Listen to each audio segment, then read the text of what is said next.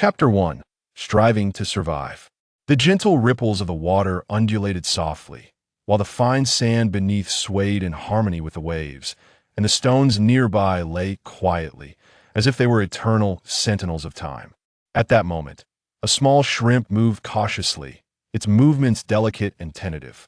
Suddenly, a head emerged from the sandy bottom, and with a swift motion, it devoured the shrimp whole. This marked the third day since Wu Feng had arrived in this unfamiliar realm.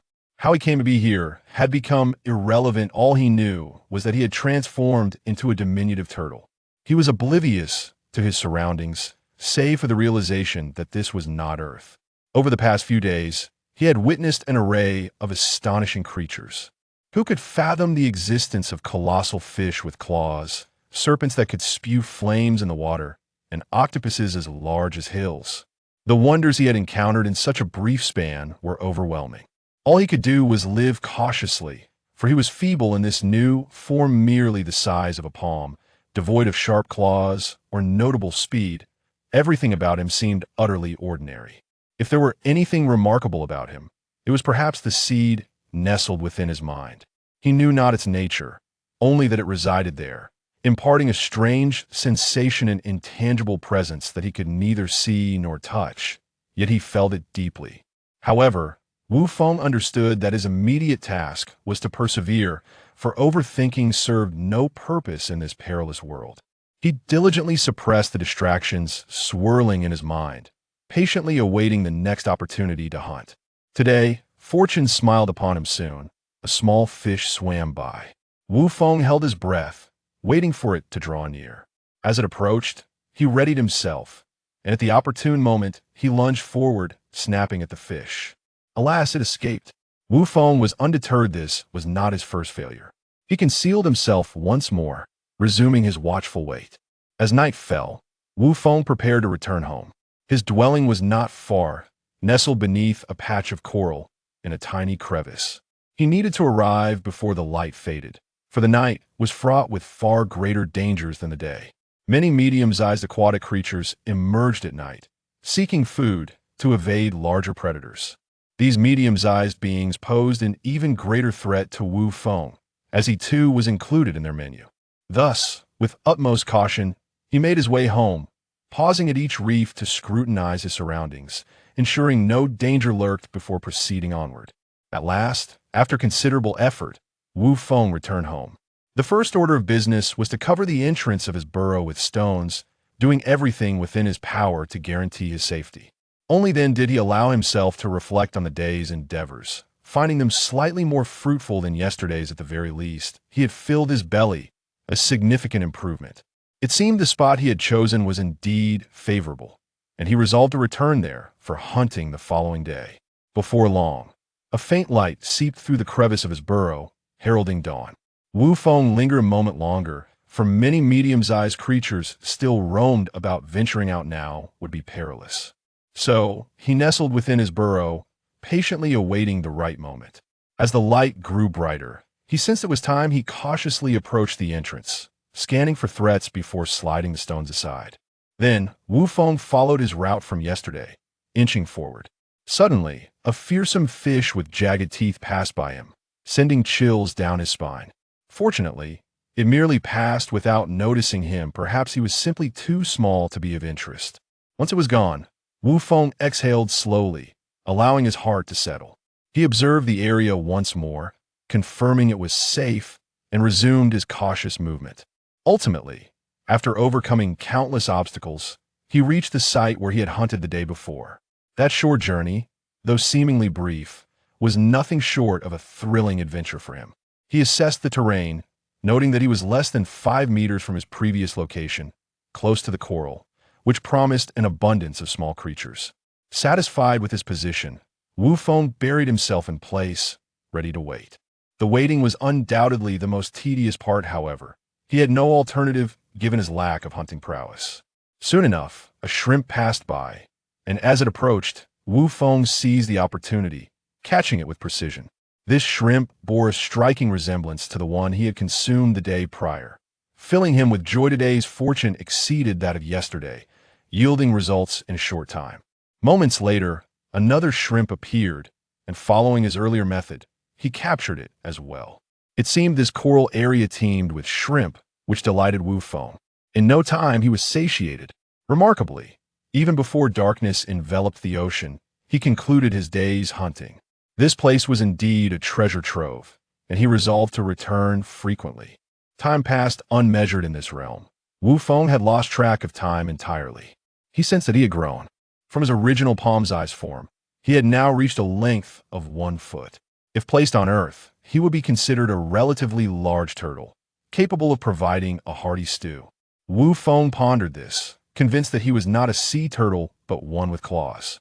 Moreover, his claws were sharp as swipe, could effortlessly cleave a small fish in two. This realization brought him immense satisfaction, affirming that he was no ordinary turtle. As dawn broke once more, Wu Feng set out to hunt anew. The once favored hunting ground was no longer suitable for him, so he needed to seek fresh locations. With his growth, his appetite had surged, rendering the smaller fish and shrimp beneath his notice. He sought larger prey. Wu Feng crawled to the burrow's entrance, carefully surveying the area for safety before laboriously pushing aside the stones. With his growth, he had expanded his home, and, correspondingly, the entrance had also grown. Emerging from his burrow, he moved cautiously, remaining vigilant as he traversed the surroundings. Passing the previous coral patch, he did not linger but pressed on, resuming his search. At last, he spotted a patch of seaweed, surrounded by a multitude of peculiar sea snails. Wu Feng knew that these snails were a delicacy. Despite their hard shells, they contained exceptionally tender and flavorful meat within. Chapter 2. The Battle Upon Encountering the Sea Conchs. Wu Feng felt a surge of excitement, for it seemed that he would once again indulge in a delightful feast. He paused momentarily to survey his surroundings, ensuring his safety before swimming towards them. Carefully, he extracted a suitably sized conch from the pile and made his way to a nearby patch of seagrass to commence his grand repast. With a vigorous swipe, he tested the shell. It was rather tough and remained unbroken, so he would try again. Moments later, he glimpsed the succulent flesh within the conch, and unable to contain his anticipation, he began to feast. Suddenly, a jarring impact jolted him as he savored his meal, sending him tumbling through the water. Instantly alert, Wu Feng realized that a peculiar fish resembling a lanternfish had collided with him. Its elongated body was adorned with a hard exoskeleton on its forehead and sharp teeth, and appeared to be somewhat larger than Wu Feng, exuding an intimidating presence. Cursed be his momentary lapse in vigilance. It seemed inevitable that a confrontation was upon him. Anxiety coursed through him, for this was the most perilous challenge he had faced thus far. All he could rely on now was his wits, his sturdy shell, and his reasonably sharp claws to end that moment. The strange fish charged at him once more. Wu Feng swiftly sidestepped to evade, retaliating with a claw swipe. In the first round, he managed a small victory. It seemed that his intellect still held value. Injured, the fish became increasingly bloodthirsty, turning back to launch another assault. But Wu Feng replicated his previous maneuver, landing another claw strike. But in return, he received yet another wound. It appeared that the creature had become more cunning, no longer recklessly charging, but instead snapping its jaws at him. With no avenue for escape, Wu Feng raised a shell to block its mouth and seized the opportunity to strike again, this time targeting its eye. The fish screeched in pain, violently flinging Wu Feng from its maw. Now, with one eye blinded, the creature swayed unsteadily as it sought out Wu Feng. Seizing the moment, Wu Feng decided to take the initiative. Before the fish could react, he charged forward, aiming for its remaining eye. The strike proved successful, and the other eye was rendered useless as well. The creature, now feral and thrashing wildly, wreaked havoc in its fury. Meanwhile, Wu Feng maintained his composure, hiding and observing, waiting for the perfect moment to ensure he did not become an unwitting casualty in their struggle. After nearly an hour of tense waiting, the fish finally fell silent. What a resilient creature, Wu Feng marveled. Carefully, he assessed his surroundings once more. Confirming it was safe before swimming out, he approached the lifeless body of the strange fish, dragging it to a nearby patch of seagrass. This time, he was more vigilant, consuming the fish while keeping a watchful eye on his surroundings. After devouring half of the fish, Wu Feng found himself satiated. With a satisfied burp, he cautiously dragged the remaining portion back towards his abode. One does not realize the value of resources until one is in charge. All this meat is precious, he mused. Brother, I shall miss you. Rest in peace. Wu Feng resolved to return home and carefully reflect on the events of the day. The outside world was not a fitting place for contemplation. He required a safe, quiet refuge. Before long, Wu Feng returned to his humble dwelling. After securing the entrance with stones, he finally exhaled in relief. Today's battle had been harrowing, especially for one who had once lived as an ordinary human. Unaccustomed to life and death struggles, in the course of the fray, he had sustained a wound on his left forelimb from the fish's grasp. It seemed a day of rest was in order for tomorrow. Fortunately, half of the fish remained, more than enough for his sustenance. Reflecting on the day's events, Wu Feng chastised himself for not exercising greater caution, particularly while feeding a moment when one is most vulnerable. This lesson needed to be noted down to avoid forgetfulness. Furthermore, in the heat of battle, intellect proved to be a valuable asset, and he ought to dedicate time to devising a combat strategy that played to his strengths. Yes, I must document this, he affirmed. Having been granted a second chance at life, even as a mere turtle, he was determined not to meet an untimely demise again. To survive in this world, he must bolster his abilities. For future conflicts were inevitable. With newfound resolve, Wu Feng began to ponder his next steps. Seasons changed, the passage of time was relentless, and before he knew it, centuries had slipped by. Wu Feng mused that at least several hundred years had elapsed. He had truly thrived. At times, he could not help but reflect on his longevity. Indeed, a turtle of 1,000 years and a tortoise of 10,000. Over these centuries, he had encountered myriad experiences, the most significant being his relocation. His original abode had been expanded repeatedly until it became uninhabitable. Now he towered at a remarkable 3 meters in size. By human standards, he was a colossal being. Yet, despite his considerable growth, he still felt diminutive in this perilous world. It was time for him to patrol his territory. After so many years, he had become the undisputed monarch of a 2-mile radius. Having vanquished all nearby creatures of course, this was only possible due to the absence of larger beings in the vicinity. As Wu Feng climbed to the cave entrance, he resumed his cautious routine, scanning the area for threats before moving the blocking stones aside. He could not afford to be careless. He had grown significantly and had now entered the food chain of larger predators. What was it like to face a creature the size of a small mountain? Wu Feng had endured that experience, marked by tension, trepidation, and fear. Thankfully, he had been small enough to evade their attention. But that memory was etched deeply into his mind, leaving no room for complacency. Wu Feng meticulously patrolled, observing his surroundings while counting the smaller creatures within his domain. Suddenly, he noticed a group of blue crabs that had seemingly appeared out of nowhere. Were they seeking to establish a home here, or were they merely passing through? Pondering their intentions, Wu Feng decided to halt and observe them closely. If they intended to settle, he would welcome them, for it would expand his dietary options. However, if they were merely transient, he would have to decline their presence. To his delight, it turned out that they were indeed planning to make this place their home. Regrettably, he could not breathe fire, and thus would miss out on the pleasure of roasted crabs. Wu Feng found himself inexplicably envious of a fire-breathing serpent he had once encountered, suppressing his whimsical thoughts. Wu Feng resolved to stealthily capture a couple of crabs to taste later. For now, he continued his patrol over his territory. Chapter 3. The mysterious crystal, the vibrant corals, bizarrely shaped fish, and lush, colorful seagrass had long ceased to astonish Wu Feng.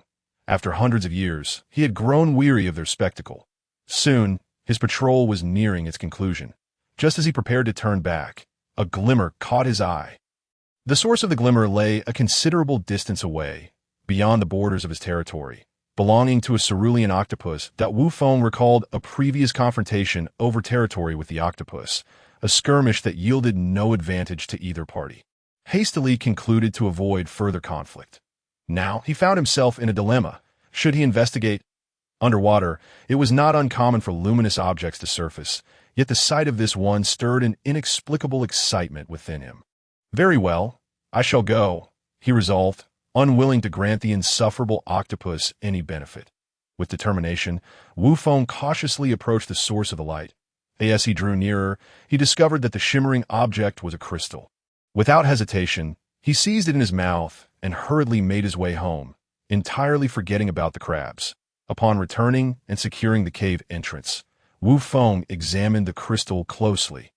Curious, is this a gemstone? But how does it emit light? Could it be a phosphorescent stone? Yet phosphorescent stones are not typically so translucent. He pondered for a long while, unable to deduce its nature, for his knowledge of this world was limited. Lost in thought, Wu Feng eventually drifted off to sleep, clutching the crystal tightly with his claws. Even in slumber, he remained unaware that, with each breath, the crystal gradually diminished in size while he grew larger. After the crystal had halved in size, Wu Feng awoke. Roused by hunger, he felt utterly drained, his stomach pressing painfully against his spine. What has happened to me? Why am I so famished? And have I grown again? Realizing the inexplicable increase in his size, Wu Feng pondered what could have caused this change. Then he caught sight of the now diminutive crystal in his grasp. Could it be the result of this? He mused. But what exactly is this object? Dismissing the thought as futile, he resolved to venture out in search of food, for he was ravenously hungry. Thus, Wu Feng cautiously excavated a pit in his dwelling, concealing the crystalline stone within, before emerging from the burrow. Immediately, the diminutive creatures within his territory seemed to have suffered a cataclysm. At this moment, Wu Feng cast aside any thoughts of orderly development. Anything edible that caught his eye would undoubtedly be seized. After a considerable time, he was oblivious to the quantity he had consumed. As he surveyed his once vibrant territory, it had transformed into a desolate wasteland. Devoid of life, even the seagrass had been devoured. Yet despite this, he still felt unsated. Hence, he set his sights on the neighboring octopus. Now, having grown immensely, his size surged from 3 meters to 5. Surely, he could easily vanquish that octopus now. Resolute, he swam slowly towards the octopus's lair. Before long, he arrived near the octopus's cave, and from a distance, he observed the creature indulging itself without restraint. Humph! A beast is a beast. How has it survived with such brazen behavior? Upon sighting it, Wu Feng forced himself to remain calm, lying in wait for the opportune moment. Soon, the moment arrived. The octopus had just captured a massive crab and was about to feast. Wu Feng dashed forth, slashing with a claw, his sharp talons severing 2 of its tentacles. Without hesitation, he followed up with another strike. The octopus finally registered the ambush, but it was too late. Before it could react, Wu Feng's claw smashed into its head, dark liquid gushing forth. What followed was a fierce struggle, yet Wu Feng easily dispatched it. Even with a shattered head, it proved to be quite tenacious. Its life force was remarkably resilient. Wu Feng reflected that while this battle had elements of surprise, the key factor was that he had grown significantly stronger. Once the fight concluded, he dragged the defeated octopus and its freshly caught crab back to its lair. He could hardly contain his eagerness. After the skirmish, his hunger had intensified. Only after consuming all the prey did Wu Feng feel a marked improvement in his condition. With a sense of calm restored, he slowly returned home. Upon his arrival, he unearthed the remaining piece of crystalline stone and examined it intently. Undoubtedly, this was a remarkable treasure of immense benefit to Wu Feng. Yet, he pondered the nature of this object and how it had come into existence. At that moment, he recalled where he had discovered it, a wave of trepidation washing over him. Fortunate was he to have claimed it. Had the octopus gotten its tentacles on it, he might very well have met his demise. Suppressing his fear, Wu Feng began to contemplate his future. Originally, he had intended to develop cautiously, waiting until he possessed sufficient strength to gradually explore the world. However, with this crystalline stone in his possession, it appeared his plans would need to be expedited. Nevertheless, it was imperative to absorb the stone first, for strength is the ultimate path. Yet before that, he resolved to stockpile some sustenance to avoid a repeat of today's near loss of sanity due to hunger. Such a predicament was far too perilous. It did not align with Wu Feng's philosophy of survival.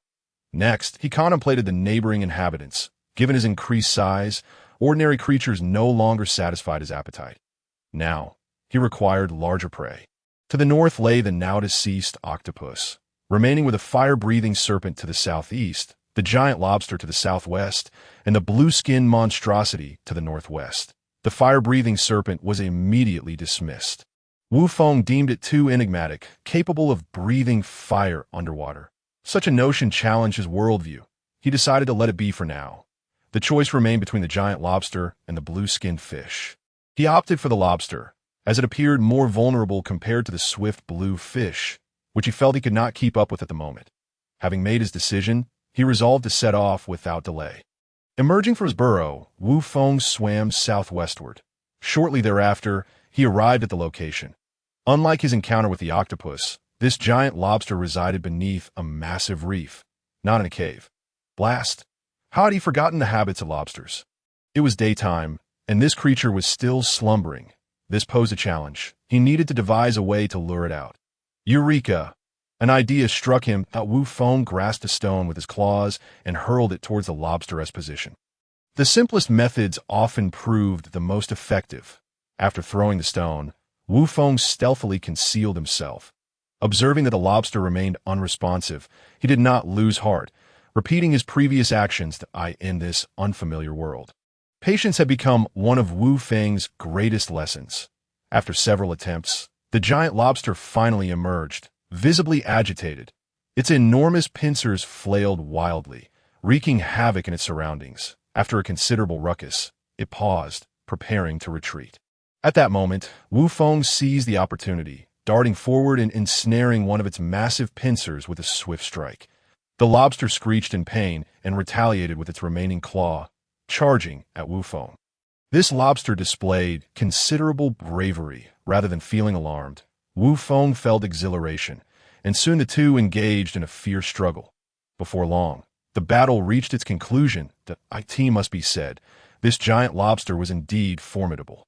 Even after losing a claw, it inflicted considerable wounds upon Wu Feng, something the previous octopus had failed to achieve. Fortunately, Wu Feng's sturdy shell provided him with adequate defense, and his injuries were not fatal. He then dragged the defeated lobster back home. With food secured, he turned his attention to absorbing the remaining piece of crystalline stone. Upon returning, he grasped the stone, pondering the next course of action. Should he swallow it directly? Might it be toxic? No, wait, how had he absorbed it last time? Wu Feng racked his memory but came up blank that he only recalled holding in his hand before sleeping. Perhaps he should do the same again. Exercising caution, he resolved to follow his previous method. With determination, Wu Feng settled down and gradually fell asleep. The process unfolded smoothly as Wu Feng drifted into slumber. His breathing became steady, and with each inhalation and exhalation, the crystalline stone gradually diminished in size. Eventually, it vanished entirely, and Wu Feng's form expanded to a staggering 7 meters. But on the following day, Wu Feng awoke, recalling the events of the previous day, and hurriedly examined himself. Indeed, he had grown. Wu Feng was elated. This was splendid news. Just then, a rumble emanated from his stomach, and he realized he was exceedingly hungry. He crawled over to the giant lobster he had stored the day before and began to feast heartily. Only after completely devouring the lobster did he feel significantly better that moment.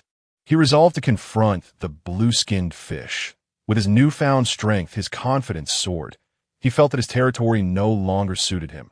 He yearned to conquer a vast expanse in the blink of an eye.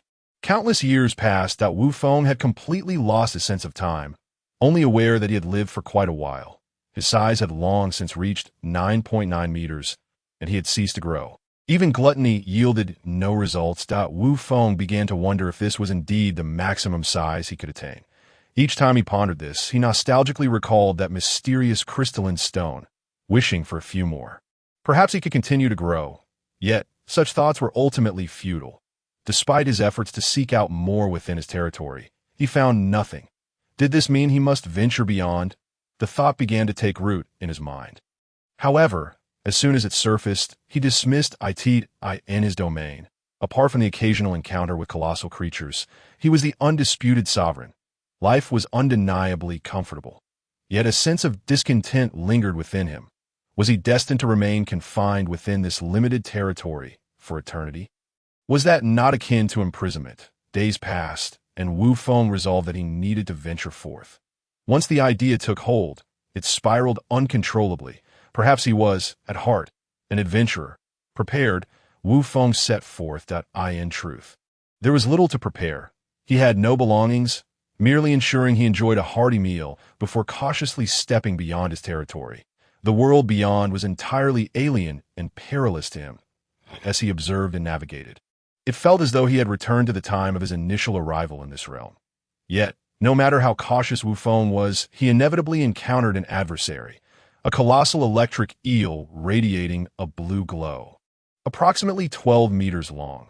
Strangely, it bore a scaly armor, suggesting formidable defenses. Wu Feng exchanged a wary glance with the creature, silently acknowledging that he must have intruded upon its territory. A confrontation seemed unavoidable. Seizing the moment, Wu Feng struck first, lunging at the eel with a fierce claw. Zzz. Alas, it was electricity. Before Wu Feng could rush towards the electric eel, it struck him with a surge of electricity. Wu Feng felt a tingling numbness spread throughout his body, and before he could recover, the electric eel sank its teeth into his left forelimb.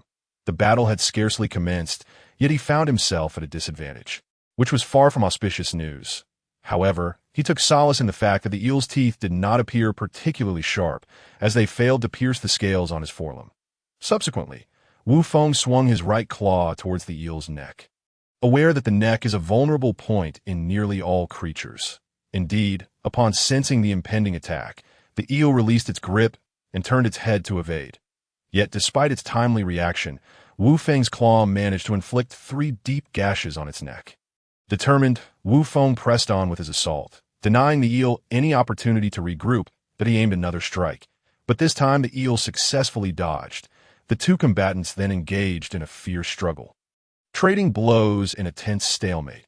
After an arduous battle, Wu Feng inevitably sustained injuries, a deep gash marring his face from the eel's teeth.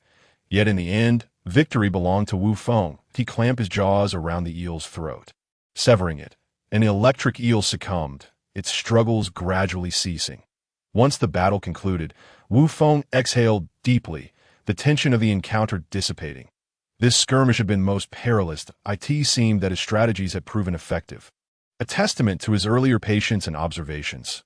Feeling somewhat fatigued and ravenous, Wu Feng suppressed his distractions and dragged the half of the electric eel away, deciding it wise to seek sustenance elsewhere. Given that a battle had just transpired, time passed without Wu Feng's awareness as he encountered various challenges, ferocious schools of fish, terrifying beasts, and wondrous plants. On several occasions, he narrowly escaped with his life. Eventually, he found himself in an underwater jungle. His astonishment, he discovered trees thriving beneath the ocean. The forest was dense and expansive, stretching far beyond his previous territory. It dawned on him that this was no longer Earth. He quelled his curiosity and cautiously approached, for he was in dire need of nourishment. Chapter 5. The Enlightenment Tree. Through observation, Wu Feng noted an abundance of fish and a myriad of life forms, accompanied by countless corals and aquatic plants, creating a vibrant ecosystem. Given such density, he surmised that there were likely no large predators in the vicinity, which was excellent news for him. With a sense of relief, he began his hunting foray that day. Before long, he found himself satiated.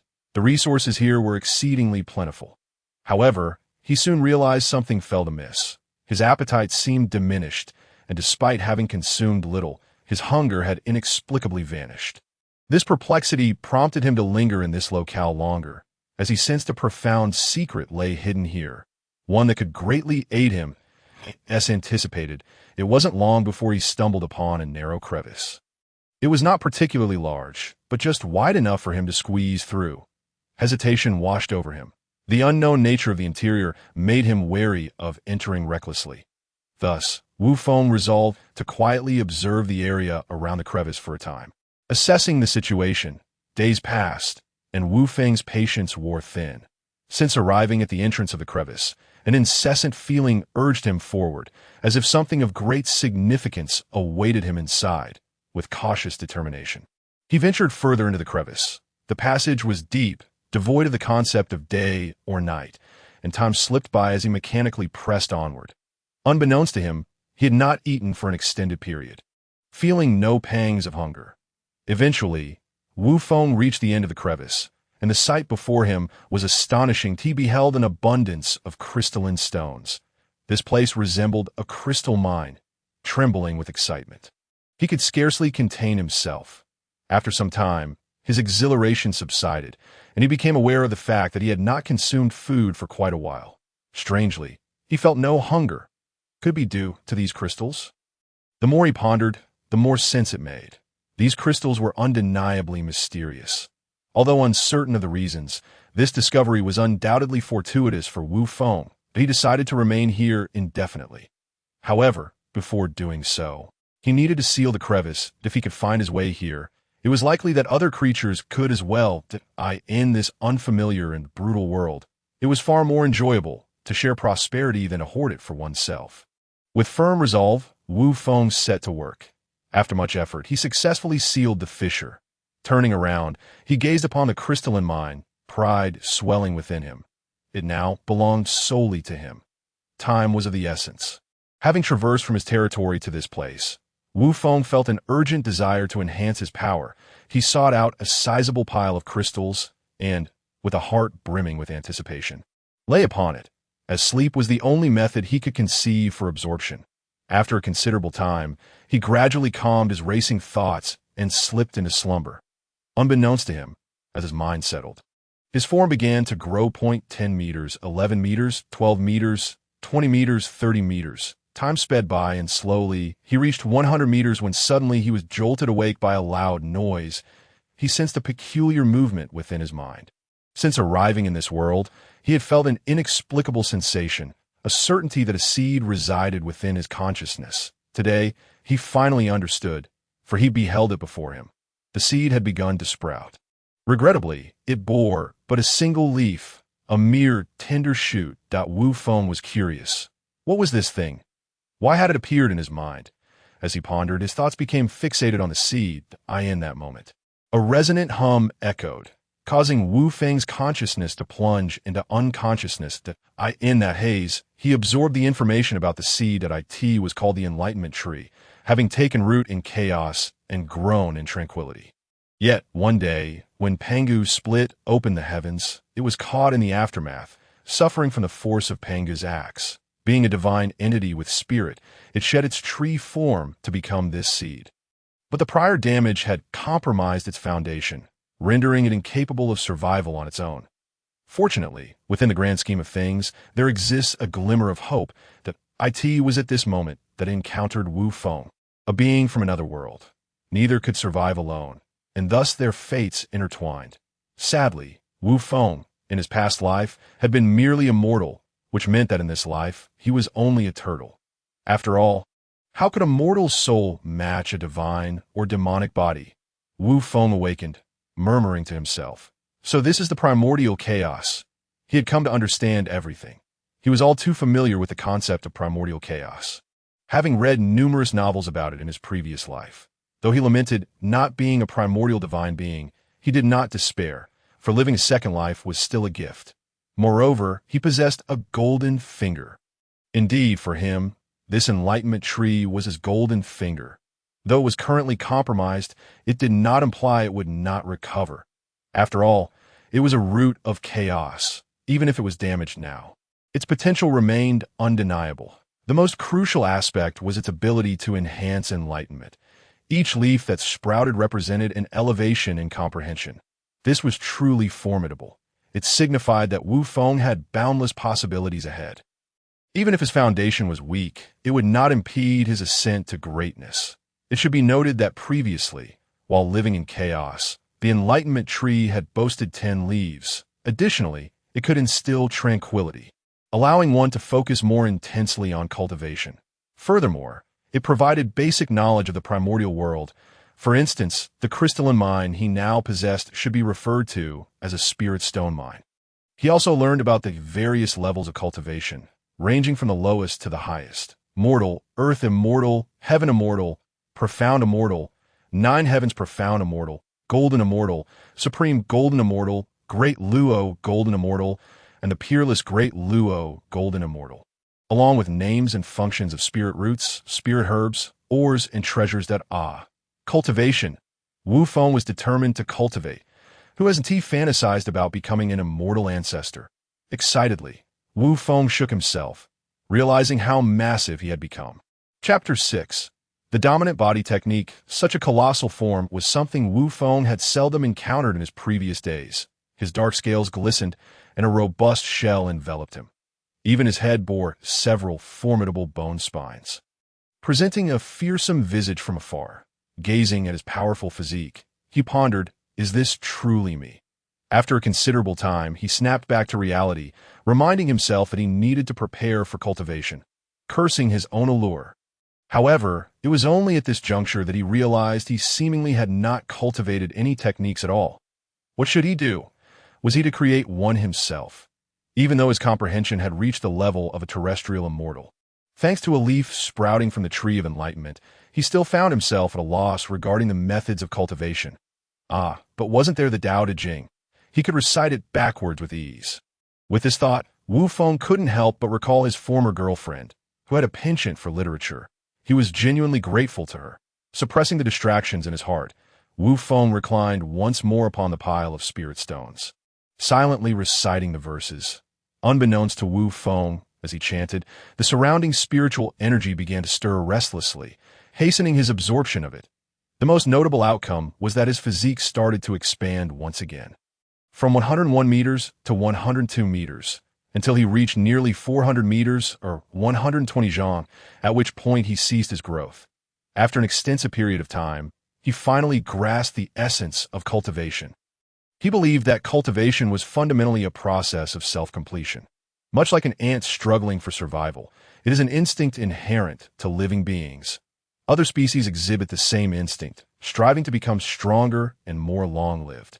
Cultivation, then, is to expedite this instinct, allowing one to proactively and efficiently enhance oneself, thus evolving more rapidly and perfectly.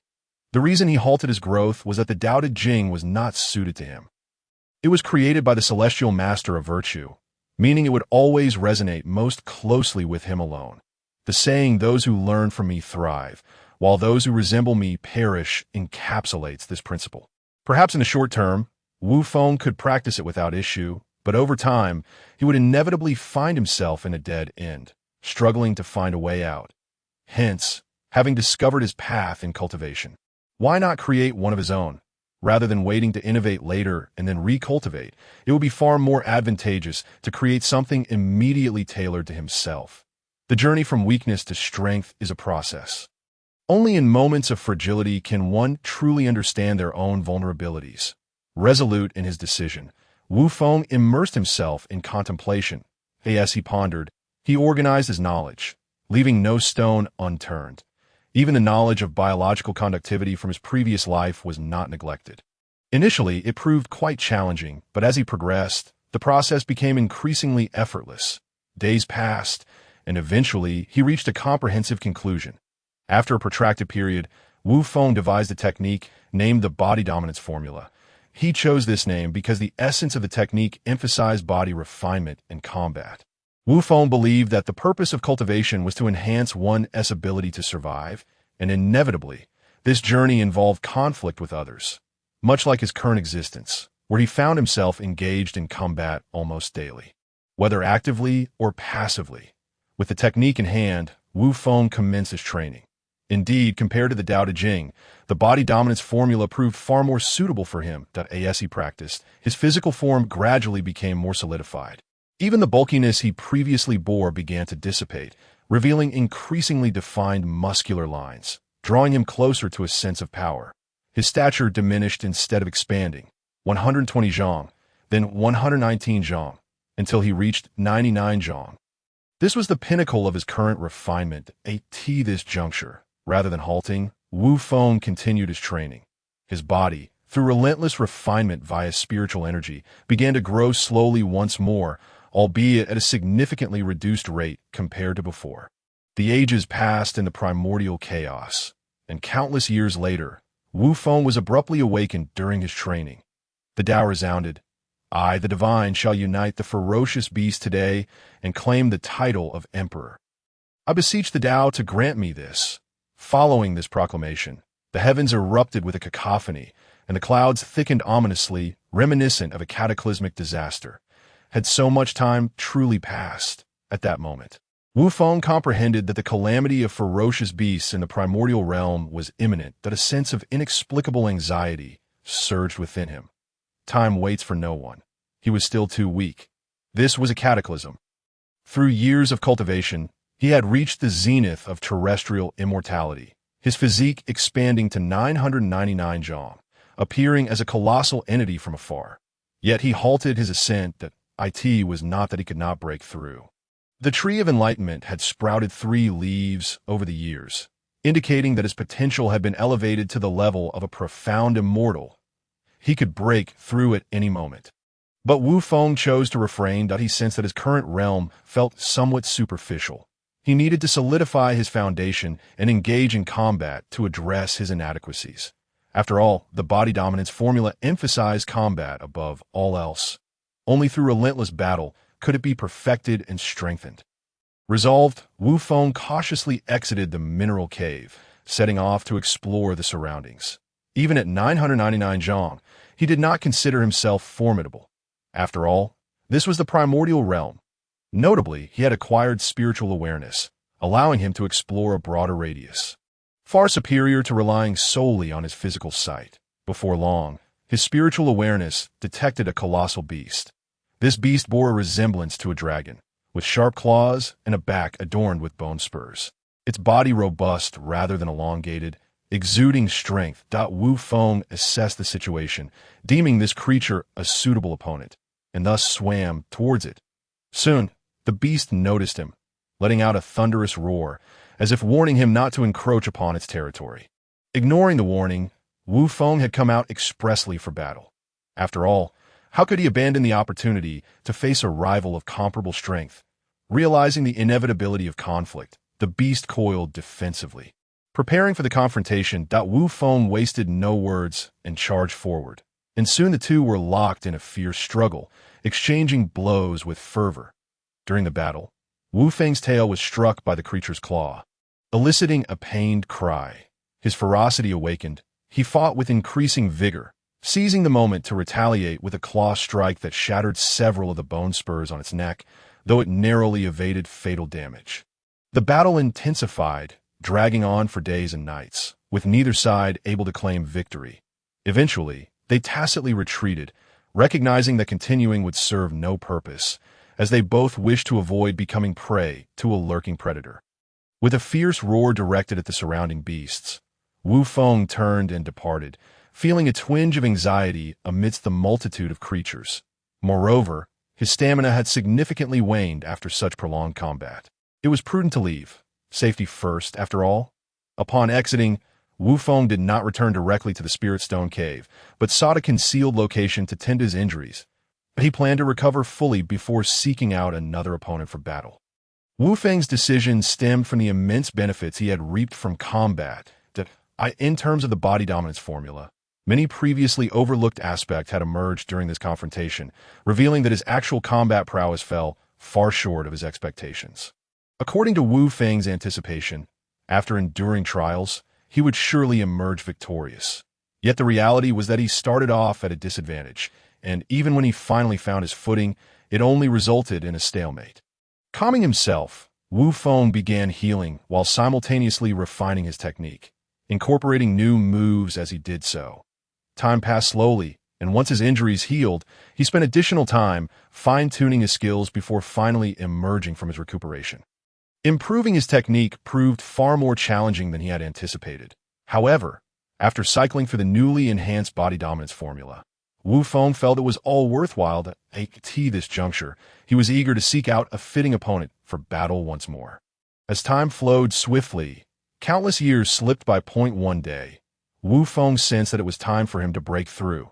The process was remarkably smooth. As the Tao gradually receded, the heavenly path had yet to materialize, allowing his breakthrough to unfold naturally, with no ominous signs to hinder him, thus sparing him unnecessary complications. Ascending to the celestial immortal realm signified that Wu Feng could now assume human form. In a flash of light, Wu Feng's human visage manifested. He appeared as he did in his previous life, unremarkable in features yet exuding an undeniable strength. His body, though muscular, did not appear bulky. Rather, it radiated an aura of ferocity. Wu Feng scrutinized his new form with exhilaration, realizing he had finally regained his humanity. After some time, Wu Feng's excitement subsided, and he began acclimatizing to his new physique, having spent years in beast form. Many habits had formed that needed adjustment. Furthermore, the body dominance formula required significant modifications, as the distinctions between beast and human forms were considerable. Upon contemplating this, Wu Feng transformed back into his beast form and commenced his journey homeward. Since the objective of his recent expedition had been achieved, it was indeed high time to return. The current state of the wilderness was perilous, and given his diminutive strength, it was rather unwise for him to remain outside. Indeed, as he had surmised, the wilderness had descended into chaos following the ostentatious declaration made by the Beast Emperor Shenai several years prior. Fierce beasts, after all, are not akin to conventional cultivators. They are savage, brutal, and know only destruction, leaving even the royal Shun Ni with limited capacity to impose restraint. The intelligence of these ferocious creatures pales in comparison to their raw mighty present. The various races of the wilderness had united in a concerted effort to counter the onslaught of the beast clans. Among them, the most formidable were the Dragon, Phoenix, and Qilin clans, followed by the White Tiger and Xiangui clans. Blessed with inherently robust physiques and possessing unique ancestral talents, they ranked as the strongest races in the realm, aside from the fierce beasts. Moreover, numerous recluses had also joined the fray, with notable figures such as Hong Jun, Luo Ho, Qian Kuan, and Jiao Dao standing out. These individuals were either reincarnated from primordial chaos or bore significant fortunes, each possessing profound cultivation and a plethora of powerful innate treasures. However, none of this pertained to Wu Feng. After an arduous journey, he finally returned to his own cavern adorned with spirit stones that he was determined to further enrich himself, to cultivate greater strength. There were myriad tasks awaiting him, adapting to the human form, refining his techniques, and devising new moves, all of which required ample time. In the ensuing days, Wu Feng set himself to work diligently. Years passed in the blink of an eye. One day, Wu Feng awoke from his cultivation. A sense of foreboding gripping him. He sensed that if he continued to cultivate, he might risk falling into a state of madness. This inexplicable feeling nagged at him. Agitated, he exited the cave and immediately understood the source of his unease. Was this calamity aura? Cursed be it! Why should this calamity aura affect him? Was he destined to venture forth and confront it? Was the scope of the calamity truly so vast, even though his strength had reached the pinnacle of the celestial immortal realm after all these years? He remained woefully inadequate in the context of the wilderness. Alas, perhaps this was simply fate. After much reflection, Wu Feng could not conceive of a better solution. If he had to confront the calamity, then so be it. After all, it was not a certainty that he would perish. That a prudent approach, prioritizing survival, might even yield unexpected rewards. That it was worth noting that the era of Pangu's creation had not long since passed, and there should still be plenty of treasures and opportunities available. Nevertheless, for safety's sake, he needed to devise a method to enhance his speed. Although the outside world was replete with wonders, it was equally fraught with peril. Thus, Wu Feng began to contemplate deeply. Fortunately, the tree of enlightenment had grown its fourth leaf, allowing him to calm his mind somewhat during this tumultuous period. Otherwise, such thoughts would have been futile. At last, he successfully created the flying leg technique. Though its name was rather unassuming, its efficacy was undeniable, enabling Wu Feng to flee the battlefield with remarkable swiftness. This was more than sufficient. Once all preparations were complete, Wu Feng stepped out of the cave once more. This time, he emerged in human form rather than his beast form, that he intended to first hone his skills beneath the sea while making his way toward the territory of the fierce beasts.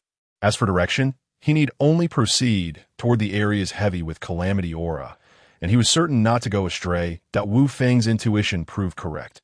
On his journey, he observed that numerous creatures had become agitated due to the influence of the calamity aura. With a casual punch, he dispatched a medium-sized beast that had attacked him, pondering whether they had truly gone mad. This was not the first wave he had encountered, despite appearing in human form. The aura he exuded was far beyond what these mere medium-sized beasts could withstand. Chapter 8. The mountain and sea bottle, however, as he traversed this path, any creatures he encountered charged at him recklessly, which became increasingly bothersome. He sought to cultivate, yet he could not gain any real experience against such weak opponents. Nevertheless, this did make him more cautious.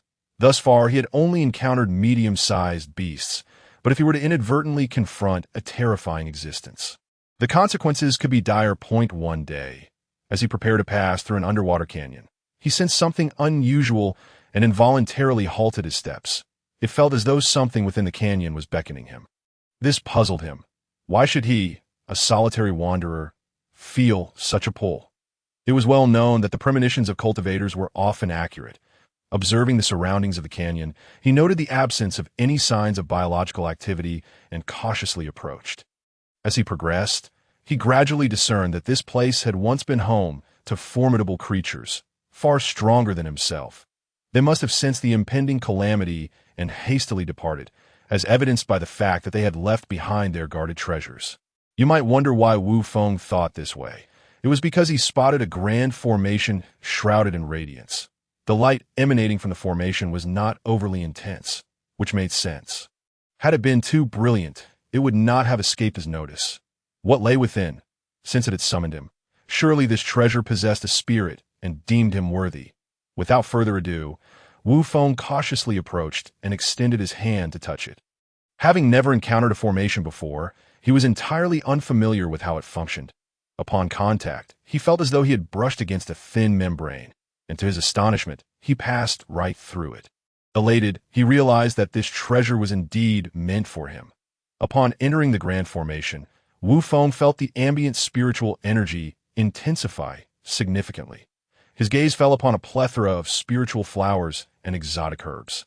Flourishing vibrantly, the very center, he beheld the object of his quest. Rested upon a stone pedestal, rising and falling gently. Its form resembled that of a bottle, devoid of a handle, yet possessing a large belly. Akin to a water jug, Wu Feng hurriedly approached and grasped it, the process unfolding smoothly. It was only then that he scrutinized the peculiar bottle before him. Through his spiritual awareness, he discovered that it was known as the Mountain and Sea Bottle, a mid-grade innate spiritual treasure. To acquire such a significant treasure, even before reaching the wilderness, was indeed fortuitous. Alas, it was somewhat regrettable that it was an auxiliary spiritual treasure, lacking offensive and defensive capabilities. Within it lay a miniature world, with an almost limitless expanse, resembling the outside realm save for the absence of sun, moon, and stars. Moreover, it contained the laws of time, enabling temporal acceleration, with space reigning supreme and time revered. This was an extraordinary artifact. The rarity of innate spiritual treasures lies in their intrinsic laws, setting them apart from acquired treasures. While acquired treasures possess formidable power, their laws are artificially inscribed, rendering comprehension challenging. In contrast, innate treasures boast naturally occurring laws, making them much easier to comprehend. It is well known that the difficulty in ascending to the golden immortal realm stems from the necessity of grasping these laws. If one does not even understand what the laws entail, how can they hope to attain enlightenment? Although comprehending these laws felt distant for Wu Feng at present, it did not dampen his excitement. At the very least, he now possessed a key to such knowledge. Furthermore, due to the presence of the time law, Wu Feng could utilize it as a temporary abode. He could also transplant various rare flowers and fruits into it. Given that the wilderness had only recently been established, there were likely countless unclaimed treasures still available, by moving them into the bottle. Even if he did not require them, they could serve as a foundation for entertaining guests in the future. It is important to remember that as long as intelligent beings exist, the intricacies of human relations will always persist. Suppressing his excitement, Wu Feng promptly began to refine the first restriction of the Mountain and Sea Bottle. Thanks to the bottle's inherent compatibility, the process went smoothly, and before long, he succeeded. The remaining restrictions were not a pressing concern. He had ample time to address them later. For now, his primary focus was to enhance his own cultivation. With the mountain and sea bottle securely stowed, Wu Feng continued his journey toward the wilderness. Before departing, adhering to his principle of waste not, he also transferred the spiritual plant from the formation into the mountain and sea bottle. After all, even the smallest mosquito is still meat. In the days that followed, Wu Feng resumed his previously unfinished journey, honing his skills through combat. Eventually, after an indeterminate passage of time, he was on the verge of weariness when he finally spotted a stretch of land. Was this the wilderness continent? Wu Feng felt a twinge of uncertainty. The wilderness was simply vast. On his way, he had encountered numerous colossal islands. Initially, he had believed that they were continents, but after interacting with the beings on those islands, he learned that they were merely islands. Consequently, despite the seemingly boundless land before him, Wu Feng remained unsure whether it was indeed the wilderness continent or yet another island. Oh well, perhaps it was best to inquire further. Of course, gathering information requires finesse. Wu Feng first transformed into a kindly old man with a white beard, exuding a friendly demeanor, and then stealthily sought out an individual who was clearly weaker than him, but not an utter nobody. He feigned an intention to pass by. Young fellow, wait a moment. I have a query to pose to you. You old man, why are you calling me grandpa? Why is this lad not adhering to the script? Wu Feng, unceremoniously, launched himself forward and swiftly delivered a punch that rendered his opponent unconscious. Following this, he proceeded to extract the soul, and with a quick display of agility, he made his escape. The actions flowed seamlessly, epitomizing a sense of fluidity. Alas, Ba, it was not my intention to resort to such measures, but your blatant discourtesy left me no choice. It is evident that you have been tainted by the aura of robbery. I, therefore, preemptively offer you salvation, which I trust you will come to appreciate. Through the soul extraction, Wu Feng gleaned that, in response to the ferocious beasts, the various clans of the primordial world had united, engaging in battle against the beastly army led by the Beast Emperor, Shun and I. However, the situation on the battlefield was rather dismal, as they found themselves cornered along the shores of the northern sea. Were it not for the constraints imposed by powerful beings such as Hong Jun, Luo Ho, and Xian Kun, their annihilation would have been inevitable. Should we perhaps delay our involvement for a while? Yet, just as Wu Feng entertained this thought, he felt an overwhelming pressure descending upon him. Was this the awakening of the heavenly Tao? This oppressive force was inexplicable, and shortly thereafter, a fragment of information materialized in his mind. Merit. The ferocious beasts, known for their destructive tendencies and lack of procreation, have drawn the ire of the heavenly Tao. Slaying them earns 1 merit. Furthermore, details regarding the applications and benefits of merit were revealed. This revelation ignited a frenzy across the primordial realm. Even other formidable beings, such as Yang Mei, were stirred into action, all motivated by the allure of merit. Chapter 9. The Cataclysm of Ferocious Beasts. Merit is indeed a panacea, an irresistible treasure. What course of action should I take? Should I join the alliance of the various clans? However, given my current level of cultivation, would I not merely become fodder in such a conflict? Wu Feng was somewhat reluctant. It is well known that in a war, the greatest casualties are often the cannon fodder, and they fall in droves. After much deliberation, Wu Feng resolved to maintain his distance from the battlefield and adopt a guerrilla strategy instead. Exercising caution, he aimed to hunt down weaker, solitary beasts, as they were all ferocious beasts and should pose no significant threat in confronting their calamity. Yes, this seemed prudent. Thus, it was decided. Wu Feng then set off in the opposite direction from the battlefield's epicenter. Interestingly, along the way, he encountered numerous individuals with similar intentions. It appeared there were many astute minds around. However, with the calamity at hand, no one had the leisure to exchange pleasantries, and each continued onward, absorbed in their own pursuits. Wu Feng, however, came to a halt. He perceived that the concentration of people made them conspicuous. Thus he veered off onto a less traveled path, distancing himself from the main throng. Indeed, it was not long before he received word that the group had been besieged by ferocious beasts, resulting in their complete annihilation. This revelation made him even more cautious. Whenever he spotted a crowd, he would retreat, opting to move where the numbers were fewer. Thus, he continued on this path for an indeterminate number of years until he arrived at another coastal region, judging by the direction. This was the Western Sea? No, wait, this is freshwater. It is not the sea.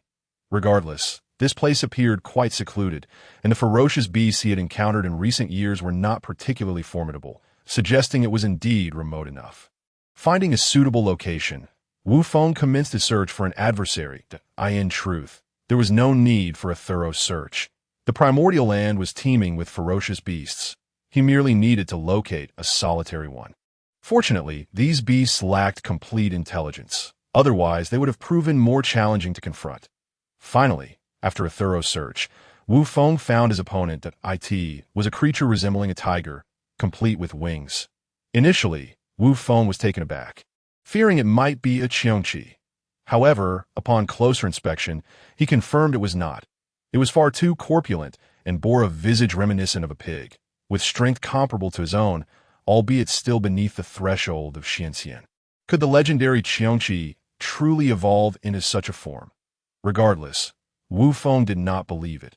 Having identified his opponent, he patiently awaited the opportune moment. He aimed to strike at the most advantageous juncture, inflicting damage upon the beast before it could retaliate, thus aligning with Wu Feng's expectations. Before long, the perfect opportunity presented itself, and without hesitation, Wu Feng surged forward. He threw a punch that connected squarely with the creature's head. Damn, why was this creature's skull so resilient? Based on Wu Feng's calculations, this strike should have incapacitated it or at least left it severely wounded. Instead, the beast merely staggered momentarily before regaining its composure and letting out a roar, leading to a fierce confrontation between the two. This is a ferocious beast. No wonder the alliance of clans was nearly obliterated previously. These creatures are truly formidable. Despite their low intelligence, their physical prowess and combat capabilities enabled them to engage in battles beyond their level. Misjudgment. Time to retreat. Seizing the moment of separation from the beast, Wu Feng swiftly executed his flying leg technique, vanishing without a trace. This left the intellectually challenged creature utterly bewildered. Subsequently, Wu Feng began to reflect. A habit cultivated over many years. If he could not best a beast of equal standing, then he should seek out weaker opponents. This would also serve to hone his combat skills and deepen his understanding of the body dominance technique. Having reached this conclusion, Wu Feng continued his combat endeavors in the days to come. The results were promising. Countless years passed, and Wu Feng's combat prowess escalated to a level nearing that of his peers among the ferocious beasts. He even managed to break through to the realm of Xianxian. Moreover, with the support of the Enlightenment Tree, his cultivation reached the pinnacle of Xianxian. Undeterred, Wu Feng pressed on, embarking on a new phase of his journey. He wished to test himself against ferocious beasts of equivalent strength. By coincidence, he encountered the same beast from before. What a twist of fate! Wu Feng was never one to shy away, so he resolved to eliminate it once and for all. Unlike their previous encounter, this time, upon spotting Wu Feng, the beast recognized him. Its actions indicated that it remembered their last encounter. As the adage goes, when enemies meet, the atmosphere grows tense, with a fierce roar. It charged at Wu Feng. Undaunted, Wu Feng advanced to meet it head-on. The saying, "a soldier is not the same after 3 days apart," rang true. The Wu Feng of today was no longer the same as before. As the battle commenced, Wu Feng quickly gained the upper hand. The outcome was as Wu Feng anticipated. Within just a few exchanges, he landed a decisive blow to the beast's neck, ending its life. In its final moments, it was left bewildered, unable to comprehend how the previously weak Wu Feng had suddenly become so formidable. Alas, this question would remain unanswered at this juncture. Wu Feng had no time for such musings. He was focused on executing his prior plans. Time slipped by, and countless years passed once again. One day, Wu Feng received news that, due to the awakening of the heavenly Tao and the subsequent merit rewards, many who had previously hesitated began to join the fray. The tide of battle had turned. The alliance of clans was gaining the upper hand against the ferocious beasts who were retreating in disarray, with a decisive battle looming on the horizon. This was undoubtedly good news for Wu Feng. He had already resolved that once the calamity concluded, he would return to his old haven and remain there, preferring solitude to exposure to the dangers of the outside world. Thus, countless more years passed, and at times Wu Feng pondered how inexpensive is time in the primordial realm. On this particular day, as he engaged in combat with ferocious beasts, he suddenly sensed a tremor in the fabric of space. Was this the aftermath of a grand battle? How terrifying! Wu Feng hastily concluded his fight and gazed into the distance. In truth, he could see nothing, for the distance was too great. He merely acted out of habit. This disturbance persisted for nearly a month before finally abating. Following this, a voice echoed.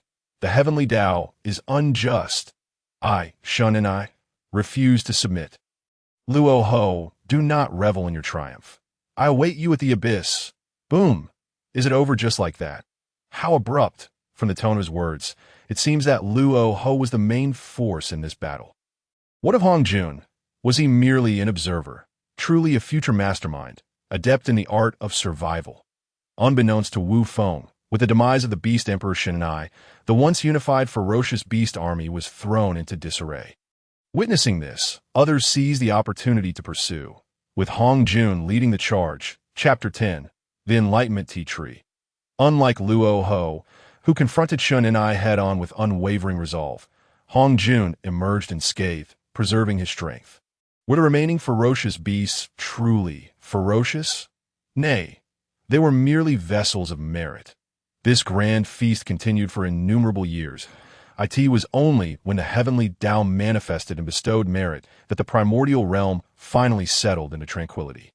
Wu Feng, too, reaped substantial benefits from this calamity. As merit flowed into him, signs of a breakthrough emerged even at the pinnacle of Xianxian. However, Wu Feng suppressed this, believing that while acquiring merit for cultivation was swift, it could not compare to the stability of self-training. He planned to accumulate more, intending to display it prominently on his forehead. Was it not visually appealing? Moreover, it would enhance his safety, prompting others to think, "Behold, this person possesses profound merit. It would be unwise to attack him." One must understand that slaying those with deep merit incurs karmic debts. Wu Feng quelled the tumult of thoughts within, reflecting that since the calamity had concluded, it was time to return. Although the primordial realm had calmed, he recognized that there were many whose cultivation surpassed his own. Thus, he deemed it wiser to retreat to his homeland, where he would be safer. He was not one to hesitate. Once he made a decision, he set off immediately. He ventured deeper into the primal wilderness. He realized that his birthplace was indeed the northern S, and, oh wonder, the colossal beasts he had previously encountered seemed so formidable. With his current perspective, they were merely what they appear to be. Rather ordinary. By the way, isn't the northern sea the lair of the Kunpeng? Where could he possibly be now? Perhaps at this moment, he was still merely an egg. However, he couldn't help but feel a twinge of envy for him, being born into greatness. Truly, he was one of the most exceptional primordial beings in existence. Though Wu Feng thought this way, his expression revealed not a hint of jealousy. Each individual has their own path and methods. Wu Feng was no exception. The journey back was significantly smoother, not only because the primordial wilderness had settled down, but also due to the enhancement of his own cultivation. As the ominous clouds dissipated, there were no longer any reckless individuals daring to trouble him. After several centuries had passed, Wu Feng finally returned home. The benefits of his elevated cultivation were evident. The time taken to return was considerably less than that of his journey into the primal wilderness. Upon arriving home and gazing at the familiar surroundings, he couldn't help but feel a wave of emotion. Ultimately, he had returned alive. Next, Wu Feng prepared to break through to the realm of the Nine Heavens' mysterious immortal. The process was remarkably smooth, and soon he ascended to that level. One could say it was a natural progression, given that Wu Feng's accumulation had been more than sufficient. The term Nine Heavens Mysterious Immortal inherently contained the essence of mysterious immortality. As the name suggests, it represents an extension and expansion of the mysterious immortal realm, which requires a substantial accumulation of magical power. He was now ready to spend considerable time honing his skills within this vein of spiritual stones, in the timeless expanse of the primordial wilderness. Countless years slipped by unnoticed. One day, Wu Feng awoke from his meditation. His dismay. The once ethereal cave now lay in disarray. There were no resources left. Wu Feng felt somewhat helpless, according to his estimations. This mine should have sufficed for his needs. Yet the outcome had surprised him. Due to his relentless physical refinement during his cultivation, the resources he consumed had multiplied exponentially. Now, this mine had been completely depleted. It seemed he would have to venture out in search of resources. Cultivation is challenging. One cannot afford to be without wealth, companions, magical techniques, and a suitable environment. Times, Wu Feng fantasized about having a master to guide him. Truth be told, he was reluctant to step outside. Who knew what dangers awaited him beyond? Yet reality was often filled with helplessness. After becoming accustomed to feasting on meat, expecting him to return to mere broth would surely be met with resistance. Fortunately, the previous consumption had not been in vain. After so many years of honing, his physical prowess had surpassed what it was at the end of the Great Calamity. Even his cultivation realm had been elevated to the pinnacle of the nine heavens, mysterious, immortal. Such progress was indeed remarkable. Having made his decision, Wu Feng began to pack his belongings. The resources here had been entirely consumed, rendering a return unnecessary. Moreover, aside from the spiritual stones, this place was rather mundane and hardly worthy of his attachment. If this were his home, then his true home would still be his birthplace. The small cave, barely 10 meters in diameter, that he had expanded a few times.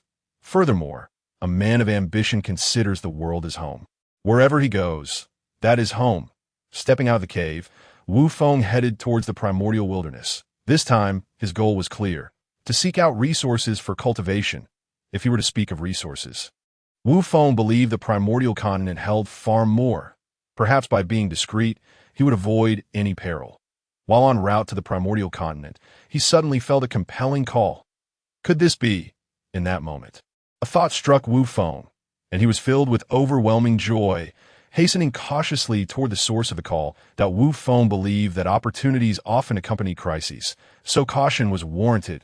As time slowly passed, Wu Feng followed the call in his heart and ultimately arrived at a small island. Before him lay a desolate expanse, making it hard to imagine that any opportunity could exist here. He then walked into a canyon, where aside from a few sparse trees, all that remained were piles of yellow-brown stones. Nothing else. Wait! The sensation in his heart insisted that this was the place. Something must be here. However, after scanning the area without finding anything, he decided to venture further inside.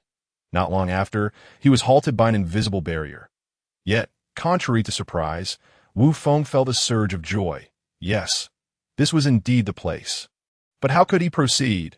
He was unfamiliar with formations. Just as he was at a loss, the Tao tree in his consciousness trembled, and he sensed that the formation seemed to dissolve. No, the formation hadn't vanished. Rather, it no longer repelled him. Wu Feng was curious. Could the Tao tree possess the ability to break formations? Of course, this fleeting thought quickly passed through his mind. He understood that now was not the time for such musings.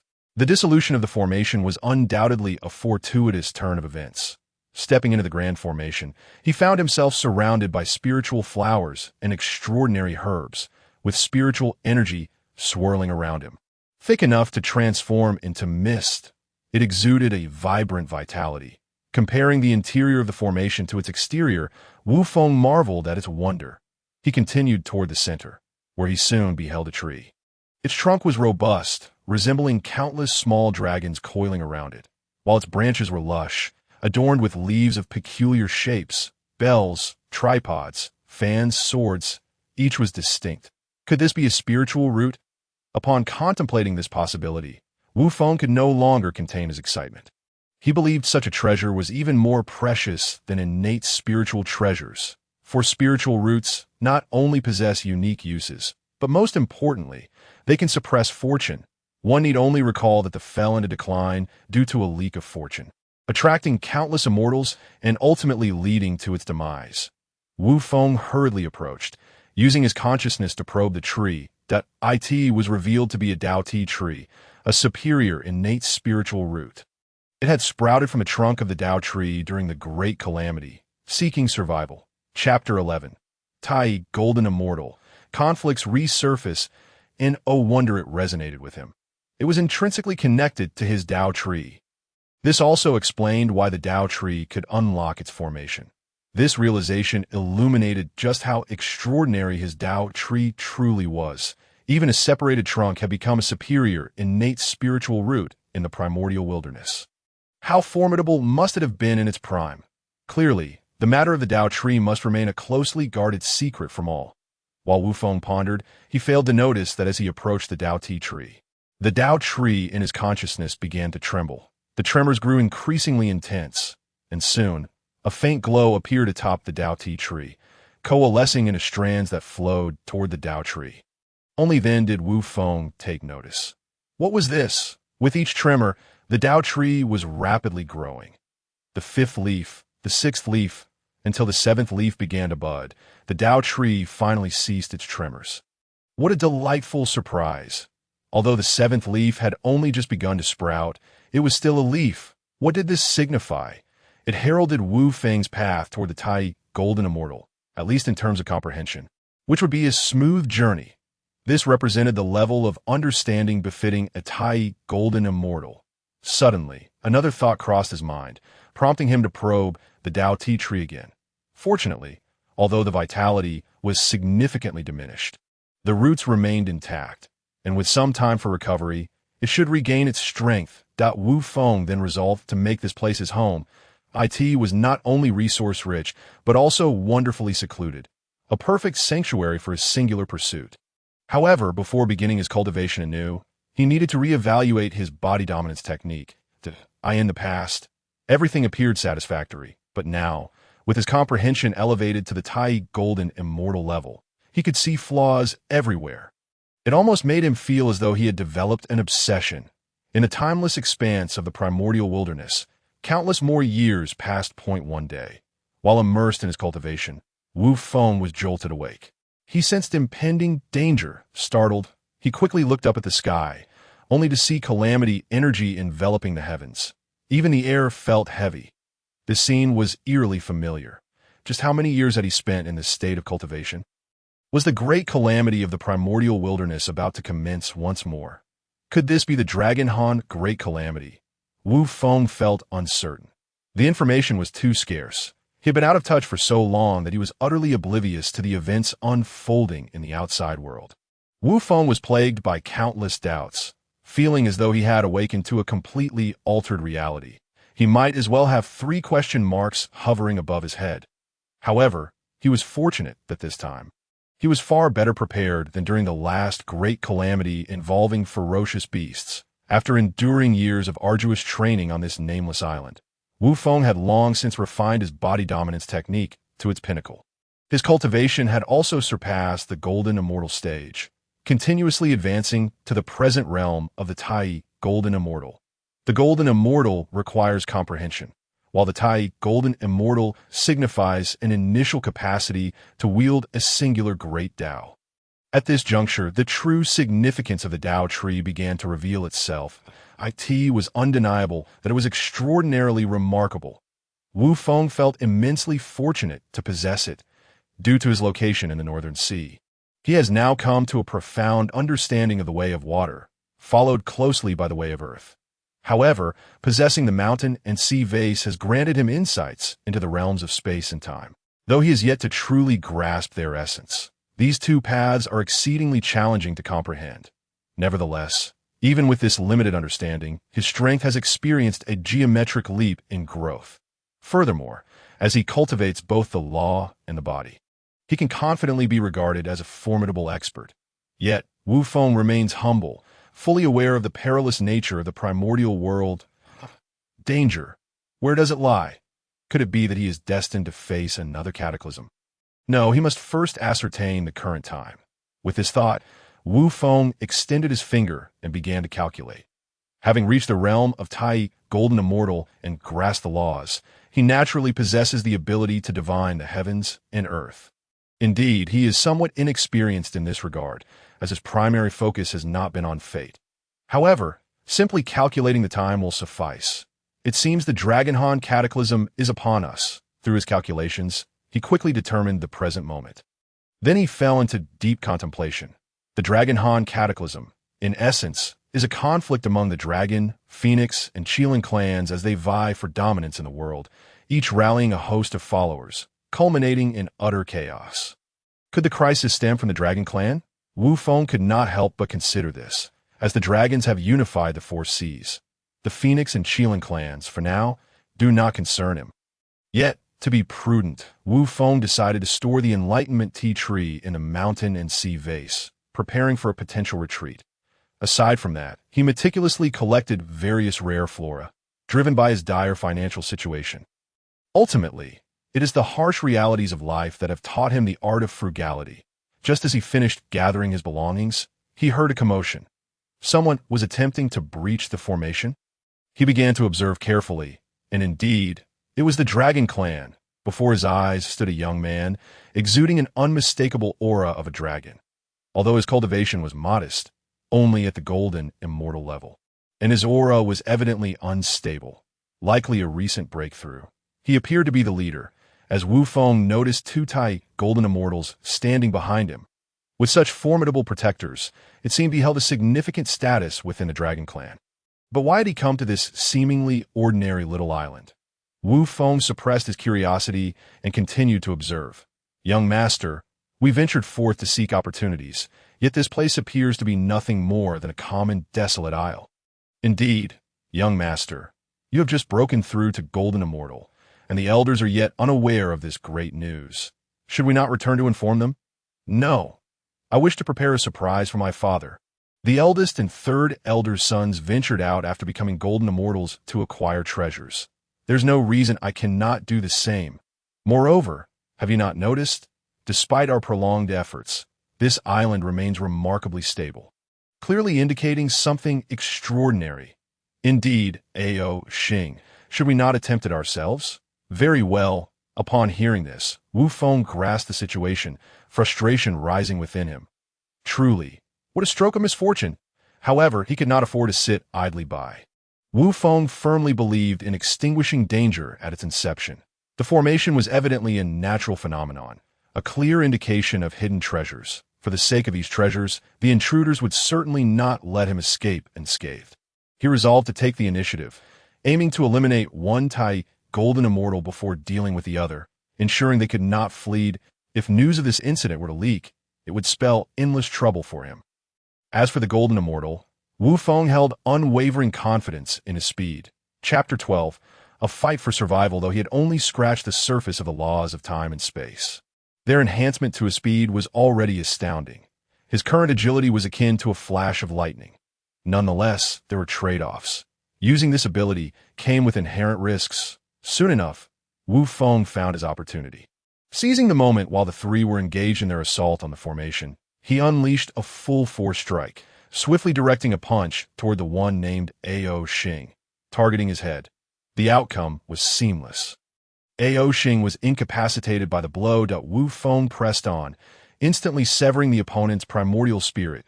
It was executed with utmost caution, leaving no chance for retaliation. The entire sequence unfolded swiftly. It was not until Ao Xing lay lifeless that the remaining two reacted. Young master, retreat. I will hold them off. We cannot withstand their strength. Hurry and report to the second elder. Right? You hold them back. I'll go at once. This young master evidently lacked experience, as panic had set in. But it was a reminder from his guard that jolted him back to reality. He pulled out a boat-shaped artifact, readying to use it. Damn! He possesses an escape artifact. He must not be allowed to flee. Wu Feng immediately altered his plan, determined to eliminate him first. Channeling his speed, he charged toward the young master. All of this transpired in the blink of an eye, and ultimately, Wu Feng succeeded in subduing him, preventing any opportunity to utilize his artifact for escape. Then, with another punch, he obliterated the young master's form and spirit. Ah, young master, who are you? Why do you attack us? Upon hearing the guard's question, Wu Feng rolled his eyes. Was it not they who had initiated the assault? Nevertheless, he recognized that villains often perish due to excessive dialogue, but he scoffed at the thought. Wu Feng was no villain. He was, in fact, one of the rare good souls in the primordial world. Ignoring the guard's inquiry, he charged forward, intent on wiping them out in one fell swoop. Though both he and the guard named Ao Xing were Tai golden immortals, their combat prowess paled in comparison to Wu Feng's. Their weakness was almost beyond belief. Was this truly the caliber of a golden immortal? Swiftly, Wu Feng dispatched the remaining opponent. However, just before his demise, it appeared he cast some sort of secret technique, which piqued Wu Feng's alertness. Thus, he resolved to leave the scene post-haste after tidying up. Indeed, the ancient adage rings true. Killing and looting leads to wealth. The ancients did not deceive me. The two guards were inconsequential, unworthy of possessing valuable items. This young master, however, was different. His storage pouch revealed he was quite favored, a tea brimmed with various precious ores, treasures, and a multitude of spirit stones. Yet, this was not the most significant gain. He picked up the boat-shaped artifact. The IT was called the escape vessel, a low-grade innate spiritual treasure, lacking any extraordinary functions aside from its remarkable speed.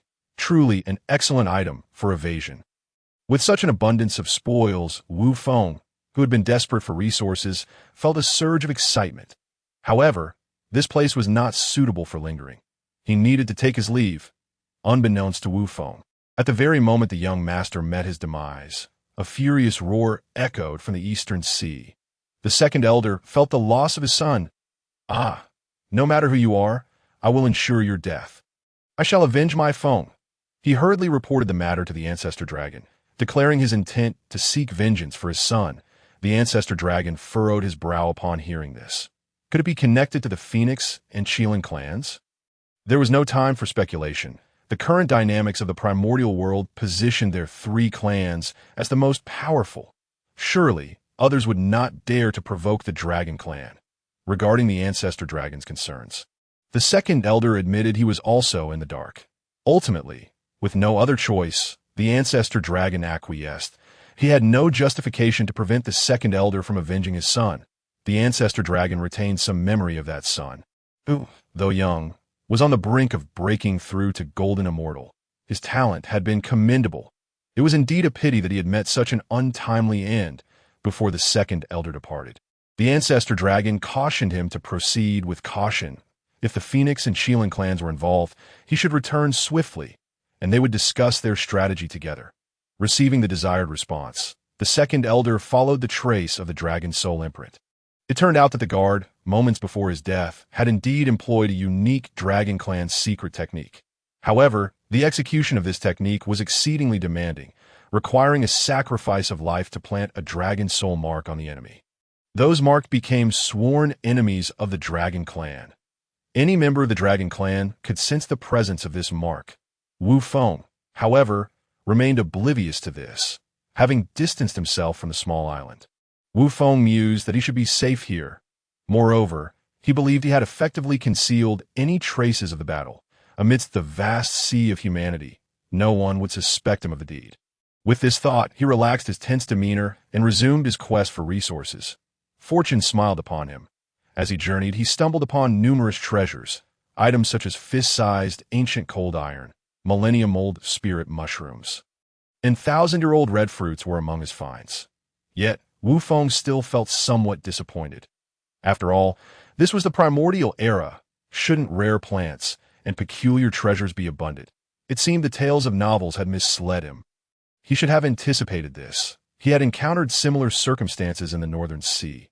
Even though the Northern Sea was notoriously barren, it was still one of the four seas.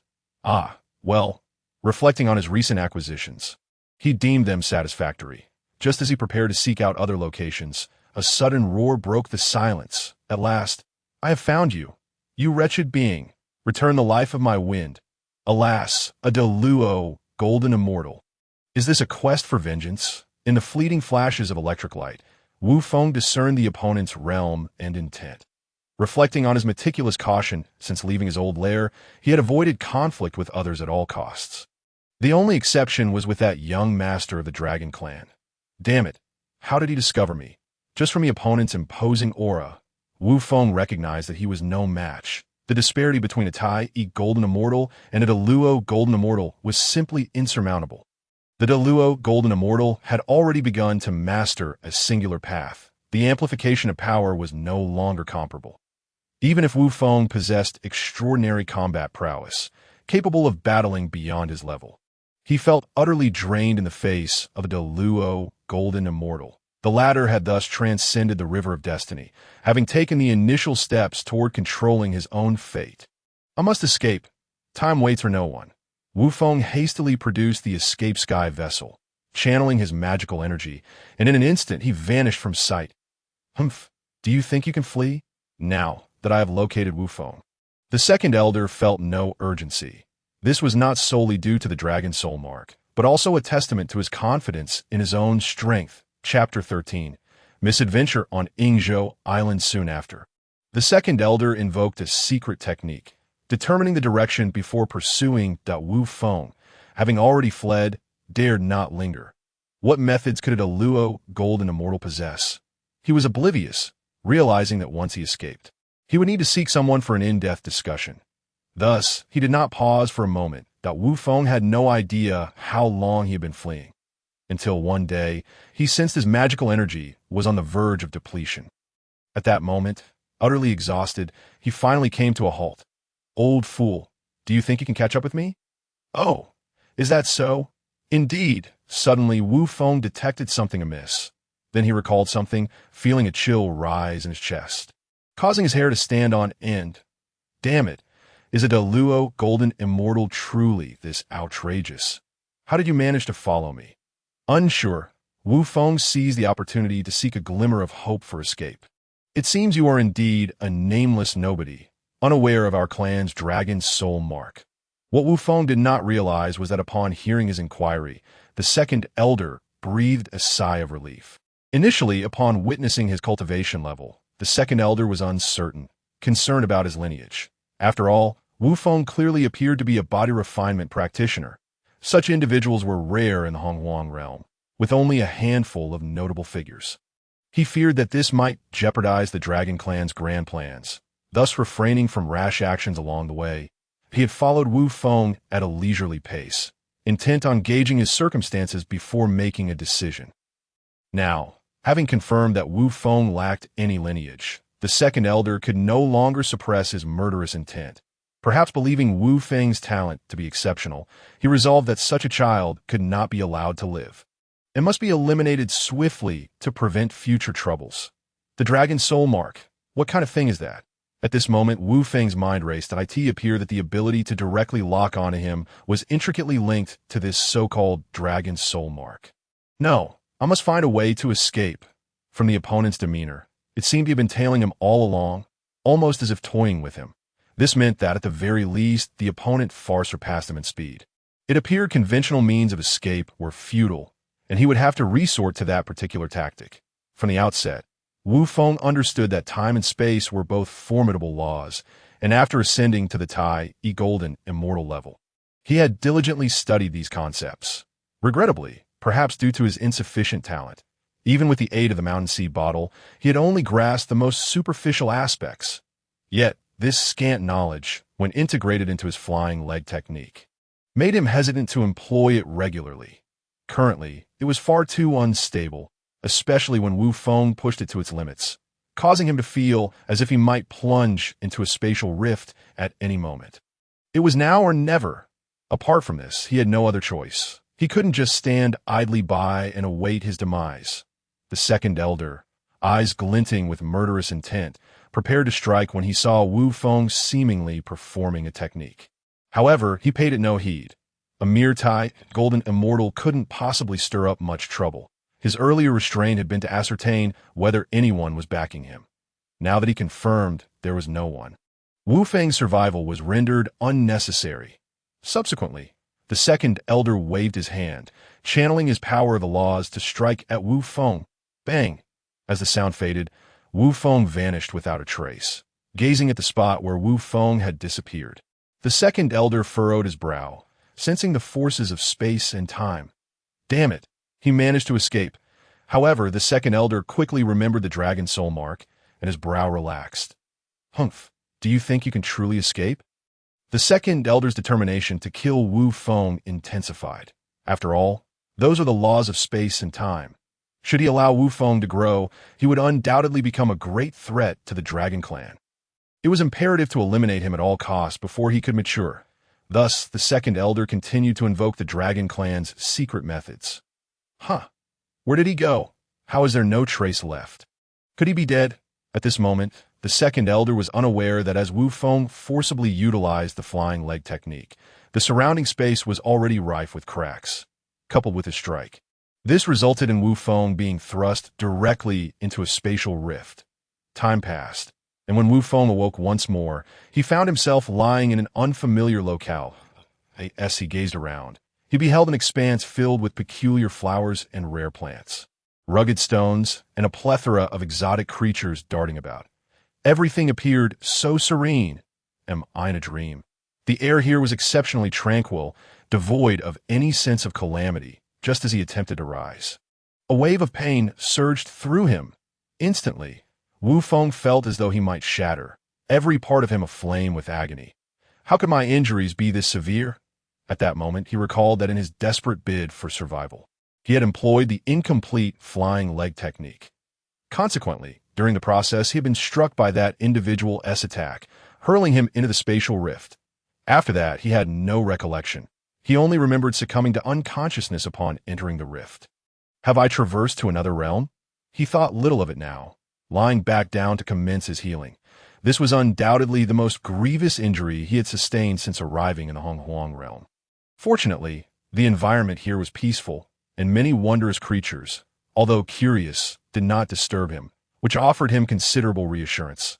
Thus, time flowed unknowingly, and countless years slipped by, fate and destiny intertwined. Little did he expect that through misfortune, he would stumble upon Yingzhou Island. What a fortuitous turn of events! As for where Yingzhou Island is, even if one has not eaten pork, they have certainly seen pigs run. This is one of the 3 renowned immortal islands of the Honghuang realm. It is said that during the primordial chaos, a piece of chaotic stone fortuitously fell into the Honghuang realm, ultimately shattering into 3 pieces during its descent, which, over time, evolved into the islands of Penglai, Yingzhou, and Fangzhong. Due to its origins as chaotic stone, it retained much chaotic energy, which, through continuous evolution, transformed into a rich source of innate spiritual energy. Yet, every cause has its effect. The same chaotic energy that fostered prosperity also led to downfall. Thus, while the innate spiritual energy here is abundant, the influence of chaotic energy has resulted in incomplete rules, rendering the beings here incapable of cultivation, forced to live in a state of confusion. Hence, the scene Wu Feng beheld. However, this was undoubtedly good news for Wu Feng. He could brazenly declare, "Your king has returned." Chapter 14. The purifying white lotus after years of healing, his injuries had completely mended. Now that he was here, he might as well take a good look around. This was a treasure trove, and he might stumble upon unexpected gains. As for staking a claim here, let's not go there. The saying virtue, not matching position invites calamity rings true that Wu Feng's current cultivation was still too weak. Moreover, the 3 immortal islands would soon have their masters as a future gathering place for scattered immortals. This was a matter decreed by the heavenly Tao. Ever since Wu Feng learned that this world was the Honghuang realm, he had come to deeply believe in cause and effect, that if he wished to live longer, he must strive to avoid entanglements of cause and effect. Thus, Wu Feng embarked on his treasure-hunting venture. This is Purple Rhythm Dragon Emperor Ginseng. Not bad. Dig it up.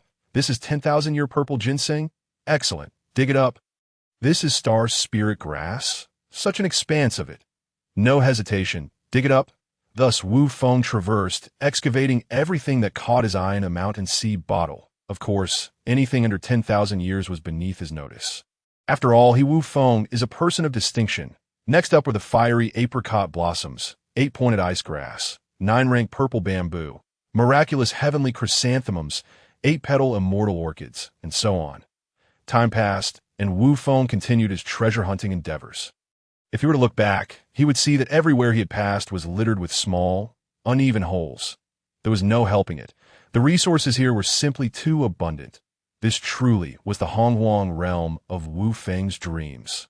Wu Feng found himself reluctant to leave. However, As soon as this thought emerged, he forcefully suppressed it with a calm demeanor. One day, he ventured to the heart of the island. Before his eyes lay a small pool of water, its crystalline depths revealing a magnificent white lotus flower at its center. Surrounding it were numerous smaller lotus blossoms. In addition to the lotuses, many sturdy fruit trees flourished around the pond: pear, peach, apricot, jujube, and several others whose names escaped him. The scene exuded an extraordinary tranquility, yet brimmed with vitality. Yet, Wu Feng's demeanor starkly contrasted with the enchanting environment. He trembled with excitement. This was the very center of Yingzhou Island. The mere fact that such flora could thrive here spoke volumes of their extraordinary nature. Could these be spiritual roots? With a heart full of anticipation, Wu Feng approached his astonishment. It was the pure world white lotus. What incredible fortune he had stumbled upon. It is known that among the myriad lotus treasures of the primordial age, the most renowned are the merit golden lotus, the fiery red lotus, the pure world white lotus, and the destructive black lotus. Each of these is a supreme, innate spiritual treasure, each possessing its unique, remarkable abilities. For instance, the pure world white lotus not only boasts unparalleled defense, but also purifies the world's filth, converting it into absorbable spiritual energy. This would yield an endless stream of merit. However, as he gazed at the lotus, something felt amiss. Why were there so many smaller white lotuses surrounding it? Had it borne offspring? Yet, it was not a spiritual root. It was a spiritual treasure. He then realized that the entire pool was filled with the divine water of the three lights. The divine water of the three lights is indeed extraordinary. It is formed by the confluence of sunlight, moonlight, and starlight, coalescing in a sunlight divine water, moonlight divine water, and starlight divine water. Each type of divine water is a lethal poison. Yet when combined, they transform into a miraculous healing water capable of reviving the dead. Wu Feng thought to himself, had he possessed this during his previous injuries, he would have spared himself immense suffering. Nevertheless, Wu Feng felt no disappointment. Having something was better than having nothing. Perhaps he could utilize it in the future. Remarkably, these were indeed its offspring. He never imagined that after countless years of evolution, it would yield so many small lotuses. Wu Feng observed that although these small lotuses were no longer innate, they were still postnatal spiritual treasures, and there were quite a few: 3 of the 3rd grade, 6 of the 6th grade, and even 3 of the 9th grade. Since they were all born of the pure world white lotus, they inherited a portion of its remarkable abilities, particularly in defense and clarity of mind.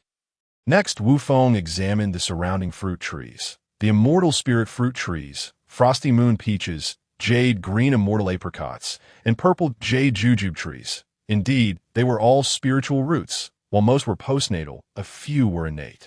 The immortal spirit fruit trees and jade green immortal apricots were low-grade innate roots, while the purple jade jujube tree, seemingly unremarkable, turned out to be a middle-grade innate root. What a sudden windfall. Once the primordial age settles, he would find a mountaintop to ascend to immortality, gather a group of followers, tread upon the pure world white lotus, and cradle a basket of spiritual fruits. As Wu Feng reveled in these delightful fantasies, he remained blissfully unaware of a middle-aged man with a robust build and dressed in black who had silently appeared behind him. Your thoughts are indeed intriguing. Upon overhearing Wu Feng's musings, Luo Ho casually interjected. It turned out he was the deity of obliteration, and his divine weapon, the god-slaying spear, had vanished into the void. His journey had been in pursuit of the god-slaying spear, but upon not finding it, he unexpectedly discovered Yingzhou Island.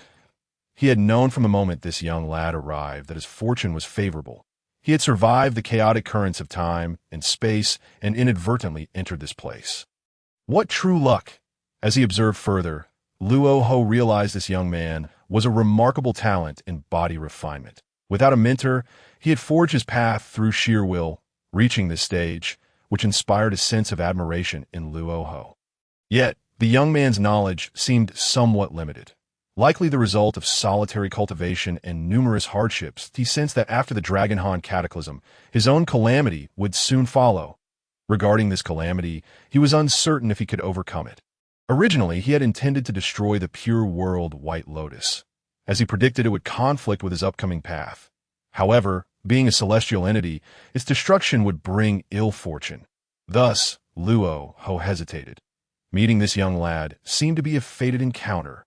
Very well, let him be granted an opportunity. It appeared that the pure world White Lotus was not destined for demise, as for taking on a disciple. That was out of the question. He was already a Tai golden immortal. With his own path, such a relationship would be inappropriate. Time and fate truly weave a mysterious tapestry. Who, startled by the voice, Wu Feng broke into a cold sweat. Turning around, he beheld the figure before him. Although he did not recognize this person, the aura surrounding him was profound, akin to a boundless abyss, rendering his cultivation level indiscernible. Too formidable. Upon encountering the figure, this was Wu Feng's immediate thought, I am Wu Feng. Having inadvertently trespassed into this esteemed place, that I humbly ask for your forgiveness. Esteemed elder. Wu Feng's expression was one of utmost submissiveness. After all, preserving his life took precedence. What spiritual treasures or roots? He had not even noticed them. His heart was already overflowing with despair. Chapter 15. Luo Ho imparts wisdom. After all, once dead, nothing remains. As for face, what is that? Does Wu Feng even recognize it? Observing Wu Feng, Luo Ho seemed to understand his thoughts. Do not be alarmed. I, like you, have wandered into this place. This is not the abode of a humble Taoist. Young one understands. I shall depart immediately. Wu Feng replied, and Luo Ho inwardly sighed, thinking this lad was excessively cautious. Despite his clear words, how could he fail to comprehend? Nevertheless, such a disposition could be advantageous. At least it would ensure longevity, truly a trait of a turtle. However, just as Luo Ho's words hung in the air, he witnessed Wu Feng suddenly bolt away. Luo Ho. This scene left a semblance of stiffness on his face. After a brief pause, with a casual wave of his hand, Wu Feng, who had vanished, reappeared. Due to the lack of control, Wu Feng stumbled and tumbled several times, landing in a rather embarrassing heap. Why are you running? Elder, do you not intend to slay me? When did I ever say I would kill you? Indeed, why was I running? Curse it! My legs must not have obeyed me, for legs are indeed less useful than two. Hearing Wu Feng's mumblings, Luo Ho found himself a loss for words. He wondered if passing his legacy to this lad was truly wise. I observe you possess a robust physique and ample vitality. Have you practiced body refinement? Elder's insight is remarkable. I have indeed been exploring body refinement. Although he was unsure why the elder asked, Wu Feng answered honestly. Given the vast disparity between them, he figured it best to be straightforward. You have a mentor? No, I do not. That moment. A stroke of inspiration struck Wu Feng, and he knelt, respectfully bowing 9 times. Esteemed elder, I beseech you to accept me as a disciple. Witnessing Wu Feng's earnest display, Luo Ho nodded slightly. You and I share no mentor-disciple bond. Just as Wu Feng's heart sank in disappointment, he heard Luo Ho's voice again. However, while we lack a formal bond, there is still some connection. Here are some of my insights into cultivation. I bestow them upon you. As Luo Ho spoke, a wisp of light materialized in his hand and flew towards Wu Feng's consciousness. The sudden joy was overwhelming, leaving Wu Feng momentarily stunned. Observing Wu Feng's reaction, Luo Ho waved his hand once more. Awaken! Elder, please forgive me. No need for further words. That I noticed you also bear the dragon soul mark. I have removed it for you. I am eternally grateful for your immense kindness. Esteemed elder, allow me to bow in gratitude. Upon learning that the elder had even erased the dragon soul mark from him, Wu Feng was filled with profound gratitude and bowed once more. He had been worried about the old dragon from the dragon tribe seeking him out again. Now, with the mark gone, how could they find him in this vast primordial realm? They could go look for a needle in a haystack. Remember, my name is Luo Ho. I take my leave. Just as Wu Feng sank into his thoughts, a sudden voice jolted him awake. Luo Ho. He is indeed Luo Ho. Turning around, he found the figure had vanished, indicating he had departed. That Wu Feng was left in disbelief at the revelation of Luo Ho's identity. He did not fit the fearsome, scheming image he had imagined. Instead, he was robust and dignified. Furthermore, his demeanor was quite amiable. As he absorbed the legacy left in his consciousness, Wu Feng couldn't help but feel immense gratitude towards Luo Ho. Moreover, he had been so generous, leaving everything behind for him. Truly, a good person. Today proved to be a fortuitous day for Wu Feng. Not only had he acquired numerous treasures, but he had also received Luo Ho's legacy. It was known that Luo Ho was a figure capable of matching wits with Hong Jun. How could his legacy be anything less than extraordinary? With that, Wu Feng commenced his study of Luo Ho's inheritance. As for the treasures on Yingzhou Island, they could not sprout legs and flee. As he delved into his research, Wu Feng discovered that Luo Ho's legacy was indeed comprehensive. Within, there exists not only the body refinement techniques and insights left by Luo Ho, but also knowledge concerning pills, formations, and artifacts. This truly fills the knowledge gaps of Wu Feng, particularly the body refinement techniques contained within, which make his own tyrant body technique seem rather lacking in comparison. Rather, it is accurate to say there is no basis for comparison. Nevertheless, Wu Feng does not feel disheartened. Just because his current tyrant body technique cannot measure up to it does not imply that it will always remain inferior. Subsequently, Wu Feng began to observe and adjust the tyrant body technique, striving to assimilate its essence, much like an ant consuming an elephant. As the saying goes, those who learn from me thrive, while those who imitate me perish. Wu Feng harbors a lofty ambition to ascend to the pinnacle. Time passed imperceptibly over countless years. During this time, Wu Feng was consistently busy. He initially devoted a significant amount of time to refining his techniques. And once he believed he had pushed the tyrant body technique to its limits, he began his cultivation. The results were gratifying. Not only did his understanding of the Tao deepen, but his actual combat prowess also surged, growing stronger almost daily. At long last, one day he paused, for he encountered the bottleneck of the great Luo Golden Immortal. At this juncture, it was time to make a choice. The Tai Golden Immortal requires a preliminary application of a singular Tao, while the great Luo represents a fundamental mastery of one Tao. Presently, he had already grasped the rules of water and earth at a preliminary level. It could be said that if he wished, he could step into the realm of the great Luo Golden Immortal at any moment. Yet, Wu Feng felt a twinge of reluctance. The choice of Tao was of paramount importance, influencing the strength of his future combat capabilities. The rules of water and earth seemed rather mundane in comparison. Did he not also possess the rules of time and space? Although his comprehension of these two principles was currently weak, it did not preclude his potential for improvement. Moreover, Wu Feng possessed the innate understanding befitting a great Luo Golden Immortal. Previously, he could only grasp the superficial aspects due to his limited exposure. But now, with the supplementation from Luo Ho's legacy, he could confidently say that in terms of cultivation experience, he had surpassed 99.999% of the beings in the primordial world. With a decision made, Wu Feng retrieved the mountain and sea bottle and began to contemplate the laws of time and space contained within.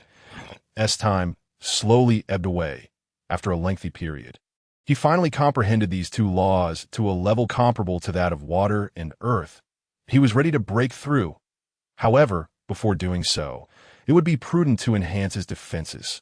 At this moment, he recalled the pure world White Lotus, an exceptional innate spiritual treasure primarily focused on defense. He then commenced the process of refining the pure world White Lotus. Chapter 16. Ascending to the great Luo Golden Immortal, the process went smoothly. Perhaps it was truly fate that bound him to it, for as Wu Feng refined it, he sensed its willing cooperation. What a remarkably sentient treasure. After establishing the first restriction, Wu Feng paused, feeling that it was sufficient for the time being. It was time to confront the tribulation. Thus, he released the constraints upon himself, and the heavens began to gather ominous clouds of tribulation. Wu Feng sat quietly in place, patiently awaiting the impending storm. He felt no concern for the lightning tribulation. Rather, he found himself somewhat eager.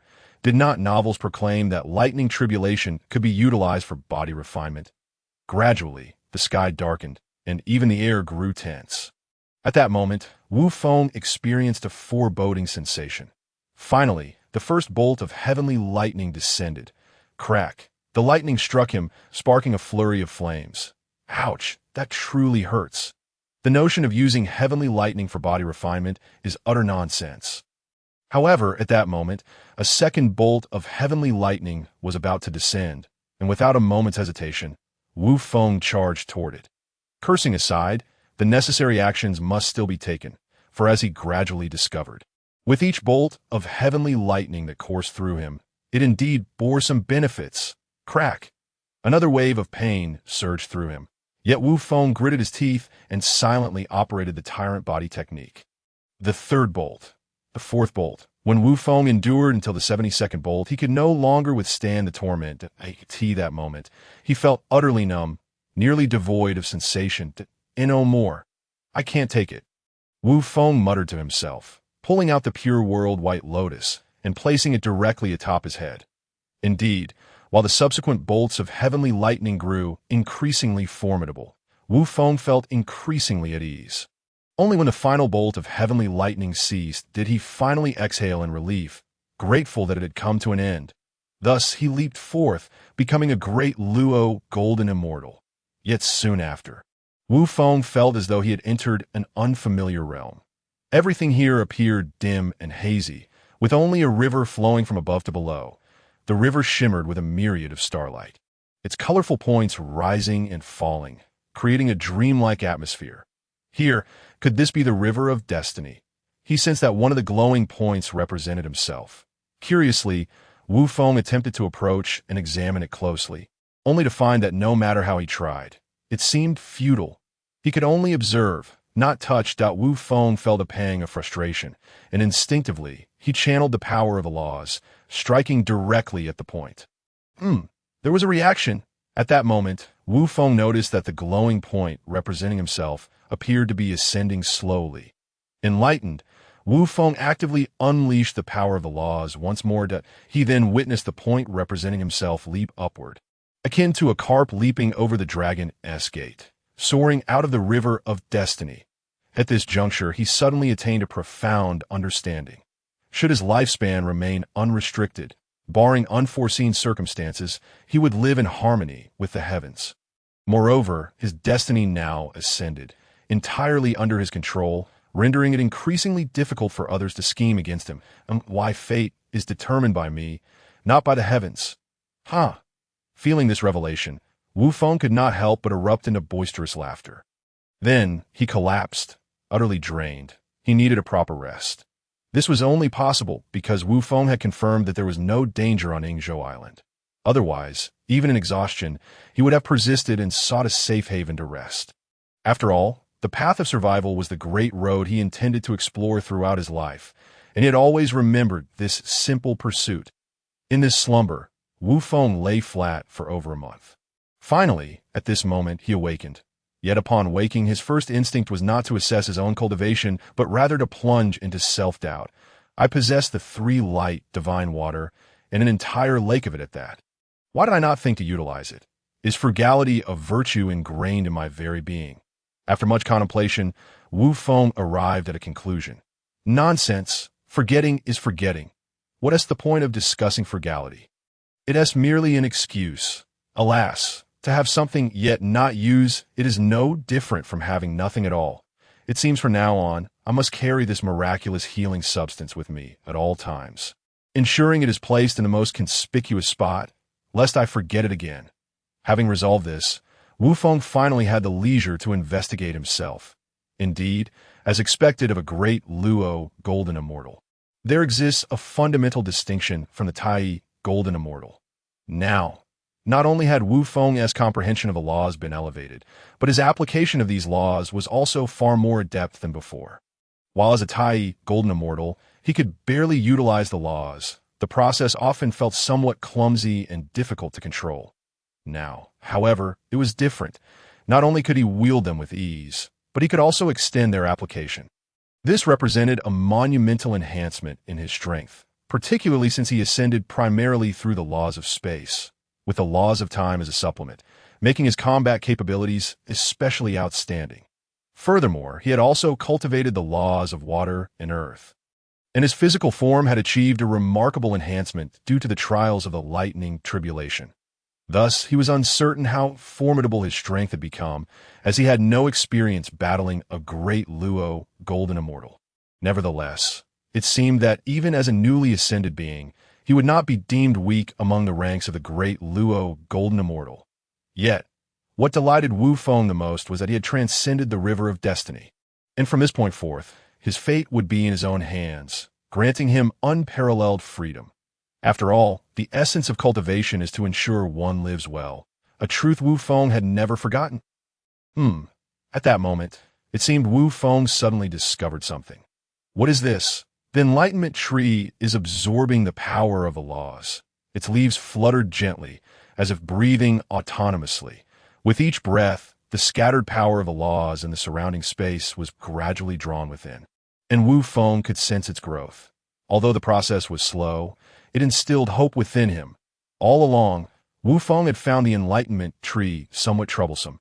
It was far too crucial to him. Yet he had been at a loss as to how to promote its growth. Wu Feng had initially believed it would recover on its own, but he was mistaken. When the enlightenment tree sprouted its fourth leaf, it abruptly halted. Later, due to the trunk that had previously shed, it produced a seventh leaf, a T that time. Wu Feng presumed his advancement would be connected to the scattered trunk and branches. Yet this posed a challenge for Wu Feng. From the vast primordial world, where could he possibly find them? At last, it has become clear that its growth necessitates the power of the laws. The previous lack of activity was due to its own limited cultivation and the restricted exposure to the laws. Chapter 17. The three clans join forces. However, with Wu Feng's advancement to the great Luo, golden immortal, the situation has changed. Presently, he is expanding his comprehension of the Tao and the laws. This is the very circumstance that Wu Feng observes now. Subsequently, he endeavored to communicate with the wisdom tree, as expected. Through their exchange, Wu Feng confirmed his hypothesis. Moreover, it will not only autonomously absorb the power of the laws for growth, but will also filter and store the absorbed power, ultimately relaying it back to Wu Feng, thus accelerating his understanding of the laws. This essentially means that Wu Feng will have an autonomous filter for absorption. This is undoubtedly excellent news for him. Upon reaching the great Luo golden immortal stage, it is no longer merely a matter of accumulating spiritual power. This realm places the utmost emphasis on the comprehension of the laws. Yet, such understanding often requires an extensive amount of time. Now, with this development, Wu Feng's cultivation speed will only increase. Not only that, but after so many years, the seventh leaf has fully unfurled. Judging by its appearance, the eighth leaf is likely to sprout soon. Wu Feng is confident that, in the future, not only will he aspire to ascend to immortality, but he is also determined to strive for the state of Han Yuan. Thereafter, Wu Feng began to solidify his foundation. Transitioning from the Tai Golden Immortal to the Great Luo Golden Immortal is a significant leap. He needs to firmly establish his foundation first. After all, a solid foundation is of paramount importance. If it is unstable, it will undoubtedly lead to major issues in the future. Rather than remedying the situation later, it is far wiser to prioritize this from the outset. A century passed in the blink of an eye. And on this day, Wu Feng awakened from his cultivation, having firmly solidified his foundation. This awakening was somewhat unavoidable, as he had received a warning from the heavenly Tao. Though the island of Yingzhou is delightful, it does not belong to Wu Feng. It is time for him to depart. Originally, Wu Feng intended to remain here until his cultivation was solidified and the calamity of Longhan had concluded before leaving. However, circumstances have changed. He never anticipated that the heavenly Tao would possess its own consciousness. Though still nascent, it undeniably exists. Yet whether this is a blessing or a curse remains uncertain. Upon awakening, Wu Feng hastily stowed away the pure world white lotus he had been seated upon. Indeed, cultivating atop, it was remarkably smooth.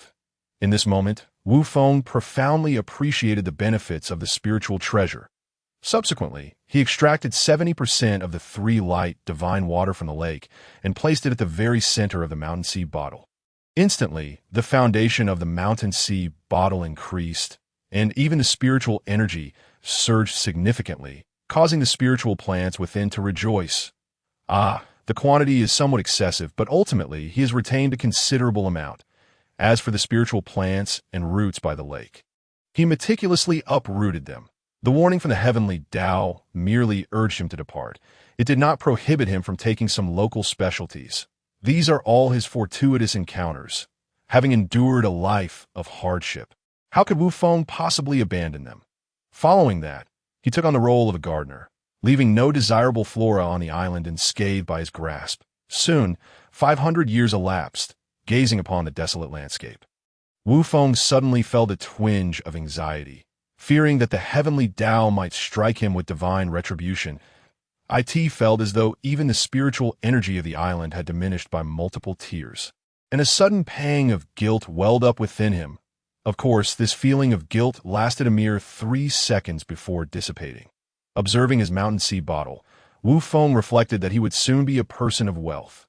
His unintentional arrival at Yingzhou Island had yielded immense rewards. Suddenly, a flash of inspiration struck Wu Feng's mind. If this single Yingzhou Island could offer him such bounties, what treasures might he uncover if he were to discover the other 2 celestial islands? With that thought, Wu Feng resolved to give it a try. After all, in the primordial wilderness, time is the least valuable commodity. With an endless lifespan, Wu Feng mused, could he truly be one to fret over a bit of time? With this idea in mind, Wu Feng immediately commenced his endeavors. However, while the idea was commendable, the results proved somewhat disappointing. Wu Feng spent countless years searching. Yet as of now, he had not unearthed a single trace. The primordial wilderness is simply vast. Even for Wu Feng, now a great Luo golden immortal, its immensity is unfathomable. He could hardly fathom the strength of Pangu in ancient times. What power must he have possessed to carve out such a world? Nevertheless, although Wu Feng had not found the other 2 celestial islands over the years, he had not returned empty-handed. At the very least, his understanding of the current situation in the primordial wilderness was no longer shrouded in darkness. Through communication with passing beings, he speculated that a great war was imminent. Just as this thought crossed his mind, Wu Feng suddenly felt a tremor in the space around him, followed by a resounding proclamation. Heavenly Tao above, our dragon clan has now mastered the scales of the 4 seas and seeks to unify the primordial wilderness, restoring peace to it. We beseech the heavenly Tao's permission. Goodness, where does the ancestral dragon derive such audacity? How dare he? This is a blatant disregard for the myriad powerful beings of the primordial wilderness. And what of the Feng clan and the Qilin clan? Just as this thought formed, 2 more proclamations followed. Heavenly Tao above, our Feng clan has now mastered the skies and seeks to thwart the dragon clan, restoring peace to the primordial wilderness. We beseech the heavenly Tao's permission. Heavenly Tao above, our Qilin clan has now mastered the earth and seeks to thwart the dragon clan, restoring peace to the primordial wilderness. We beseech the heavenly Tao's permission. My word, one must admit, the Feng clan and the Qilin clan are quite cunning. If they wish to unify the primordial wilderness like the dragon clan, they could simply state their intentions rather than concocting such grand excuses. At this moment, Wu Feng felt a twinge of sympathy for the dragon clan. Yet this thought was swiftly cast aside. He had not forgotten that he had nearly perished at the hands of the dragon clan, even though he was fortunate enough to survive and gain immense opportunities as a result. The facts remain that Wu Feng has never been one to exhibit magnanimity. Thus he resolved to instigate some matters for the dragon clan. As for searching for celestial islands, forget it. Although Wu Feng lacked concrete evidence, he was certain that they had been concealed by the heavenly Tao. Since he was intent on stirring the pot, it would be prudent to head to the borders of the primordial continent, where it meets the sea, the very juncture of the dragon clan and the other 2 clans. Do the 3 clans not all aspire to be the dominant force? Then Wu Feng would provide them with a reason to clash. Having clarified his forthcoming actions, Wu Feng set off toward his designated destination. Remarkably, the speed of a great Luo golden immortal is indeed impressive. Reflecting on the time, he was pursued by the great Luo golden immortal of the dragon clan. Wu Feng felt immense relief, grateful that they had not sought to eliminate him from the outset. Had they intended to slay him upon their first encounter, there would have been no escape for him. Even with his swift legs, as he would not have had the time to execute any evasive maneuvers. Within a few short years, Wu Feng arrived at his destination. To his astonishment, The site where the three clans converge appeared desolate and barren. Had he arrived in the wrong location? Wu Feng was puzzled.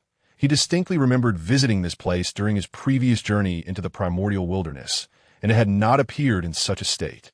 Chapter 18. Preparing for Action. What on earth has transpired here? Wu Feng then began to inquire, for this location would soon serve as his revolutionary base. Before instigating any actions, he needed to understand the situation thoroughly. Otherwise, any unforeseen complications during his endeavors could lead to disaster. After some inquiries, he finally grasped the situation. It turns out the blame lies with the three clans. The Dragon Clan, the Feng Clan, and the Qilin Clan are indeed formidable. They possess naturally robust physiques, powerful divine abilities, and their own inherited memories. It can be said that they outstrip other clans by a considerable margin. Yet even so, they did not initially possess territory or followers. At the dawn of creation, all beings were nurtured by heaven and earth. None were inherently noble, so why should anyone heed another? Thus, in the end, strength dictated the narrative, leading to the current state of affairs. The Dragon Clan commands the 4 seas of the Primordial Wilderness, with a host of subservient followers. The Feng Clan and the Qilin Clan are no different. Throughout this process, many innocent beings were inevitably caught in the turmoil, whether resisting or joining the fray. Yet, faced with overwhelming might, all efforts proved futile. Similarly, the environment of the Primordial Wilderness suffered significant degradation throughout this conflict, not only here, but in many other places as well. This struggle persisted until a few years prior. Hence, the present situation is relatively improved. At the very least, is not as chaotic as before. How lamentable! Wu Feng felt a pang of sorrow, contemplating the countless heavenly materials and earthly treasures that must have been destroyed. Is this not a cautionary tale from the calamity of the ferocious beasts? Were they not warned? They deserve to face the heavenly Tao's reckoning for their transgressions. Who else can they blame for the consequences of their own actions? Wu Feng could envision the immense karmic burdens currently borne by the 3 clans. As a champion of justice, this is something Wu Feng cannot abide. Since he intends to instigate change, how should he proceed? Should he infiltrate their ranks to gather intelligence? That could work. Knowing oneself and the enemy ensures victory in every battle. Wu Feng then made a gesture, transforming his appearance entirely. He even suppressed his cultivation to the golden immortal level. A high cultivation level draws attention, while a low one renders him expendable. Wu Feng believed this balance would keep him inconspicuous. As for his appearance, he aimed for someone in their 30s, with an unremarkable visage, exuding a scholarly aura. With such a countenance, it was clear he would be perceived as a suitable lackey. Oops, Freudian slip. He would clearly be seen as a capable assistant. It still feels slightly lacking. Wu Feng then trembled, and a turtle shell appeared on his back. Now that feels right. Wu Feng planned to infiltrate the Dragon Clan's ranks. He needed to ensure they believed he was one of their own. The Dragon Clan and the turtle. What a perfect pairing. With that, he set off in search of his counterpart. Indeed, there's no need to rush. One must take their time. Just like that, hundreds of years have swiftly passed by. On this day, Wu Feng found himself on an island, where he was startled by the sound of a fierce battle. Qing Hong, there's no escape for you now, is there? Hand over that spirit mushroom, and I shall spare your life. He taunted, laughter echoing in his voice. Haha, A.O. Ping, are you dreaming? Do you think I fled here for no reason? Just take a look behind you. Upon hearing Qing Hong's words, Wu Feng turned to see A.O. Ping, a member of the Dragon Clan, and was startled to spot 2 individuals suddenly appear behind him. Had they fallen into an ambush? These 2 possessed cultivation levels comparable to A.O. Ping, both appearing to be golden immortals in an instant. A.O. Ping transformed from the hunter into the hunted. Realizing this, Wu Feng recognized that his opportunity had finally arrived. However, he decided to wait a little longer. He would strike when A.O. Ping could no longer hold on. Wu Feng understood the importance of timely assistance, a lesson that remained vivid in his mind. Qing Hong, how dare you deceive me? Aren't you afraid of the vengeance of my Dragon Clan? Save that threat for when you manage to escape. And just so you know, my brothers and I have already allied with the Phoenix Clan. Once we eliminate you, we'll proudly present your head to them. I'm certain the reward will be substantial. Brothers, Let us move. Don't let him escape. With that, before Ao Ping could respond, Qing Hong lunged into the fray, each strike brimming with lethal intent, evidently aiming for a swift resolution. After all, this was the realm of the four seas. The longer they delayed, the more he feared unforeseen complications. Ao Ping was alone, while his adversaries numbered 3. Though he, as a dragon, wielded greater strength, he was still outmatched. The battle had scarcely begun when Ao Ping found himself in a state of defeat. As time passed, wounds began to multiply upon Ao Ping's body. Just as he seemed on the verge of collapse, Wu Feng realized it was time for him to make his move. Stop. Release that fellow practitioner. He nearly let slip a blunder, but fortunately corrected himself mid-sentence. Upon hearing Wu Feng's voice, Ao Ping felt a rush of hope. Was he to be saved? Yet upon seeing that the newcomer was merely a turtle spirit, his heart sank. It was common knowledge that turtles were not renowned for their combat prowess. Just as disappointment washed over him, another wound was inflicted upon his back.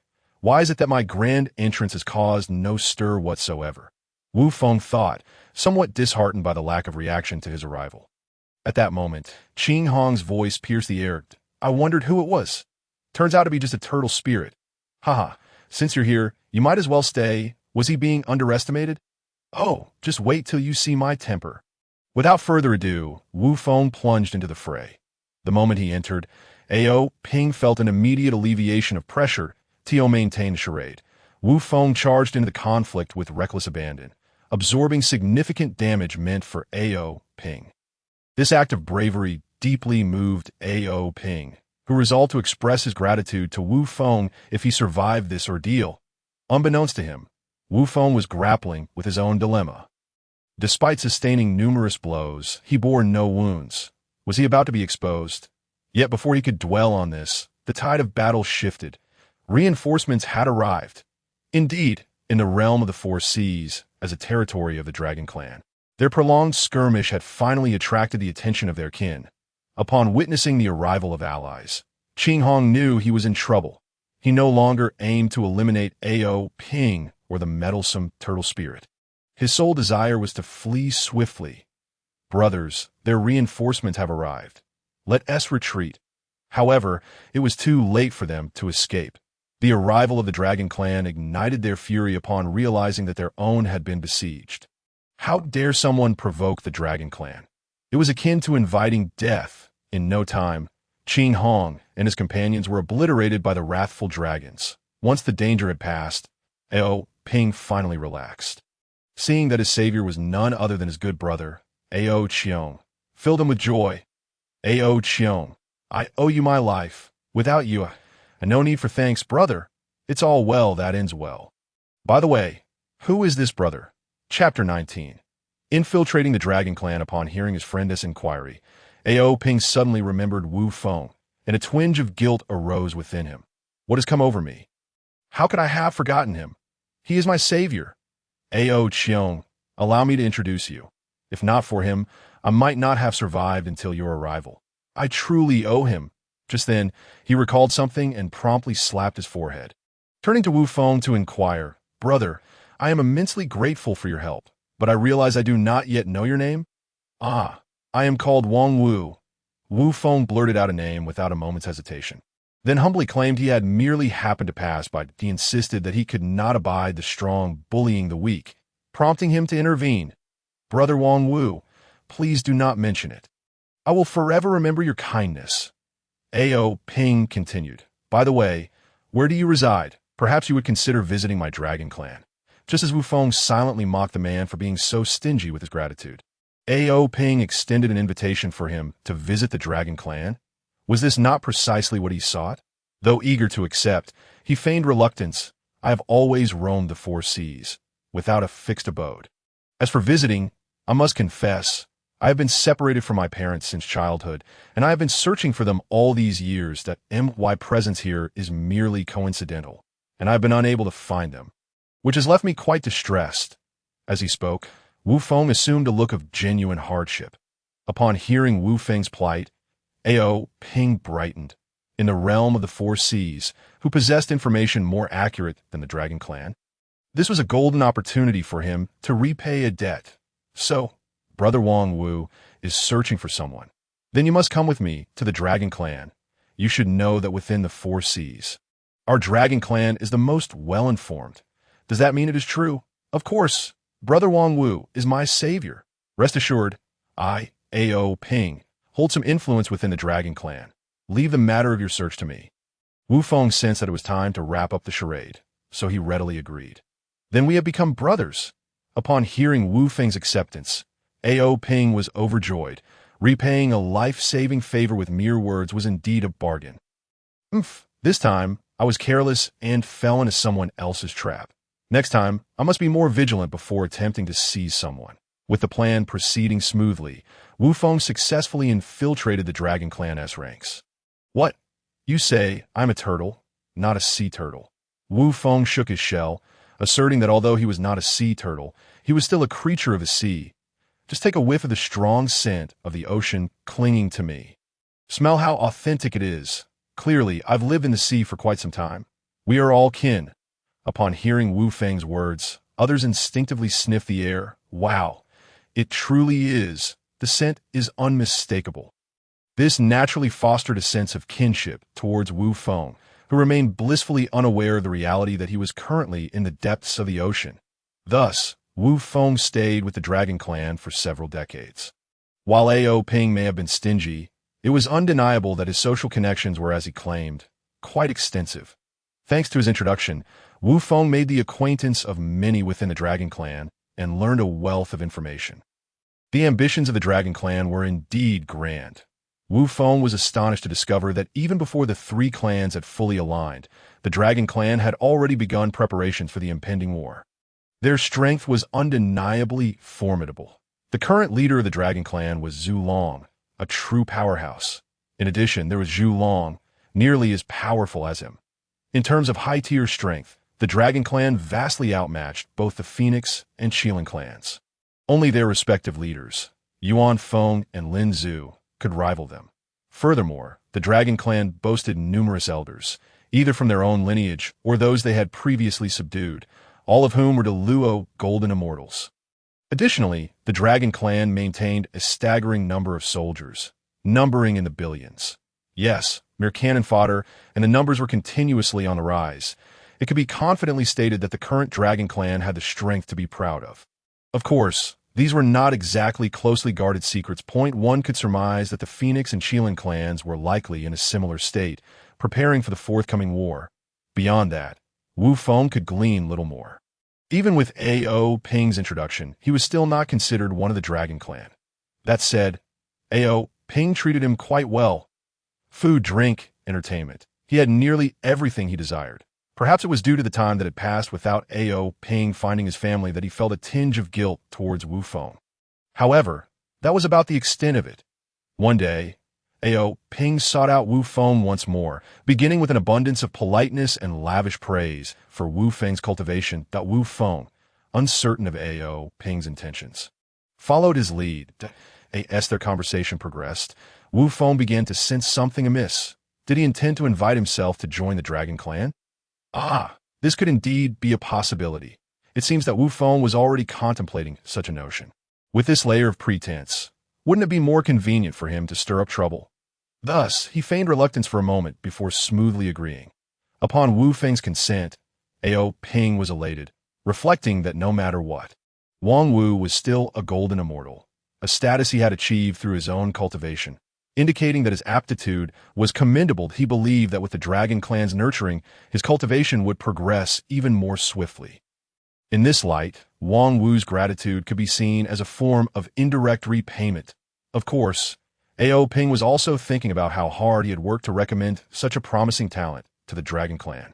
Surely, he would receive ample rewards for his efforts.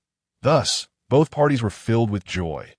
Although each had their own ulterior motives, the atmosphere between the two grew increasingly cordial. After all, they would be allies from now on. Good brothers. Not long after, Ao Ping sought him out again, claiming that he had arranged everything for him. He continuously hinted to Wu Feng that he had put in considerable effort on his behalf. Thanks to Ao Ping's strenuous recommendations, Wu Feng transformed into a guardian within the Dragon Clan's southwestern military formation.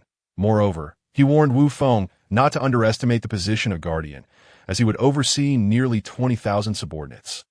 Furthermore, every decade, a substantial amount of cultivation resources would be distributed that if he performed exceptionally well, he could even receive personal guidance from a Deluo Golden Immortal. To this, Wu Feng felt quite satisfied.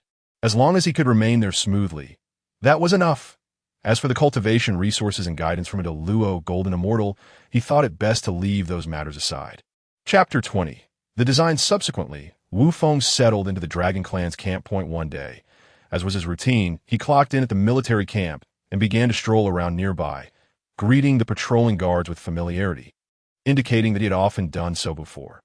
Just as he finished his greetings and was about to continue wandering, he was intercepted by a patrolling guard that Wu Feng was not angered and, upon inquiring, discovered that the guard had meant well. He was specifically advising him not to roam freely today, as a significant figure was visiting the military camp. A significant figure? How significant could it be? Curiosity piqued, he directly asked, "Brother Wang Wu, I'm only telling you because we are acquainted. Please do not spread this around," the guard said, carefully glancing around, appearing quite cautious that Wu Feng sensed that perhaps a truly remarkable individual was indeed arriving. Causing him to feel a bit anxious, he could disguise himself as a golden immortal, but if someone of the same level stood before him, it would be easy to see through his ruse. "Rest assured, brother, you know my character well. My lips are sealed. It's the sixth elder's youngest son who has come." "Ah, you startled me. I thought it was someone important.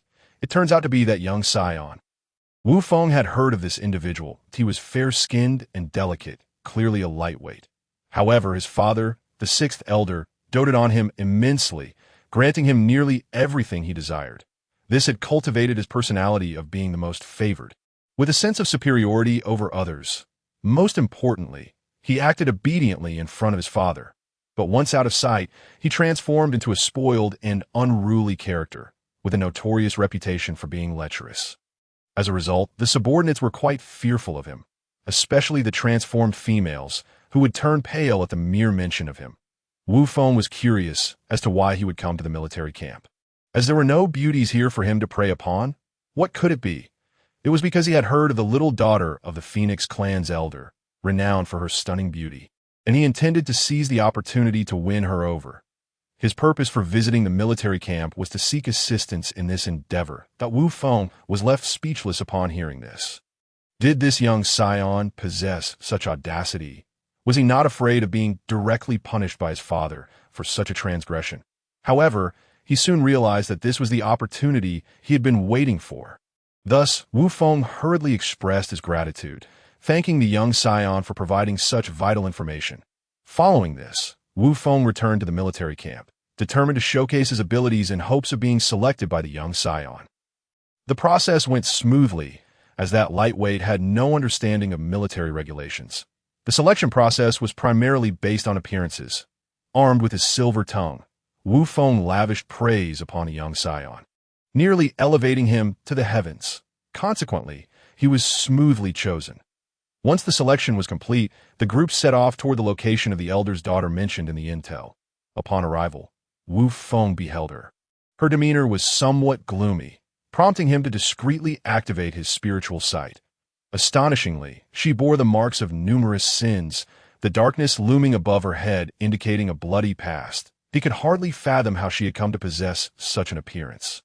Nevertheless, in terms of looks, she was still quite appealing, exuding a cold allure that could captivate. Hadn't she completely mesmerized the young scion standing beside her? With that in mind, Wu Feng felt that he had not truly harmed an innocent. He quietly relaxed. Indeed, the two were a perfect match. Just look at the young scion, practically drooling. "Hurry, let us capture her." Upon hearing the young scion's command, Wu Feng and several others wasted no time, surrounding the target. Soon, the two factions began to clash. The opposition clearly lacked manpower, and as time passed, they were swiftly subdued. "How dare you? Let me go. Do you know who I am?" "Of course I do, my little beauty. Rest assured, I shall treat you with utmost care. Now, take her away. As for the others, eliminate them." "Yes, young master." At this moment, the opposition began to realize who they were dealing with. You Dragon Clan are quite bold. I'm the daughter of the Phoenix Clan's elder. Are you not afraid of igniting a war between our clans? Look at what you're saying. If you don't speak of it, who would know? This remark infuriated her. Within the Phoenix Clan, she was known for her fearlessness. Yet, she could never have anticipated that she would one day find herself a prisoner. Damn it. If I manage to escape this time, I will ensure the annihilation of the entire Nightingale clan. This time, the guards had been selected from the Nightingale clan. She believed that they must have leaked her whereabouts, just as they prepared to return. Wu Feng knew it was time to act. Thus, he intercepted the young scion. What do you want?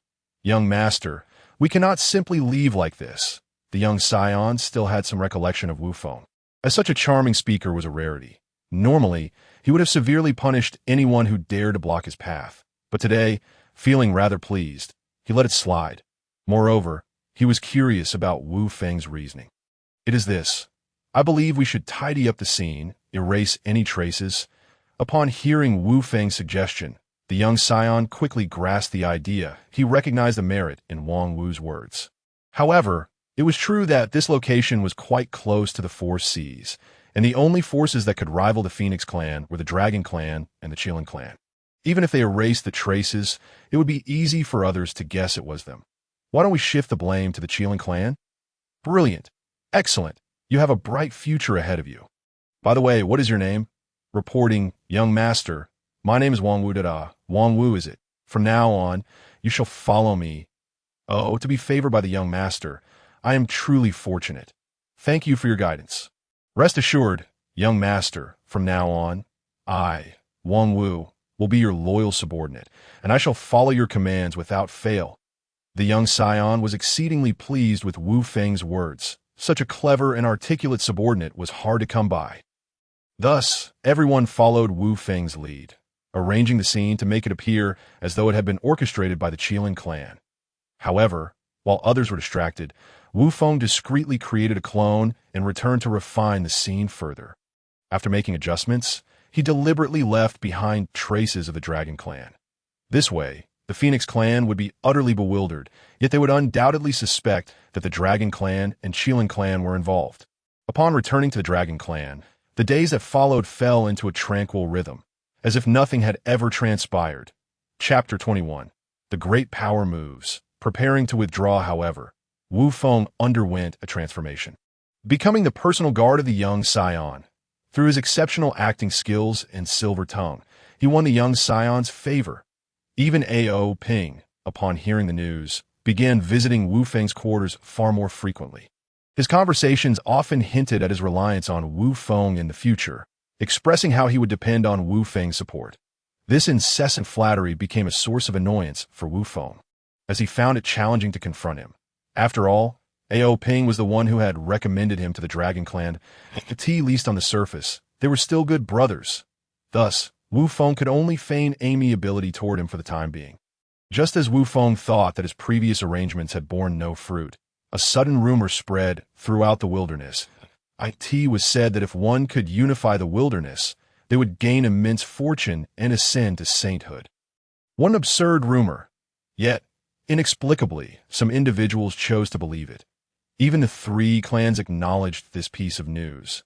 This left Wu Feng utterly astonished. One could hardly fathom the extent of foolishness required to accept such a claim. However, upon regaining his composure, Wu Feng realized that the matter might not be as straightforward as he initially presumed. While it is conceivable for an individual to lack discernment, it is implausible for an entire clan to follow suit in folly. Not to mention, Wu Feng's own clan, the Xiangui, is renowned throughout the Primordial realm for their wisdom. How could such a significant event occur without a whisper of information escaping? This was decidedly suspicious. He speculated that the three clans might believe they had amassed sufficient strength and were dissatisfied with their current state. Yet, the cautionary tales of the ferocious beasts lingered ominously. Even if they felt powerful enough, they would surely not act recklessly. This rumor was anything but simple. It seemed to have materialized from thin air, which he found exceedingly peculiar. Surely, something transpired that Wu Feng was unaware of. The winds of change were too strange, compelling Wu Feng to ponder whether a formidable being had intervened. With this thought, Wu Feng became acutely alert. If someone else had taken action, it was highly probable that his own endeavors had not gone unnoticed. He suddenly felt an urgent need to depart from the Dragon Clan. He must retreat. Safety must take precedence over all else. There are countless other avenues to pursue. Why jeopardize his own well-being in a perilous situation? It was indeed a pity that he had finally established himself within the Dragon Clan, and to leave so soon, having accomplished so little, was rather disheartening. Perhaps he should stir up some trouble before his departure? Unbeknownst to Wu Feng, his suspicions were indeed accurate. The one who discovered him was Luo Ho. Sensing his impending calamity, he resolved not to sit idly by and began preparations. Coincidentally, he possessed a lethal formation known as the Zhu Xian Sword Array. In the past, he had deemed this array excessively bloodthirsty to unleash its full potential.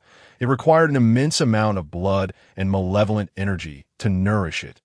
Thus, he had refrained from employing it. But now, the situation had changed. His tribulation was imminent. Moreover, according to his calculations, overcoming this trial would be exceedingly challenging. As practitioners, our very existence is a struggle against the heavens. He desired to test whether he could carve out a path for survival amidst his calamity. With this resolve, Luo Ho commenced his implementation. However, the Jixian Sword Array demanded an excessive quantity of blood and malevolent energy. He certainly could not undertake the killings himself. If he did, he would not even need to wait for disaster to strike. The heavenly principles would swiftly teach him a lesson. At that moment, the declarations of the heavenly principles from the Dragon, Phoenix, and Qilin clans resonated. What a stroke of fortune! They were hardly paragons of virtue, and perhaps eliminating them would even yield merit. Thus, Luo Ho began to strategize. After all, the Jixian Sword Array required only blood and malevolent energy. With proper arrangements, he could achieve his goals without needing to dirty his own hands. His objective now was to incite discord among the three clans. Through careful observation, Luo Ho deduced one conclusion. Even without his instigation, the three clans would eventually engage in a life-and-death struggle. His task was merely to hasten this process. Point one could only say that the three clans were far too greedy. Their existing territories no longer sufficed to satiate their appetites. They aspired to become the dominant force within the primordial realm. And when Wu Feng was causing a stir, he happened to cross paths with them that he was aware of his grievances with the Dragon Clan. After all, he had personally removed the Dragon's soul mark from himself. The little fellow had been careless, failing to erase his own traces. After Wu Feng's avatar departed, it was he who helped cover up the aftermath. It seemed the little one was quite ambitious, having thought to infiltrate the Dragon Clan. However, Wu Feng's actions had also provided him with significant inspiration. Could he not employ a similar tactic? Yet, before causing trouble, he needed to shroud the heavenly secrets to prevent the three clans from discovering any clues. Meanwhile, ever since Wu Feng sensed that he might come into the sights of others, he had been preparing to withdraw while meticulously observing the unusual movements around him. Through his observations, he indeed uncovered some previously overlooked details. For instance, in recent times, the influx of new experts into the Dragon Clan had surged dramatically. In times past, a Deluo Jinxian might only appear once every decade or century. Yet in the last century, 3 or 4 had emerged consecutively, and the Tai Jinxian were even more numerous. This was highly irregular. Deluo Jinxian were not common. Upon reaching this level, most individuals sought a suitable cave abode to quietly explore their own path. Once one attained Deluo Jinxian, they were seldom influenced by external forces. Thus, Wu Feng's resolve to depart from the Dragon Clan solidified. He then began to make arrangements. After all, he was currently the trusted confidant of the second young master. A hasty departure might alert the guards, speaking of which, that little phoenix from the Phoenix clan had initially resisted fiercely after being taken by the second young master. However, as time passed, her resistance waned significantly. Now, she seemed to have resigned herself to the second young master's will, at least outwardly. Yet Wu Feng knew that all of this was merely a fade. With her temperament, how could she easily submit? Wu Feng had been present when she was seized, and he had witnessed her arrogance firsthand. He speculated that her current demeanor was likely a ploy for survival, designed to lull the second young master into a false sense of security before seizing an opportunity to escape. With this thought, Wu Feng chuckled to himself, contemplating how he might assist her. As the second young master's confidant, Wu Feng was well aware of her confinement. However, before taking action, he needed to bide his time. Hoping she could endure during this period to this end, Wu Feng had prepared for a prolonged wait. Yet within a few days, the opportunity he had anticipated materialized. That day, the second young master intended to venture out. He had learned of the stunning princess from the South Sea clan, and being as lecherous as he was, how could he resist such temptation? As soon as he received the news, he gathered a large group of underlings and headed to the South Sea. Initially, the second young master intended to bring Wu Feng along, for Wu Feng had made a lasting impression on him with his adept handling of affairs and pleasing demeanor. However, Wu Feng was already planning to leave, so he had no desire to amuse him any longer. Moreover, the second young master's departure presented an excellent opportunity for Wu Feng. Thus, he concocted an excuse to decline the invitation. And the second young master, unsuspicious, proceeded without him. With so many subordinates, his absence would not hinder their mission. He was already plotting to deal with Wu Feng upon his return, intending to teach him that a dog only deserves to live if it obeys its master. Once the second young master departed, confirming that he would not return midway, Wu Feng set his plan into motion. He first made his way to the confinement area of the little phoenix from the Phoenix clan. Seizing the moment when the guards were inattentive, he stealthily unlocked the door that held her captive. The door swung open, and the little phoenix quickly sensed the change. A surge of joy washed over her. Upon realizing that the coast was clear, she bolted out without a moment's hesitation. The grievances she had endured throughout her life paled in comparison to this period of captivity. Had it not been for her desperate desire to escape, she would have long since succumbed. With Wu Feng's covert assistance, she easily fled from the second young master's residence. Subsequently, she made her way southward toward the heart of the Phoenix clan's territory. She had resolved that upon returning to her clan, she would certainly inform her father of the injustices she suffered, ensuring that the Dragon clan, particularly the second young master, would pay dearly for their actions. The mere thought of the second young master's deeds made her feel nauseous. She would not allow him to escape retribution. Meanwhile, Wu Feng, who had been secretly guarding her, observed her successful escape. After waiting a while to ensure that she was indeed out of reach, he quietly returned to the Dragon clan. Feigning surprise at the discovery of her absence, he raised his voice in alarm. "Oh no! Someone come quickly! The young master's captive has escaped." Following his cries, the second young master's residence filled with people. "Brother Wang Wu, what happened?" "Oh, brother, you have arrived just in time. I was passing by when I noticed the door ajar. Upon entering, I discovered that the captive had fled. What should we do if the young master finds out? I might as well prepare to have my skin flayed." "Don't worry, brother. I suspect she hasn't gone far. Let us pursue her. Right. Let us follow your lead. Brother Wang Wu, from this day forth. You are my true brother. I can't thank you enough. Please, no need for such formalities. We are all brothers. Let us hurry and catch her before it's too late." Indeed, Brother Wang Wu speaks wisely. Thus, Wu Feng led the head guard and a large group of people in pursuit. Once they exited the second young master's residence, seeing the search area was too vast, the head guard became troubled. So, Wu Feng, ever perceptive, suggested they split up to cover more ground. This proposal aligned perfectly with the head guard's desires. What he sought was to capture the little phoenix swiftly and redeem himself. Having consented to Wu Feng's proposal, he promptly pursued the direction in which Xiao Feng Huang had fled. After a considerable amount of time, having confirmed that he had distanced himself significantly, Wu Feng found a suitable location to prepare. He intended to stage a scene of intense combat, subsequently planning to feign death as a means of escape. Meanwhile, upon returning to the Feng clan, Xiao Feng Huang sought out her father, the esteemed elder of the Feng clan, and began to recount her harrowing tale. During this period, she felt utterly tormented, believing herself to be deeply wronged. For the elder, the safe return of his youngest daughter should have been a joyous occasion. She was indeed his most cherished child, and he had always showered her with affection. However, upon learning that her disappearance was orchestrated by the Dragon clan and that she had endured great humiliation while in their custody, His fury knew no bounds. He longed to rush to the dragon clan and exact revenge on the scoundrel who had dared to harm his daughter.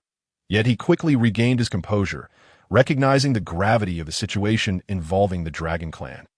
He understood that it was imperative to first report this matter to the clan leader and discuss their course of action. With a heavy heart, he reassured his precious daughter, vowing that he would not allow her suffering to be in vain and that the perpetrator would face retribution. Once he had sufficiently comforted her, he set forth towards the clan leader's location. Upon encountering Yuan Feng, he immediately disclosed the distressing ordeal his daughter had faced. Unsurprisingly, Yuan Feng was equally incensed upon hearing the news. She was acutely aware of how much the elder treasured his daughter and had even envisioned a future alliance through marriage between their clans. However, with such a grave matter at hand, those plans were swiftly dashed. Suppressing her thoughts, Yuan Feng began to contemplate the situation that it was unacceptable for the Dragon Clan to seize the elder's child without consequence, especially given that the Feng clan had grown powerful and formidable. Why not seize this opportunity to test their resolve? With this thought in mind, she shared her idea with the elder. Initially, he was reluctant. How could his daughter's grievances be dismissed so easily? Yet, considering the broader interests of the Feng clan, he recognized it as a viable opportunity. Thus, despite his reservations, he did not oppose the plan to ask both a father and the elder of the Feng clan. He understood the importance of unity in their response. After reaching an agreement, Yuan Feng and the elder, accompanied by a formidable contingent of Feng clan warriors, boldly set forth towards the Dragon clan. Their approach was marked by an unmistakable display of confidence. They harbored no fears. Consequently, news of their arrival reached not only the Dragon clan, but also the neighboring Qilin clan. Such a significant event could not go unnoticed by them. Upon arriving, Yuan Feng wasted no time and directly addressed the ancestral dragon, declaring their purpose and demanding accountability from the Dragon clan. Accountability? Such a notion was unheard of in the Dragon clan's lexicon. Moreover, the child had returned unharmed. What was the issue? Even if he had been aware of the events, it bore no significance to him. The proud ancestral dragon, brimming with self-assurance, had never regarded the Feng clan or the Qilin clan with any semblance of respect. In the vast expanse of the wilderness, strength was the only currency that mattered, not mere words.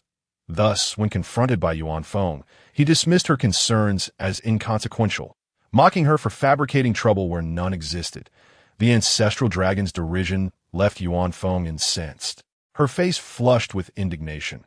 How could he deny the evident truth? This was an affront to her dignity. Chapter 23.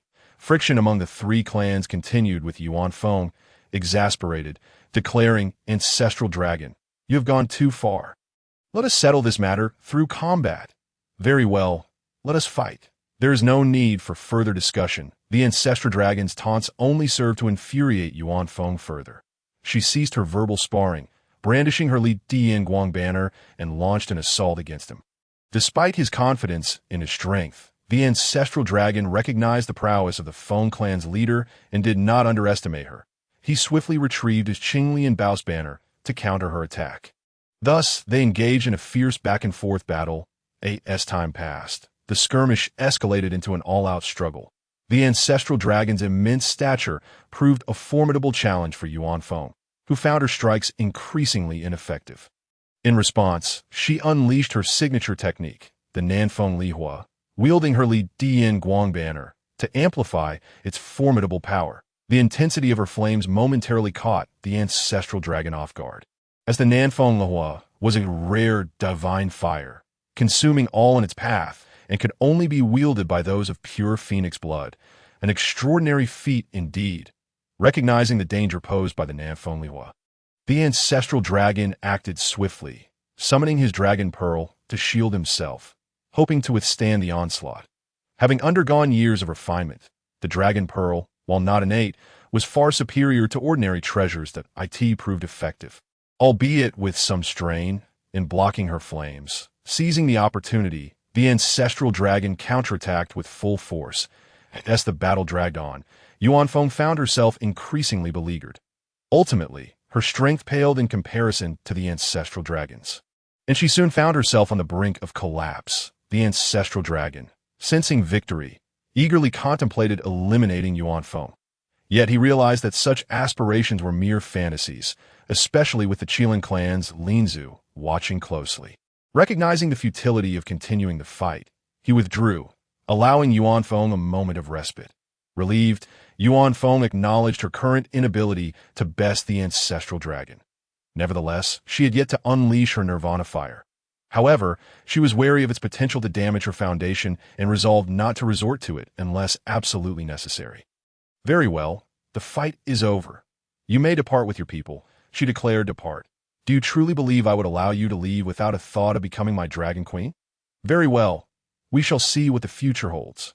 Yuan Feng, despite her exhaustion, felt a surge of frustration at the ancestral dragon's words. However, for the sake of the greater good, she swallowed her anger. Without employing her Nirvana fire, she recognized her limitations and feared that remaining would provoke her into a reckless confrontation. Thus, she chose silence, casting a glance at Linzu before departing without a word. Seeing Yuan Feng leave, the ancestral dragon merely glanced at Linzu before returning to the dragon clan. Meanwhile, Linzu, as a bystander, felt a mix of annoyance and indignation that neither the ancestral dragon nor Yuan Feng had considered his presence significant. However, he refrained from expressing his displeasure and quietly departed with his own entourage. Upon his return to the dragon clan, the ancestral dragon ordered an investigation into the matter. Although he could surmise its details, he desired greater clarity. This incident was straightforward to unravel.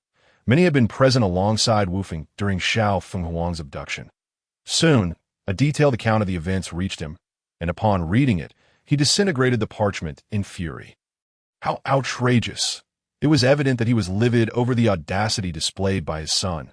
The ancestral dragon had long been aware of his progeny's reckless behavior and recognized that it stemmed from his poor upbringing. His anger was directed not merely at his son's actions, but at his utter disregard for the consequences. Realizing that his child had ventured to the South Sea, he immediately dispatched someone to pursue him. Furthermore, he summoned the sixth elder, for this was indeed his son, and he needed to be reprimanded thoroughly. Although the incident seemed to have subsided on the surface, it had not caused any significant upheaval within the dragon clan. As for Wu Feng's alias, Wang Wu, that was a mere footnote, long forgotten. Even those who remembered might only include the leader who had been tasked with guarding Xiao Fenghuang, for Wang Wu had perished while pursuing her. He had inadvertently assisted, and thus felt a twinge of guilt. Yet, he was ultimately an inconsequential figure, soon to be silenced. Not long after the ancestral dragon met with the sixth elder, an air of mystery enveloped the dragon clan. What transpired during their meeting remained unknown, but it was evident that the participants of the incident began to vanish without a trace. Even the second young master found himself conveniently excused and sent to an inconsequential location. Effectively exiled. After departing from the dragon clan, Wu Feng diligently monitored the movements of the dragon clan. He had heard of the clash between the ancestral dragon and Yuan Feng, feeling a tinge of regret that it had not escalated into full-blown warfare. Nonetheless, he remained undeterred. If they were unwilling to engage, he would find a way to provoke them in a conflict, ensuring they had ample reasons to do so. Thus, Wu Feng took it upon himself to carry out assassinations against several key figures of the three clans. His first target was none other than the second-generation heir, for he had a conflict with the Feng clan that, if he were to meet an untimely demise, it would be difficult for anyone not to suspect the Feng clan's retribution, thereby exacerbating the existing discord. Subsequently, he learned of the exile location of the second-generation heir. To his astonishment, this place happened to be his hometown, Beihai. The process was remarkably smooth. Seizing the opportunity, Wu Feng swiftly eliminated him with decisive efficiency, leaving no room for hesitation. By the time the Long clan made their discovery, the life of their scion had already slipped away. As for the circumstances surrounding his death, it unfolded precisely as Wu Feng had anticipated, casting suspicion upon the Feng clan. Patriarch, you must avenge my son. He has already paid dearly for his actions. His death is an injustice. Listening to the lamentations of the sixth elder, even the ancestor dragon felt a twinge of vexation. The life or death of the second-generation heir was of little concern to him, yet the sixth elder's sentiments were different. As a prominent elder of the Long clan, he wielded considerable influence. Furthermore, he was convinced that the Feng clan was intricately involved in the second-generation heir's demise. What a coincidence it was. Following the battle with Yuan Feng, he had gained a measure of confidence in his own strength, leading him to underestimate the Feng clan, believing they had dismissed him as a mere adversary. However, he recognized that the time was not yet ripe. He needed to await the return of the Long clan's grand elder, Zhu Long. It was well known that Zhu Long possessed formidable power. Even if he could not surpass Wu Feng, he would certainly have the upper hand against Lin Zhu. When the time came for a 2-on-2 confrontation, victory would be within his grasp. Having resolved his thoughts, he continued to placate the sixth elder, asserting that the Long clan would never forget this vendetta and that the Feng clan would eventually pay the price. Chapter 24.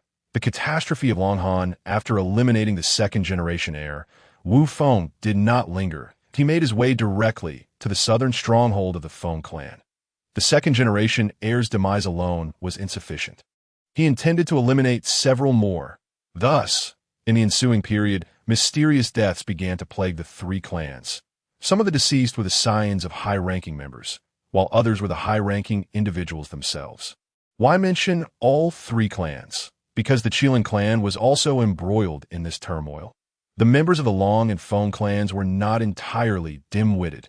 After one or two incidents, they would surely begin to ponder whether the Qilin clan was stirring the waters for their own gain. If conflict erupted between the Long and Feng clans, only the Qilin clan would stand to benefit. In response, Lin Zhu expressed his innocence, yet no one believed him.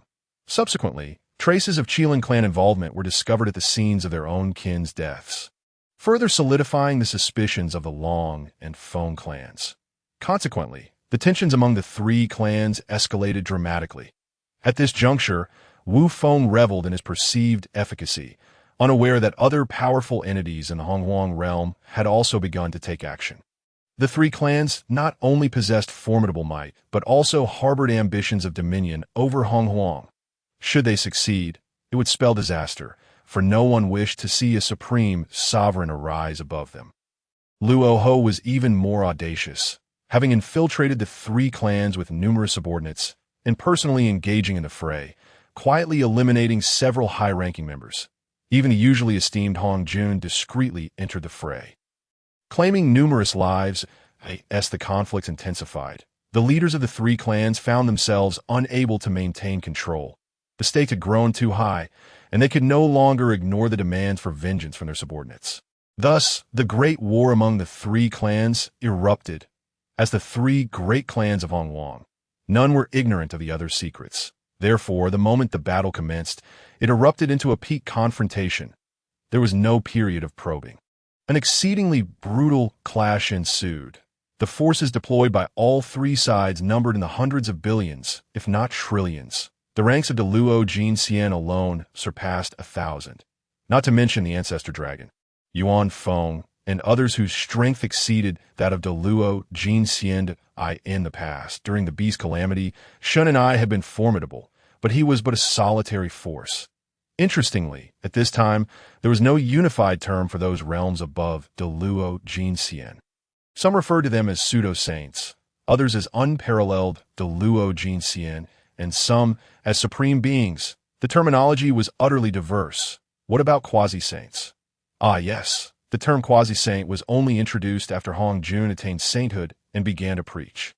Hence, it had yet to be widely recognized. In the early days of Honghuang, everyone's cultivation was relatively low. Even Shun and I, as four strongest aides, Han Dun, Qiong Qi, Tao Tai, and Tang Gu, still fell within the realm of the Luo Jinxian. It could be said that the war among the three clans was the largest battle in the history of Honghuang. As the war raged on, the Feng and Qilin clans gradually found themselves at a disadvantage. Observing this situation, Yuan Feng and Lin Zhu could no longer bear to fight separately.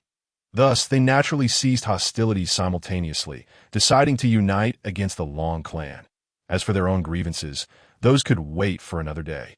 Meanwhile, the Long clan felt the pressure mount in light of the alliance between the Feng and Qilin clans. Even the ancestor dragon found it exceedingly strenuous to contend with both Yuan Feng and Lin Zhu simultaneously. Reluctantly, the ancestor dragon summoned his trump card, the Long clan's grand elder, Zhu Long. He then faced the slightly stronger Yuan Feng himself, leaving the comparatively weaker Lin Zhu for Zhu Long to deal with. With Zhu Long's involvement, the Ancestor Dragon felt a significant alleviation of pressure. He retained confidence in his ability to confront Yuan Feng alone.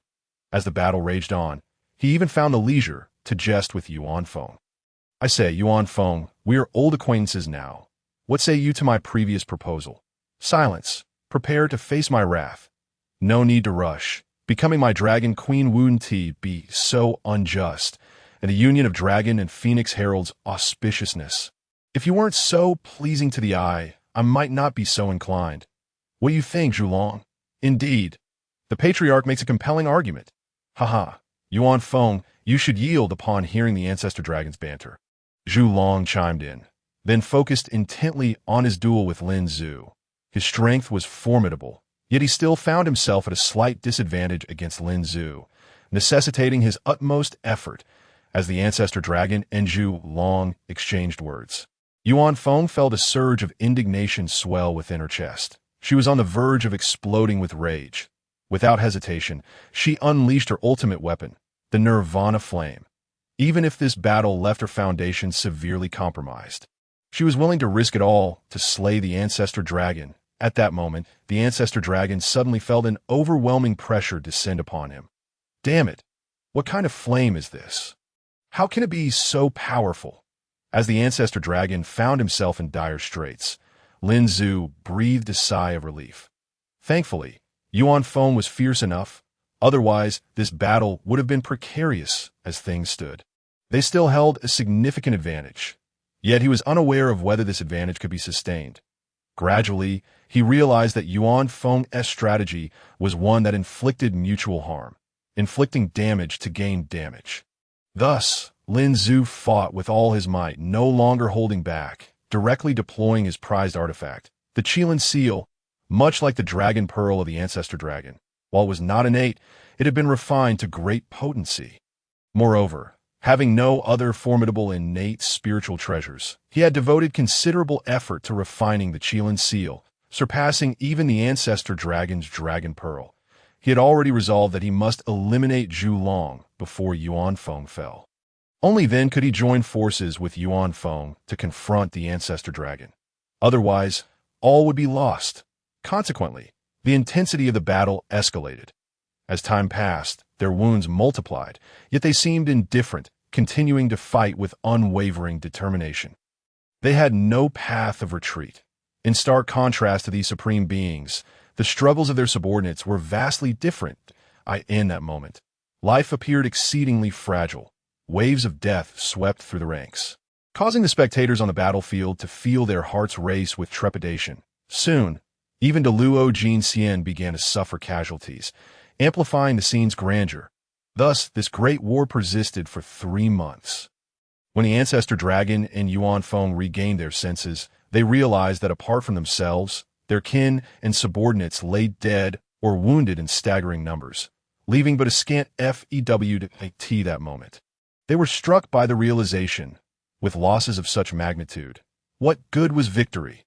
They had lost the capacity to rule over Hong Huang. Contemplating this, a wave of desolation washed over their hearts. Subsequently, they found themselves involuntarily halting their assaults. Chapter 25. The Calamity concludes, gathering the golden wheel of merit. What has transpired? When did they begin to harbor ambitions of dominating Hong Huang? The desolation of the battlefield momentarily dispersed the calamity in their minds, allowing their consciousness to clear for a rare moment. Yet, the price of this clarity was exorbitant. It was a burden too great to bear, and it had come too late. Alas, they never anticipated they would one day become the protagonists of a great calamity. In this moment of lucidity, they comprehended everything. The beast calamity of year seemed like yesterday, vividly etched in their memories. The scenes from that time mirrored their current predicament. They glanced at the remaining members of their clans and felt themselves to be the sinners of their entire lineage. One must take it upon oneself to atone for one's transgressions. The Ancestor Dragon, resolute in his decision, lifted his gaze to the heavens. Heavenly Tao above, our dragon lineage vows to forever stabilize the waters of the 4 seas. to repay our sins. May the heavenly Tao grant us this boon. As his words echoed, dark clouds gathered in the sky, followed by a resounding roar. Clearly, the heavenly Tao had acquiesced to the ancestor dragon's plea. Witnessing this outcome, the ancestor dragon cast a lingering glance at his remaining kin, his eyes reflecting both reluctance and nostalgia. Dragon clan, heed my command. From this day forth, led by the candle dragon, we shall eternally stabilize the four seas. With that, the ancestor dragon transformed into the essence of heaven and earth, returning to the cosmic fabric itself. Following his lead, Vian discerned that this might indeed be the most favorable resolution. After all, having dominated the primordial realm for countless years, they could not have been without adversaries. In times of great strength, they had been indifferent. Yet now, their clan could scarcely endure further tribulations. Thus, they emulated his example. Heavenly Tao above, our Phoenix clan pledges to forever stabilize the South Ming volcano, to repay our sins. May the Heavenly Tao grant us this boon. Heavenly Tao above, our Qilin clan pledges to forever stabilize the primordial earth veins. To repay our sins. May the Heavenly Tao grant us this boon. Clan leader, no. Clan leader, despite the heartfelt pleas from their kin, they remained resolute, for they understood the depth of their sins. The heavenly Tao permitted not their continued existence. Sensing the heavenly Tao's acceptance, and exchanged a final glance with their respective clans before also dissolving into the cosmic essence. Upon their demise, the ominous energy within the world dissipated instantaneously, accompanied by extraordinary phenomena. With these manifestations came boundless merit. This grand feast of merit was akin to the previous calamity of fierce beasts, truly a shared fortune for all witnesses. Tu received a share of merit. Upon acquiring it, he felt an overwhelming sense of triumph, for his contributions during the calamity had resulted in an abundance of merit bestowed by the heavenly Tao, far exceeding that of the previous beast calamity. With his merit in hand, he retrieved his prior accumulation and merged them for safekeeping. His plan was already laid out. He intended to fashion an immense merit golden wheel to adorn the back of his head. This would not only make a grand statement, but also enhance his safety. That's a perfect plan. As for enhancing his cultivation, had never contemplated such a notion. He firmly believed that true cultivation could only be attained through one's own diligent efforts. Anything acquired through merit would be insubstantial, and he held disdain for such hollow gains. Much like all who participated in this great calamity received varying degrees of merit. Among them, reaped the most significant rewards due to his extensive contributions. In terms of merit alone, his gains far surpassed. Thankfully, was unaware of this, or else his excitement would have been considerably dampened. Of course, compared to merit, was far more concerned with the immense quantities of fresh blood and malevolent energy acquired during the calamity. Through the refining of this blood and malevolence, his extermination sword array had been completed. In terms of destructive power, it was unparalleled. The only downside was that it could not be used to suppress destiny. Rather, it would continuously deplete his own fortune. However, when weighed against its might, such losses seemed trivial. Besides, he had every intention of wielding it against the heavens. Destiny was of little concern to him, since the conclusion of the Dragonhan calamity. The primordial realm had returned to tranquility, although the aftermath of the calamity left the land desolate. Within that desolation lay an undeniable resilience. Many formidable beings perished in the great conflict, yet it was believed that new powers would soon emerge. Every era would give rise to its own prodigies. Buzz-ha! It's done. Gazing upon the colossal merit golden wheel before him, felt a profound sense of accomplishment. Such a grand merit golden wheel. Placing it atop his head should ensure his safety, right? Safety had always been his utmost priority. After solidifying the golden wheel of merit, he began his journey across the primordial realm as a great Luo golden immortal. He was now considered a formidable figure following the calamity. As long as he did not encounter any of the truly powerful beings, he should be relatively safe. Even if he did, had no fear. Those who survived to become mighty were invariably respectful of the Tao. They would not concern themselves with a mere speck-like. Moreover, with the merit golden wheel behind his head, his safety was even more assured.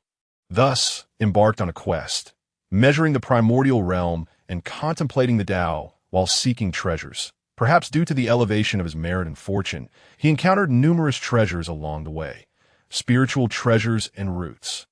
Though their ranks were not particularly high, their quantity was impressive, was immensely satisfied. Even if he could not utilize them himself, they would be splendid gifts for future disciples. Innate spiritual treasures were not trifles. Given the current state of the primordial realm, they had yet to shatter if he were to wait until later. Especially after achieved sainthood and shared the method of corpse severing, their value would rise exponentially. At this juncture, he pondered whether to explore the renowned mountains and rivers of the future. In this era, he might stumble upon unexpected gains. He had no interest in those with names and titles, as they were bound by fate. However, if he encountered the nameless and unknown, wouldn't that be a fortune? With a mindset of not wasting opportunities, swiftly resolved to proceed, that a little time wasted was still acceptable. Moreover, with the Tao tree continually nurturing him with principles, even if he did nothing, his comprehension of the laws would progress rapidly. Thus, set his course toward the nearest Wui Mountains. Why did he know that it was the Wui Mountains? Wasn't that self-evident? Divine mountains possess spirits and are inherently named. Since their inception, they had been bestowed with names by the great Tao. Just like the three purities, Fuxi and Yuhua, their names were directly conferred by the Tao, unique and imbued with their respective principles. In their early stages of cultivation, their divine qualities remained concealed. Yet, once they reached a certain level of mastery, they would respond to the utterance of their names.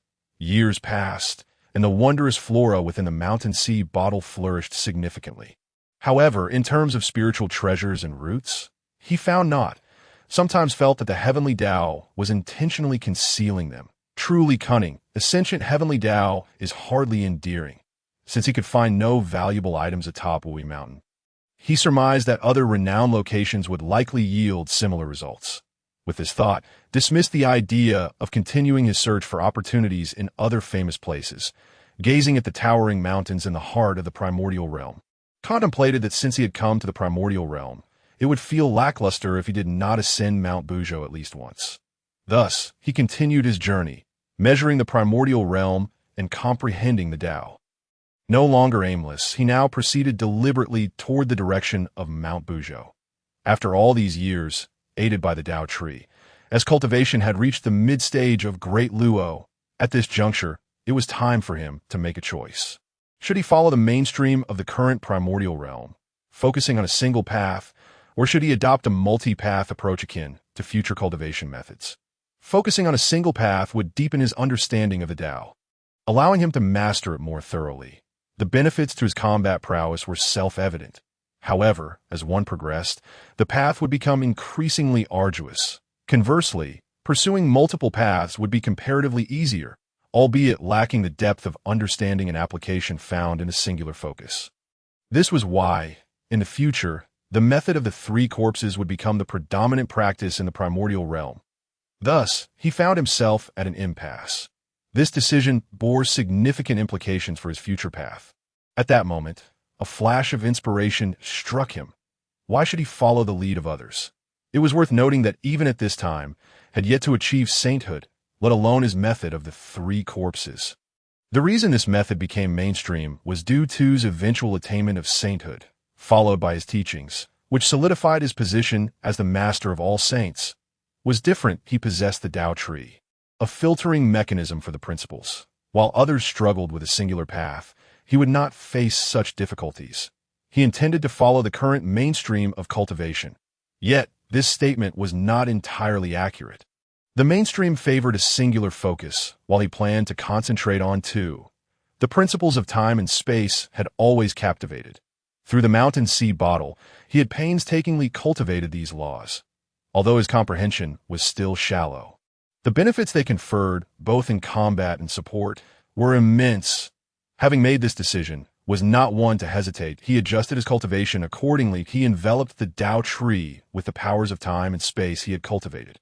As he performed this action, the principal energy emitted by the Tao tree visibly transformed into the corresponding energies of time and space. This discovery would later come to him through exploration. This also serves as the foundation for his audacity to concentrate on two paths that, in the blink of an eye, tens of thousands of years have passed, as time stretched on. Wu Feng suddenly felt that measuring the vastness of the primordial chaos seemed like an unreliable decision. The primordial chaos is simply too expansive. Even after all these years, he still perceived Mount Buzhou as a distant entity. Indeed, one could assert that, under his gaze, Mount Buzhou had hardly changed at all. However, it is fortunate that, during this lengthy passage of time, Wu Feng did not remain idle. With the aid of the Tao Tree, a filter of laws, his understanding of the paths of time and space has progressed almost daily. As his comprehension of these two paths deepened, he also refined his skill, the flying leg, significantly. Apart from the tyrant body art, this was Wu Feng's most cherished technique. His expectations for it were equally high. The current incarnation of the flying leg is not only more stable in execution, but has also acquired the ability for spatial leaps. Although there are limitations, given that Wu Feng's grasp of the spatial laws is still rudimentary, the distance of its leaps remains quite short. Nevertheless, this is still exceedingly impressive. If employed in battle, its enhancement would undoubtedly be monumental. For instance, during a clash with an opponent, one could suddenly appear behind them. Caught off guard, who could withstand such a maneuver? Yet, when it comes to the laws of time, Wu Feng finds himself somewhat at a loss. The laws of time are formidable, but their application demands a high level of proficiency. Wu Feng aspires to weave them into his techniques or movements. However, the difficulty is overwhelming, prompting him to set this ambition aside for the time, being, as the saying goes, the boat will find its way when it reaches the bridge. It will eventually come in handy. Having concluded these reflections, it is time to discuss Wu Feng's gains. Over the span of tens of thousands of years, although he devoted most of his time to comprehending the great Tao, there were inevitably moments of tedium that it was during these intervals that his sea of mountains and seas bottle was enriched significantly. Items such as billions of years of cold iron, millions of years of fire lotus, and hundreds of thousands of years of spirit ginseng are simply innumerable. The resources in the primordial chaos are exceedingly abundant. His perspective has elevated remarkably. Materials younger than 10,000 years he now dismisses entirely. Gazing at the still elusive Mount Buzhou, Wu Feng resolved to fly directly there. He had grown weary of a life adrift across the four seas. He planned to seek a suitable cave abode upon reaching Mount Buzhou and settle down, gradually comprehending the great Tao. Perhaps even nurturing a few disciples to pass the time would be a splendid choice. Thus, Wu Feng soared towards Mount Buzhou. Years later, he finally arrived at the foot of Mount Buzhou. Contemplating the long journey, he sighed at the true hardships endured. Fortunately, with his current cultivation level at the great Luo Golden Immortal, he could hardly fathom how long it would have taken had he not reached this stage. Upon arriving at the base of Mount Buzhou, he immediately felt an immense pressure. What is this? The oppressive aura of Pangu. Only by personally arriving here can one genuinely sense a fraction of Pangu's cultivation. Wu Feng is certain that Pangu's enlightenment was far beyond that of a sage. Having never seen a pig run, one can still recognize a pig. If sages were truly this powerful, the battle of the gods would not have shattered the primordial chaos into 4 pieces, but would have reduced it to dust. Feeling the residual might of Pangu, even if only a remnant, sent a tremor through Wu Feng's very soul. Before the majesty of Mount Buzhou, or perhaps before Pangu himself, he felt utterly minuscule.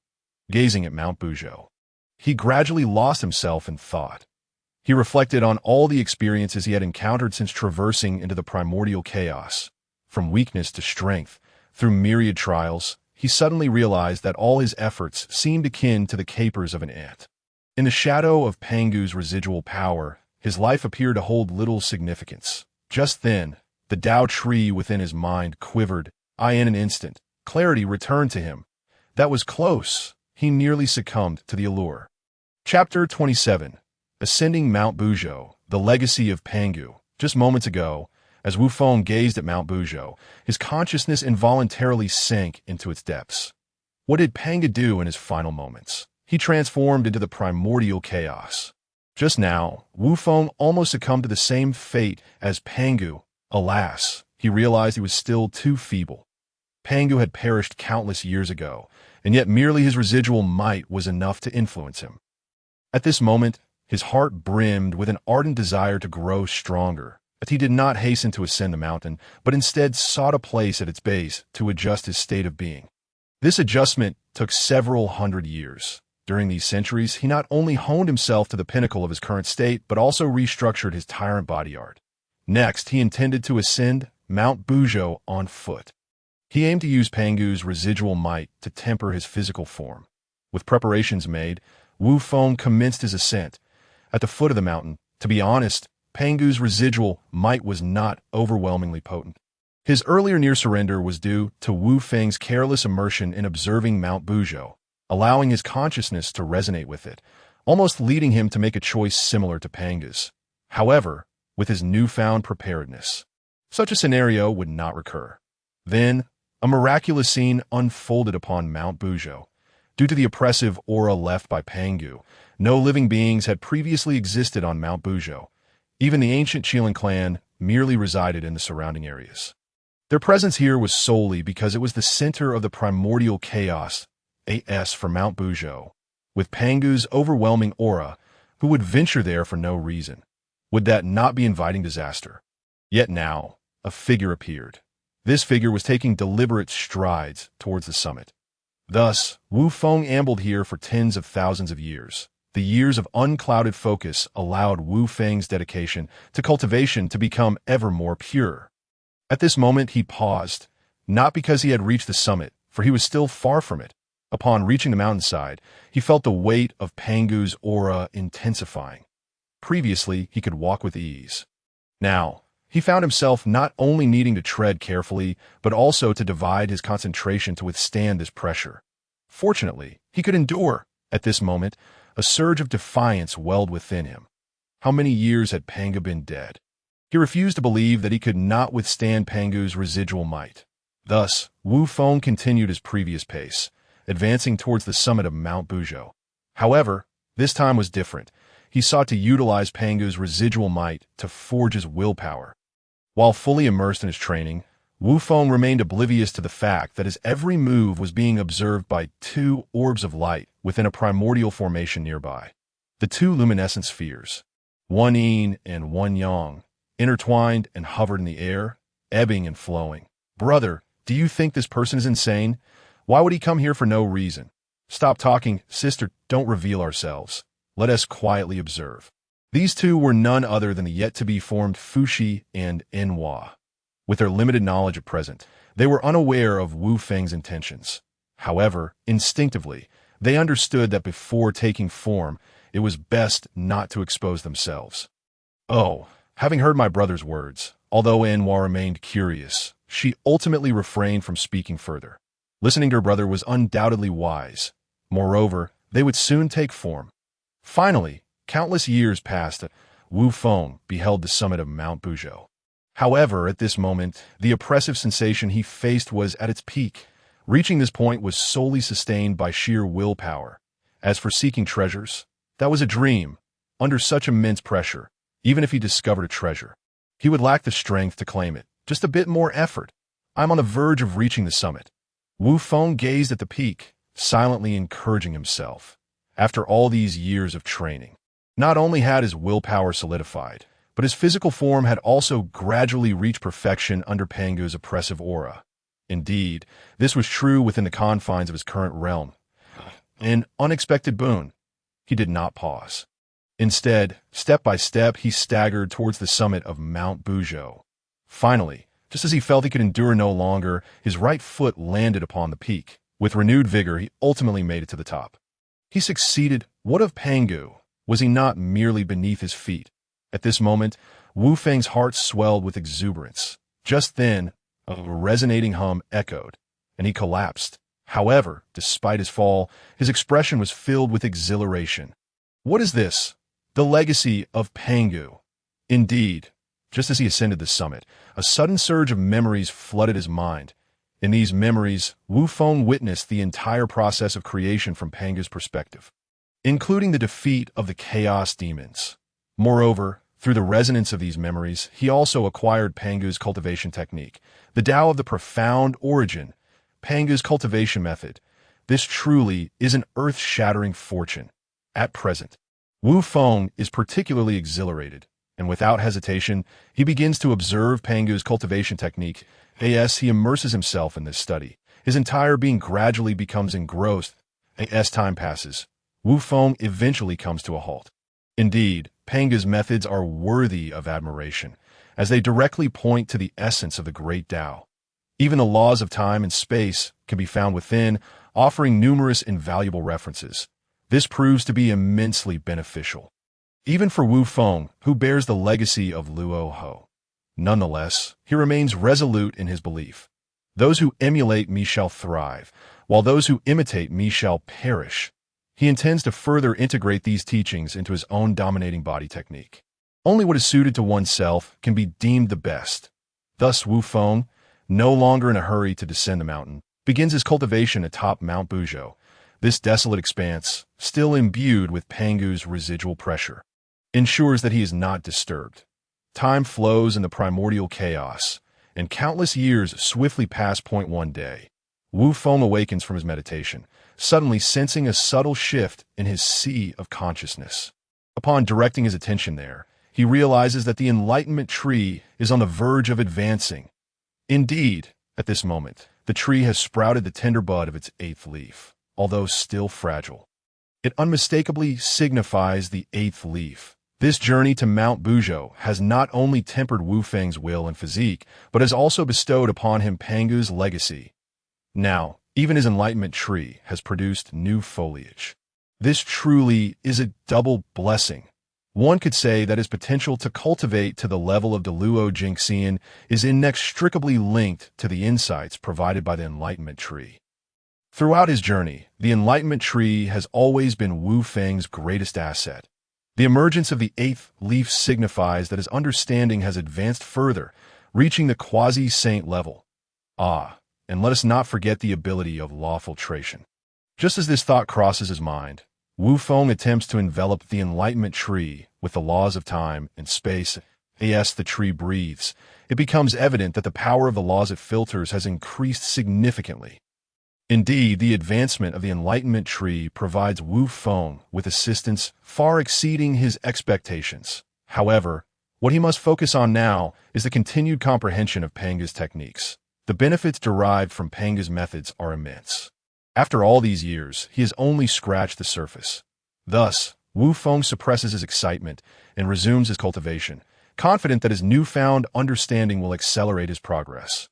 While immersed in his practice, Wu Feng is suddenly jolted awake by a wave of anxiety. Could something significant, related to him, be about to transpire? At this thought, he becomes somewhat perplexed. Since his arrival in the primordial chaos, he has been exceedingly cautious, resulting in few events that pertain to him. After much contemplation, he cannot fathom what matters could possibly involve him. Why, then, is he feeling this way? Just then, he hears a furious shout emanating from the west. Hongjun, your triumph over me this time is merely due to your reliance on a few scapegoats. Do not revel in your victory, for I, Luo Ho, remain unsatisfied. The heavenly Tao bears witness, and I, Luo Ho, hereby vow. From this moment forth, the Tao wanes, and the demon rises. The Tao and demons shall not coexist. Following this proclamation, a ripple appears in the skies above the primordial chaos. It is clear that the heavenly Tao has acknowledged this oath. Witnessing this, Luo Ho bursts into laughter, casting a mocking glance at Hongjun. Then, with a thunderous explosion, Luo Ho self-destructs. Not only that, but he takes the Excalibur array with him, obliterating the entire western region's earth veins in the process. Subsequently, his voice fades into silence. What is this? Luo Ho has perished.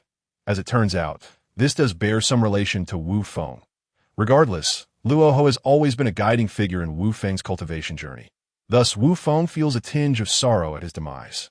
Yet, unbeknownst to him, at the moment of Luo Ho's death, Hongjun loses his composure, yet he never anticipated that, at the final hour, Luo Ho and the heavenly Tao would conspire against him. As for plotting against the cosmos and turning the tide against a few individuals, Hong Jun is indifferent. He understands that the path to ultimate cultivation is a solitary one, that only the victor can savor the last laugh. However, he did not foresee Luo Ho's unyielding nature. Even in death, Luo Ho drags him down with him. Now, with the destruction of the Western Earth veins, as one of the primary forces in this battle, he has incurred a significant karmic debt. What is karma? As a seasoned practitioner, Hong Jun is all too aware. This predicament leaves him with a headache. Even if he successfully attains sainthood after this ordeal, he will be irrevocably bound to the primordial chaos. Stripped of his freedom, alas, fate and destiny, perhaps contemplating his future fate, Hong Jun lets out a resigned sigh.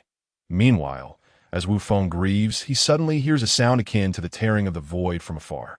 Soon he observes a long spear soaring toward him from the distance. Before he can ponder further, a voice resonates beside his ear. "Kid, I left in haste last time and failed to offer you a proper greeting. Consider this a token of my regard." As the spear embeds itself before him, the voice dissipates. The god-slaying spear. Who would have thought that Luo Ho, even in his final moments, would think of someone as insignificant as him? How fortunate he feels. Yet, for some reason, a lingering shadow looms over him, casting a pall of melancholy. After a prolonged moment, he finally stows away his sorrow and gathers his resolve. He still has his own path to pursue. He scrutinizes the god-slaying spear closely. The shaft is pitch black, with only the spearhead reflecting a hint of light. Its ancient design exudes an aura of lethal intent. Truly, in terms of offensive power, it rivals that of innate treasures. After claiming the god-slaying spear, Wu Feng resumes his cultivation. He is still far too weak. Faced with the overwhelming forces, he remains powerless. Only by growing stronger can he seize his destiny. Subsequently, the primordial chaos falls into a profound tranquility. The recent cataclysms have left it battered and in need of recuperation. Likewise, others require time to recover. Countless more years pass, having adjusted his dominating body technique to its current pinnacle. Wu Feng opens his eyes once more. He believes that further adjustments would yield little significance at this stage, constrained by the limitations of his cultivation. However, his progress is undeniably substantial. Not only has his technique advanced, but his physique has also grown more refined under Panga's oppressive might. Even his skin now radiates a subtle glow, appearing translucent, jade-like skin and bone. This is Wu Feng's description of his current appearance. Yet, when combined with his imposing demeanor, it seems somewhat incongruous. Nevertheless, Wu Feng finds himself powerless to change it. He prefers the bronze hue of his skin. Yet circumstances do not permit such a transformation. He cannot simply alter his appearance at will. Determined, he prepares to descend the mountain.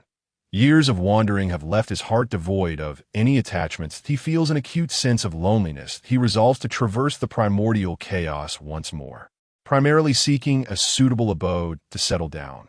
The journey down Mount Buzhou is markedly swifter than the ascent. This is not solely due to the enhanced strength of his physique, but also because he is gradually acclimatized to the pressures of Mount Buzhou. Having spent time even at the peak, where the pressure is most intense, he finds the other areas to be relatively manageable. Thus, within a few short years, he reaches the base of Mount Buzhou. Gazing up at the mountain, Wu Feng reflects on the magnitude of his gains. Truly, this expedition has yielded great rewards. With that, he departs without a backward glance. How absurd! Reflection aside, it does not diminish the fact that he is eager to leave this place. To his astonishment, after so many years, the primordial chaos has flourished.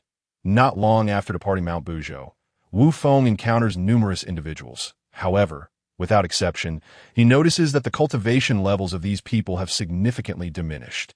Even the most powerful among them barely reaches the level of Ajinxian. Of course, this could also be attributed to the limited number of individuals he has encountered thus far.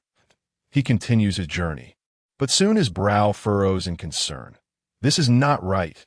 Gradually, he realizes that the decline in cultivation is not an isolated phenomenon, but rather a pervasive trend throughout the primordial chaos. During this period, he has hardly encountered any Tai Jinsen-S. It is worth noting that prior to the Dragonhan cataclysm, the number of Tai Jingshians was substantial, not to mention the Deluo Jingshians. Even after the calamity, many survived. After deep contemplation, Wu Feng arrives at a possible conclusion. The elder generation of practitioners has faced two successive tribulations and, having been thoroughly frightened by the calamities, now mostly remain hidden. Meanwhile, the new generation, lacking the extraordinary talent of their predecessors, contributes to the current state of affairs that Wu Feng witnesses. The primordial chaos may appear more prosperous, yet in reality, it is in decline. It is imperative to remember that the practitioners of yore, regardless of their strengths, were inherently innate beings, some of the most gifted individuals since the dawn of creation. However, the present circumstances are markedly different. Most of the individuals that Wu Feng now encounters are merely postnatal beings. Coupled with the previous conflict between the Tao and the demons, this has resulted in the fragmentation of the West Earth veins of the Honghuang. Thus, the current state of Honghuang is no longer as round and smooth as an egg. It resembles a cork that is leaking air. All these factors combined have contributed to the present situation. Moreover, Wu Feng is acutely aware that this is merely the beginning as the battles of the witch and the demon and the investiture of the gods erupt. The visage of Honghuang is destined to deteriorate further. Not long after, he heard reports of two deities appearing at Mount Buzhou. Their cultivation levels are extraordinarily high, known as Fuxi and Enhua, and it is said that upon their transformation, they possess the cultivation of the great Luo Golden Immortal. Subsequently, he also heard of other well-known deities such as the Three Pure Ones, Mingyi, Xinyuanzi, and Dijuantai. That Wu Feng lamented the passing of the old generation and the emergence of a new one.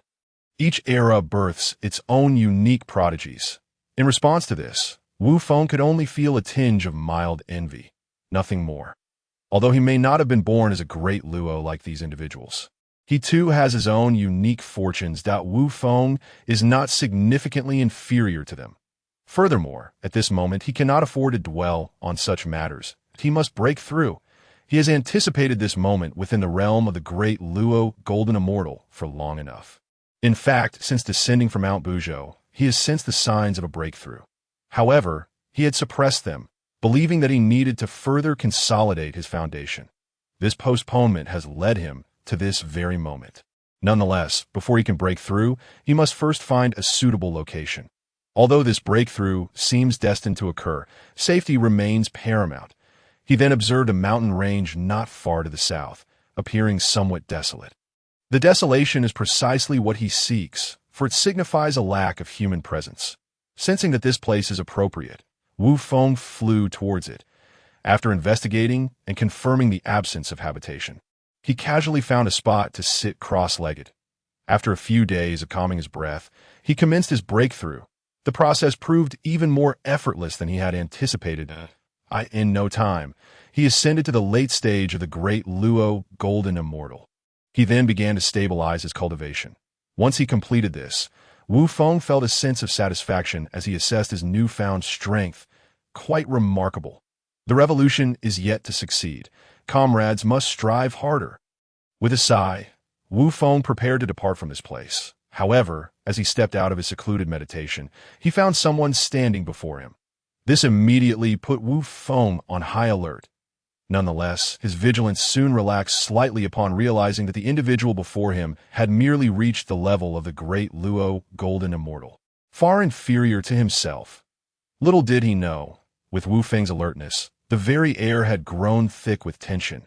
This startled Xinyuanzi, who thought to himself, what an impressive cultivation level this person possesses. Just as Wu Feng contemplated whether to strike first and eliminate this individual, a hint of murderous intent flickered in his gaze. Sensing this, Xinyuanzi, disregarding all else, spoke up, "Fellow Taoist, do not take offense. I am Xinyuanzi, residing not far from here. I merely happen to pass by this area. If I have caused any disturbance, I hope you will forgive me." Upon hearing the name of his interlocutor, Wu Feng finally felt completely at ease, although he couldn't shake a sense of inexplicable regret. What is wrong with me? It must be the lingering aura of the great calamity of beasts and the Dragonhan calamity that has not yet dissipated, affecting my demeanor. As a loyal and honest individual, Wu Feng harbors no thoughts of killing or seizing treasures. However, Xinyuanzi is a familiar figure. Much like his good friend Hong Yun, he belongs to the category of kind-hearted individuals in Hong Huang, that as for deceit. That is out of the question. The names of the current deities are directly bestowed by the Tao, so when they introduce themselves, Wu Feng feels an undeniable authenticity in their words. I, Wu Feng, have the honor of meeting fellow Taoist Zhen Yuanzi. With a shift in conversation, he explained that he had just experienced a breakthrough in his cultivation and had not managed to control himself properly, assuring him that he had no intention of making a move, and he hoped for Zhen Yuanzi's understanding. Through years of experience in Hong Huang, Wu Feng had long since developed a toughened demeanor. As long as I am not embarrassed, it is others who will feel awkward. Indeed, upon hearing Wu Feng's words, Zhen Yuanzi's lips twitched slightly, yet he chose to remain silent, eager to conclude their greeting and depart swiftly. But Wu Feng was not about to let him off that easily. He had long coveted Zhen Yuanzi's ginseng fruit. He wondered how the fruit from a top-tier, innate spiritual root compared to his own mid-tier offerings. An inaggressive approach would not suffice. After all, this individual is destined to become the ancestor of the Earth Immortals. They might cross paths again in the future. Thus, Wu Feng engaged Zhen Yuanzi in conversation, and the two began to exchange pleasantries amicably. Wu Feng's profound cultivation level became apparent as he posed a few questions, prompting Zhen Yuanzi to frequently cast sidelong glances. Subsequently, Zhen Yuanzi instinctively invited Wu Feng to visit his residence. To his surprise, Wu Feng readily agreed. It was a straightforward and unpretentious acceptance. For a moment, Zhen Yuanzi found himself somewhat flustered. I merely inquired out of politeness. How could this person be so oblivious? Helpless, Zhen Yuanzi had no choice but to lead the smiling Wu Feng back to his Wuzhuangwen. Fortunately, Wu Feng proved to be a wealth of knowledge. After all, he was an ancient relic who had survived since the dawn of creation. His vast experience was evident. Under his guidance, many of Zhen Yuanzi's queries found resolution. To savor a taste of the ginseng fruit. Wu Feng had certainly gone to great lengths. In the end, Zhen Yuanzi showed no reluctance at all, warmly inviting Wu Feng to extend his stay. Without a moment's hesitation, Wu Feng agreed. Moreover, with a casual wave of his hand, he conjured a pot of brewed tea and some spiritual fruits on the small table beside them. The tea leaves were freshly picked from his enlightenment tea tree, while the water used for brewing was the divine water of the three lights. The spiritual fruits were all mid-tier, innate spiritual roots harvested from Yingzhou Island. In that instant, Wu Feng's status was undeniably elevated. His intentions were clear. Having presented such delicacies, where was Zhen Yuanzi's ginseng fruit? Would he not promptly bring it forth for Wu Feng to sample? Chapter 30. Discussing fruits and Tao, Wu Feng remained unaware that upon witnessing his offerings, Zhen Yuanzi was utterly stunned. He thought to himself, what an extravagant display! Truly, a person of great enlightenment. In response, Zhen Yuanzi did not hold back, and with a wave of his hand, a platter of fruits appeared on the table. Remarkably, there were 8 of them. Wu Feng beamed with satisfaction, internally exclaiming that this was a fortunate turn of events. Following a round of courteous exchanges, they began to sample each other's offerings. The ginseng fruit lived up to its name. It resembled a newborn baby, with discernible limbs and facial features this little head even bore a smile. It looked utterly irresistible. With a crunch, Wu Feng took a bite, devouring half its head. Aside from its exquisite flavor, it also bestowed upon Wu Feng a remarkable surge of magical power, truly worthy of its reputation as a treasure of the herbal realm.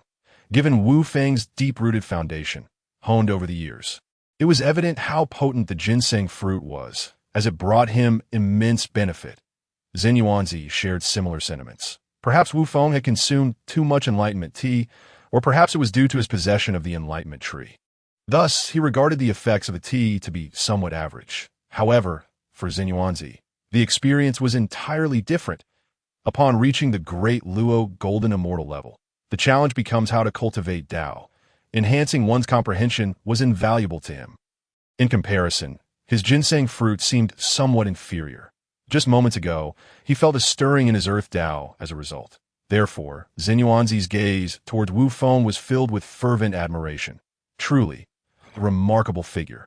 Such precious items are given freely. He absolutely adored this kind of enlightened individual.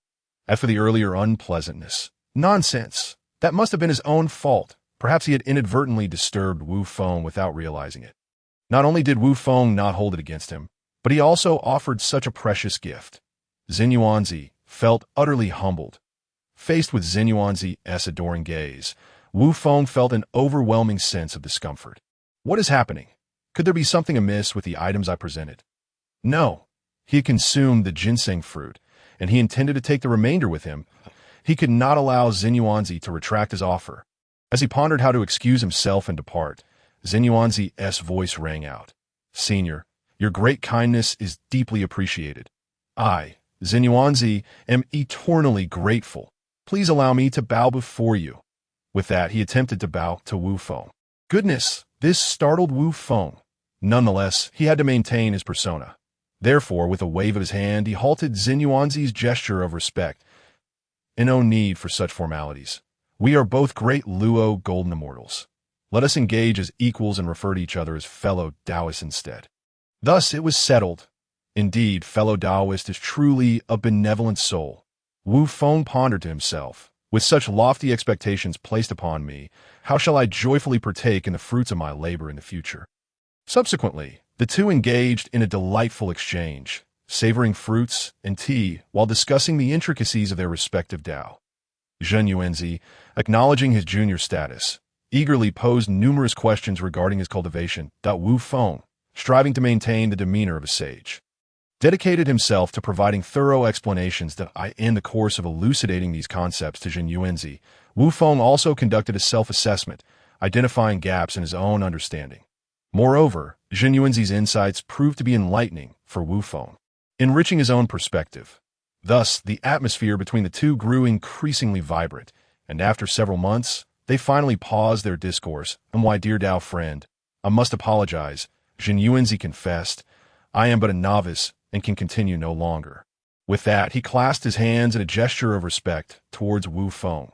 During their exchanges, he had become acutely aware of his own shortcomings, realizing that if he persisted in this manner, he would either end up as Wu Feng's disciple or succumb to self-doubt and madness. The principle of not hastily imparting one's Tao was thus illuminated for him. He could not bear the burden any longer. Through their discussions, Wu Feng too felt he had gained immensely. Consequently, they agreed that Wu Feng would reside in Wu Zhuangwen for a time to consolidate his insights before resuming their philosophical debates. During his extended stay in Wu Zhuangwen, which lasted several millennia, Wu Feng's initial formality with Zhen Yuanzi gradually dissipated. Over the years, he came to understand Wu Feng's true character. Despite his elevated cultivation, he exhibited none of the expected traits of a sage and instead harbored a rather mischievous sense of humor. In a few short years, Zhen Yuanzi devised increasingly audacious means to procure fruits for himself, becoming progressively brazen in his requests. This shift gradually dismantled Wu Feng's exalted image in Zhen Yuanzi's mind until it was entirely obliterated, replaced by a newfound camaraderie bereft of constraints. However, the plight of the ginseng fruit was not to be overlooked. It was no mere cabbage, yielding only a meager 30 fruits over millennia. Such bounty was not easily acquired. Were it not for Wu Feng's unparalleled generosity, Zhen Yuanzi would never have considered parting with his precious stock. Alas, it must be said, the tea leaves of enlightenment are indeed a remarkable treasure. Yet, one wonders just how many Wu Feng possesses. Zhen Yuanzi surreptitiously counted his remaining ginseng fruits and suddenly felt regret for the previous wastefulness of his consumption. With Wu Feng's imminent departure, Zhen Yuanzi steeled himself and presented a platter of fruits. Wu Feng, this is all I can offer. If you desire more in the future, you shall have to wait. To Wu Feng's astonishment, the platter contained no fewer than 10 fruits. This Zhen Yuanzi is rather stingy. Why did he not offer me more before? Observing Zhen Yuanzi's serious demeanor, Wu Feng chose to disregard it and cheerfully accepted the gift. Zhen Yuanzi, do not be so miserly. Here, take this. Surely it is enough. After years of interaction, Wu Feng had long since recognized Zhen Yuanzi's fondness for his tea leaves. Indeed, upon receiving Wu Feng's offering, Zhen Yuanzi's expression transformed from solemnity to elation. and he wasted no time in gratefully accepting IT that moment. Another thought occurred to him that Wu Feng, once you locate your cave abode, do remember to send word my way. Fear not, I shall take my leave now. Take care. After parting ways with Zhen Yuanzi, Wu Feng resumed his journey, wandering through the vast expanse of the primordial world. Suitable cave abodes were not easily found. Many renowned ones were already claimed. Even those without current owners were bound to attract future interest, laden with karmic entanglements. Thus, he continued his search. This quest stretched on for countless years without yielding a fitting sanctuary. At times, he pondered whether it might suffice to settle for something less than ideal, but ultimately dismissed the notion. Such a choice would tarnish his esteemed reputation, especially after his experiences at Wuzhuangwen. Despite its unassuming appearance, Mount Wanshou concealed profound mysteries within. Chapter 31. The Foolishness of the Underworld River. Online pretense. It was only after establishing a rapport with Zhen Yuanzi that the latter boasted to Wu Feng of a hidden realm located behind Mount Wanshou. What they had perceived as Wuzhuangwen was merely a ruse. Wu Feng had indeed ventured into that secret realm, discovering it to be quite comparable to the famed Yingzhou Island. The atmosphere was rich with primordial essence, brimming with exotic flora, including ginseng fruit trees. The exterior, however, was nothing but a product of Zhen Yuanzi's cultivation from a branch of the ginseng fruit tree, a mere imitation. Given that Zhen Yuanzi's own cave abode was thus, one could only speculate that the dwellings of others, such as the three pure ones, Hongyan and Fuxi and Yuhua, were not far removed in quality. Just as Wu Feng prepared to continue his search, he was abruptly roused by a thunderous shout. "Hey, you Taoist over there, come forth. I have a question for you." "Huh, is that directed at me?" Wu Feng turned to follow the voice and beheld a figure clad in crimson robes, radiating an aura that suggested he was not to be trifled with. Exercising caution, Wu Feng discreetly activated his divine sight. To his surprise, he discerned that the individual was a newly ascended Deluo Jin Xian. What a startling revelation, he mused. Observing his surroundings, he confirmed that he was alone, realizing that the call had indeed been intended for him. With narrowed eyes, Wu Feng contemplated, who is this fool? How has he managed to survive until now? Nevertheless, he approached with a facade of indifference, eager to discern the intentions of this peculiar character. As the underworld river watched his compliance, a sense of satisfaction filled him. He nodded slightly, projecting an air of self-satisfaction. As for whether the other possessed superior cultivation, he had not given it a second thought. Initially cautious, he grew bolder with time, discovering that his Deluo Jin Xian status was quite formidable. He had encountered individuals who were mere Jin Xian, yet considered formidable practitioners, while the Tai Jin Xian were nearly all leaders of entire clans. This led the underworld river to develop a skewed perception, believing that he ranked third in the cosmic order, following the heavenly lord and earthly sovereign. Gradually, he became accustomed to this identity, resulting in the current scene. Listen well, I'm the underworld river. Seeing Wu Feng's astonishment, the underworld river felt even more pleased. I had no idea my name had spread so swiftly. Unbeknownst to him, Wu Feng's astonishment stemmed not from admiration, but from disbelief that this individual was indeed the underworld river. Where was the aloofness and stoicism that he had been led to expect? The legendary underworld river was not supposed to be a garrulous fool. Something felt amiss. Yet upon realizing the identity of his interlocutor, Wu Feng discreetly repressed any murderous intent. After all, the future promised numerous intriguing encounters with this character. Should he dispose of him now, how much excitement would he forfeit? Meanwhile, the underworld river, noticing Wu Feng's silence, assumed he was awed into submission by his imposing presence. Unfazed, he tossed Wu Feng a 10,000-year-old spiritual herb and inquired, "Is that mountain ahead not the Buzhou mountain?" Wu Feng instinctively caught the herb, glancing at it and recognizing it as the cold moon herb, something he possessed in abundance. He then turned his gaze towards the mountain indicated by the underworld river. This fellow deranged. With such a massive mountain before us, is there any other mountain in the primordial world aside from Buzhou Mountain? Hey, I'm asking you a question. Observing Wu Feng's silence and his scrutinizing gaze, the underworld river's irritation flared. He interpreted Wu Feng's demeanor as a sign of disdain for the herb he had offered, Feeling belittled, Luo Jin Xian, he could not tolerate such indignity. Just as he prepared to unleash his wrath, Wu Feng abruptly uttered a single word, scram. In an instant, the underworld river found himself inexplicably propelled away. It wasn't until he had drifted a considerable distance that he realized he had encountered a true master. Reflecting on his earlier behavior, a wave of trepidation washed over him. He was fortunate that this individual possessed a good temper. Otherwise, he would have met a dire fate. No, the primordial realm is far too perilous. I must return home. As for Buzhou Mountain, had he ever expressed a desire to visit? Such rumors were merely fabrications.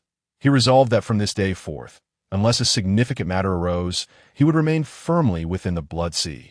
Never to venture out again, this encounter stirred many ripples within Wu Feng's previously tranquil heart. He had nearly lost his composure. Fortunately, he managed to preserve his faade in the end, after countless years. He reflected that since leaving Mount Wanshou, he had not experienced such mirth in quite some time. Speaking of Mount Wanshou, surely the ginseng fruit trees there must be ready to bear fruit after all this time. Perhaps he should pay a visit soon? Upon recollecting the delightful crunch of ginseng fruit, Wu Feng couldn't help but smirk. However, as he turned his thoughts to the miserly demeanor of Jin Yuanzi, he quickly dismissed the tempting notion. Better to wait a while longer. With this thought lingering in his mind, Wu Feng continued to wander through the vast expanse of the primordial world. Throughout his journey, he traversed countless renowned mountains and rivers, exploring innumerable lakes and seas. Yet he had yet to discover a location that truly satisfied him. Either the innate spiritual energy was too meager, or the mountains lacked grandeur. Each place had its own set of shortcomings that, at that moment, he arrived at a rather unique locale. The scenery was enchanting, the waters crystal clear, and a plethora of rare and exotic creatures thrived in the surroundings. Although none were particularly precious, their harmonious coexistence added an air of tranquility to the area, which Wu Feng found quite appealing. Immersed in the serene atmosphere, he felt a wave of relaxation wash over him. He decided to linger here for a few years. With a sparse human presence, the local fauna exhibited little fear. Upon noticing Wu Feng's arrival, they curiously gathered around him. Among them, he even spotted a few adorable ginseng babies. They frolicked joyfully at his side, their lively antics lifting Wu Feng's spirits significantly. He mused that it was precisely because this place was remote that these ginseng babies had not been devoured by others. One must understand that although the primordial world was rich in spiritual energy, the constraints of the rules meant that forming ginseng babies required at least millions of years. Hence, it was indeed a rare stroke of luck for Wu Feng to encounter them here. Wu Feng was reluctant to harm them, yet others might not share his sentiments. Contemplating this, he entertained the idea of bringing these ginseng babies into his mountain sea bottle for protection. After all, safeguarding them would be a matter of mere words for him. However, just as he prepared to act, he suddenly halted. Observing the lively ginseng babies, it was evident they were quite familiar with the surrounding rare creatures. A thought struck him. Do not impose upon others what you yourself do not desire. He was not them. Perhaps they would be unwilling to be uprooted from their home. At that moment, an epiphany dawned upon Wu Feng. Why not impart a lesson to them? He understood the wisdom of teaching one to fish rather than merely providing fish. Furthermore, he need not delve into profound concepts. A simple discourse on the path of transformation and some foundational breathing techniques would suffice. Overloading them with information would be futile. With this resolution, he sought out a suitable spot and retrieved his pure world white lotus. Taking a seat upon it. After all, a master must exude a certain gravitas. He couldn't appear too lowly. It seemed he was missing something. Ah yes, he also needed it. Thus, Wu Feng produced his grand golden wheel of merit from his robes and hung it behind his head. Now, that felt right. As he began to speak, the words flowed from Wu Feng's lips, infused with his own understanding of the Tao. His voice summoned a remarkable phenomenon. While there were no purple chi or golden lotuses erupting from the earth, a torrent of spiritual energy cascaded from the heavens, coalescing into a luminous rain that fell around him. Wu Feng noticed this extraordinary spectacle, realizing that even the Tao itself supported his endeavor. It seemed the heavens were cheering him on. With distractions set aside, he resumed his discourse. All under heaven know beauty is beauty, and thus there is ugliness. All know good is good, and thus there is evil. As Wu Feng spoke, the surrounding rare creatures paused their frolicking, instinctively gravitating towards him. Even the unusual flowers and grasses swayed in rhythm with his words. The ginseng babies, even more so, climbed to his side, finding a comfortable spot to sit cross-legged like him. This comical scene caused Wu Feng to almost burst into laughter. Though years of cultivating a stoic demeanor kept him composed, his lecture continued for 2 decades, during which he found himself surrounded by a multitude of beings. As he concluded his words, the surrounding phenomena dissipated. We express our gratitude for your benevolence, esteemed elder. At that moment, a golden beam of light descended from the sky, revealing it to be a manifestation of merit. Wu Feng quickly accepted it, pleasantly surprised that, oh, one can earn merit from teaching. What a delightful surprise, he mused, realizing why Hong Jun spoke of the Tao after achieving sanctity. Indeed, there were benefits to such teachings. Feeling the merit in his possession, Wu Feng was struck by a whimsical thought. Why not conduct a few more lectures? After all, he had ample time. But then he pondered, would this draw Hong Jun's attention? If Hong Jun perceived him as a competitor, it could lead to complications. As the future grandmaster, Wu Feng felt a twinge of trepidation. Yet, he reassured himself. His teachings were fundamentally simple, hardly conflicting with Hong Jun's grand designs. After all, his audience consisted of naive beings, and perhaps they would not even be on Hong Jun's radar. Moreover, Wu Feng felt that the merit wheel behind him was still somewhat modest. A larger one would provide a greater sense of security. Having made his decision, Wu Feng's journey underwent a transformation. As he continued his travels through the primordial expanse, he devoted himself not only to seeking a suitable dwelling, but also to sharing his teachings. Whenever he encountered a pleasing locale, he would pause to impart wisdom for several decades.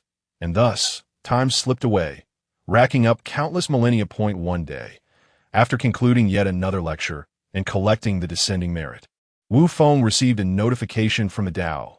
It indicated that as his merit increased, so too did his fortune. In recognition of his efforts, the Tao granted him one of the 3 immortal islands, Fangzhong Island, as his ordained sanctuary. What? One can be rewarded with a sanctuary for such endeavors. Wu Feng was pleasantly surprised at and there's a location too.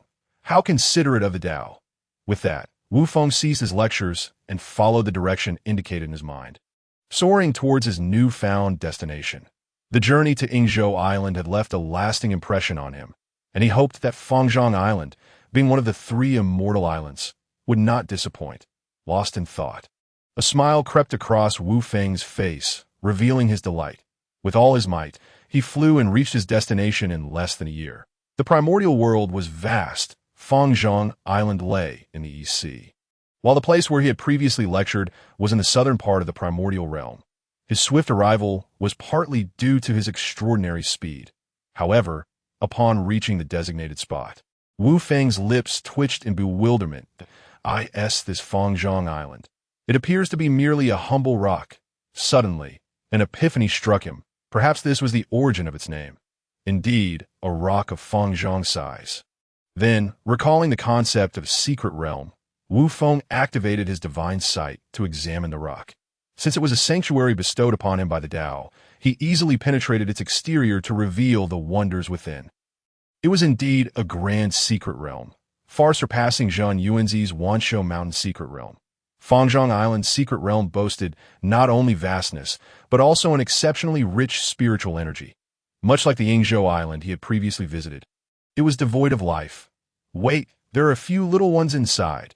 How can there be beings here when the chaos energy suppresses the emergence of intelligence?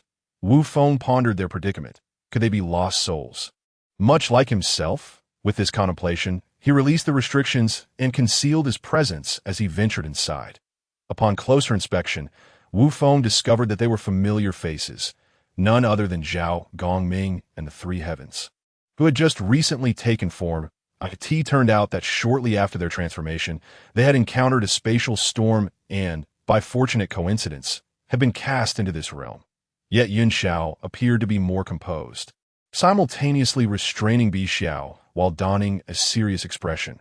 This sight greatly amused Wu Feng, who observed from the side that it is worth noting that at this moment, Yun Xiao was still but a fledgling.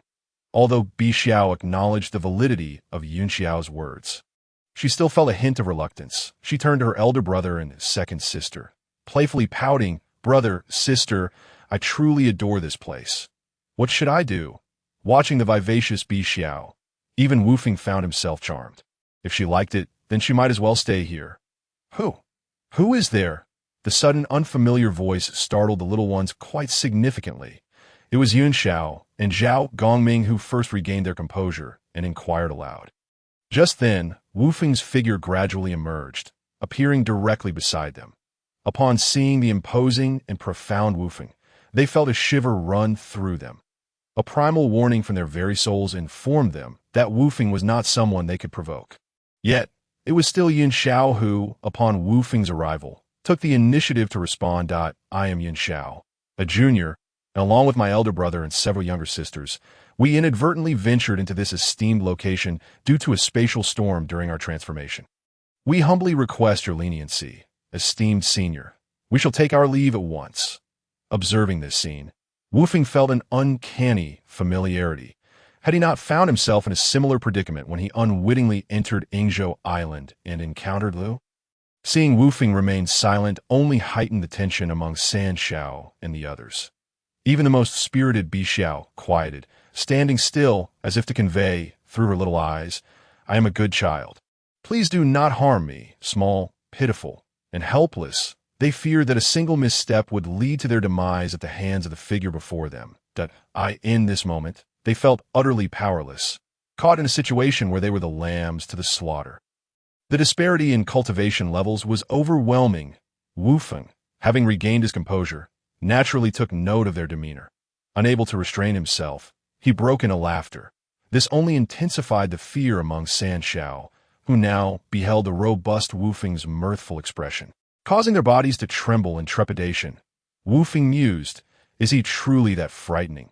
With this thought, he suppressed his smile. "There is no need for alarm. This place is quite spacious, since you all find it to your liking. You may remain here." "Thank you, esteemed senior. Is that truly the case?" "That would be splendid." Upon hearing that Wu Feng bore no ill will, Yun Xiao was about to prepare their departure when Bi Xiao's voice interrupted. The moment became somewhat awkward. Wu Feng seemed to overlook this, responding to Bi Xiao that staying as long as she wished posed no issue. This delighted her immensely. Even Xiong Xiao and Zhao Gongming, who stood nearby, revealed expressions of interest. Witnessing this, Yun Xiao fell silent. After bidding them farewell, Wu Feng soared towards the heart of Fangzhong Island, filled with great anticipation for what lay ahead. Shortly thereafter, Wu Feng arrived at the location. Before his eyes, the spiritual energy coalesced into a misty vapor. The very center stood a lush pine tree, its crown dense with foliage. Is this a spiritual root? Just then, several beams of light zipped past Wu Feng, swirling around the pine tree as they ascended and descended. Are these spiritual treasures? Indeed. Wu Feng, brimming with excitement, approached and unleashed his divine sense to probe further. He soon discerned the nature of these items. The spiritual root was none other than the innate supreme spiritual root, the five-needle pine. The fruits it bore not only enhanced cultivation, but also improved the innate quality of those who consumed them. This was truly remarkable. For those who practice cultivation, what is of utmost importance? It is undoubtedly the root quality and comprehension. Wu Feng lacked nothing in the realm of comprehension.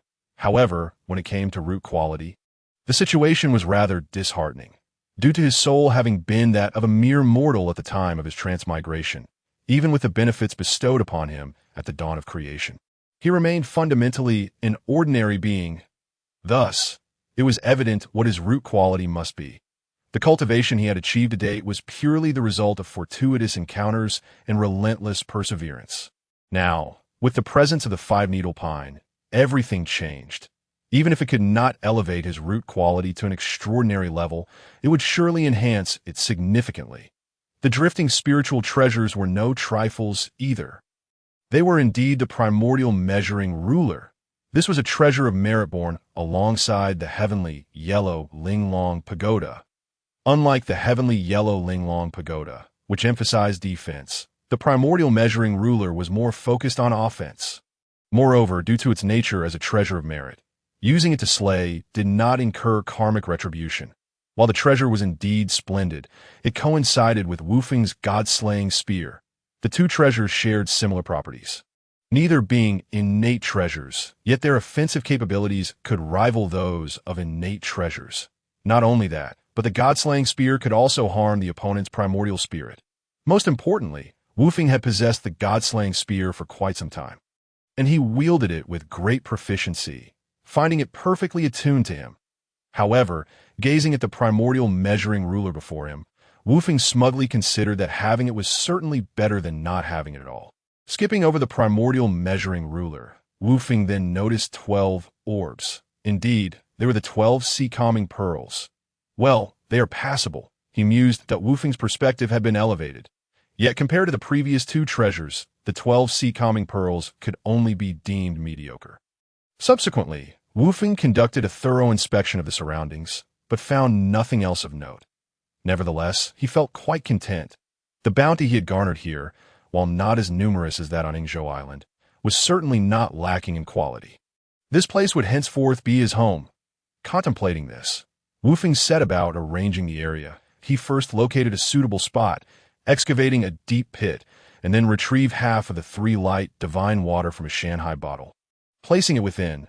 Next, he planted various items such as the enlightenment tea tree, the mid-grade innate spiritual root, the purple jade jujube tree, the low-grade innate spiritual root, the immortal spirit fruit tree, the jade immortal apricot, among others, along with several other postnatal spiritual roots, all around the small lake formed by the 3 light divine water. After a flurry of activity, gazing upon his creation, Wufeng felt a profound sense of accomplishment. Then, recalling something else, Wufeng retrieved a palace he had long since refined from a Shanghai bottle. Tea was palm-sized. Finding an appropriate spot, he set it down. Chapter 34. Accepting Disciples, Xian Song. As soon as the palace departed from Wufeng's palm, it expanded magnificently in the wind, ultimately transforming into an entire cluster of palatial edifices, imposing and grand, presenting a truly spectacular sight. Next came the segment Wufeng relished most. He aimed to imprint all the treasures he had acquired on Fangzhong Island with his mark. Something feels amiss. When Wufeng approached the 5-needle pine, he sensed that it seemed to have developed its own spiritual intelligence. This left Wufeng at a loss for words that deem its fate unfortunate would be to acknowledge its growth on Fangzhong Island, where the chaotic energies suppressing its potential made it nearly impossible for it to gain spiritual intelligence. Yet fortuitously, it had managed to attain such awareness. One could only refer to it as destiny. Much like his pure world White Lotus, it was indeed a spiritual treasure, yet through the miracles of fate, it was capable of bearing offspring. How peculiar! Faced with this situation, Wufeng found himself somewhat at a loss. If he extinguished its spiritual intelligence, the 5-needle pine would wholly belong to him. At that moment, a sudden thought emerged within him. But soon, Wufeng shook himself from such a notion. When had he become so ruthless? Wufeng had always prided himself as a good youth amidst the chaos of the primordial realm. No, that would not do. The emergence of each spiritual treasure or root is a result of divine providence. If they could develop spiritual intelligence, it would only serve to highlight their extraordinary nature. They inherently bore a touch of heavenly favor. To slay them would invite misfortune. It would indeed be excessively detrimental to his own fortune. Then why not simply take it as a disciple? Had he not long desired to accept a few disciples? Having obtained Fangzhong Island, it was only fitting that he encountered the 5-needle pine here. Surely, this is a matter of destiny between them. Furthermore, as a supreme innate spiritual root, if it successfully transformed, its potential could rival that of Zhen Yuanzi and Mingyi. With such a companion, it would be a matter of course to call upon it for assistance in the future. Elevating his own prestige, a disciple shall toil for its master, he mused, envisioning the beauty of such a scenario. With this decision made, Wufeng found a comfortable spot beneath the 5-needle pine. He then retrieved his 2 cherished items, the pure world White Lotus and the golden wheel of merit. In an instant, Wufeng felt a surge of prestige. Following this, he began to impart teachings, given that the five-needle pine had yet to transform. Wu Feng initially shared only the most rudimentary concepts. As time passed, his teachings gradually deepened, eventually delving into the paths of heavenly immortals and profound immortals, that moment, as his voice spread further afield. It quickly reached the ears of San Xiao and Zhao Gongming that a great sage is imparting wisdom. This was the first thought that surged within their minds. Following that, uncontainable joy flooded their hearts. They promptly sat down cross-legged to listen intently. Wu Feng observed their actions, yet he made no attempt to intervene. After all, their encounter was a shared fate. And just like that, a century swiftly passed. Due to Wu Feng's meticulous teachings, the duration was considerably extended. Yet, every moment was worthwhile. Did one not see the branches of the five-needle pine engaging in affectionate interaction with Wu Feng? Evidently, its intellect has reached a considerable level. I believe that after a few more instances, it will be able to take form. Consequently, Wu Feng came to a halt. He intended to grant Wu Jinsong some time to digest the knowledge imparted to it. Once it has assimilated sufficiently, he would continue his teachings. After all, he had ample time at his disposal. With Wu Feng's voice fading into silence, San Xiao and the others also awakened. However, it was apparent that expressions of lingering delight adorned their faces. Subsequently, they bowed reverently in Wu Feng's direction. Thereafter, they began to refine their own cultivation techniques. This was something Wu Feng envied. The birth of innate divine beings was marked by each having their own unique cultivation methods etched in their memories. Although they were quite rudimentary, they were still far superior to Wu Feng's complete lack of such knowledge. Another decade passed that Wu Feng felt that Wu Jinsong had absorbed enough, so he resumed his teachings. As Wu Feng's voice echoed once more, the external San Xiao and others were filled with great joy. The High Master was beginning to lecture again. How splendid! The thought suddenly sprang into their minds. How wonderful it would be to frequently hear the High Master's teachings. This time, Wu Feng started his lecture from the realm of Xianxian. Fearing that Wu Jinsong might not comprehend, that he meticulously explained the evolution process of each stage within this realm, along with every potential issue that might arise. Before long, a century had elapsed. He paused once again. Wu Feng could distinctly sense the growth of Wu Jinsong's intellect, which filled him with happiness for the being. Thus, time gradually slipped away over the course of several centuries. Every decade, he would deliver a lecture, each lasting a century, and focusing solely on one particular realm, emphasizing meticulous detail. Finally, just as Wu Feng was preparing to expound on the realm of the Luo, he suddenly received a message from Wu Jinsong that it was about to take form. Upon receiving this news, Wu Feng dared not be negligent and immediately withdrew to a considerable distance. Wu Jinsong taking form atop the abbot's immortal island was nothing short of a miraculous transformation. The very fact that it was able to gain intellect in a place saturated with chaotic energy was already a marvel in itself, let alone the current transformation. Shortly after Wu Feng distanced himself, he observed dark clouds of tribulation gathering above Wu Jinsong. As time passed, the clouds thickened ominously. Finally, they seemed to reach a critical point. Wu Feng then witnessed a bolt of lightning cleave through the clouds, aimed directly at Wu Jinsong below. Then came the second bolt, the third, until at last the 81st bolt struck down, at which point the heavenly tribulation clouds began to dissipate, vanishing completely.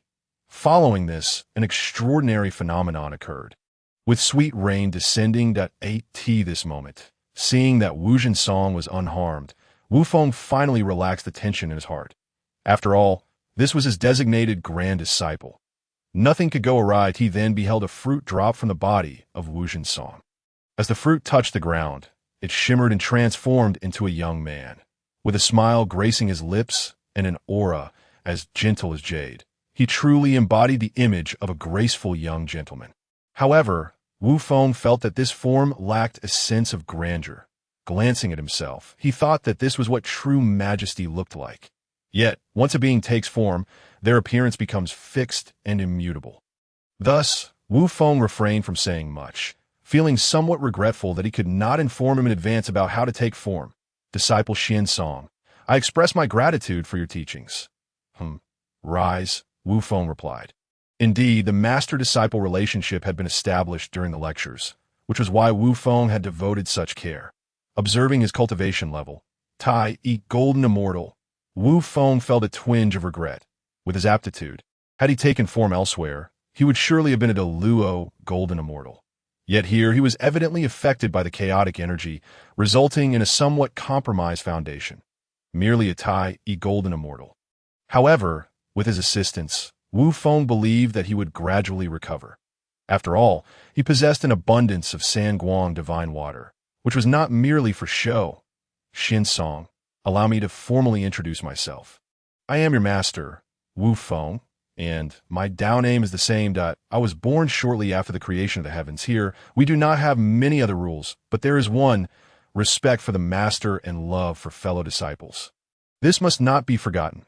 Also, while we do not seek trouble, we shall not shy away from it. If any issues arise, your master will handle them for you. After some contemplation, Wu Feng felt that there was nothing else of significance to convey. So he concluded his remarks. Xin Song was experiencing his inaugural venture as a disciple, while Wu Feng was embarking on his first role as a teacher. There was a hint of nervousness. Rest assured, master, your disciple will remember your words. Over in the back mountain, I have placed the Sanguang divine water. Your foundation has been compromised, so go there to recuperate.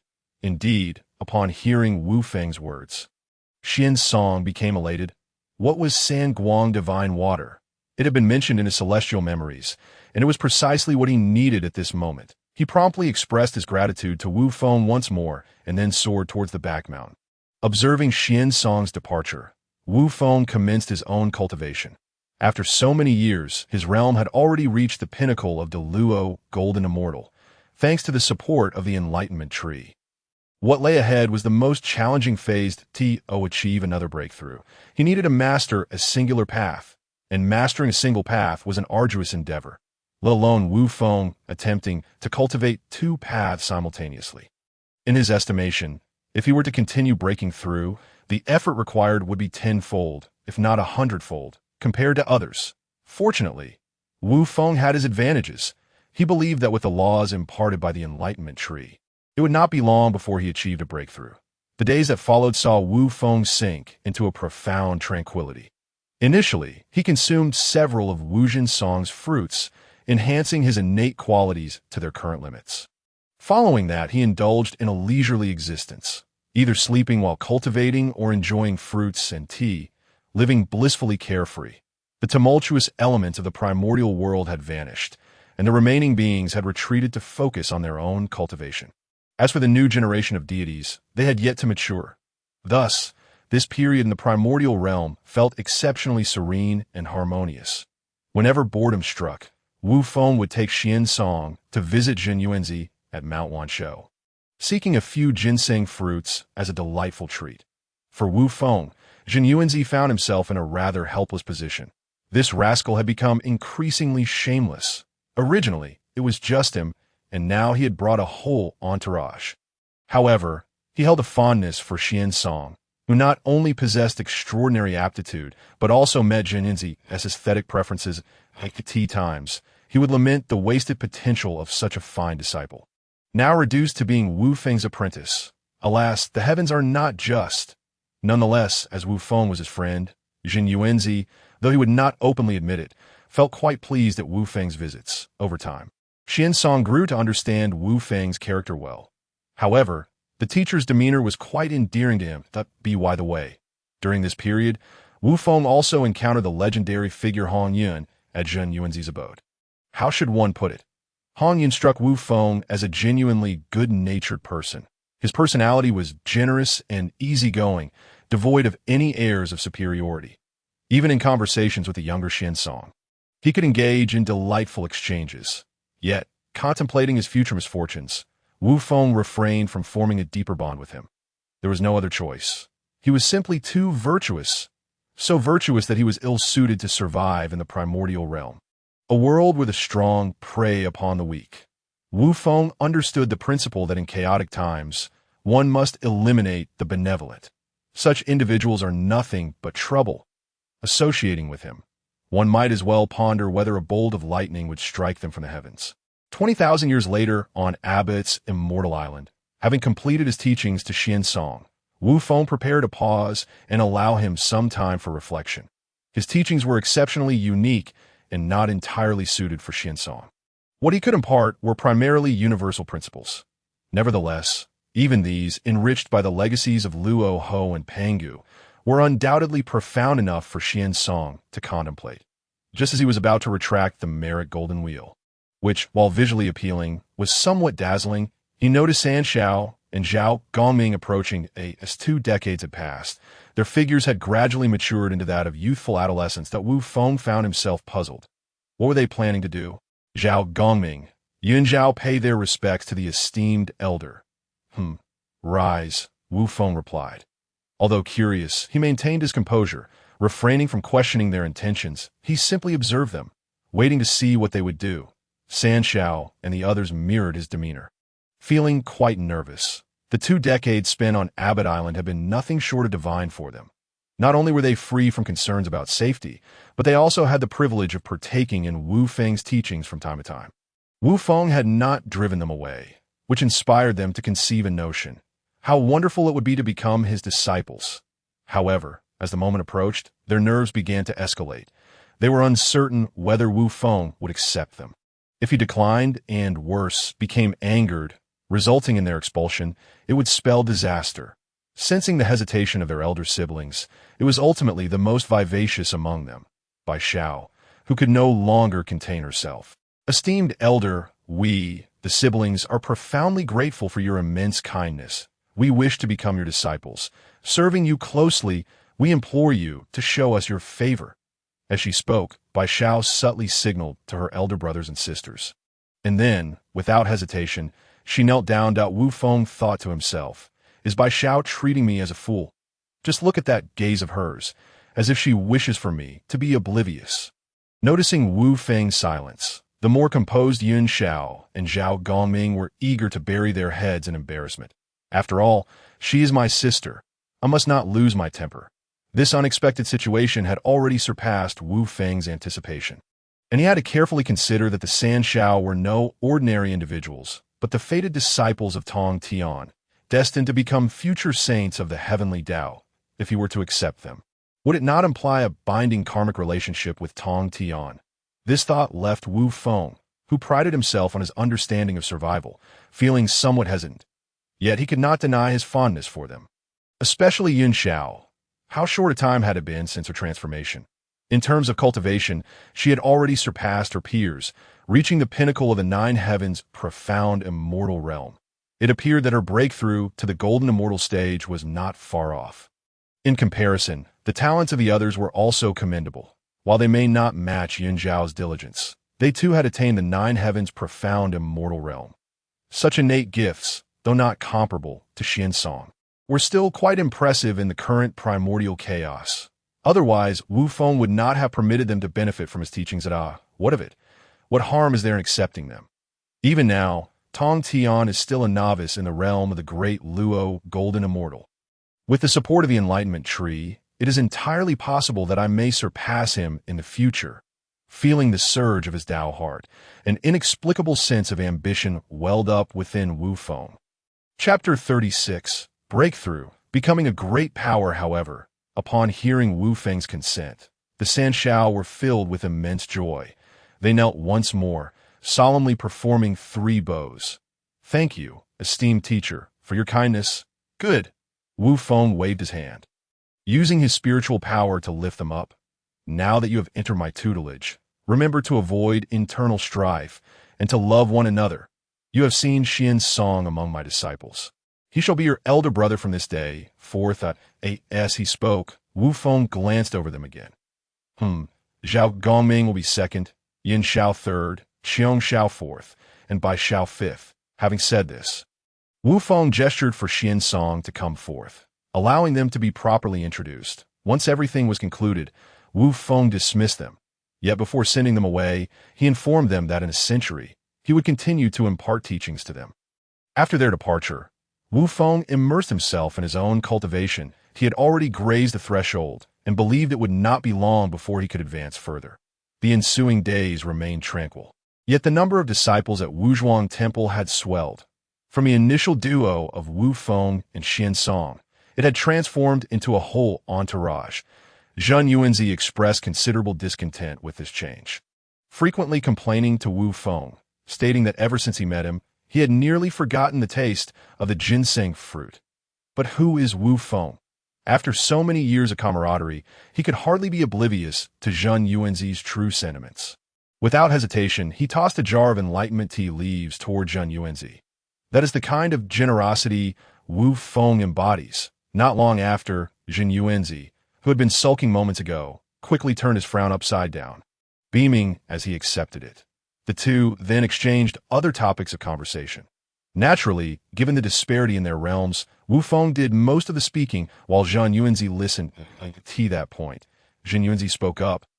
Wu Feng, why does it feel as though your understanding of the Tao has deepened? Having known each other for many years, Zheng Yuanzi could clearly sense that Wu Feng's comprehension of the Tao had grown more profound and enigmatic than ever. Indeed, I have had some insights, but they are trivial, truly trivial. Observing Wu Feng's demeanor, Zheng Yuanzi inexplicably felt an urge to slap him on the face. However, considering the gap in their strengths, he suppressed that thought. How amusing it is! If one has made great strides, just say so. Why engage in such humility? Who doesn't know who, after all? The two then refrained from discussing the Tao any further and instead chatted about various gossip concerning the primordial chaos. For instance, not long ago in the Northern Sea, a particularly gigantic bird had appeared. Good heavens, with that size, I feel I could never eat enough in a lifetime. Zheng Yuanzi joked, suggesting he would invite Wu Feng to feast on the wings of the Hualing bird. Though the Hualing bird is not large, it possesses a trace of phoenix bloodline. The flavor is truly nostalgic. Wu Feng found himself a loss for words in response. Ignorance breeds fearlessness. Indeed, while the Phoenix clan has declined, they still possess many formidable experts. Although while they are mostly suppressed beneath the undying volcano in the south, yet one can never be sure there aren't any that slip through the cracks. Take Kong Xian, for instance. However, witnessing Zheng Yuanzi's exuberance, Wu Feng did not wish to dampen his spirits with such thoughts. Changing the subject, he recommended dragon meat. The taste, my friend, is simply divine. You must try it whenever you have the opportunity. Is it truly that delicious? Indeed, it is. Would I deceive you? Yet, as Wu Feng's words concluded, Zheng Yuanzi appeared even more skeptical. Casting a doubtful glance at Wu Feng, he eventually nodded, saying he would certainly give it a try when the time came. At that moment, noise emanated from the entrance. Wu Feng calculated with his fingers and said to Zheng Yuanzi, Xian Song is here. Instantly, both resumed their lofty demeanor, sitting upright on their cushions, appearing entirely transformed from their previous selves. Once Xian Song placed the platter of fruits down and left, the two returned to their previous selves. Being a teacher is truly exhausting. Afterward, the two resumed their conversation. Last time, when Han Yun visited me, he mentioned that a formidable group had emerged from Mount Buzhou. Pausing, Zheng Yuanzi cautiously glanced around, his movements comically exaggerated. Wu Feng, however, had grown accustomed to this. Only through prolonged interaction could one discern the amusing side hidden beneath Zheng Yuanzi's lofty facade. This is precisely why Wu Feng enjoyed his company. Can you guess what their origins are? I know all too well, but I simply refuse to divulge. Not only that, Wu Feng feigned an expression of utter confusion. What origins? They even dare to call themselves the true lineage of Pangu. At this, Zheng Yuanzi chuckled with delight. I wonder how the three esteemed beings of Kunlun Mountain will manage in the future. It is no surprise that Zheng Yuanzi relished the thought of witnessing the misfortune of the Sanqing. They were simply too insufferable. Whenever they encountered others, they would boast of being the true lineage of Pangu, exuding an air of superiority. The entire primordial chaos is a manifestation of Pangu. According to their logic, does that not mean everyone is a part of Pangu's true lineage? Yet, due to the formidable strength of the Sanqing, a cadre of great Luo golden immortals, no one dared to voice their dissent. Ultimately, in the primordial chaos, strength speaks the loudest. Now, It seems that Mount Buzhou has birthed a group of 10 or so individuals claiming the true lineage of Pangu, each boasting the might of a great Luo golden immortal. Let us see how the Sanqing will continue to act brazenly. Wu Feng asserted that while he lacked watermelons, there were plenty of other spiritual fruits available, and he was well prepared. Time flew by, and countless years passed. Although he did not partake of the Sanqing's fruits, during this interval, they had, indeed, become much more subdued. It was heard that they rarely ventured out of Kunlun Mountain anymore. However, this was not the crux of the matter. Both the laws of time and the laws of space had reached a critical threshold in Wu Feng's understanding. He sensed that a breakthrough was imminent. He had accumulated for far too long, and his foundation had grown so substantial that it was becoming increasingly difficult to contain. Thus, Wu Feng hastily sought out a secluded spot on Fengzhong Island. He then retrieved the pure world white lotus and the god-slaying spear, preparing himself for the impending heavenly tribulation. As Wu Feng gradually relaxed his restraints, his realm surged forth with a resounding thud, naturally breaking through to the quasi-saint level. However, this designation was not yet in use. Those at this level were currently referred to as great powers. A great power is one who has mastered a single path. In the application of the laws, a qualitative transformation has occurred. As a result, even the same technique often manifests with astonishing intricacy and power. This marks a departure from the realm of the great Luo golden immortal, representing an entirely different echelon. But what are the tribulation clouds? At this moment, Wu Feng recalled that beyond the great Luo golden immortal, there were no heavenly tribulations. Thus, Wu Feng silently returned the pure world white lotus and the god-slaying spear to their prior resting places, as if he had never taken them out at all. Chapter 37. Hong Jun becomes a saint from here on out. The elevation of realms relies solely on one's comprehension of the Tao. If you understand, then you ascend to the corresponding realm. As for spiritual power, it has already lost its significance. Hence, upon reaching the great Luo golden immortal level, the efficacy of spiritual fruits diminishes considerably. Of course, exceptions exist for those with unique properties. This also elucidates why Zhang Yuanzi cherishes Wu Feng's enlightenment tea leaves so dearly. The use of laws across different realms invokes varying degrees of celestial rules and power. Therefore, the spiritual power harnessed is directly drawn from the cosmos. This is the foundation of a great power. The immense enhancement of his strength left Wu Feng feeling quite elated. However, he realized that he needed to consolidate his gains first. Thus, Wu Feng turned and returned to his palace. He sent a message to Xian Song, informing him of his intention to enter seclusion, and hurriedly made his way to his retreat. This was none other than the location of the three-light divine water on the back mountain. The reason he informed Xian Song in advance was to prevent any disturbances during his meditation. Upon arriving at his destination, Wu Feng took out the pure world white lotus and sat cross-legged. Beginning to review his recent breakthrough experience, as he entered a state of deep meditation, his body began to emanate delicate yet exceptionally sharp spatial fissures. Gradually, a wave of energy enveloped him, causing the surrounding flora to wither bit by bit. The withered plants then transformed into ashes, merging with the earth and enriching it with nutrients. Ultimately, new plants sprouted, taking root and blossoming anew, a perpetual cycle of renewal. After millennia, Wu Feng finally awakened, with a newfound understanding of the laws of time and space. He now wielded these principles with remarkable proficiency. Not only that, but his flying leg technique had also grown even more powerful under his meticulous refinement. With a single step, he could traverse an astounding distance of 100,000 miles. This remarkable feat was not solely due to Wu Feng's speed, but rather because he had integrated his newly comprehended rules of time and space into it. Now, each step he took while employing the flying leg technique was akin to a spatial displacement. Coupled with the augmentation from the laws of time, his velocity was exponentially increased. Of course, what filled Wu Feng with the most pride was his body dominance art. This technique was, after all, his crowning achievement. He had infused it with the legacy of Luo Ho and later incorporated aspects of Pangu's techniques. However, ever since Wu Feng ascended to the realm of the great Luo golden immortal, the growth of his physical body had begun to stagnate. It was not until his journey to the unmoving mountain, where he harnessed the residual might of Pangu, that his physique experienced significant enhancement once more. Yet such occurrences were mere fortuitous encounters, often elusive. This left Wu Feng quite vexed, as he struggled to devise effective methods to further bolster his physical form. Just then, a glimmer of hope emerged: spatial body refinement. When this thought first crossed his mind, he was taken aback.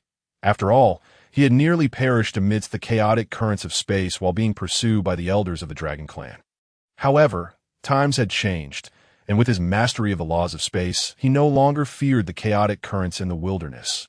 Furthermore, if the chaotic currents could inflict harm upon his body, was that not the exact type of trial he had longed for?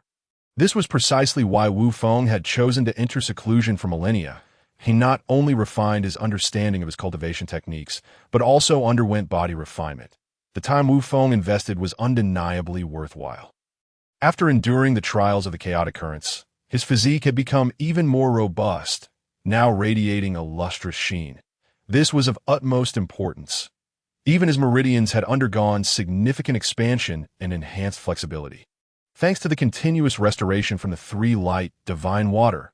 At this moment, Wu Feng clenched his fist with vigor, causing a ripple in the surrounding space.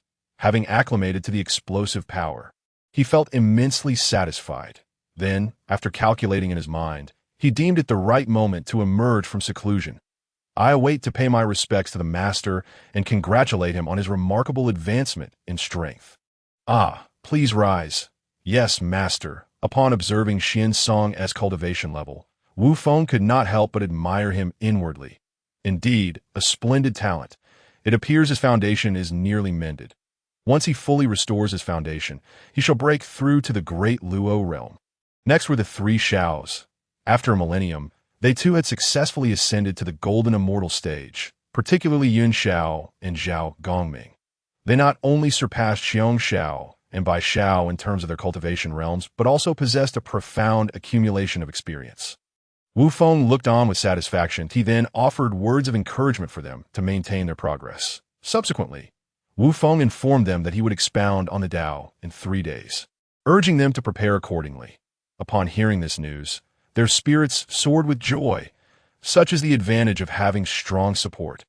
3 days passed swiftly, and soon arrived the day of Wu Feng's teachings. As was customary, Wu Feng produced the usual items. He then suspended the merit golden wheel behind his head and seated himself upon the lotus platform of the pure world White Lotus. At first glance, aside from his robust physique, he indeed exuded an aura of celestial grace. Noticing his disciples eagerly awaiting his words, Wu Feng refrained from unnecessary preamble and began his discourse directly. The highest virtue is like water. Water benefits all things without contention, dwelling in places that others disdain. Thus, it is akin to the Tao. During the lecture, Wu Feng noticed Yun Xiao frowning repeatedly. Consequently, he split his focus and inquired whether she had encountered any difficulties. Yun Xiao, not one to be coy in response to her master's inquiry, promptly articulated her confusion. Master, is it possible for one to cultivate softness akin to that of an infant? What is the explanation? The eager disciple garnered Wu Feng's approval, and he proceeded to elucidate her question in detail. However, with regard to the Tao, each individual's comprehension varies. That Wu Feng concluded by imparting, "Those who learn from me shall live, while those who imitate me shall perish." His path could only serve as a reference. Direct imitation would only confine one's future growth.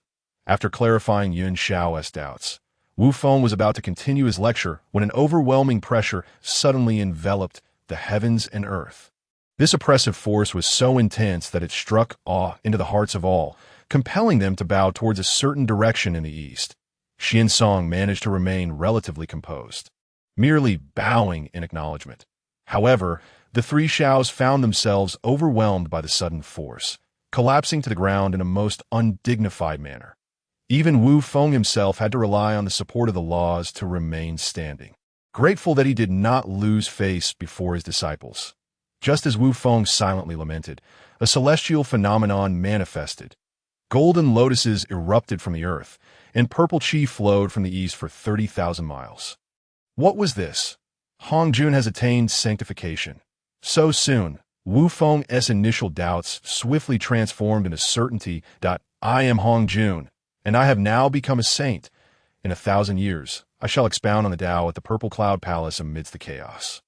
All those with affinity may come to listen. Good heavens, a saint!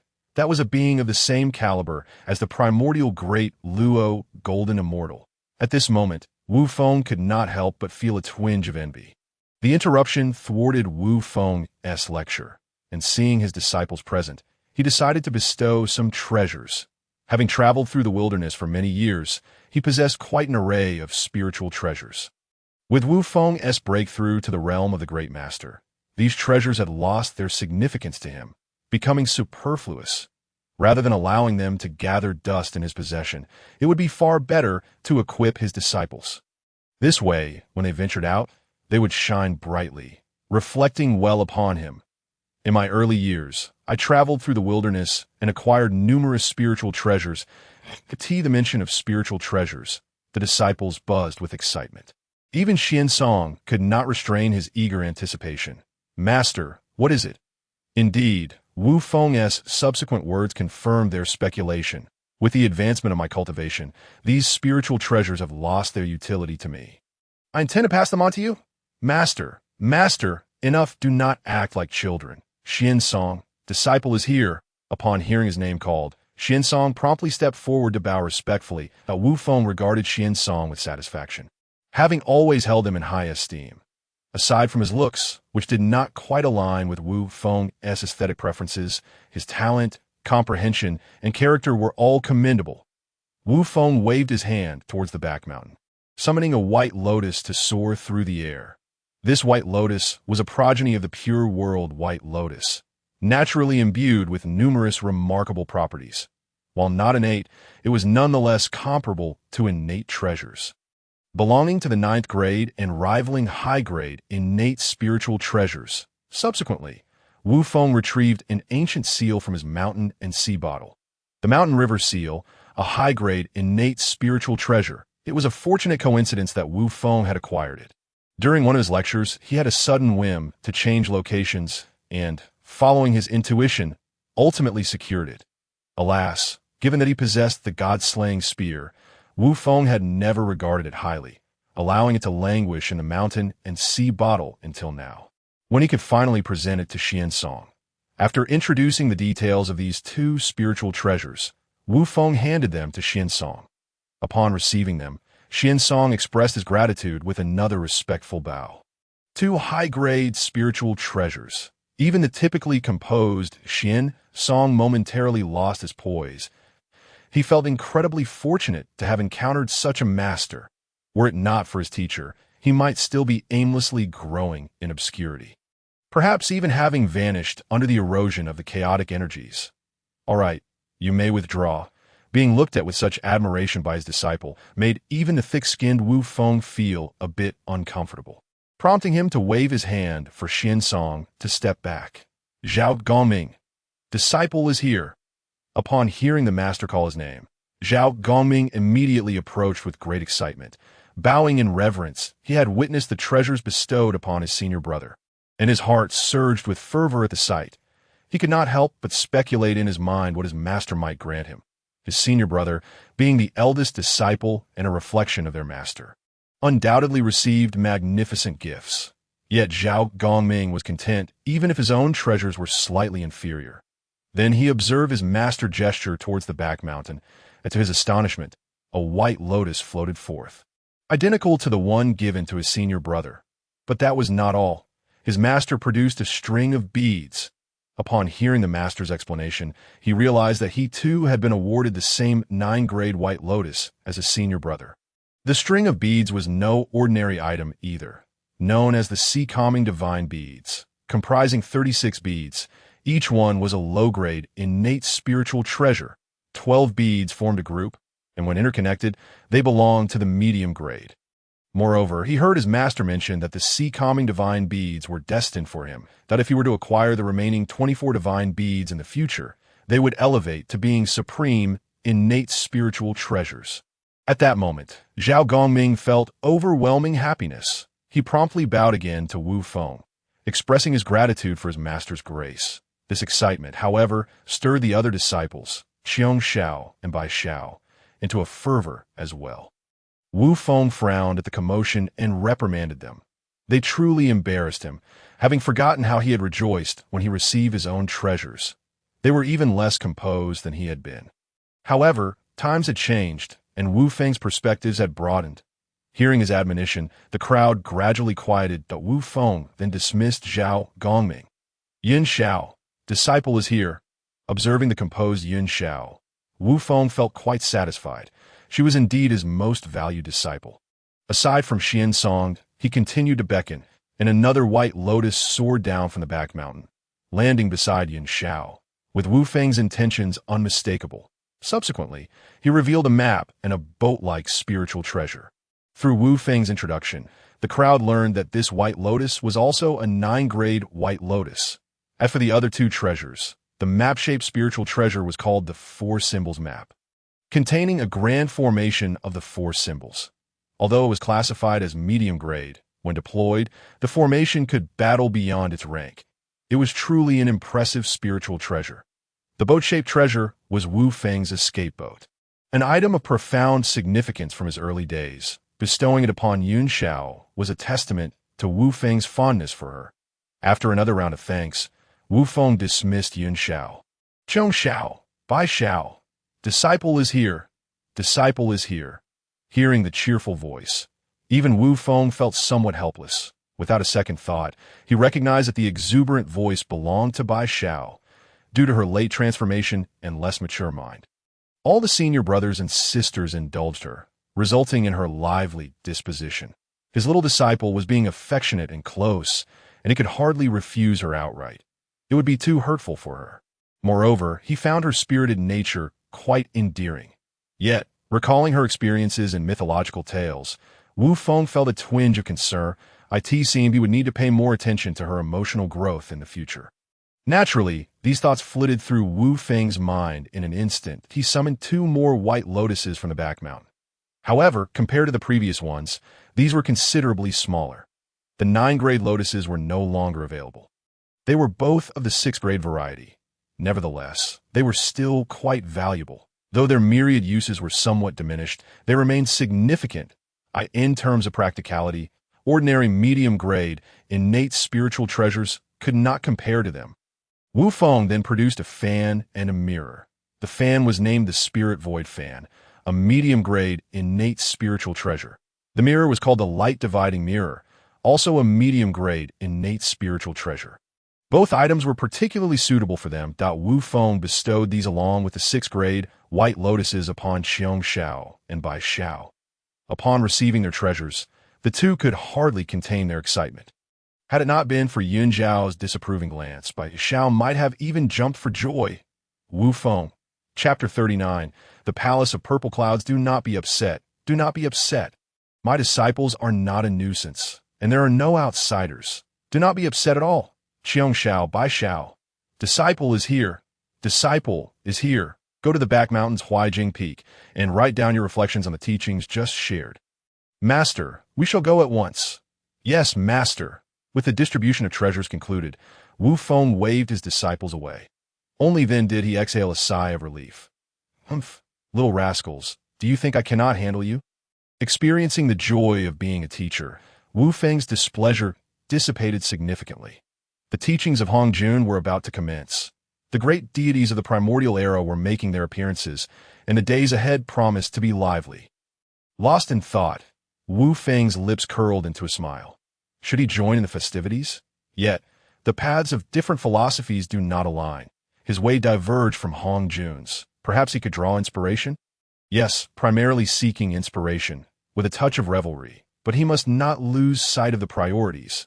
Having made his decision, Wu Feng informed his disciples that he would be embarking on a journey and instructed them to remain at the Taoist temple and refrain from venturing out unnecessarily. After delivering his message, Wu Feng transformed into a beam of light and soared towards the direction of the chaotic Purple Clouds Palace. As for the exact location, he was uncertain, yet the heavenly Tao had provided a general direction. However, just as he stepped out of the primordial realm, he was met with a gust of chaotic wind that nearly caused him to wince. Were it not for Wu Feng's robust physique, he might have sustained an injury from a moment's inattention. He mused, if anyone could go, then the attendees would not be merely 3,000 worldly guests, but perhaps 30,000, or even 300,000. At this moment, he realized that the phrase anyone with destiny may come indeed held a deeper meaning. Ultimately, in the primordial realm, strength spoke volumes. Without strength, one was regrettably unqualified to even listen to the teachings. Such was the harsh reality.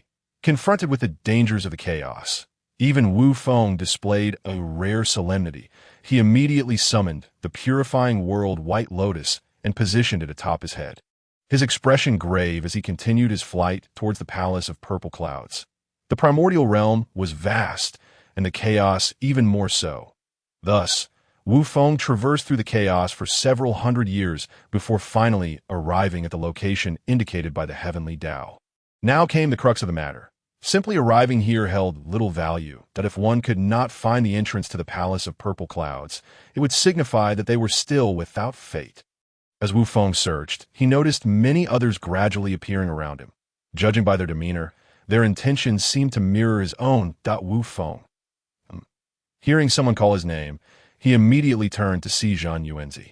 He had arrived with Hong Yun, and judging by his appearance, it was evident he had endured considerable hardship on the journey. However, upon seeing him, Wu Feng felt delighted and promptly patted him on the shoulder, only to receive a glare in return. Zhang Yuanzi then gestured discreetly, and Wu Feng quickly understood. The implication was to be cautious. Did he not notice the throng of people surrounding them? Ah, right, this is not Wu Zhuang Temple. In his excitement, he nearly forgot. Wu Feng swiftly adopted a demeanor that conveyed an air of distance, complemented by his imposing physique, making him appear formidable and not to be trifled with.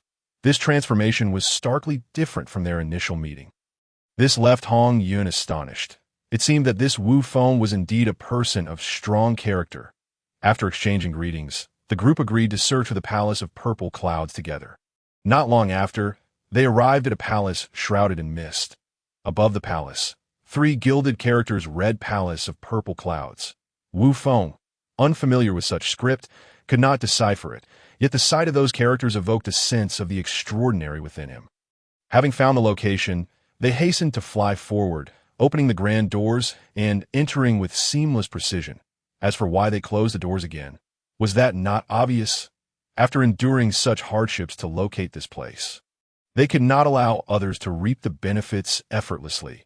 Even the kind-hearted Hong Yun remained silent, evidently supporting the notion. However, upon entering the grand hall, they discovered they were not the only ones who had arrived in this manner. They were not the first to uncover the palace of purple clouds. 6 cushions had already been occupied by several individuals. The 3 at the forefront were unmistakably the Sanqing. Recognizing their identities, Wu Feng couldn't help but glance at Tong Tian, the unfortunate one, and just as fate would have it, Tong Tian's gaze met Wu Feng's. Confirmed by contact, just a foolhardy youth. The 4th figure was a woman. Presumably Nuat T. Oh, his surprise. She was quite beautiful. Yet, standing behind her was Fushi, who appeared to be guarding her fiercely. Was it truly necessary to be so protective over a mere glance? The earliest brother complex in the world seemed to be embodied in him. As Fushi glared at him, Wu Feng defiantly returned the stare. Stare at me again, and I shall strike you. At that moment, Nuwa sensed the tension and swiftly tugged at Fushi's sleeve, offering Wu Feng an apologetic smile. The atmosphere lightened considerably. Humph. In light of the beauty of your sister, we shall not hold it against you. Observing the remaining 2 cushions, Zhang Yuanzi and Hong Yun found themselves in a quandary. After all, there were 3 of them. Wu Feng understood their unspoken thoughts and quickly expressed his disinterest in the matter. It was a jest, for he was well aware of the significance of such a seat, a sacred position. Yet, Wu Feng yearned more for the title of Han Yuan Daoyuo Jingxian. Though the sage held a lofty status and immense power, he was ultimately just a laborer under the heavenly Tao. Moreover, it was entirely possible that Hong Jun was quietly observing them from the sidelines. Upon seeing Wu Feng's declaration, Hong Yun, noticing the 2 remaining cushions, promptly took a seat on one of them. Zhen Yuanzi glanced at Wu Feng, then turned to look at the already seated Hong Yun. After a moment's hesitation, he chose Wu Feng. While he had a good rapport with Hong Yun, in comparison to Wu Feng, there was still a slight disparity. After all, Wu Feng was a kindred spirit, of course due to his cultivation level. He still regarded Wu Feng as his senior for the time being. After some contemplation, Zhen Yuanzi gradually moved closer to Wu Feng. Observing Zhen Yuanzi's actions, Hong Yun's expression darkened slightly, though he quickly adjusted his demeanor. This scene was keenly noted by Tong Tian, who found it quite amusing that he even winked at Wu Feng, conveying that they were rather interesting indeed. Wu Feng understood immediately, but refrained from responding. He was currently exuding an air of aloofness, determined to maintain his image. Ahem. At that moment, a sudden cough echoed, prompting Tong Tian to sit up straight. It was clear that his second brother was reminding him. Chapter 40. The dispute over the cushions. Witnessing this, Wu Feng couldn't help but reflect at this moment. The relationship among the three pure ones was indeed quite harmonious. Yet, who would have thought that in the future, they would become estranged to the point of never speaking again? Just then, voices emanated from the entrance. Were more individuals arriving? Under the gaze of the crowd, a rather unsavory figure slowly entered the hall. Then, he discreetly closed the door behind him. Wu Feng, Zhen Yuanzi, Hong Yun, glancing at the three pure ones and others. Only Nuo appeared slightly flushed, while the rest sat solemnly in their places. Wu Feng exchanged glances with Zhen Yuanzi and mimicked their demeanor, sitting obediently in his own seat, an embodiment of a sage. When Kunpeng entered the grand hall, he beheld the sight of everyone seated. Recalling his previous conduct, Kunpeng's face turned slightly red. However, upon noticing that there was still a cushion available, he quickly sat down, as if fearful that someone might contest him for it. This scene did not escape Wu Feng's notice. Could this fellow truly be Kunpeng? How utterly repugnant! Wu Feng promptly turned away, feigning disdain for his company. Yuanshi was even more overt in his contempt, his expression nearly spitting on the ground. Not long after, the doors of the Zixiao Palace swung open once more. This time, it was not just a few individuals, but a throng that surged inside. Wu Feng recognized many familiar faces among them. The proud brothers clad in Taoist robes adorned with the image of a three-legged bird were Dijuan and Tai. A group of robust men escorting two young maidens must have been the 12 ancestors of the Unzu Mountain. They too had arrived. It was noteworthy that they were formed from Pangu's essence combined with the chaotic aura of the primordial world, and thus lacked spiritual souls. Well then, without a spiritual soul, their presence was futile. This would likely be their sole appearance. One could assume they would not return for the next sermon. That foolish Mingi had also come. Naturally, as one of the future figures of the primordial world, how could he miss Hongjuan's sermon? When Wu Feng spotted Mingi, he too caught sight of Wu Feng. Unpleasant memories seemed to wash over him, causing his body to shudder involuntarily. Why was he here as well?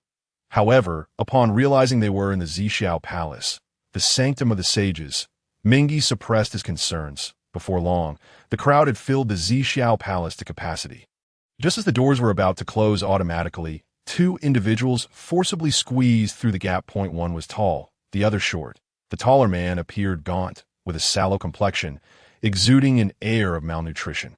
Conversely, the shorter man was somewhat plump, his face beaming with a smile, as if he were very amiable. Upon seeing them, Wu Feng's spirits lifted.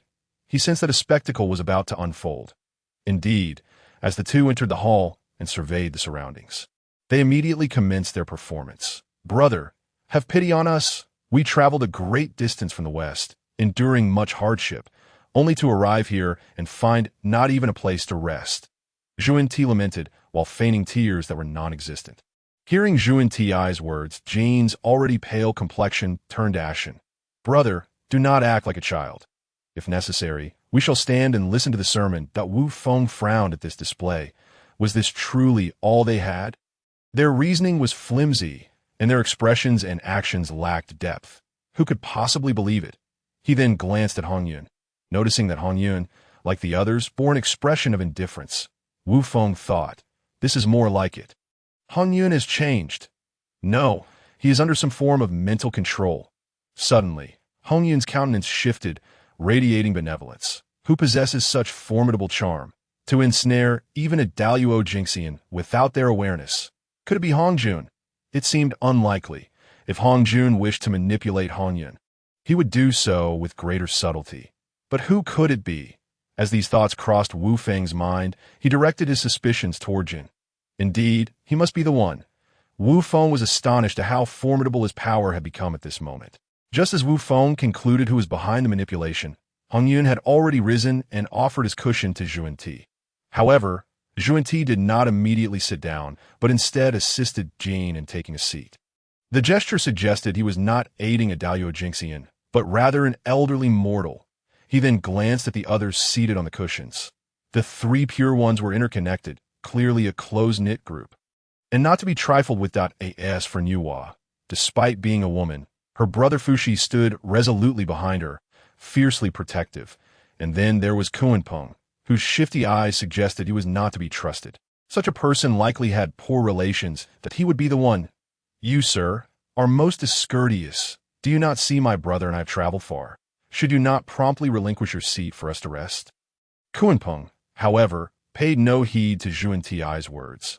The Zixiao Palace was vast, yet only these 6 cushions remained. Clearly, this was a matter of opportunity. He could not afford to play the benevolent fool like Hong Yun and squander the chance that awaited him.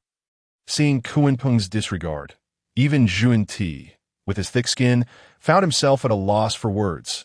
In the presence of the sages, one could not act with such brazen disregard. They had already surreptitiously exchanged blows once. Should they do so again, it would signify a blatant disrespect toward the sages. He did not believe their previous actions could have escaped the sages' notice. Just then, the voice of Yuanshi broke the tension. He had been displeased with Kuanpeng since he entered, but a visage reflects the heart. This fellow clearly does not belong among us. Clad in scales and armor, a creature of the swamp, how dare he associate with us? Depart at once. His words incited a wave of outrage among the assembly, with over half the attendees glaring at Yuanshi. Even Dijuan and Tai were incensed, had they not been in the Zixiao Palace. Tai would have likely taken action against him. Wu Feng too furrowed his brows at this remark. His backing was a turtle. How could he tolerate such insolence? Without hesitation, Wu Feng unleashed his aura, directing it toward Yuanshi. Thud! Yuanshi, caught off guard, was immediately pinned to the ground, face to the floor, in a most undignified manner. Laozi and Tongtian, witnessing this, quickly joined forces to assist Yuanshi in alleviating the pressure. But who was Wu Feng? A master of great power, a formidable being at the quasi-saint level. The weight of his aura was such that even they, who had only reached the late stage of Daluo Jinxian, could not withstand it. In this dire situation, facing Wu Feng, they were as helpless as ants attempting to shake a tree, utterly ineffectual. Fortunately, Wu Feng's pressure was not directed at them. Otherwise, they would have fared no better than Yuanshi. Chapter 41. The sermon at Zixiao Palace. At this moment, Jane seized the opportunity to push Kuanpeng off the cushion, and Zhuan Ti promptly took his place. The process was seamless, without a trace of hesitation. It was evident that the two shared an unspoken understanding. Meanwhile, among the 3 pure ones, confronted by Wu Feng's overwhelming pressure, they found themselves utterly powerless, just as Laozi was about to intercede. Unbeknownst to them, Hong Jun had already taken a position at the forefront. With a mere wave of his hand, Wu Feng felt a monumental force sweep across the entire palace. Instantly, the Zixiao Palace fell into a hushed silence. Even the pressure weighing upon Yuanshi dissipated. Indeed, the sages were formidable. After these actions, Hong Jun resumed his serene composure, observing the surroundings with a calm demeanor, embodying the essence of a transcendent being. As the imposing aura subsided, the crowd, now quiet, turned their attention to the suddenly appearing Hong Jun. They had underestimated the situation. Upon catching sight of Hong Jun, one cannot help but feel the weight of his immense authority, akin to an unfathomable abyss. Wu Feng harbored a twinge of regret for his impulsiveness. Where was his path of survival? Alas, it seems he must continue to hone his skills, although Hong Jun has yet to take any action. Wu Feng possesses an unsettling intuition that he is being scrutinized. His instincts prove to be accurate. Despite Hongjuan's absence from the event occurring in the Zhixiao Palace, it remains his domain, and he is aware of all that transpires. From the moment Wu Feng arrived, Hongjun had set his gaze upon him, a great adept. This realm is one in which he is well versed, having traversed it himself. Naturally, he began to calculate Wu Feng's potential. Ah, indeed, he is a disciple sought by Luo Hu. However, this is of little consequence. Luo Hu has perished. He is but a junior. It appears that Wu Feng has ventured forth on his own path, no longer entirely deserving of the title of Luo Hu's successor. Fortuitously, it seems Luo Hu entrusted him with the god-slaying spear. Evidently, Luo Hu held him in considerable regard. What is this? The legacy of Pangu. Goodness, even Hongjun felt a twinge of envy at this moment. The inheritance of Pangu. If only he could have been bestowed such an opportunity, he would not be so restrained now. Alas, it is too late. Having deduced thus, Hongjun resolved not to pursue further calculations. Each individual has their own fate, and all has long been predetermined. Time and destiny. Gathering his thoughts, he still had debts to settle and teachings to impart. At this moment, Wu Feng remained blissfully unaware that he had been stripped of his dignity by Hongjun. He was still lamenting his impulsive behavior. I am Hongjun, having attained the fruit of sage. The heavenly Tao senses the arduous journey of the beings of the primordial wilderness seeking the path, and thus I am commanded to teach here. At this juncture, Hongjun cast a sidelong glance at the few individuals seated upon the mat and nodded slightly. The seating arrangement had been established and could not be altered henceforth. This lecture would be divided into 3 parts, each lasting 10,000 years, with intervals of 30,000 years in between. I hope you shall remember this. We express our gratitude for your kindness. Master, as soon as Hongjun's voice fell, a chorus of thanks echoed from below, although Hongjun claimed to be guided by the heavenly Tao in delivering his teachings. It is, after all, Hongjun himself who speaks as for the content of his teachings. To what extent would he elaborate? That, too, is solely at Hongjun's discretion. The gathered individuals are not fools. They can comprehend this principle. Thus, at this moment, judging by their expressions, they were all profoundly appreciative. Seeing this, Hongjun nodded in satisfaction. He then commenced his exposition of the Great Tao. The Great Tao is vast, capable of encompassing all. All things rely upon it for life without complaint. Achieving success without possession, as Hongjun began to expound. The heavens rained down flowers, and the earth erupted with golden lotuses, a magnificent spectacle. Wu Feng inwardly scoffed. This was far more extravagant than his own lectures. Truly, a sage, every gesture and movement influences the primordial heavenly Tao. Moreover, his teachings were indeed commendable. Although Hongjun's discourse focused on fundamental principles, infused with profound wisdom and his unique insights, even Wu Feng found himself captivated. In this moment, he also noticed that the 6 individuals seated at the forefront seemed to receive some arcane guidance, transforming into enigmatic figures. Those seated appeared to radiate a more intense and lucid aura of laws. This was no different from receiving special treatment, and so brazenly did one not see Kunping's eyes turning red with envy. Clearly, he was unwilling to let go of such an opportunity. Yet, at this juncture, there was little he could do. However, he begrudged the position he had relinquished to Hongyun, believing that had it not been for Hongyun's ill-fated initiative, he would not have lost his seat. Knowing others is intelligence. Knowing oneself is true wisdom. To conquer others requires strength. To conquer oneself is true power. Contentment brings peace. Time slipped by, and 10,000 years passed in the blink of an eye, with Hongjun's teachings drawing to a close. The gathered crowd gradually awakened from their reverie. Some astute individuals calculated and realized that indeed 10,000 years had elapsed, marking the conclusion of this lecture, although they were left with a lingering desire for more. The anticipation of 2 additional sessions tempered their disappointment. After Hongjun's systematic elucidation of the Tao, all felt they had greatly benefited. Even Wu Feng, despite the divergence in their paths, recognized the value in Hongjun's fundamental teachings, applicable to his own journey. This lecture encompassed everything from the path of transformation to the intricacies of breath control, culminating in detailed instructions on the cultivation methods of the Tai Golden Immortals. Although he did not delve into the knowledge beyond the Luo, the insights offered significant support to the denizens of Zixiao Palace, deepening their foundational understanding. Thus, at this moment, they harbored genuine gratitude towards Hong Jun. However, just as the crowd was expressing their sentiments, Hong Jun suddenly dropped a bombshell that stirred the previously tranquil waters. That I observe that the order of the primordial wilderness is incomplete. It would be prudent to appoint a virtuous and esteemed individual to lead the realm. Do any among you have a candidate? What was Hong Jun intending? He stood above them, and that alone sufficed, given his formidable cultivation. The crowd acquiesced. Were another to assume such a position, they would be far less amenable. After all, everyone is born free. Who desires an undue yoke imposed upon them? While some expressed concern, others reveled in the prospect. As soon as Hong Jun's words fell, Tai's voice resonated through Zixiao Palace. Master, allow me to present my brother, who transformed from the sun star and possesses great fortune. His cultivation is among the pinnacle of the primordial wilderness. He is fit to lead. Yet, no sooner had he spoken than he was met with a chorus of rebuttals from the others in Zixiao Palace. The fiery-tempered Zhurong openly mocked him, leaving Tai in a rather embarrassing predicament. This effectively squashed Tai's proposal. Their mutual disdain led to enmity. Both were hot-headed, and neither held the other in esteem.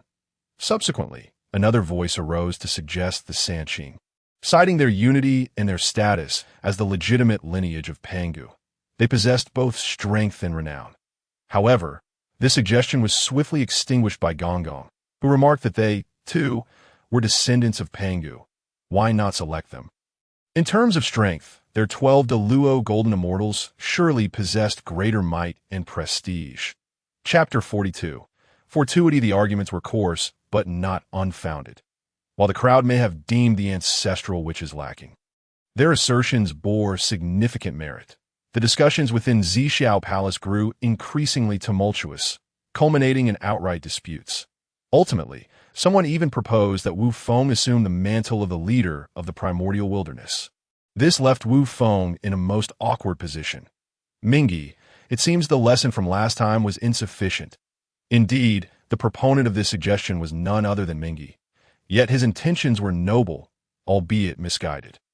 At that moment, a wave of pressure swept through, restoring silence to Zixiao Palace. Dong Wanggong, Shi Wangmu, the two individuals named by Hong Jun, immediately stepped forward. Dong Wanggong, having attained the first ray of the lesser yang energy in the universe, may become the foremost male immortal of the primordial wilderness. Shi Wangmu, having attained the first ray of the lesser yin energy in the universe, may become the foremost female immortal of the primordial wilderness. With that, Hong Jun produced two pieces of spiritual treasures, the dragon-headed staff and the Book of Pure Essence. The dragon-headed staff, primarily offensive, is a supreme, innate spiritual treasure, which Hong Jun bestowed upon Dong Wanggong. The Book of Pure Essence, primarily auxiliary, is said to foresee the future and perceive the hearts of men. It, too, is a supreme, innate spiritual treasure, given to Shi Wangmu. Before the crowd could voice their thoughts again, Hong Jun's figure vanished entirely. The suddenness of this delight left Dong Wanggong in a daze. By the time he grasped what had transpired, he was filled with exhilaration, in stark contrast to his joy. The atmosphere in Zixiao Palace nearly erupted. What merit did Dong Wanggong possess to receive such an honor? Among them, Dijun and Tai were particularly incensed, inwardly decrying Hong Jun's unfairness. Yet, they dared not reveal their displeasure. Had they not been in Zixiao Palace, Tai would have unleashed his chaos bell. Meanwhile, Dong Wanggong remained blissfully unaware, lost in his own elation. However, Shi Wangmu took note of the situation. This prompted her to frown. Upon returning to Zikenlun, she would surely retreat into seclusion. Until the next lecture, she would not emerge. After a while, as Wu Feng perceived no further developments, he prepared to depart. Just as he rose, the prominent figure, Dong Wanggong, approached him, extolling his virtues and expressing a desire for Wu Feng to accompany him. Should Wu Feng agree, he would instantly rise to a position just below Dong Wanggong, above countless others. This left Wu Feng in a state of bemusement, utterly at a loss. He outright declined the absurd proposition. What a farce! This was not a fortune he desired. Poor lad. He likely wouldn't last long. With this in mind, Wu Feng chose not to stoop to his level. He halted beside the smirking Xinyuanzi, and together they set off towards the primordial wilderness. Indeed, a red cloud trailed behind them. This fellow was a pauper, without even a decent spiritual treasure to his name. His visit to Zhixiao Palace was merely by virtue of Xinyuanzi's geographical tome. Upon their return to the primordial wilderness, Wu Feng felt an inexplicable call. It seemed another spiritual treasure was destined for him. This sensation was unmistakable. He had experienced it several times before. There was no mistaking it. Wu Feng then conveyed this revelation to Xinyuanzi, who, upon hearing it, exclaimed, "What a fortuitous encounter! My brother has a chance. I am elated. Let us journey together." Once they had secured the treasure, they would return to Wuzhuang Temple to enjoy some fruits. Ah, delightful! At the mention of fruits, Wu Feng's spirits soared. Though he found little benefit from the ginseng fruit, its delightful crunch was a nostalgic treat. This moment, the seemingly inconsequential red cloud interjected, expressing that he too felt a similar sensation, suggesting it was in the direction of Buzhou Mountain. Oh my! Isn't this direction aligned with his fortuitous encounter? Upon hearing this, Wu Feng immediately recalled his 99 soul-dispersing gourd. Could it be that there is another gourd within? For some reason, at that moment, Wu Feng suddenly thought of the gourd babies. Ugh! He quickly dismissed the unwelcome thoughts from his mind. Red cloud, my fortune also lies in that direction. Why not journey together? Very well, let us proceed as you suggest. After a period of travel, the group soon sensed they were nearing their destination. Indeed, it was at Mount Buzhou, although the place was somewhat remote, beneath the vibrant spiritual energy. There was an extraordinary natural beauty. Soon, they discovered the objective of their expedition. This moment, Red Cloud spoke up. I observe that this gourd vine bears no less than 6 ripe gourds. It appears that Brother Jinyuan will also partake. Just right for each of us to have 2.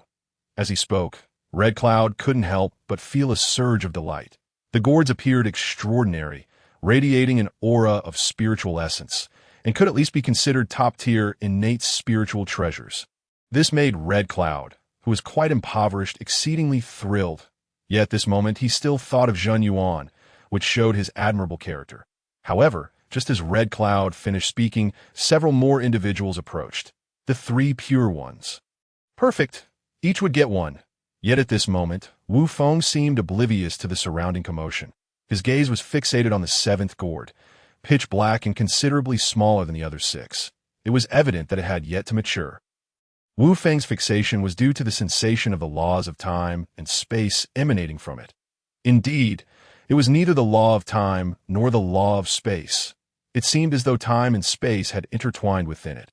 Perhaps this was why it appeared so malnourished. This moment opened a window of insight for Wu Feng, providing him with profound inspiration. He must obtain it. Not even Hong Jun could deter him. This thought surged within Wu Feng's mind as he regained his focus. His expression sharpened. He hadn't been this serious in quite a while. As Wu Feng scanned the surroundings with his piercing gaze, he spotted the 3 pure ones. Meanwhile, the 3 pure ones were inwardly cursing their luck. That wasn't this merely a quest for a treasure. Why did they have to encounter this person again? Had they known he was here, they would have willingly foregone the treasure. Wu Feng had left a profound impression on them. They were not yet future saints, nor were they Hong Jun's direct disciples, despite their innate pride of being the true lineage of Pangu. It was not substantial. The memory of their experience in the Purple Cloud Palace was still fresh, and the overwhelming pressure made them feel that Wu Feng's cultivation was undoubtedly at a much higher level. The circumstances were more potent than their pride. Being weaker in cultivation equated to having no leverage. Though it was frustrating, the 3 pure ones still approached Wu Feng, taking the initiative to greet him. This humble Taoist, Laozi, along with Yuan Shi and Tong Tian, pays respects to the esteemed senior. I apologize for any offense my second brother may have caused in the Purple Cloud Palace. I hope the esteemed senior can forgive us. Faced with the 3 pure ones' overtures of apology, Wu Feng did not linger on it. He casually acknowledged their greeting and returned his gaze to the 7th gourd, maintaining an air of aloofness. The focus was on this. If it weren't for the heavenly secrets indicating that it wasn't the right time yet, Wu Feng would have directly seized it that moment. Jin Yuan sensed something was amiss with Wu Feng. Out of concern, he approached to inquire, Wu Feng, what troubles you? Responding to Jin Yuan's concern, Wu Feng hesitated for a moment before articulating a brief explanation. The seventh gourd pertains to my future path. Upon hearing Wu Feng's reasoning, Jin Yuan's spirit was invigorated.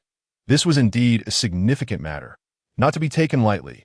Just then, several figures appeared on the horizon. It was the siblings Fuxi and Yuhua, along with the brothers Emperor Jun and Tai.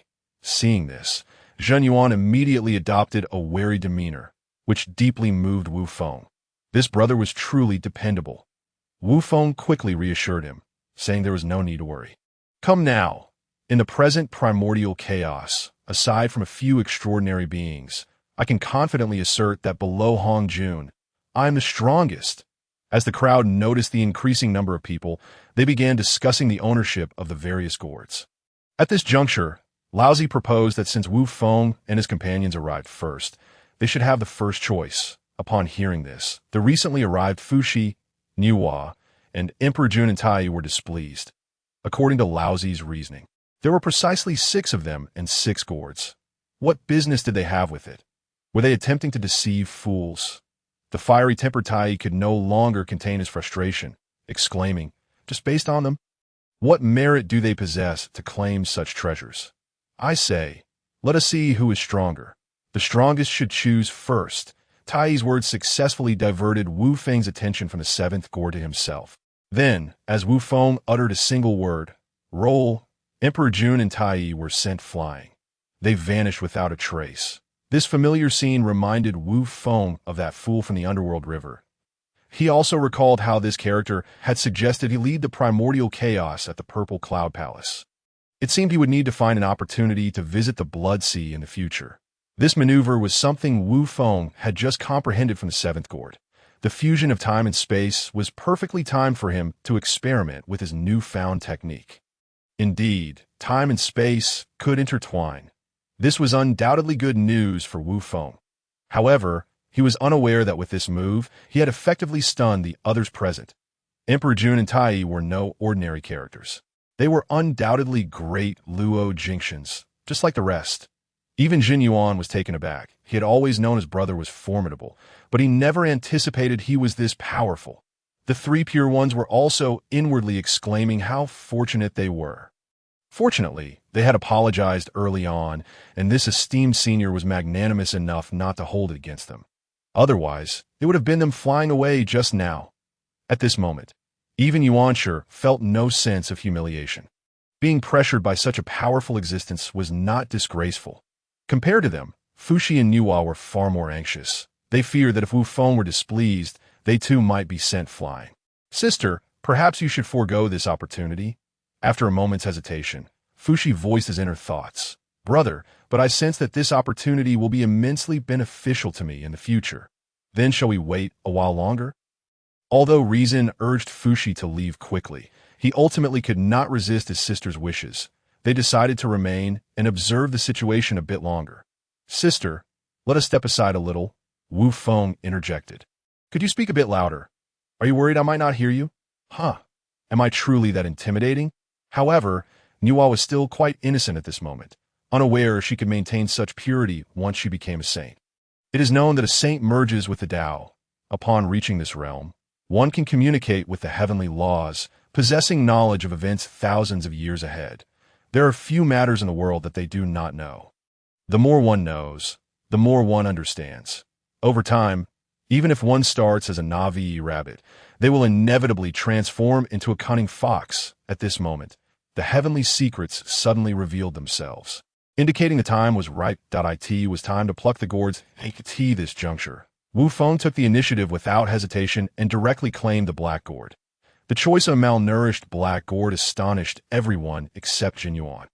They could not fathom the reasoning behind it. Perhaps this was the disparity between them and a superior being. As Wu Feng retrieved the gourd, Jin Yuan and Red Cloud also stepped forward.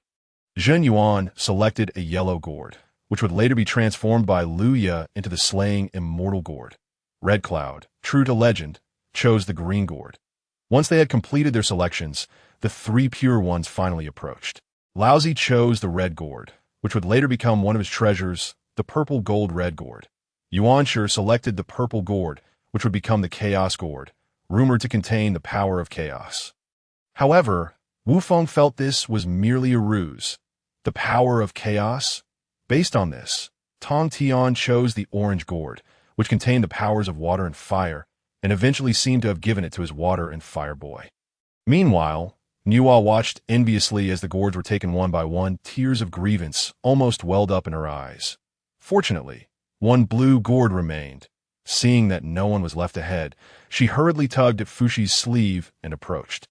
Then, with utmost care, she plucked it from a vine that, this moment, she finally exhaled a sigh of relief.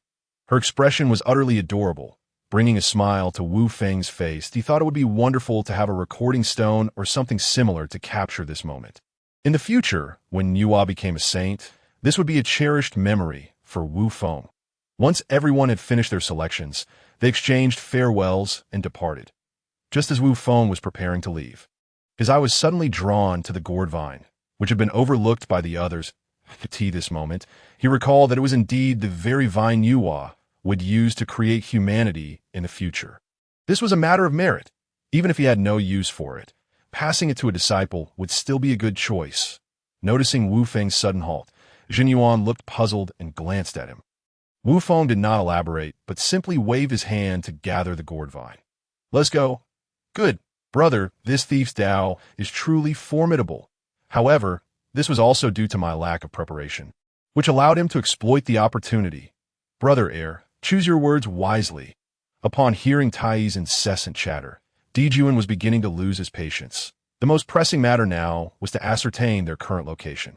Understood, elder brother. Tai always held a deep respect for Dijuan, not solely because of his prowess, but rather due to his superior intellect. Tai was quite aware of this self-awareness. It turned out that these two were none other than Dijuan and Tai, who had been sent flying by Wu Feng. The intertwining of the laws of time and space had resulted in a remarkably exaggerated force, something even Wu Feng had not anticipated, had it not been for Tai summoning the Chaos Bell in the nick of time for defense. Both of them might have already been swept into the chaotic void. Therefore, Tai's previous remarks were merely for show. He would never dare to speak so brazenly in front of Wu Feng. Both he and Dijuan understood this clearly. With Dijuan's admonition, Tai began to ponder the question of where they currently found themselves. Chapter 44. Rage ask when in doubt was a phrase that Tai was now putting into practice. Brother, where are we? Remarkably, the spiritual energy here was quite abundant. Dijuan replied, How would I know? We were both brought here together, and Tai's confusion is equally mine. Nevertheless, this place did seem to be rather splendid. The only uncertainty was whether others might also reside here. Having learned a lesson, they had become considerably more subdued, realizing that there are realms beyond realms. Before long, Wu Feng and his companions arrived at Wuzhuangwen. Jinyu, hurry and fetch us some fruits. Upon reaching Wuzhuangwen, Wu Feng eagerly addressed Jinyu. Hong Yun nearby nodded in agreement. Jinyu responded, So you treat me as a mere servant, do you? However, faced with these two mischievous friends, he had little choice. Ultimately, he went to the back mountain to gather some fruits. Despite the commotion, since his friends enjoyed eating, what harm could there be in indulging them? Soon, Jinyu re-entered with a tray, neatly displaying 12 ginseng fruits. Upon seeing this, Wu Feng immediately rose and approached the ginseng fruits. Biting into one, the flavor is still delightful. At that moment, Wu Feng was struck by an inspired thought. If the peaches of immortality could be replanted from their fruit, why not do the same with ginseng fruits? Moreover, he had many spiritual roots at his disposal. With this in mind, Wu Feng directly inquired of Jinyu. Jinyu, being a master of the earth path, should have been knowledgeable about this. To Wu Feng's surprise, he received a significant eye roll in response. Do you think spiritual roots grow like cabbages? You can't just plant them at will. I've never seen the peaches you mentioned, but I can assure you that ginseng fruits cannot be cultivated. After a brief discussion, they began to deliberate on matters concerning their teachings at Zhixiao Palace. Each person's understanding of the Tao differed, and through their interactions, they often sparked unique insights in the blink of an eye. Several centuries passed, and through their exchanges, they all gained much wisdom. At this juncture, Wufeng declared that he had been away from home for over 10 millennia and that it was time to return and take a look. There were still disciples at home, and he felt a sense of unease that it was also a good opportunity to return early and ponder the newly acquired gourd. The mention of the gourd made Hong Yun restless. Before obtaining the gourd, he had not possessed any worthy spiritual treasures. The sudden acquisition of an exceptional innate spiritual treasure left him quite exhilarated. However, now that he was alone, he had no pressing ties. Thus, he decided to remain at Wuzhuangwen to refine it. Jinyu, who also possessed a gourd, readily agreed. Salutations, Master, may your revered longevity be boundless. Rise, yes, Master. At this moment, Wufeng scanned the surroundings but could not spot Yin Xiao and the others, which piqued his curiosity. He had already sent them a message prior to his return. While it was understandable that Xiong Xiao and Bi Xiao might be absent, given Yun Xiao's composed nature, her absence was unexpected. Where are they? In response to the master's inquiry, Xiansong found himself momentarily at a loss. Wufeng grew even more puzzled. Zhao Gongming, you explain. Master, you must take responsibility for the 3 junior sisters. Unable to contain himself, Zhao Gongming immediately began to recount his grievances to Wufeng. This scene caused Wufeng to frown. It seemed that quite a few events had transpired in his absence. With this thought, Wufeng's expression sharpened. Through Zhao Gongming's account, he came to understand the circumstances that it appeared that after his departure, everything had been peaceful in the blink of an eye. They had spent several millennia on the abbot's immortal island. However, even the finest locations can become tiresome after prolonged stays. Not to mention, they had been living there ever since their transformation. Thus, the youngest, Bi Xiao, proposed that they venture out to explore the wonders of the Honghuang realm. Initially, Xiansong rejected this suggestion. With the master absent, as the eldest brother, he bore the responsibility of safeguarding his younger siblings. Yet unable to resist Bi Xiao's pleas, and with Xiong Xiao supporting her, Xiansong eventually relented. Once they were fully prepared, the group set forth from the abbot's immortal island. First, the novelty of the scenery excited them, but over time, it became just that, ordinary. Although the outside world was vibrant, it was equally rife with treachery and deceit. Thus, they faced numerous hardships in the beginning. Only by experiencing the outside world did they come to appreciate the beauty of the abbot's immortal island. To be under the master's protection was indeed a great blessing. Years later, they resolved to return. However, while passing through the Eastern Sea, disaster struck. Following the catastrophe of Longhan, the Dragon Clan had gradually weakened. Yet, even a dilapidated ship still possesses some iron, let alone the Dragon Clan. The 3 Xiaos were stunning in appearance, and with the inherent nature of dragons, they naturally caught the attention of the Dragon Clan. Seeing that the highest cultivator among them, Xiansong, was merely a Tai golden immortal, they devised a scheme to abduct the 3 Xiaos. Thus, a fierce battle ensued. However, the situation did not unfold as they had anticipated. Instead, it became a stalemate. They had underestimated the combat capabilities of Xiansong and his companions. Moreover, they did not anticipate that each of Xuansong's group possessed formidable spiritual treasures. Ultimately, however, Xiansong and his companions were defeated due to their limited cultivation. Fortunately, with the protection of their treasures, they managed to escape. Despite this, all of them sustained varying degrees of injuries from the battle. Fortunately, Xiansong and Zhao Gongming's injuries were relatively minor, and they quickly recovered. The 3 Xiao sisters, on the other hand, were treated as priority subjects by the Dragon Clan. Thus, even now, they were still soaking in the San Guang divine water pool in the back mountain. Upon hearing this, Wufeng was immediately filled with fury. The Dragon Clan truly had immense audacity. It seemed the pain inflicted by the Longhan calamity was still insufficient. Without even considering visiting the 3 Xiao sisters in the back mountain, Wufeng directly retrieved the god-slaying spear and flew towards the Dragon Clan's lair. He was no longer the person he once was. Nor was the Dragon Clan the same as before. Since the Dragon Clan dared to kick the North Sea kindergarten, he would not hesitate to strike the South Mountain nursing home. His cultivation and his Tao served as his confidence. Zudlong, come out, come out. Wu Feng's voice resonated through the depths of the sea, reaching the abyss where Zedlong was in seclusion. Upon hearing the distant voice, Zedlong was filled with suspicion. Who is this? Such audacity to come here and be so brazen. It was no wonder Zedlong thought this way. As a great elder of the Dragon Clan who had experienced its peak, his pride was evident. Chapter 45, Assault on the Dragon Clan without a second thought for his injuries. Zedlong soared into the air towards the source of the voice. Yet, when he arrived before Wu Feng, he was taken aback. The reason was self-evident. Before him stood a veritable grandmaster. Beneath his feet rested the exquisite innate spiritual treasure, the pure world white lotus, and in his hand was the god-slaying spear. Good heavens, where did this plague come from? Even with such imposing presence, Zedlong knew that, even at his peak, he would be no match for this force. Let alone his current state, still burdened by the injuries from the previous battle. Interestingly enough, the Dragon Clan had brought upon itself too many calamities, leading to their poor fortune. Wounds that should have healed long ago remained stubbornly unhealed due to various unforeseen circumstances. Thus, Zedlong quickly changed his demeanor. Esteemed friend, what brings you here? Have I offended you in some way? I apologize for any transgression. Such an attitude only served to exacerbate Wu Feng's ire. Am I here for a reason? And you truly do not know? This is not a suitable place for discussion. Since you have traveled such a distance, could you kindly grant me the favor of discussing this in a more appropriate setting? Wu Feng retorted, cut the nonsense. Hand over the one who harmed my disciple.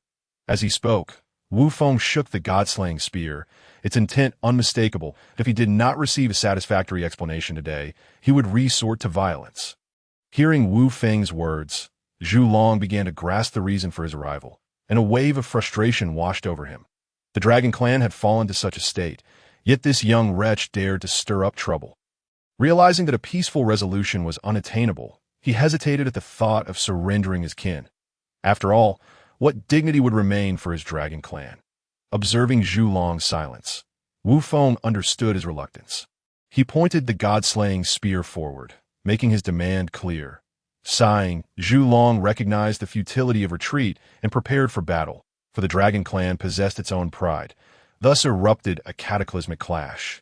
With both sides unleashing extraordinary spells and supernatural powers, as the battle intensified. The sky shimmered with a kaleidoscope of colors, and the sea quaked violently. The very fabric of space became increasingly chaotic.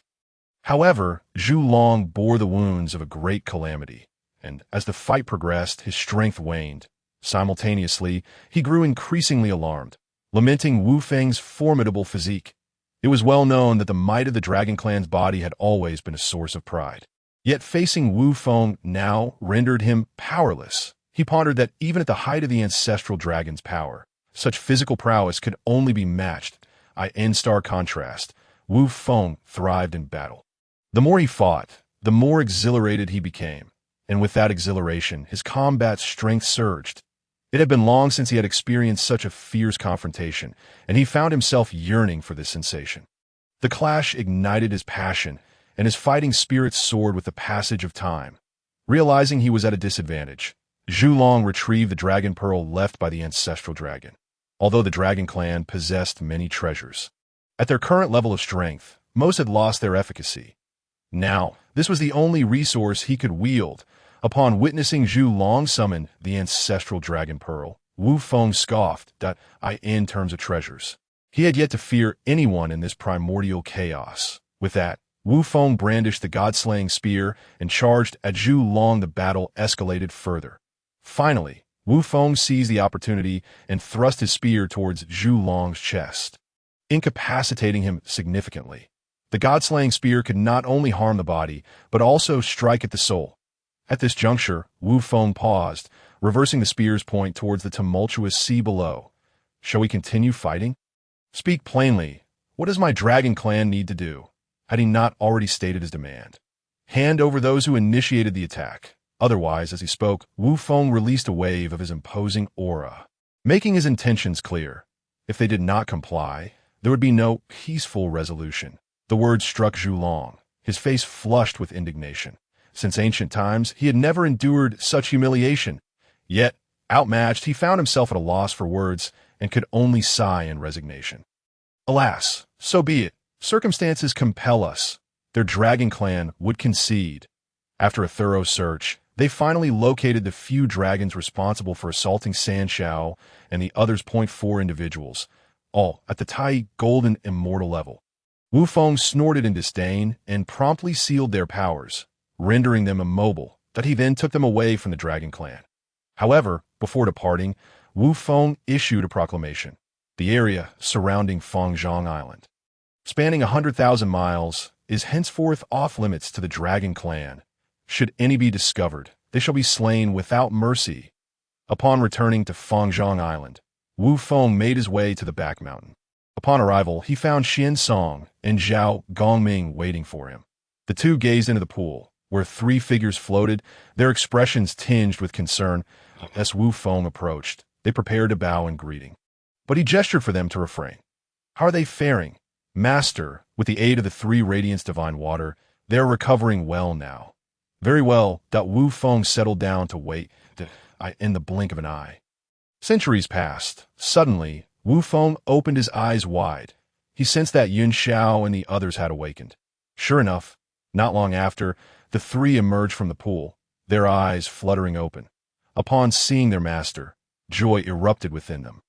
Disciple Yun Xiao, Qiong Xiao, and Bi Xiao pay their respects to Master, wishing you eternal longevity.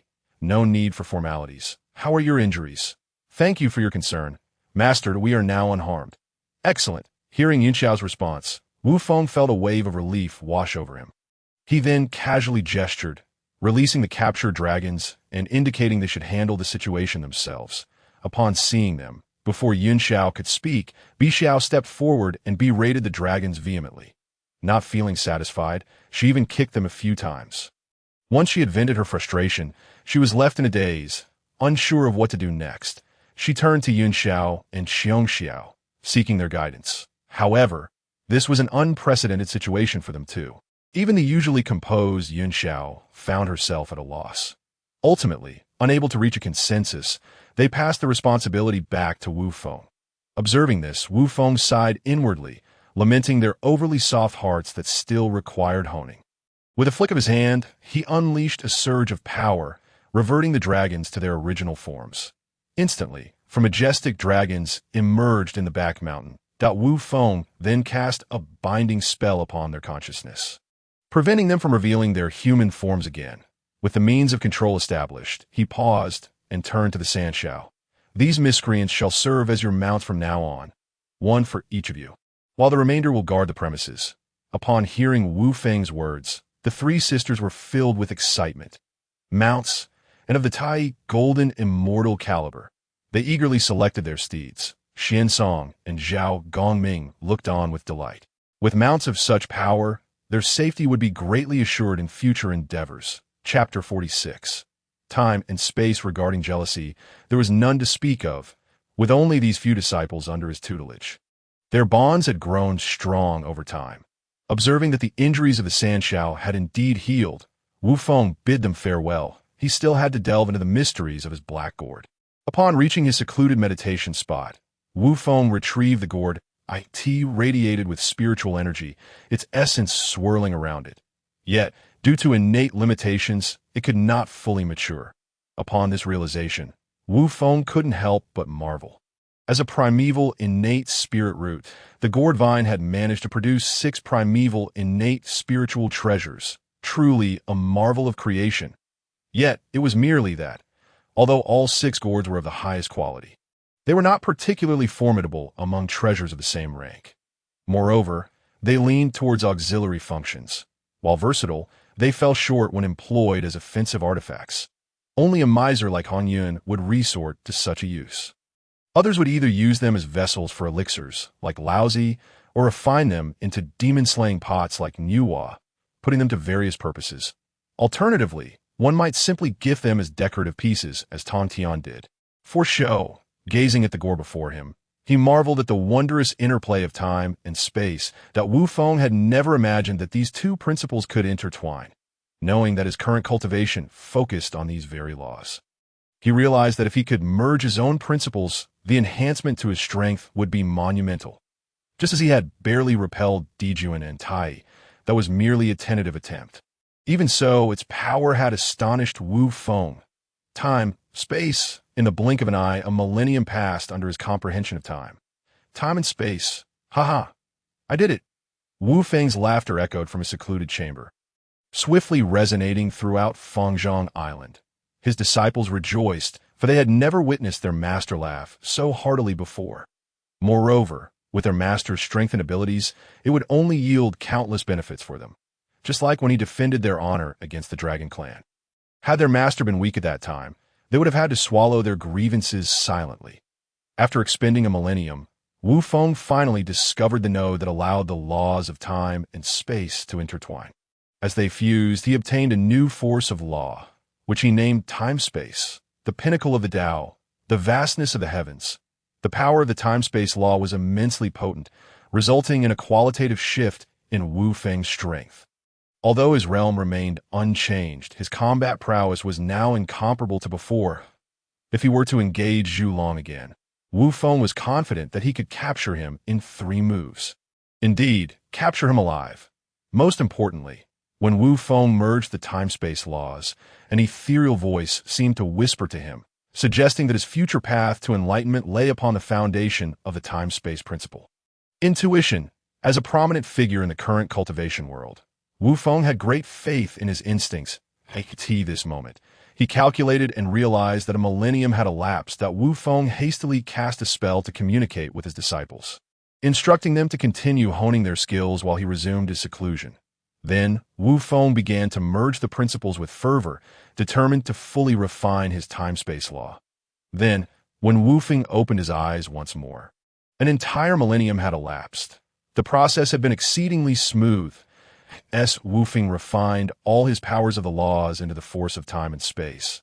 The aura emanating from him grew increasingly profound and archaic. Even his eyes, upon closer inspection, revealed a glimmer of dark golden light.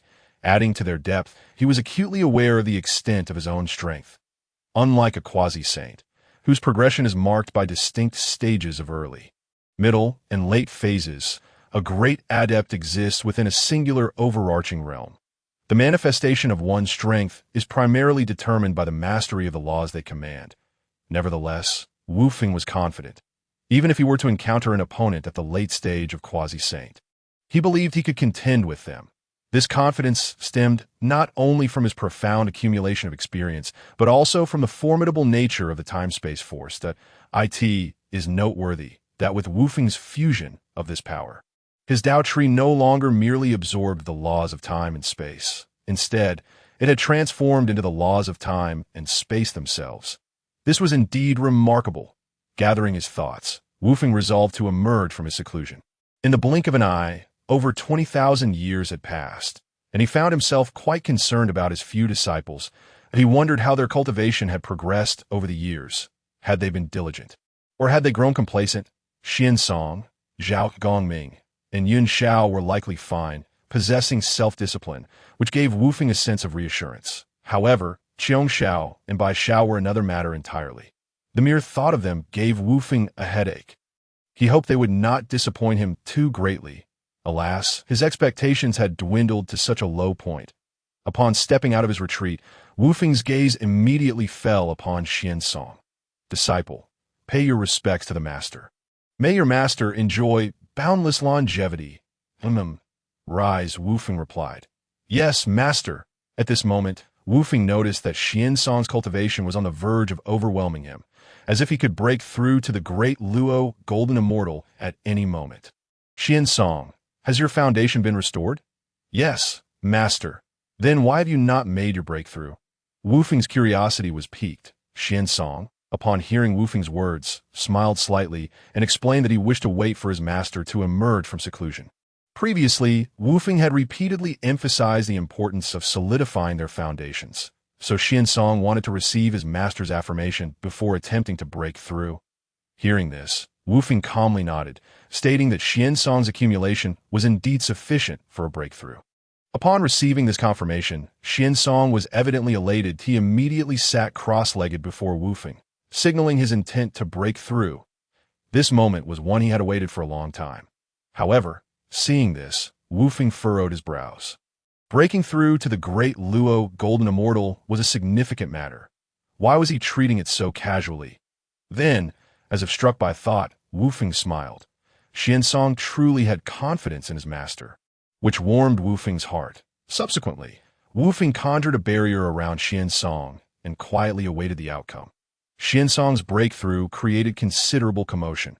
Had he not been born on the Abbot's Immortal Island, he would have undoubtedly transformed into a great Luo Golden Immortal upon taking form.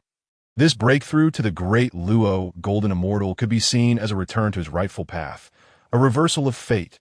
Therefore, the heavenly tribulation clouds above darkened ominously. Wu Feng, waiting nearby, could not help but feel a sense of trepidation for him. As the tumult of Xiansong's breakthrough continued, Zhao Gongming and the three Xiaos gradually arrived. Chapter 47.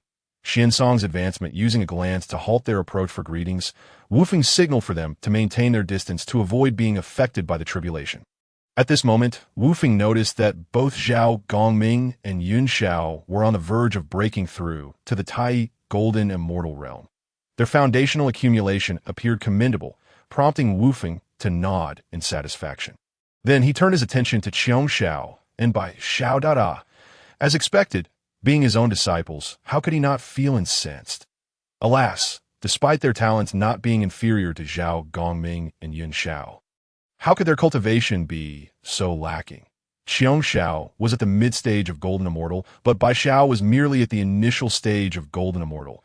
This was simply unacceptable. It all came down to temperament. Wu Feng began to doubt whether Bai Xiao had been earnest in her cultivation. After all, with the abundant spiritual energy and diverse spiritual fruits available on the Abbot's Immortal Island, and even the Dao tea he had provided, even a pig could cultivate to her current level with diligence. Qiong Xiao and Bai Xiao seemed to sense Wu Feng's gaze and lowered their heads, appearing somewhat embarrassed, just as Wu Feng contemplated lamenting their lack of modesty. Bai Xiao suddenly looked up and offered Wu Feng a sweet smile. Wu Feng thought to himself, what a troublesome disciple. Meanwhile, Xiansong's heavenly tribulation had already descended, prompting Wu Feng to refocus his attention on him. With a resounding crash, the heavenly tribulation struck, far surpassing the great Luo thunder tribulation Wu Feng had faced in the past. Wu Feng felt anxious, but was powerless to intervene. One bolt after another rained down, offering Xiansong no respite. Just as Xiansong appeared on the brink of collapse, Wu Feng saw him produce his 9-grade white lotus, placing it atop his head to shield against the tribulation. Witnessing this scene, Wu Feng's heart gradually eased, knowing that there were not many bolts left. With Xiansong's solid foundation, he should be able to endure as time passed, just as Wu Feng had anticipated, despite some difficulties. Xiansong managed to navigate the great Luo heavenly tribulation, emerging as a bona fide great Luo Golden Immortal. At this sight, Wu Feng felt a swell of pride. Having disciples who were all great Luo Golden Immortals was indeed a rarity in the Primordial realm. Subsequently, Wu Feng departed with the other disciples, leaving Xiansong to recuperate and adapt. Qiong Xiao, Bai Xiao, Master. Upon hearing their master's call, the two immediately sensed trouble and sweetly addressed him as master, their voices soft and endearing, melting Wu Feng's heart. Thus, the fire of his earlier irritation was doused significantly. Do you acknowledge your mistakes? Master, we were wrong. We will never again sneak a taste of the fruits produced by elder brother. In this matter, Wu Feng inquired. Xiansong, being a supreme innate spiritual root, the 5-needle pine, bore fruit that could enhance one's aptitude. However, Wu Feng believed the medicinal properties were too potent, fearing that excessive consumption would destabilize their foundations. Thus, he had always limited their intake. So you've treated my words as mere background noise. Wu Feng's expression darkened further at this realization. Bai Xiao sensed the shift and quickly halted, gazing at Wu Feng with watery eyes, her appearance utterly pitiful. Qiong Xiao, Bai Xiao, you have ventured into the primordial realm. I trust you are aware of its conditions. Master, please hold on. I cannot bear it. Pausing briefly, Wu Feng continued, despite the current peace in the primordial realm, its essence remains a jungle where the weak are devoured by the strong. You both experienced the recent turmoil with the Dragon Clan firsthand. While my cultivation is formidable, I cannot always be by your sides. Only by strengthening yourselves can you truly be powerful. This way, should similar situations arise, you will be equipped to handle them. Furthermore, your late transformation means there are many matters about the primordial realm that you remain oblivious to. In this realm, not only are there human calamities, but also natural disasters, such as the calamity of quantization. I have existed since shortly after the creation of the heavens, having experienced the beast calamity, the Dragon Han calamity, and the subsequent conflict between Tao and Demon. I can assure you, the calamity of quantization is perilous. A moment's carelessness could lead to eternal damnation, and your cultivation is the only reliable foundation you have. This heartfelt discourse conveyed Wu Feng's deep concern. Not only did Xiong Xiao and Bai Xiao feel touched, but Zhao Gongming and Yun Xiao, who were nearby, were also moved. The longer they spent with Wu Feng, the more they could sense his warmth. This was why Xiong Xiao and Bai Xiao felt increasingly emboldened at this moment. Xiong Xiao spoke up, "Master, please rest assured. I will diligently cultivate from now on." With her lead, Bai Xiao nodded vigorously, assuring Wu Feng that she would not disappoint him in the future. Regarding their assurances, Wu Feng remained noncommittal. What the future held depended solely on them. Although Wu Feng served as their master, he could not undertake their cultivation on their behalf. With matters settled, Wu Feng waved his hand, signaling them to withdraw. 0.5 centuries elapsed. Xiansong had adjusted his state and came to inform Wu Feng. Upon seeing Xiansong, Wu Feng felt a sense of satisfaction. He promptly gestured to summon his disciples. He resolved to impart teachings to them before the second lecture at Zixiao Palace commenced. Upon hearing this news, the disciples were filled with joy, for it had been quite a while since their master had shared his wisdom, particularly for the diligent Yin Xiao, who had accumulated numerous questions regarding her cultivation. If the master were to lecture, she could not only gain deeper insights, but also seize the opportunity to seek his guidance, which would be truly delightful. As the disciples arrived, Wu Feng wasted no words. Without even taking out the pure world White Lotus, he commenced his lecture directly. With the pretense dropped, what need was there for a lotus seat? There existed a primordial unity, born before heaven and earth. Silent and solitary, unchanging in its independence, it circled endlessly. In the blink of an eye, 1,000 years passed. Seeing that his disciples had nearly reached their limits, Wu Feng ceased his discourse. He then addressed some of their cultivation queries before waving them off. However, he ultimately called Xiansong to remain. His cultivation had already reached the great Luo golden immortal level, a considerable distance from the realms of his fellow disciples. That Wu Feng's earlier teachings were primarily directed at the golden immortal and Tai golden immortal stages, which no longer suited him. Keeping him behind was to provide personalized instruction. Well, it wouldn't be entirely accurate to say that. What he possessed, the other disciples would eventually attain. Only the pace would differ. Wu Feng intended to pass on the Pangu inheritance he had acquired atop the Buzhou mountain. Upon reaching the great Luo golden immortal stage, one had essentially embarked on their own path. No matter how splendid another's path may be, it could only serve as a reference. Chapter 48. The transmission of Tao, the decision to bestow the Pangu inheritance upon him, was made with this consideration in mind. After all, broadening one's horizons is invariably beneficial. Although the inheritance transferred through Wu Feng's hands had diminished significantly, it was an unavoidable circumstance. The Tao is formless and intangible. Even first-hand experience is challenging to articulate. Wu Feng himself had not witnessed it directly, let alone relay it. Thus, he beckoned Xiansong forward and pointed to the center of his brow, transmitting all he could describe of the inheritance in one go. This included Pangu's profound technique, the Xian Yuan Ju. Once everything concluded, Wu Feng halted his actions and quietly observed him, but he understood that Xiansong would require time to absorb and adapt. He recalled that even it had taken quite a while to recuperate after receiving these inheritances on Buzhou Mountain. Not to mention, Xiansong had just reached the great Luo golden immortal stage. A moment past 0.2 moments that it wasn't until half a day later that Xiansong slowly opened his eyes. First, he gazed around in confusion. Upon spotting Wu Feng, he finally regained his composure, remembering what had transpired. Then he promptly bowed, calling out in gratitude for his master's grace. This was the Pangu inheritance. It even contained Pangu's techniques. Xiansong was profoundly moved. He realized that since encountering his master, his fate had been irrevocably altered from a state of ignorance to achieving transformation. Coupled with his master's meticulous guidance and countless resources, he had become who he was today.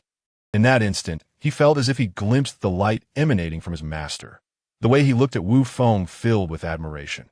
However, Wu Feng, under Xiansong's gaze, felt an overwhelming discomfort. It was rather awkward. He quickly interjected, instructing him to return and contemplate, promising that any questions could be addressed later. Having said that, Wu Feng's figure vanished without a trace. Such an emotional scene was truly taxing for Wu Feng. And so, time settled once more, and before long, another 2 millennia had passed. During this period, Wu Feng had delivered 2 more lectures, though neither lasted particularly long. The longest merely extended for over 300 years. Lecturing does not benefit from sheer frequency. He also needed time to digest the teachings himself. Otherwise, one might forget what was heard before long, retaining little, merely wasting time. Haphazardly consuming knowledge could lead to indigestion, destabilizing one's foundation. This would be akin to forsaking the essence for the trivial. Having lingered too long on the Abbot Island, Wu Feng felt a stirring restlessness, yearning for the grandeur of the primordial chaos. Thus, he resolved to visit Zhen Yuanzi. The ginseng fruit was of little importance. He was primarily eager to see Zhen Yuanzi himself. Moreover, he intended to bring along a few disciples that on one hand, he wished to let them breathe fresh air, ensuring their safety under his protection. On the other, he desired to showcase his disciples before Zhen Yuanzi. The notion of stealthily indulging in luxury had never been Wu Feng's style. Behold, a disciple of the great Luo, golden immortal. Witness how remarkable I am. As a brother, he was quite competent. Master, is it appropriate for us to directly visit Uncle Zhen Yuanzi? On the journey, Xiansong voiced his concerns as he glanced at the entourage. Hearing this, Wu Feng cast a calm glance at him, replying, "We are not empty-handed, are we? By the way, have you packed the tea leaves properly? They're all packed. Also, I prepared 2 of your fruits. Point 2. Shouldn't we bring more?" "No need. Your uncle is alone, and 2 will suffice." "Understood, master." "Then that settles it. No further preparations are necessary. Everything else is superfluous." "Master, will we be able to savor ginseng fruit again this time?" One need not look to know it was by Xiao speaking. She shared Wu Feng's fondness for ginseng fruit. "Indeed, but aside from ginseng fruit, you must refrain from indulging in other fruits." "Why not, master?" Wu Feng shot her a stern glance. "How can you still ask why? Are you unaware of your current condition?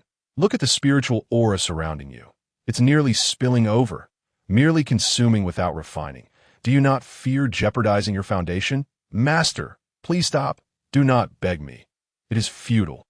Having said that, Wu Feng formed a gesture and took to the clouds, preparing to depart. With so many people accompanying them, the swift flight was no longer feasible. They had to travel via cloud. "Zhen Yuanzi, look who has come.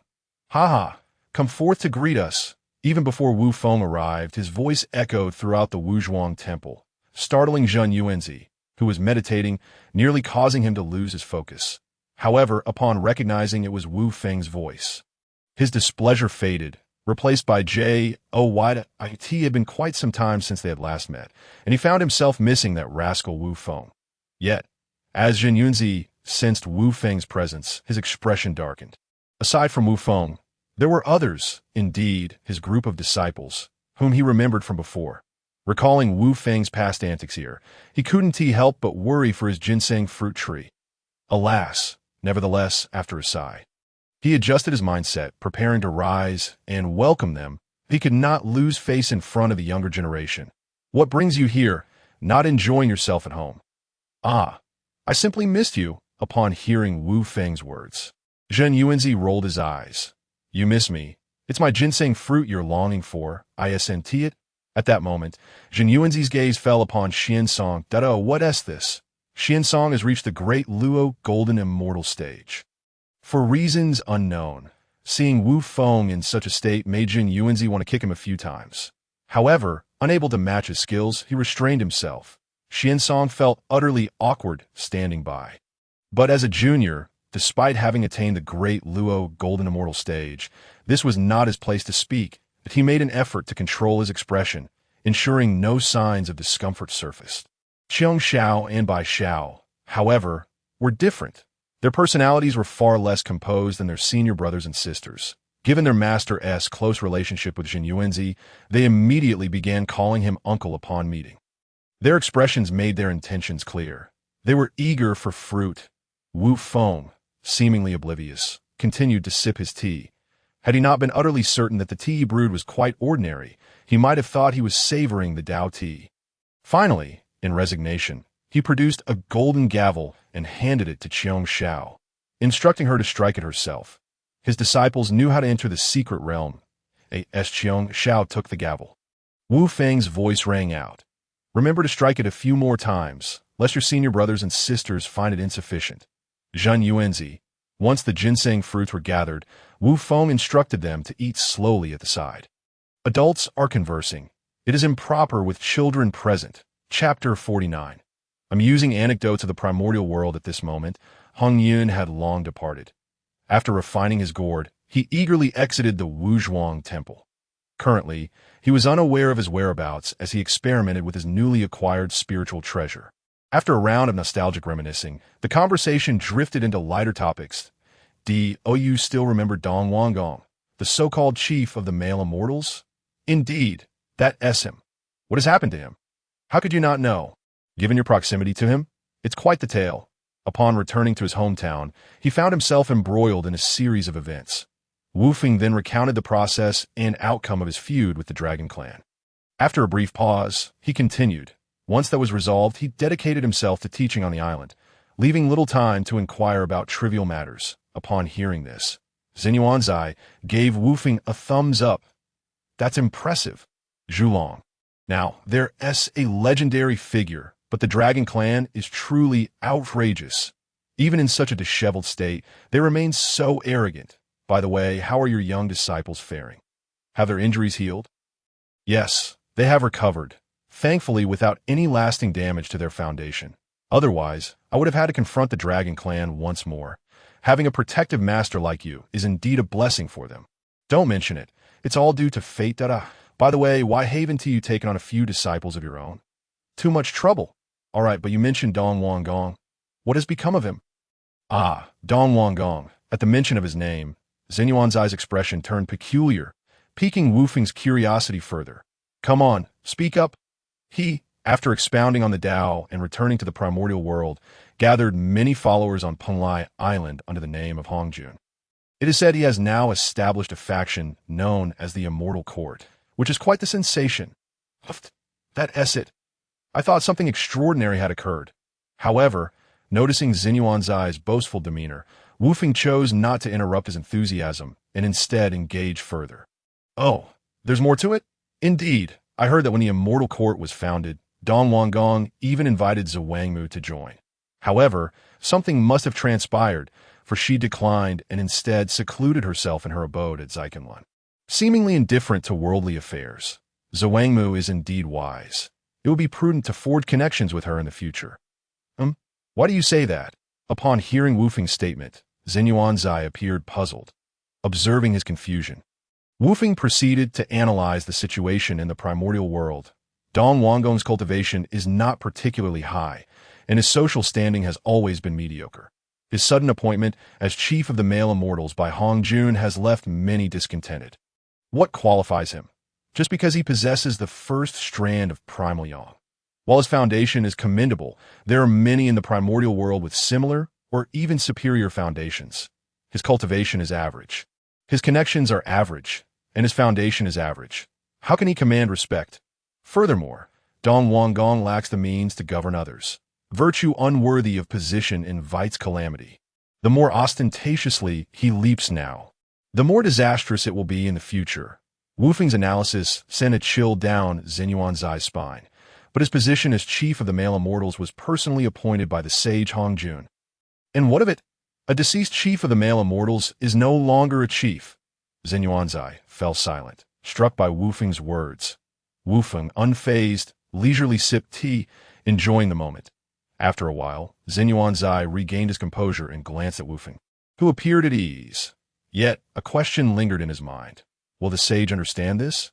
Wufeng rolled his eyes in response. Who knows? Perhaps he does. Perhaps he does not. I am not him. How could I possibly know his thoughts? What do you mean? Oh, just now. Your words sparked a realization within me. Oh. Pray tell that it seems that shortly after Dong Wanggong established the Immortal Court, Emperor Jun and Tai also sought to form a faction. I hear they have already laid the groundwork, and although their numbers are still small, the brothers have attracted many formidable talents, particularly Tai, who possesses the primal supreme treasure, the Chaos Bell. At this mention, even Zai felt a pang of envy. That is indeed a treasure of heavenly fortune. There are scarcely a few such items in the entire primordial world. Are you not the least bit surprised? Surprised? Why would I be? At this moment, Zai seemed to recall how Wufeng had once made them vanish with a mere word back at Buzhou Mountain. Well, you are indeed powerful, which grants you a sense of confidence. With this thought, Zai chose not to linger further on trivial matters and shifted the conversation to the friction that had arisen between their factions. Although Dong Wanggong had established the Immortal Court earlier, in terms of strength, he still fell short compared to Emperor Jun and Tai. After all, in the primordial world, true competition is never determined by scale. What is paramount is often the small number of the very elite. That said, Dong Wanggong, buoyed by his saintly appointment, bore an air of arrogance, dismissing the brothers entirely. The two continued their discussion, touching on various topics, such as the three pure ones returning to Kunlun Mountain with even more humility than before, and rumors that Zhuangmu had taken on a disciple named Zun upon her return to Zikenlun. They also spoke of Mingyi, who remained as aloof as ever, secluding himself in the Blood Sea, reportedly without any friends. Upon hearing this, Wufeng found it rather peculiar. Mingyi aloof? That hardly seems fitting. However, he chose not to argue. Nevertheless, the mere mention of Mingyi stirred a feeling within him. He recalled that during their time at Zixiao Palace, Mingyi had suggested he be appointed as the chief of the male immortals. Wufeng was never one to be magnanimous. Perhaps it was time to pay a visit to the Blood Sea? Years passed in the blink of an EYEAT this juncture. Wufeng proposed that Zai impart a lesson to his disciples, suggesting that exposure to diverse teachings could only be beneficial. Zai readily agreed. For Wufeng's disciples were dear to him, and the invitation from his old friend was one he could hardly refuse. Wufeng then sent out messages to summon his disciples. Upon hearing the news, they were all quite elated. A lesson on the Tao. How thrilling! They eagerly retrieved their lotus platforms and took their seats under Zai's watchful gaze. This scene left Zai utterly astonished, as so many pure lotus of the world. He turned to Wufeng, hoping for an explanation. Wufeng, not one to withhold information, recounted how he had acquired the pure lotus of the world alongside a string of smaller white lotuses during his initial encounter. This revelation left Zai envious beyond measure. The Pure Lotus of the World, Chapter 50. The second lecture at Zixiao Palace. Although these smaller white lotuses were no longer primordial, their remarkable utility was by no means diminished. In terms of practicality, they surpassed many comparable primordial treasures. Indeed, I am referring to the gourd. Zai had also obtained a gourd from Buzhou Mountain due to Wufeng's influence. However, upon acquiring it, he found himself sorely disappointed. Despite being a top-grade primordial treasure, it paled in comparison to his earth book. Only someone as impoverished as Han Yun would cherish it so. Sensing Zai's envy, Wufeng promptly produced a 6th-grade white lotus and offered it to him. I have no more 9th-grade ones, but there are plenty of 6th-grade ones to spare. Take it and enjoy. Such was Wufeng's generosity. Zai was left speechless by Wufeng's gesture. Yet he could not refuse. He was quite fond of the white lotus. Having known Wufeng well, he understood that his friend was indeed well-stocked. To feign modesty would be ungracious. With a flourish, Zai placed the newly acquired white lotus beneath him and settled into a meditative posture. In the blink of an eye, a millennium passed. There were intervals during which Zai, seizing the opportunity, posed numerous questions to Wufeng as he taught Xin Song and the others. Wufeng listened attentively, and together they gleaned considerable insights. At this juncture, Wu Feng calculated the timing for the second lecture at Zhixiao Palace and decided to pause. He then conferred with Zhen Yuanzai about attending together. With Xiansong having reached the level of Great Luo Golden Immortal, it was an opportune moment for him to broaden his horizons. As for Zhao Gongming and the three Shaos, they would remain at Wuzhuang Temple to support Zhen Yuanzai. Zhen Yuanzai was left speechless when I depart. Once the secret realm's grand formation opens, others will struggle to find a trace. Do I truly need to oversee this? Nevertheless, considering the presence of the younger generation and respecting Wu Feng, he refrained from voicing his concerns and readily agreed. Thus, the trio set forth towards the direction of the chaotic Zhixiao Palace. Several centuries later, they finally arrived at their destination. The primordial world was vast, with the recent breakthrough of Xiansong into the realm of Deluo. His strength remains somewhat inferior among a select few. During their journey, Wu Feng's attention was largely fixated on him, plagued by the fear that a moment's inattention could lead to an unfortunate mishap. Observing this, Zhen Yuanzi found himself at a loss for words. Did Xiansong really require such protection, given his solid foundation? It was worth noting that when he first arrived in the chaos, he was likely only marginally stronger than Xiansong is now. As they approached the majestic Zhixiao Palace, Xiansong was utterly awestruck by its grandeur. The architecture was ancient and imposing, carved from materials that defied discernible craftsmanship or seams. Noticing Xiansong's daze, Wu Feng glanced at the palace before gently urging him to enter. Wu Feng observed that the Zhixiao Palace appeared transformed since his last visit. It seemed to have been forged into a spiritual treasure. No, it was indeed a spiritual treasure. Rising and falling amidst the chaos, it emanated a soft radiance, embodying both unity and magnificence. Exchanging a knowing glance with Zhen Yuanzi, Wu Feng signaled for him to take a look. Upon witnessing Zhen Yuanzi's own astonishment, Wu Feng felt a sense of satisfaction. Both he and his disciple were captivated. How could Zhen Yuanzi be left out of such wonder? If there was to be awe, it should be shared by all. After this brief interlude, the trio entered the Zhixiao Palace, only to find a throng of individuals already present. Without mentioning the inconsequential figures, notable presences like the three pure ones, Fuxi and Yuhua, Emperor Jun and Tai, as well as the duo from the west, were all in attendance. Upon witnessing Wu Feng's arrival, those familiar with his prowess approached to greet him, before promptly falling silent, seemingly treating him as a formidable force to be reckoned with. However, Wu Feng paid little mind to their demeanor. After securing a spot for Xiansong, he and Zhen Yuanzi settled into meditation. Adopting an aloof disposition was a role he played well. Yet he found the gazes of Emperor Jun and Tai somewhat peculiar. Why were they regarding him with such admiration? Since entering the Zhixiao Palace, Wu Feng had sensed their intense scrutiny, as if they were beholding a benefactor. After all, they had a history. Could it be that their gratitude stemmed from the last incident when he had dismissed them, causing them to lose their wits along the way? Unbeknownst to Wu Feng, the brothers Emperor Jun and Tai indeed felt a sense of gratitude towards him. When they had been taken away by Wu Feng, they found themselves in an unfamiliar realm, rich in spiritual energy and clear in its laws.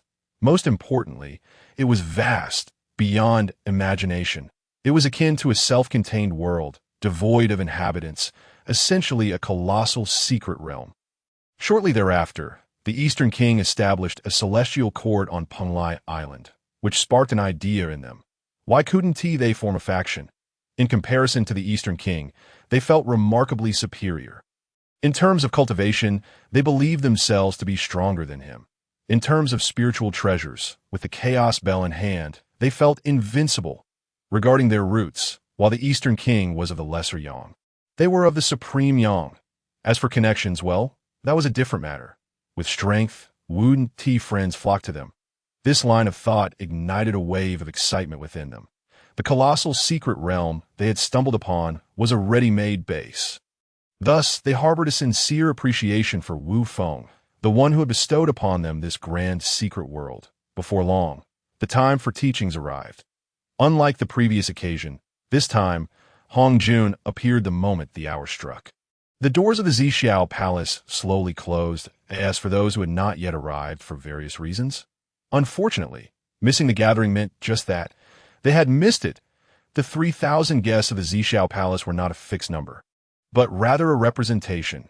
Just as Wu Feng had brought Xiansong along, it seemed that Randang was also visiting for the first time. Where was he? Never mind. He was too common to be noticeable. For Wu Feng, had it not been for his second disciple Zhao Gongming, who would later become intertwined with his fate, he would not have given him much thought. Yet he held a degree of admiration for Zhao Gongming. His relentless pursuit of the Tao, devoid of any pride, stood in stark contrast to the mainstream ethos of the Hong Huang. As Wu Feng's thoughts wandered, the voice of Hong Jun began to resonate. By embracing the great form, the world advances, flowing without harm, bringing peace and tranquility, joy and nourishment. The passing traveler halts. Wu Feng stifled his distractions, centering his mind for contemplation. The opportunity to listen to a sage's discourse was rare. And this time, Hong Jun was elucidating on the path of quasi-saintship. This was immensely beneficial even for him. It is as subtle as flavorless water, perceived as insufficiently visible, scarcely audible, and of little practical use. Time swiftly passed, and soon 9,000 years had elapsed at this juncture. Hong Jun ceased his teachings. The subsequent millennium would be dedicated to addressing inquiries. Chapter 51, dividing the sacred positions at this moment. Laozi, seated at the forefront, was the first to speak. Master, joy and nourishment, the passing traveler halts. What is the explanation? Hong Jun replied, those who pass by may pause upon hearing exquisite music or seeing delectable food. Thank you, Master, Laozi acknowledged before taking his seat. Following him, Yuan Shi posed his question, and then Tong Tian, Niuhua, Jin, and Zhuan Ti each inquired in turn. Finally, the others within the Zishao Palace followed suit, maintaining an orderly sequence despite the large number present. Hong Jun remained patient, providing insights to each query. It wasn't until 999 years later, when it was once again Laozi's turn, that he posed a distinct question. Master, what is a sage? Upon this inquiry, even the others ceased their contemplation, their gazes fixated on Hong Jun instead of offering an immediate response. Hong Jun opened his eyes, first glancing at the assembly within the Zishao Palace, before slowly articulating, to delve into the depths of the three springs, to seek the ninth heaven, to traverse the six directions, to penetrate all things. Such is the sage's journey. The sage exists in harmony with heaven and earth, adhering to the principles of the eight winds, adjusting desires accordingly. Thus, heaven and earth are unkind, treating all beings as mere fodder. The sage, likewise, remains unkind, regarding the populace as mere fodder. Indeed, this was a profound explanation.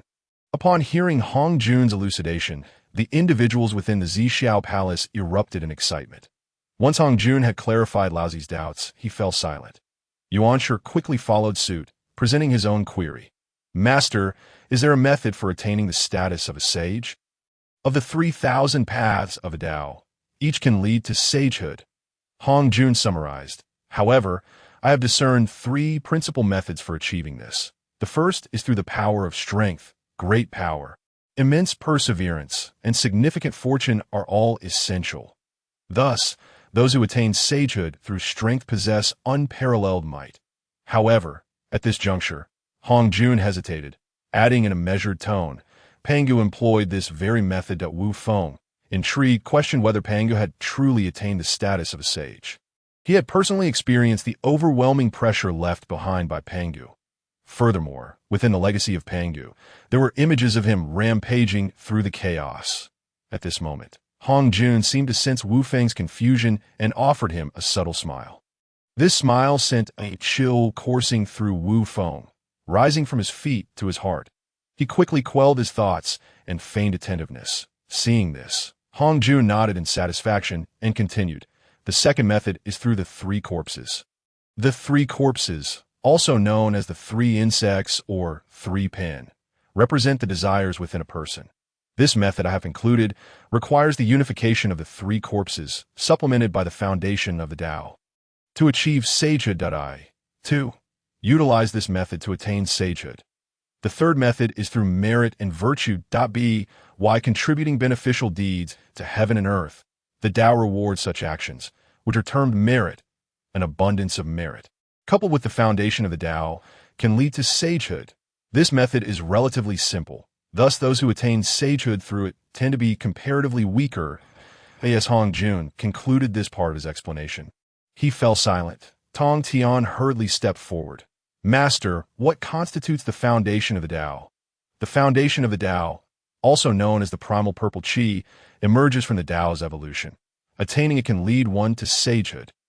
Under the Tao, the number 9 represents the extreme. Hence, the positions of the saints are 9. Correspondingly, the primal purple qi is also 9, attainable only by those with great perseverance, immense merit, and significant fortune. With that, Hong Jun fell silent, seemingly lost in thought, even neglecting to respond to Nuwa's inquiry. Laozi, Master, are you willing to accept me as your disciple? Indeed. Upon hearing Hong Jun's inquiry, Laozi promptly replied, his typically tranquil heart stirred with waves of excitement. Who was Hong Jun? He was none other than a sage. At this moment, he could be regarded as the teacher of the Hong Huang. Becoming his disciple promised immeasurable benefits. Good. You are the transformation of Pangu's primordial spirit. Born with great merit and fortune, capable of becoming a sage. Once Hong Jun had spoken, he reached out into the void. With his gesture, a streak of purple qi soared from afar. As the purple qi descended upon Laozi's forehead, he was overcome with excitement and immediately bowed down. Disciple Laozi expresses gratitude for Master S. grace. He had received the essence of the purple qi, which was indeed the foundation of the Tao, primal purple qi. Observing this, Hong Jun nodded in acknowledgement. This moment, the astute among them had begun to grasp the significance of the purple qi. The atmosphere grew somewhat chaotic.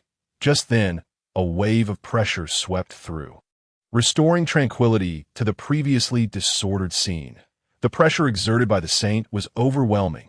Although the atmosphere had settled into silence, the hearts of those in the Purple Cloud Palace were more agitated than ever. The saint. At this moment, they felt as if the saint was so close to them. They gazed at Hong Jun with fervent eyes, hoping to receive his benevolence. In the face of such fervor, Hong Jun remained as indifferent as ever. Upon hearing his summons, Yuan Shi eagerly stepped forward. Master, do you wish for me to be your disciple? Indeed. Well, you too are transformed from the primordial spirit of Pangu, born with immense virtue and great fortune. You can attain sainthood. After Hong Jun's words, he made another gesture towards the void. Immediately, a strand of primordial purple energy flew in from afar and entered Yuan Shi's forehead. Disciple Yuan Shi, thank you for your grace. Master. Then, upon hearing Hong Jun's call, Tong Tian excitedly stepped forward as well. Although he had anticipated this moment after his elder brother and second brother were summoned, the reality of it happening to him still thrilled him. Master, do you wish for me to be your disciple? Indeed. Well, you too are transformed from the primordial spirit of Pangu, born with immense virtue and great fortune. You can attain sainthood. The same gesture, the same primordial purple energy entered Tong Tian's forehead. Disciple Tong Tian, thank you for your grace, Master. As for Nuwa, she was momentarily taken aback by the unexpected joy that had descended upon her. It was only when Fushi behind her gently nudged her that she came to her senses. She hurriedly stepped forward, filled with excitement. Master, do you wish for me to be your disciple? Indeed. Well, you too possess great fortune, and under the manifestation of heavenly secrets, you will have a significant virtue to fulfill in the future.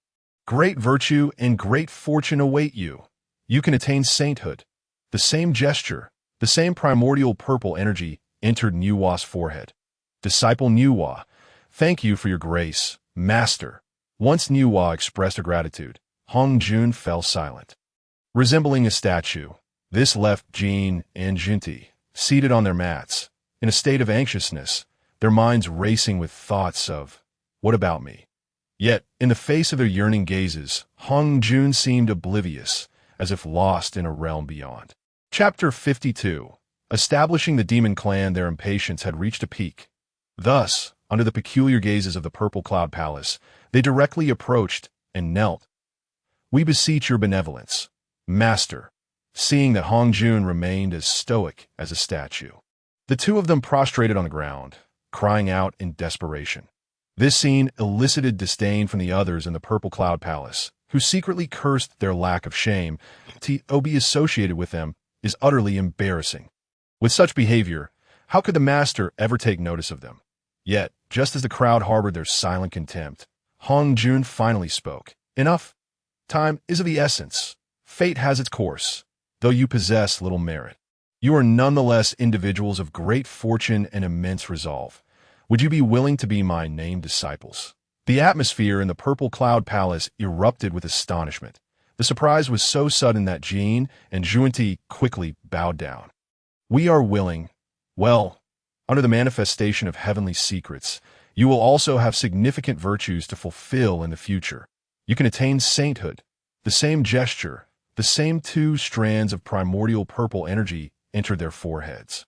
Disciples Jean and Junti, thank you for your grace. Master, good, rise. Thank you, Master. This scene left the attendees of the Purple Cloud Palace utterly bewildered. This is possible? Only Wufeng had anticipated such a turn of events. Considering what Jean and Junti would accomplish in the future, Wufeng believed that this position of sainthood was indeed well-deserved. They had endured great hardships in gradually developing the fragmented West, and the sacrifices made were beyond imagination. Is it not merely a testament to great resolve?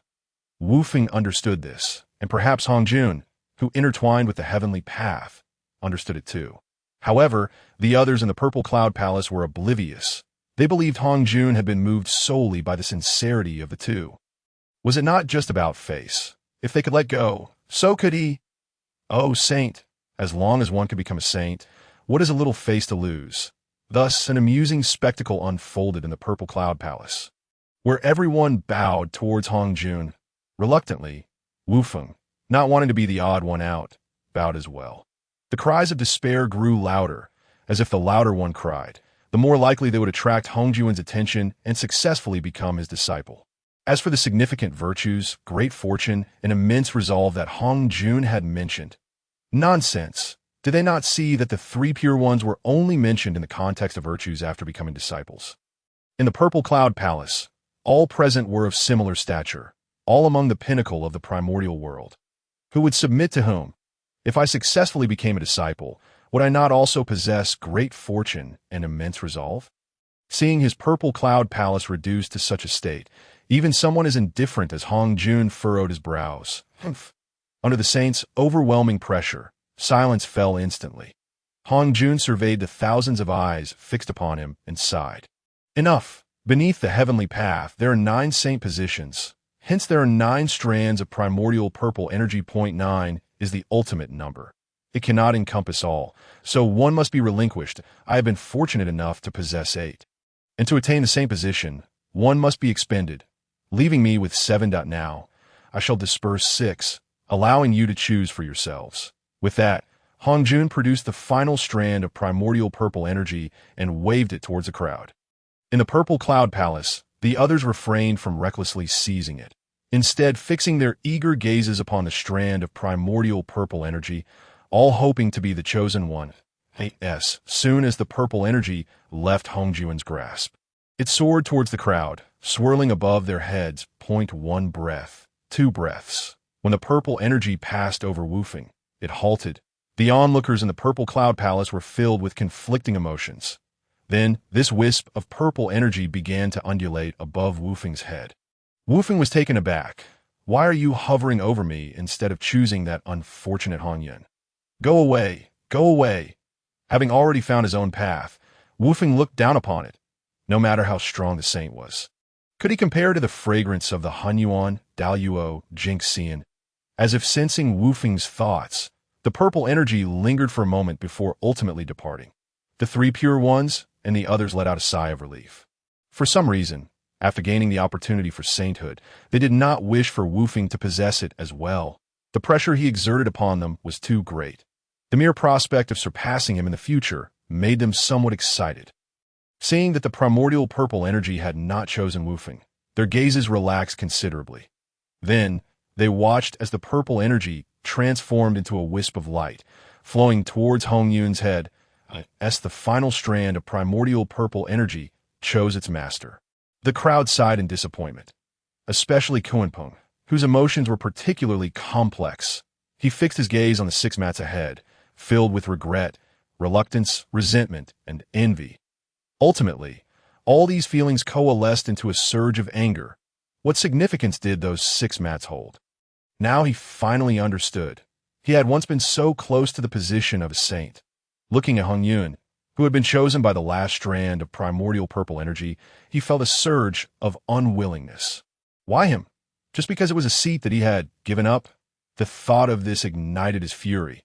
Had he not set a good example, he would not have lost his mat. It was all because of him.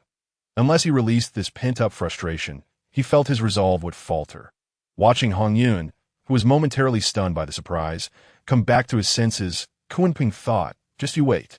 As long as you haven't been taken in as a disciple by Hong Jun, there is still hope.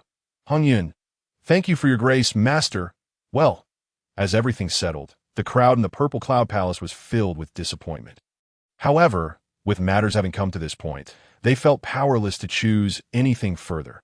Just as they prepared to leave the Purple Cloud Palace, Jun and Tai Yi stepped forward.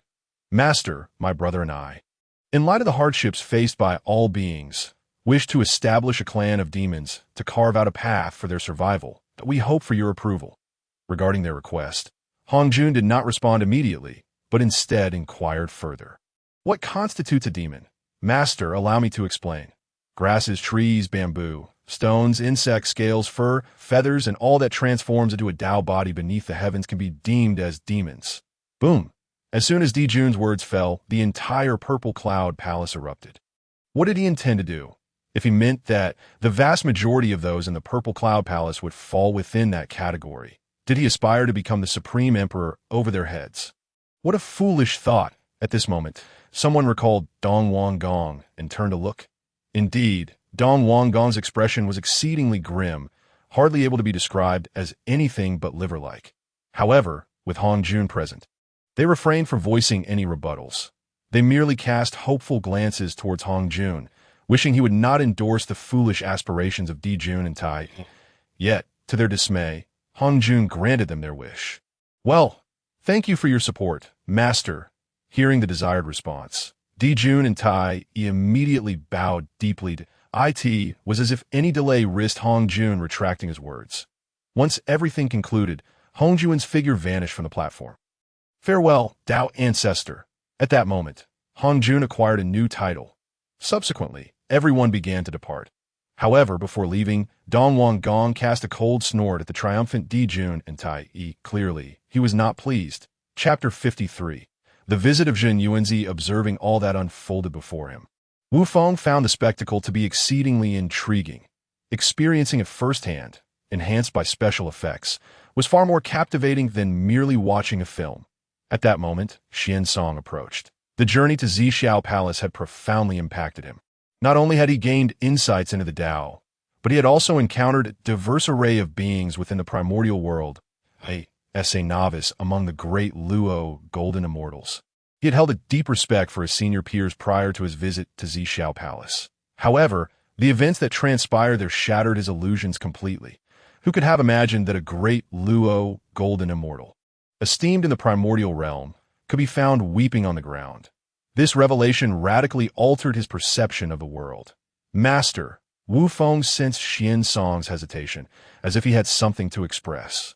However, Wu Feng gestured for him to remain silent.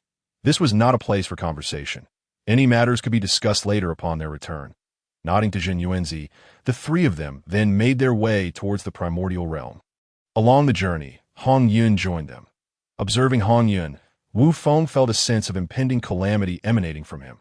Hong Yun, under Wu Feng's gaze, felt an uncomfortable sensation that he glanced at himself, finding nothing amiss. What is it, Tao brother? Is there something wrong with me? Nothing, just pondering some matters to be by the way, once we return to the primordial realm, it would be wise to venture out less frequently. Why do you say that? Tao brother. Seeing the astonished expression on Hong Yun's face, Wu Feng found himself momentarily at a loss for words. After a brief pause, he continued, It's merely a feeling. I suspect that the primordial realm may soon be tumultuous. I share your concerns. You might not have noticed, but Dong Wang Gong and Jun Tai Yi are currently at odds. At this point, Hong Yun cautiously glanced around before whispering, "I believe a conflict between them is inevitable." "Do you concur?" "Indeed." Before Wu Feng could respond further, Jin Yuanzi interjected. The sudden interruption startled Hong Yun, but upon recognizing Jin Yuanzi, he relaxed. "You always tease me." Witnessing this exchange eased Wu Feng's mood considerably. Upon returning to Wuzhuang Temple, Wu Feng bid farewell to Jin Yuanzi and Hong Yun, then set forth with his disciples to explore the primordial realm. Much like his initial journey, he wandered aimlessly, guided only by the whims of fate. The primordial realm was unusually serene at that time. The emergence of the quasi-saint realm had opened new pathways for many great Luo golden immortals, who seemed to be engulfed in a fervor for cultivation, making their appearances increasingly rare. Thus, Wu Feng and his disciples traversed the tranquil primordial realm for 2 millennia. Suddenly, one day, he received a message from Jin Yuanzi, announcing that the 3 pure ones of Kunlun Mountain had broken through, becoming the first to attain the quasi-saint realm. Jin Yuanzi felt that his own breakthrough was imminent as well. 500 years swiftly passed. And Wu Feng returned to Fengzhang Island with his disciples. He sensed that with the breakthroughs of numerous deities, chaos in the primordial realm was drawing near. As Wu Feng had anticipated, shortly after his return to Fengzhang Island, the primordial realm erupted into activity. That a steady stream of great Luo golden immortals successfully broke through to the quasi-saint realm, transforming the primordial realm into a veritable age of cultivation. Those who had achieved breakthroughs rejoiced, while those who had not retreated into seclusion, hoping to be the next to ascend. Another 2 millennia passed. One day, while Wu Feng was instructing his disciples on Fengzhang Island, he reflected on his own path as a mixed Yuan great Luo golden immortal. However, due to limitations in their talents, only Xian Song seemed likely to inherit Wu Feng's legacy. The others, such as Zhao Gongming and the 3 Xiaos, had different aspirations, intending to follow the mainstream of the primordial realm by cultivating Hongjuan's 3-corpse method. Wu Feng held no objections to this. As Hongjun had said, there are myriad paths to the Tao. All can lead to enlightenment. While Hongjun may have had his own motives, the 3-corpse method undeniably opened a new avenue for the primordial realm. Different paths may lead to the same destination. On this day, as Wu Feng continued to enlighten his disciples, he suddenly sensed a disturbance in the fabric of space. As someone who practiced the laws of time and space, he was well acquainted with such phenomena. Now, he could detect spatial fluctuations near Fengzhang Island effortlessly. His curiosity piqued, for he sensed that this disturbance was of a human origin.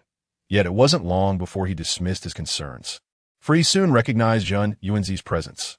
Why had he come here? Wu Feng found this curious, knowing that Jin Yuanzi was a recluse for countless eons, despite having invited him on numerous occasions. Jin Yuanzi had always declined, citing a disinterest in leaving his abode. Wu Feng had once worried that this might be an inherent trait of his spiritual root. Thankfully, Xian Song did not share this characteristic and appeared quite normal, alleviating Wu Feng's concerns as flashes of insight crossed his mind.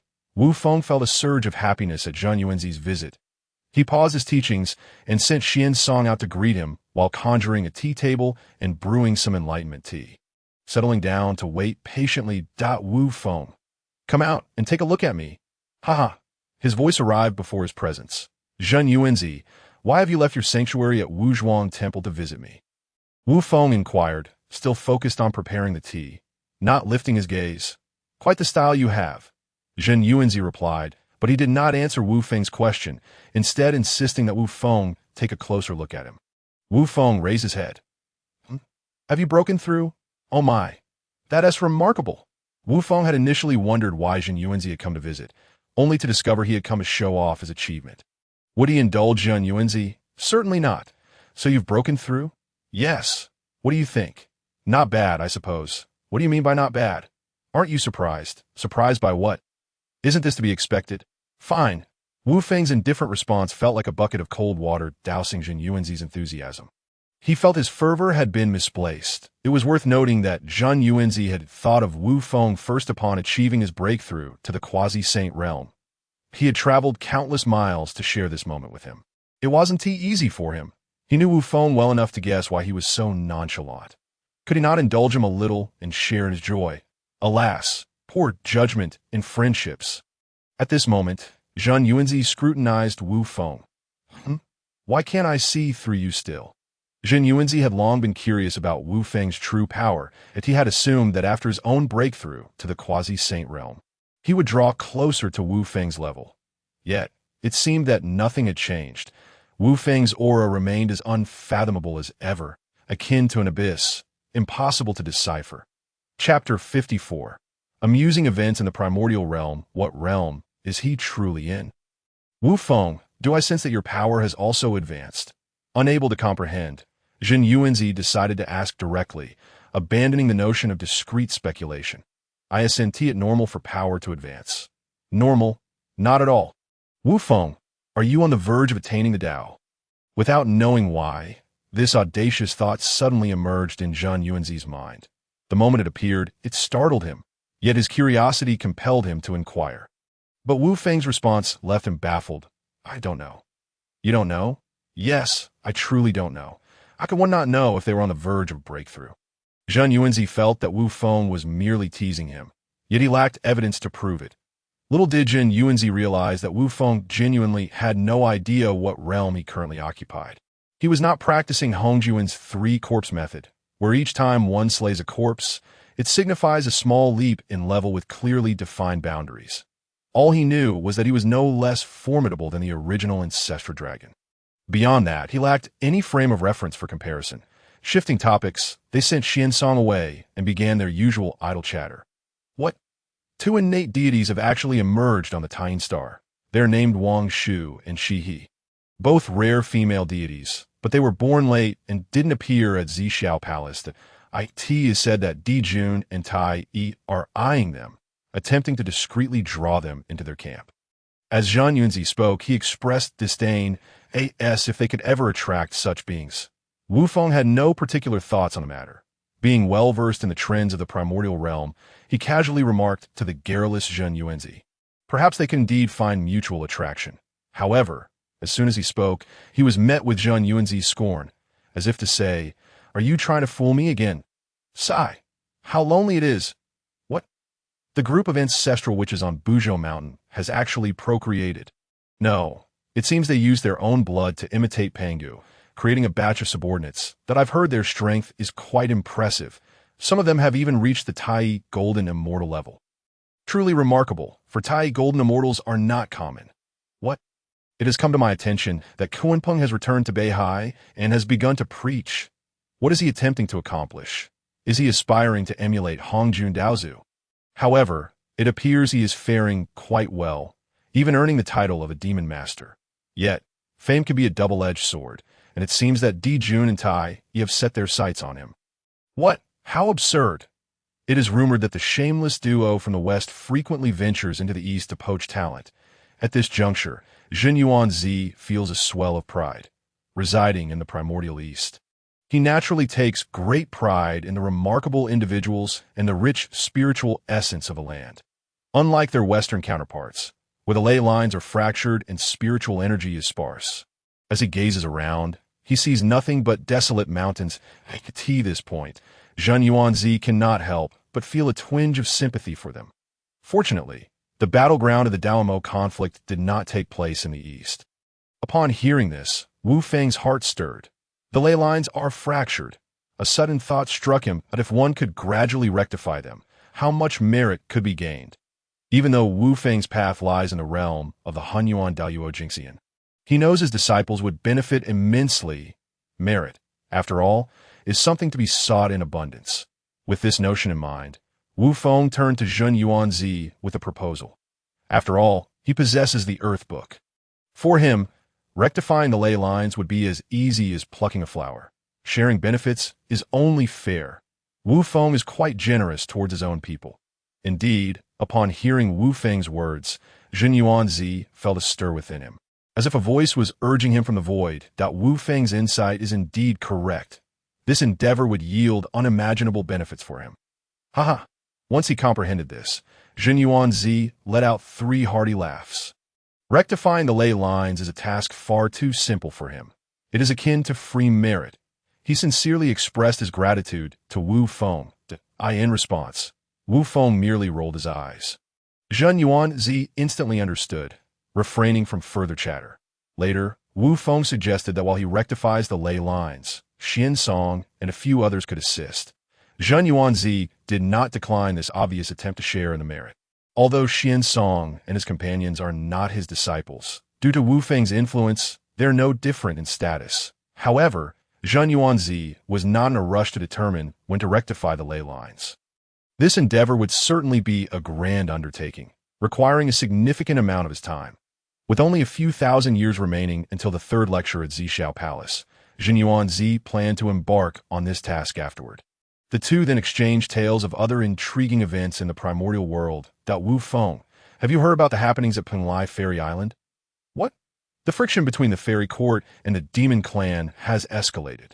It is said that even the Luo Jin Xian has engaged in combat. As Zhen Yuanzi spoke, his expression grew increasingly grave, as if he could already foresee the outbreak of a great battle between them. Although Wu Feng was not privy to the specifics, he was not overly surprised, responding to Zhen Yuanzi in a calm tone. Isn't this quite normal? Both sides are ambitious. A great battle is only a matter of time. Upon hearing this, Zhen Yuanzi concurred and chose not to dwell further on the topic. The conversation soon shifted elsewhere. Tea that moment. With a wave of Wu Feng's hand, a chessboard appeared on the tea table. Square and even, it was adorned with neatly carved grids. Beside it sat two small bowls filled with numerous black and white pieces. Observing this peculiar sight, Zhen Yuanzi felt a surge of curiosity. Noting the absence of spiritual resonance, he pondered, this isn't a spiritual treasure. What is this? This is called Weiqi, a little pastime I concocted during my leisure. After explaining its rules to Zhen Yuanzi, Wu Feng invited him to give it a try. Zhen Yuanzi was intrigued by this fascinating creation and readily agreed. Subsequently, Wu Feng remarked, I must say, this is truly a remarkable invention, a modest chessboard. Yet it encapsulates the profound truths of the universe. Splendid, splendid. If you like it, I also crafted a set from branches of the Wudao tea tree, though I haven't yet refined it into a spiritual treasure. If it pleases you, please take it with you. Excellent. This delighted Zhen Yuanzi. Using branches from the Wudao tea tree to carve a chessboard is indeed a match made in heaven. He resolved that once he returned to Wuzhuangguan, he would dedicate himself to refining IT. IT would be a waste not to utilize such materials. In truth, aside from Weiqi, Wu Feng had also devised other pastimes such as mahjong and playing cards over the years. However, considering Zhen Yuanzi's solitary state, he refrained from mentioning them. Weiqi could be contemplated alone, while mahjong and playing cards would require companionship. Should he drag along the ginseng fruit tree for entertainment? Chapter 55. The Battle of Fairies and Demons, the Death of Dong Wanggong. However, creating these little diversions did not come without consequences. For instance, Qiong Xiao and Bai Xiao, now engrossed in play, have become increasingly negligent in their cultivation. As for their previous promises, they have long been forgotten, tossed aside in some forgotten corner. Occasionally, they even had the audacity to drag Wu Feng into a game of mahjong, which led him to regret introducing such amusements. Indeed, it was certainly not due to his poor luck. After several rounds of chess, Wu Feng proposed that they take this opportunity to discuss the Tao. Zhen Yuanzi agreed wholeheartedly, for he always gleaned immense insights from their discussions. However, unlike before, this time Xian Song joined their ranks, as he had now earned this privilege 2,000 years past. Suddenly, Wu Feng felt a tremor in the surrounding space. The discourse came to an abrupt halt. Feeling the incessant quaking, Wu Feng furrowed his brow. Noticing Wu Feng's sudden pause and his troubled expression, Zhen Yuanzi inquired, Wu Feng, what troubles you? A great battle is occurring nearby. A battle. Are you certain? I feel nothing amiss. Indeed, it's quite intense. The fact that Wu Feng described it as intense indicated that this battle was no trivial matter. His curiosity was piqued that Wu Feng sensed Zhen Yuanzi's intrigue regarding the conflict and proposed they temporarily cease their discussions to investigate the situation. Upon receiving agreement, Wu Feng led them toward the source of the tremors. Soon, even Zhen Yuanzi sensed the commotion. While he marveled at the scale of the battle, he also reflected on Wu Feng's inscrutable depth. In terms of perception, Wu Feng was leagues ahead of him, This realization swiftly extinguished any pride he had felt after ascending to quasi-saint status. He was still too young. The road ahead is long and arduous. I shall seek knowledge both above and below. Upon their arrival, they discovered that the fairy court and the demon clan were engaged in fierce combat. The intensity of the battle was indeed palpable. Though no one's brains had been beaten to mush, it was close enough. Just look at Dong Wang Gong, who had recklessly charged toward Di Jun and Tai. How brave he was. Facing even one of them, he might not stand a chance. Yet here he was, attempting to take on both. It was evident that this conflict was heavily one-sided, while the fairy court appeared numerous and imposing. Their lack of high-level powerhouses was a significant disadvantage that Di Jun and Tai Yi, before arriving, had already subdued numerous formidable beings with their immense strength. Most of their subordinates were merely low-tier characters with little power. Those gathered around Dong Wang Gong were merely seeking to attach themselves to a powerful figure for protection. They could cheer and lend support, but when it came to actual combat, they were clearly outmatched. At this moment, Dong Wang Gong realized this predicament. He intended to leverage his formidable strength to turn the tide. The flattery of his subordinates had led him to believe he was quite capable. Yet reality often defies expectations. He soon discovered that his calculations had gone awry. Not to mention Tai Yi, who wielded the Chaos Bell, a supreme treasure of creation. Even facing Di Jun left him feeling inadequate. Panic ensued. You dare act so boldly. Ignoring Daozu's command, you would dare raise your hands against me. Are you not afraid of Daozu's wrath? Before the irate Tai Yi could respond, Di Jun retorted, do not invoke Daozu in this matter. Our conflict is purely personal. You are clearly rebelling. Nonsense. Enough with the extraneous discussions. Let us fight. You. Dong Wang Gong felt as though he might explode from Di Jun's shamelessness. Di Jun had no regard for face whatsoever. What a provocation. Dong Wang Gong forgot that in the primordial realm, strength ultimately speaks the loudest. That Wu Feng witnessed this entire spectacle unfold. He mused that Dong Wang Gong's coveted backing was likely observing quietly from the sidelines. For the future of the demon clan was destined to flourish. Such was the trend of the primordial world. It is not merely a handful of individuals who can impede progress that Tio speak of Dong Wang Gong. Even if Wu Feng were to confront him directly, various unforeseen circumstances could arise, ultimately leading to his manipulation. This situation bears little consequence. Ultimately, Dong Wang Gong has overestimated his own significance. He is but a trivial passerby in the vast expanse of time that is Honghuan. Contemplating this, Wu Feng's mind raced with insights akin to the Tree of Enlightenment, deepening his understanding of the concept of time. After a while, Dong Wang Gong could no longer endure the 1v2 scenario with such a disparity in strength made it remarkable that he had lasted this long. Not only he, but even his subordinates have been thoroughly scattered by the formidable beings of the demon race. He found himself encircled, in a desperate position. Ultimately, without having awaited the arrival of Daozu, his heart had grown cold that Di Jun, Tai Yi, even in death, I shall not allow you to have it easy. Sensing something amiss, Di Jun immediately commanded his subordinates to retreat, but it was too late. With a thunderous explosion, Dong Wang Gong self-destructed. As he gazed upon the obliterated form of Dong Wang Gong, Wu Feng lamented that he must be the first to fall among the quasi-saints.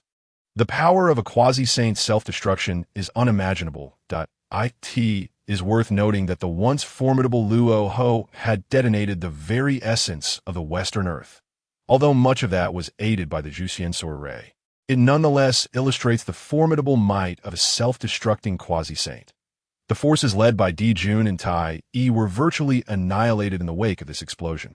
The blood trickling from their lips was evidence of their severe injuries sustained amidst Dong Wang Gong's self-detonation. What a grave loss! This was the immediate thought that arose upon their realization of the surrounding circumstances. There were no victors in this battle. The defeated were not the only ones to suffer. The victors gained no substantial advantages either. Dong Wang Gong's spiritual treasure vanished amidst his explosion, and even his territory, the Penglai Immortal Island, was left in ruins. The once rich, innate spiritual energy was now diminished, and its very essence lay in tatters. The desolate mountains of Honghuang paled in comparison. As the battle came to an end, Wu Feng, accompanied by Zheng Yuanzi and Xian Song, returned to the Fangzhong Immortal Island without waiting for any further actions from Di Jun and Tai. Throughout the journey, Wu Feng observed their silence, clearly overwhelmed by the magnitude of the conflict. How could they think this was the end? The Beast Calamity, the Long Han Calamity, the conflict between Tao and Demon. Did any of these battles not surpass this in peril and intensity? They were still too young, too inexperienced. Chapter 56. The Battle, the Opportunity. It was not until they returned to Fangzhong Immortal Island that Zheng Yuanzi finally spoke that Wu Feng, has Dong Wang Gong truly perished? Indeed, not a trace remains that this. Zheng Yuanzi rolled his eyes that what I was referring to. Ignoring Wu Feng's words lightened his mood considerably. They were all beings who had once listened to the Tao within the Purple Cloud Palace. Although they were not intimately acquainted, they had at least exchanged pleasantries as fellow Taoists. Moreover, like him, they were all quasi-saint level beings that to witness one die before his very eyes was a heavy burden for Zheng Yuanzi. Wu Feng was unaware of Zheng Yuanzi's internal struggle and did not wish to delve into it. It was meaningless. He turned his gaze to Xian Song, that Wu Feng had always held high hopes for him. Xian Song, do you have any thoughts regarding this battle? After a brief silence, Xian Song replied, Master, I feel I am still too weak. Indeed, recognizing this is a good start. You must understand that in Hong Huang, it is fundamentally a survival of the fittest. You may perceive this battle as fierce, but I can assure you, what you witness today pales in comparison to the past calamities of the fierce beasts and the Long Han. Therefore, remember this thought. Only by becoming strong can you fear nothing. Yes, Master. Good. Wu Feng's words were directed at both Xian Song and Zheng Yuanzi. Although they shared a deep bond, some things were better left unspoken. Not long after the Dong Wang Gong incident, Zheng Yuanzi bid farewell to Wu Feng. That Wu Feng understood that Zheng Yuanzi was still grappling with his thoughts and needed time to adjust. He personally escorted him out of Fangzhong Immortal Island. In the ensuing period, Hong Huang seemed to fall into tranquility once more. However, during this time, the prestige of the demon race soared to unprecedented heights. Although they did not gain any tangible benefits from the battle, their reputation was solidified. Subsequently, numerous experts began to join the demon race, including those who had also listened to the Tao within the Purple Cloud Palace, such as Ji Ming, Ying Zhao, Fei Yin, and Jiao Ying.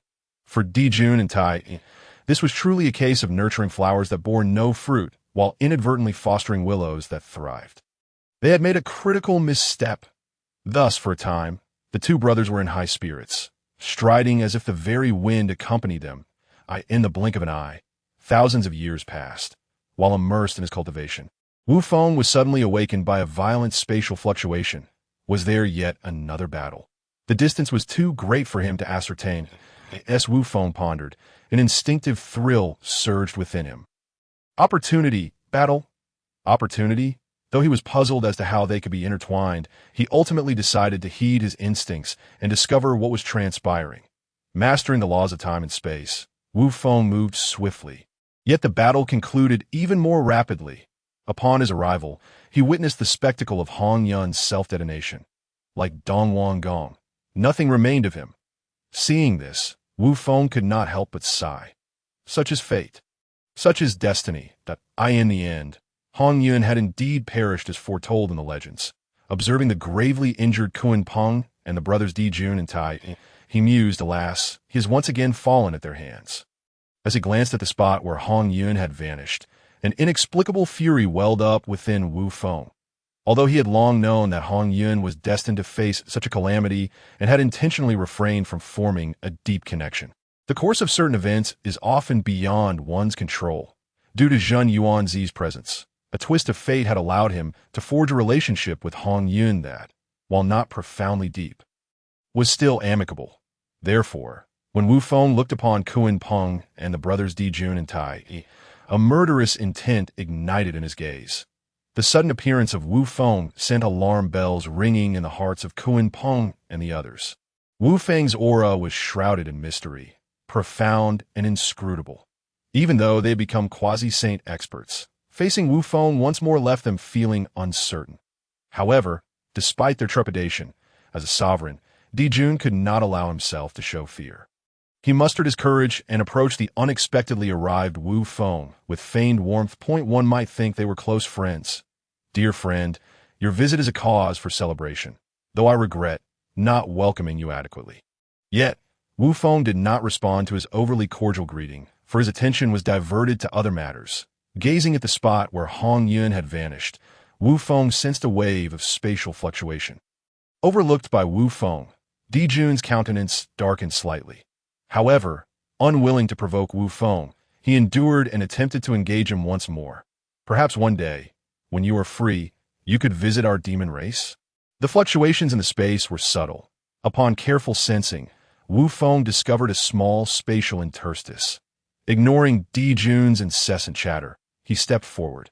This scene did not escape the notice of Tai Yi, who witnessed his brother's humiliation. This further fueled Tai Yi's already volatile temper. Had it not been for Dijun's restraining gaze, he might have charged at Wu Feng with the chaos bell in hand. Wu Feng paid no heed to their actions, intending to settle accounts with them later. Upon reaching the location, he contemplated the emanating waves, only to furrow his brow. I seized the opportunity here. The closer he drew, the stronger his instinct became. Wu Feng then channeled his mastery of the laws of time and space into his hand and slowly reached toward the source of the waves. He extended his hand into the rippling energy. It vanished moments later. When Wu Feng withdrew his hand, he discovered an unexpected object in his grasp. This is Hong Yun's primordial purple energy. How has it become my opportunity? The path I tread is that of the mixed Yuan de Luo, golden immortal. Yet the sensation within him insisted that this strand of primordial purple energy was indeed his opportunity. How curious! Unbeknownst to Wu Feng, the moment he acquired the primordial purple energy, Kunpeng and the others' breaths quickened. Why had they come to assassinate Hong Yun? While part of it was due to Kunpeng's past entanglements, more significantly, it was because of the primordial purple energy that Hong Yun possessed.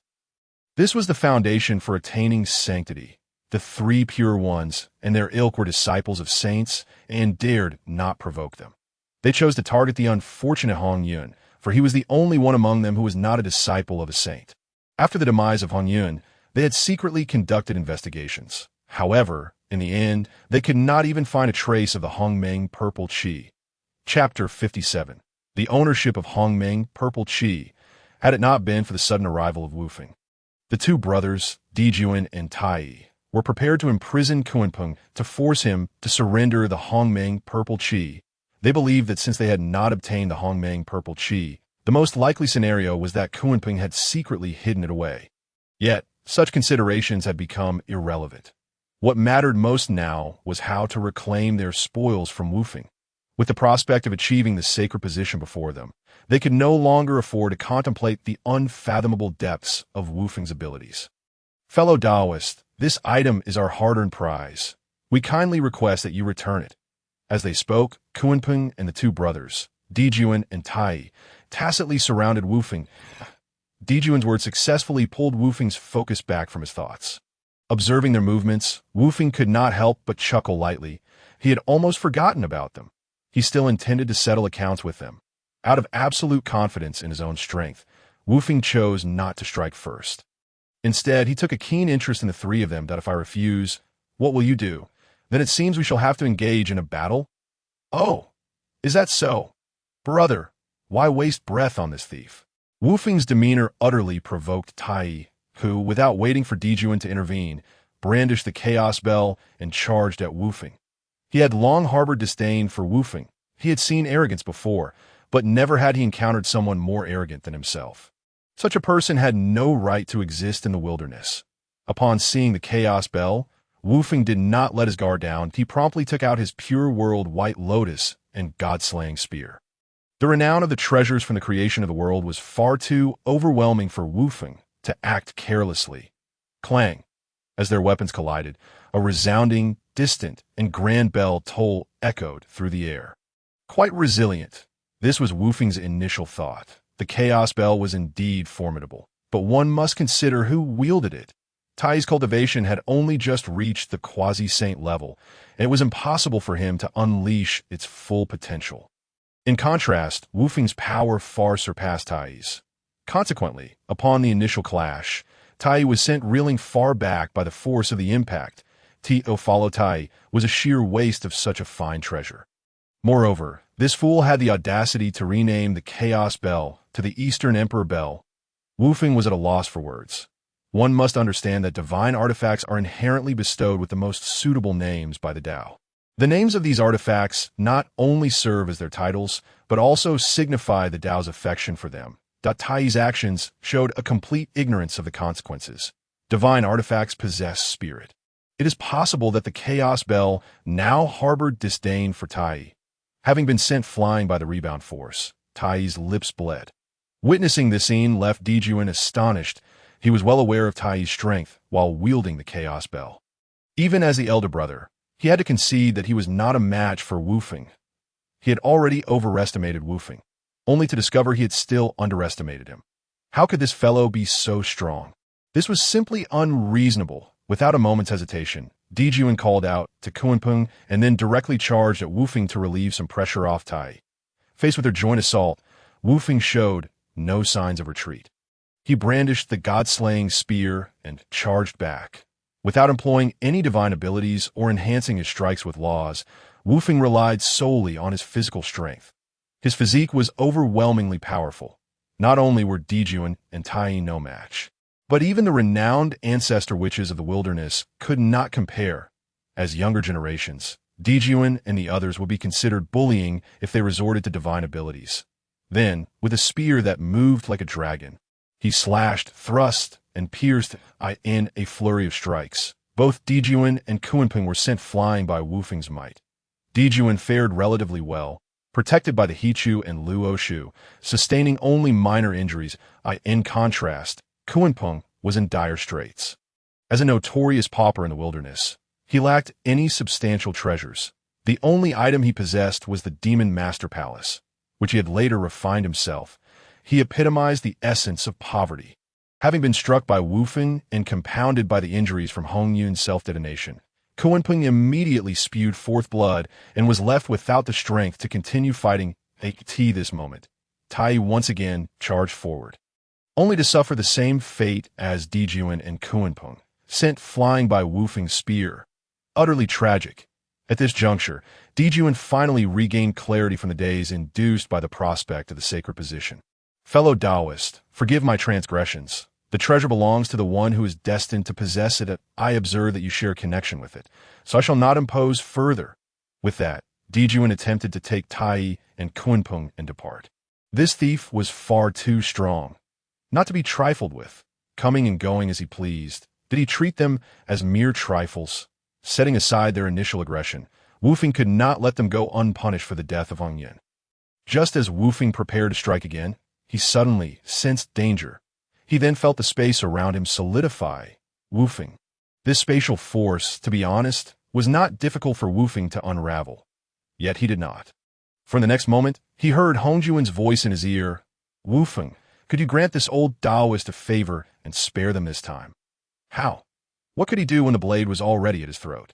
As per the words of the Tao ancestor, very well. With Hong Juan's voice fading, the space surrounding Wu Feng returned to normal. He realized how weak he still was. At that moment, Wu Feng's resolve to grow stronger intensified.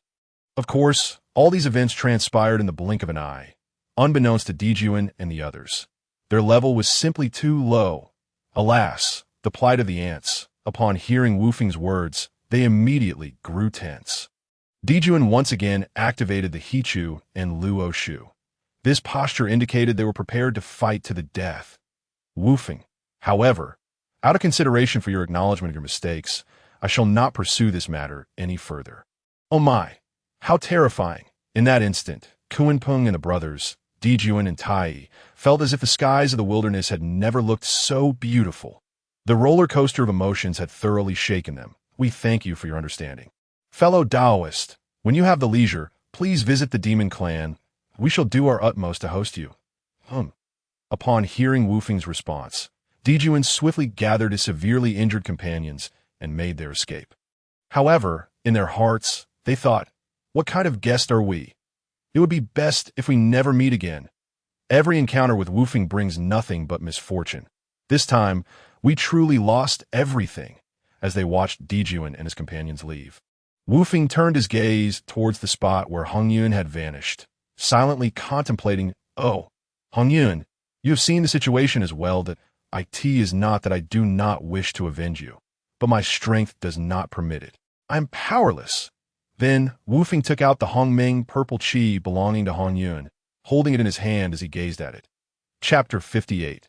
The ninth leaf, no matter how he thought about it. He could not comprehend how it had become his opportunity. Just then, he felt a tremor from the enlightenment tree within his consciousness. What is this? Could it be that the enlightenment tree requires it? The enlightenment tree was of utmost importance to Wu Feng. With no time to ponder, Wu Feng hurriedly returned to the Fangzhong Immortal Island with the Hongmeng purple Q in a flurry. He informed Xiansong that he would be entering closed-door meditation, and then proceeded directly to his meditation location. After setting up the isolation formation, he carefully took out the Hongmeng purple chi and gently brought it closer to the enlightenment tree. As the Hongmeng purple chi drew nearer, the enlightenment tree trembled with increasing urgency. Clearly, it was in dire need of it. Ultimately, Wu Feng witnessed the strand of Hongmeng purple chi being gradually consumed by the enlightenment tree. Indeed, it was being devoured. However, not long after, the enlightenment tree expelled the strand of Hongmeng purple chi once more. Wu Feng then observed as the enlightenment tree underwent a transformation that it sprouted its ninth leaf. After collecting the expelled Hongmeng purple chi, Wu Feng anxiously observed the enlightenment tree. The significance of the ninth leaf represented the bestowal of sage-level comprehension. At that moment, Wu Feng felt an unprecedented clarity in his mind, as many previously perplexing matters suddenly illuminated in a flash of insight. Not only that, but he also discovered that the speed at which the enlightenment tree was refining the laws of time and space had accelerated. Gazing at the increasingly refined laws of time and space, he had a premonition that perhaps the time for him to attain the Tao of primordial unity was not far off. Following this, Wu Feng did not rush to exit his meditation, but instead began to reorganize his dominant body technique. With the enlightenment tree's advancement, it bestowed upon Wu Feng a tremendous enhancement in comprehension, leading to a surge of inspiration that he intended to seize this momentum and digest it. In the blink of an eye, another 500 years had passed. Time felt fleeting, and Wu Feng sensed that there were still many aspects of his dominant body technique that required modification. Yet, there was no time left. The time for the 3 lectures at the Zixiao Palace was fast approaching, and he needed to emerge from his meditation. Yes, he recalled the strand of Hongmeng purple chi that the enlightenment tree had expelled. He pondered what to do with it. The self is of no use. The path that Xiansong treads also aspires to the lofty realm of the Hunyuan de Luo Jinxian. It should not be necessary either. Zhao Gongming and the Sanshao, unacceptable. While their foundations may not be weak, one must consider with whom they are compared. Even with the presence of the Hongmeng purple chi, their hopes of attaining sainthood seem rather dim. Observing the fluctuating Hongmeng purple chi in his hands, Wu Feng suddenly sensed something amiss. This strand of Hongmeng purple chi, imbued with profound principles, was far too vibrant. He had witnessed the Hongmeng purple chi before. Although it was known as the vessel of the Tao, the laws it harbored were rather subtle. It certainly did not exhibit such ostentation as it does now.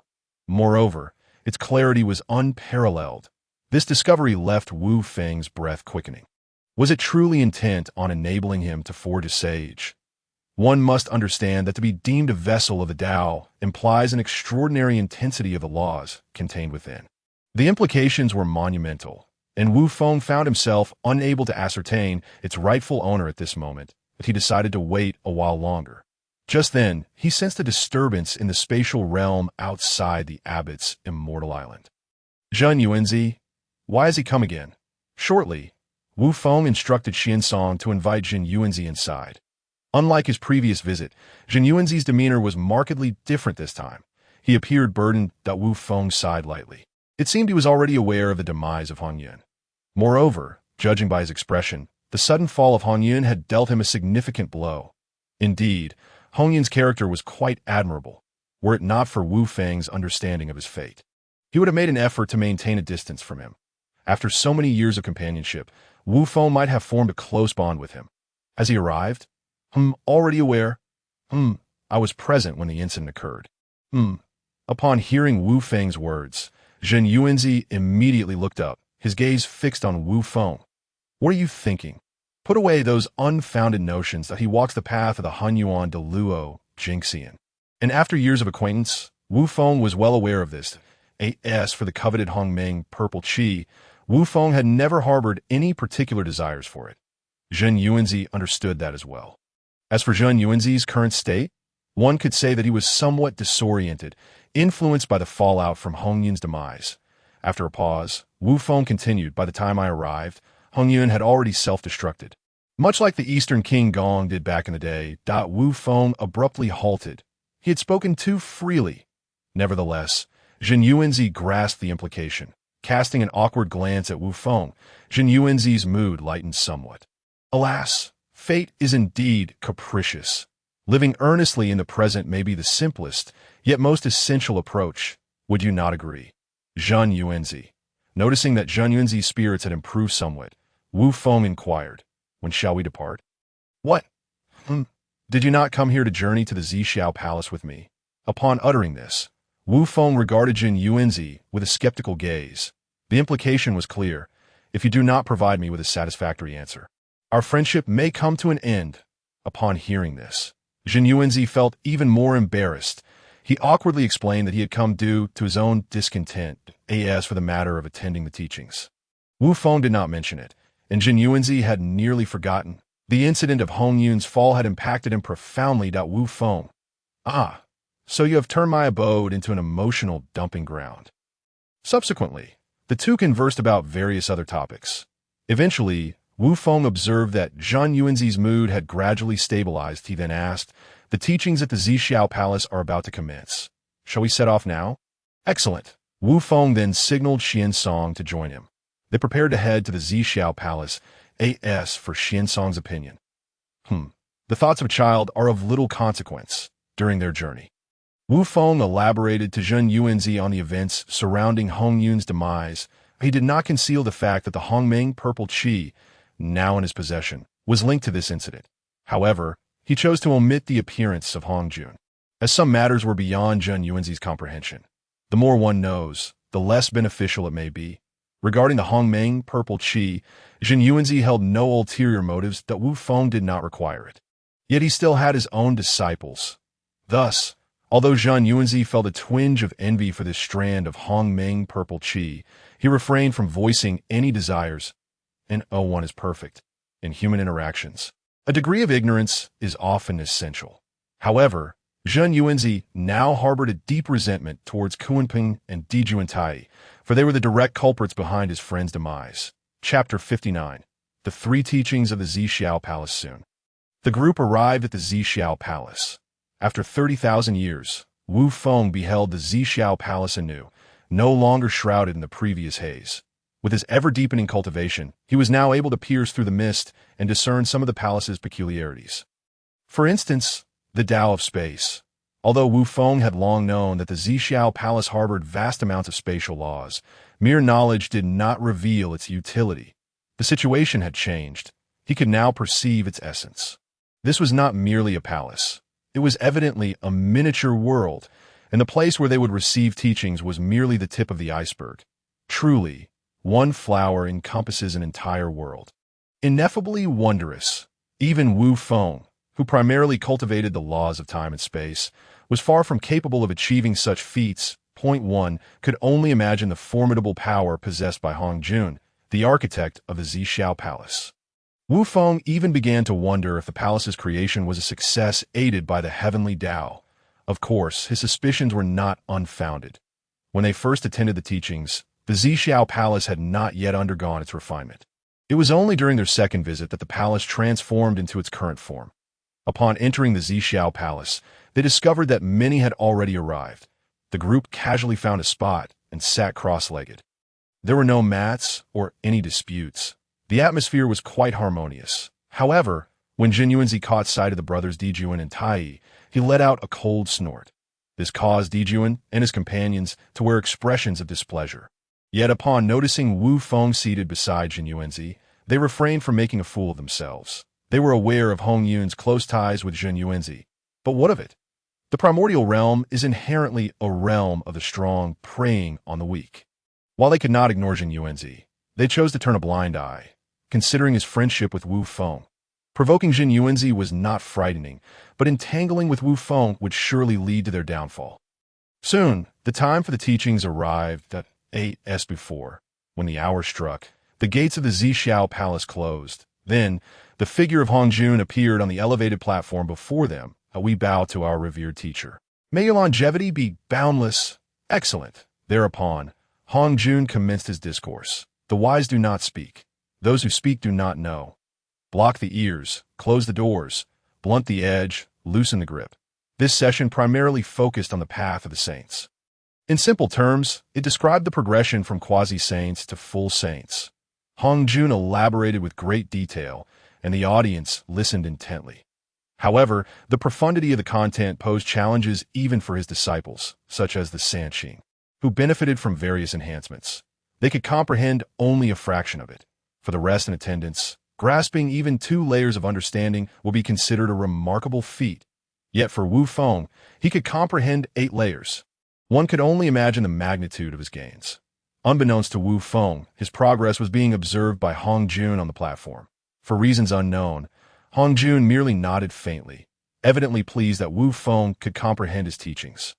Yet, moments later, his expression returned to its customary indifference. 9,700 years swiftly passed. If the time had come. Hong Jun's voice ceased. The attendees of the Zixiao Palace opened their eyes in unison. Some displayed expressions of joy, evidently having gained much, while others appeared frustrated, clearly having reaped little. There were even those who remained asleep, manifestly unaware. The world holds many variations, and people exhibit myriad faces, each displaying their own unique demeanor. Observing this scene, Wu Feng found it quite amusing. The fact that he could still enjoy the spectacle indicated his excellent mood. Indeed, the rewards from this session of teachings had been tremendous for him, surpassing his wildest expectations. Initially, he had thought that differing paths would yield little in terms of mutual benefit. Yet after the experience, he realized how absurd his previous assumptions had been. A sage remains a sage indeed. Though the paths may diverge, they ultimately converge on the great way. The sage communicates with the heavenly principle, possessing an expansive insight. Such vast knowledge naturally signifies that the sage comprehends a multitude of things. This journey has not been in vain. We express our profound gratitude to our esteemed teacher. As I surveyed the crowd within the Zixiao Palace, Hong Jun merely nodded faintly. Laozi, the disciple is here. Upon hearing Hong Jun's summons, Laozi immediately stepped forward and respectfully performed a bow. You are transformed from the primordial spirit of Pangu, the leader of the Sanqing, the future sage of the heavenly way, shepherding the masses and undertaking the responsibility of teaching and enlightenment. You must possess a treasured artifact for protection. Upon finishing, a diagram-like spiritual treasure manifested in Hong Jun's hand. It was the primordial treasure of the heavens, the Taiji diagram. At the moment the Taiji diagram appeared, a collective gasp resonated around. Everyone was astonished. A treasure of innate origin. How many could there possibly be in the entire primordial world? Following this, countless envious and resentful gazes were directed at Laozi. Not to mention the onlookers. Even Laozi, as the recipient, could not maintain his usual composure. Trembling hands accepted the Taiji diagram from Hong Jun. Disciple Laozi expresses gratitude for the teacher's benevolence. May the teacher enjoy boundless longevity. Excellent. At this point, Wu Feng also began to grasp what was about to unfold. Distributing treasures. It seemed that aside from bestowing treasures upon several future sages, many spiritual artifacts were to be placed on the treasure distribution rock. This was all a matter of fortune. Although ordinary spiritual treasures no longer held Wu Feng's interest, he still had several disciples. Yes, it would be fitting to acquire a few more treasures for his students. It would not be shameful. With this intention, Wu Feng patiently awaited the opportune moment. Now was not the time. Yuan Shi, the disciple is here. Upon hearing Hong Jun's summons, Yuan Shi promptly advanced and bowed respectfully. He gazed at Hong Jun with great anticipation. His elder brother had already received a treasure of innate origin, and he thought he should not be lacking. He eagerly awaited what Hong Jun would bestow upon him.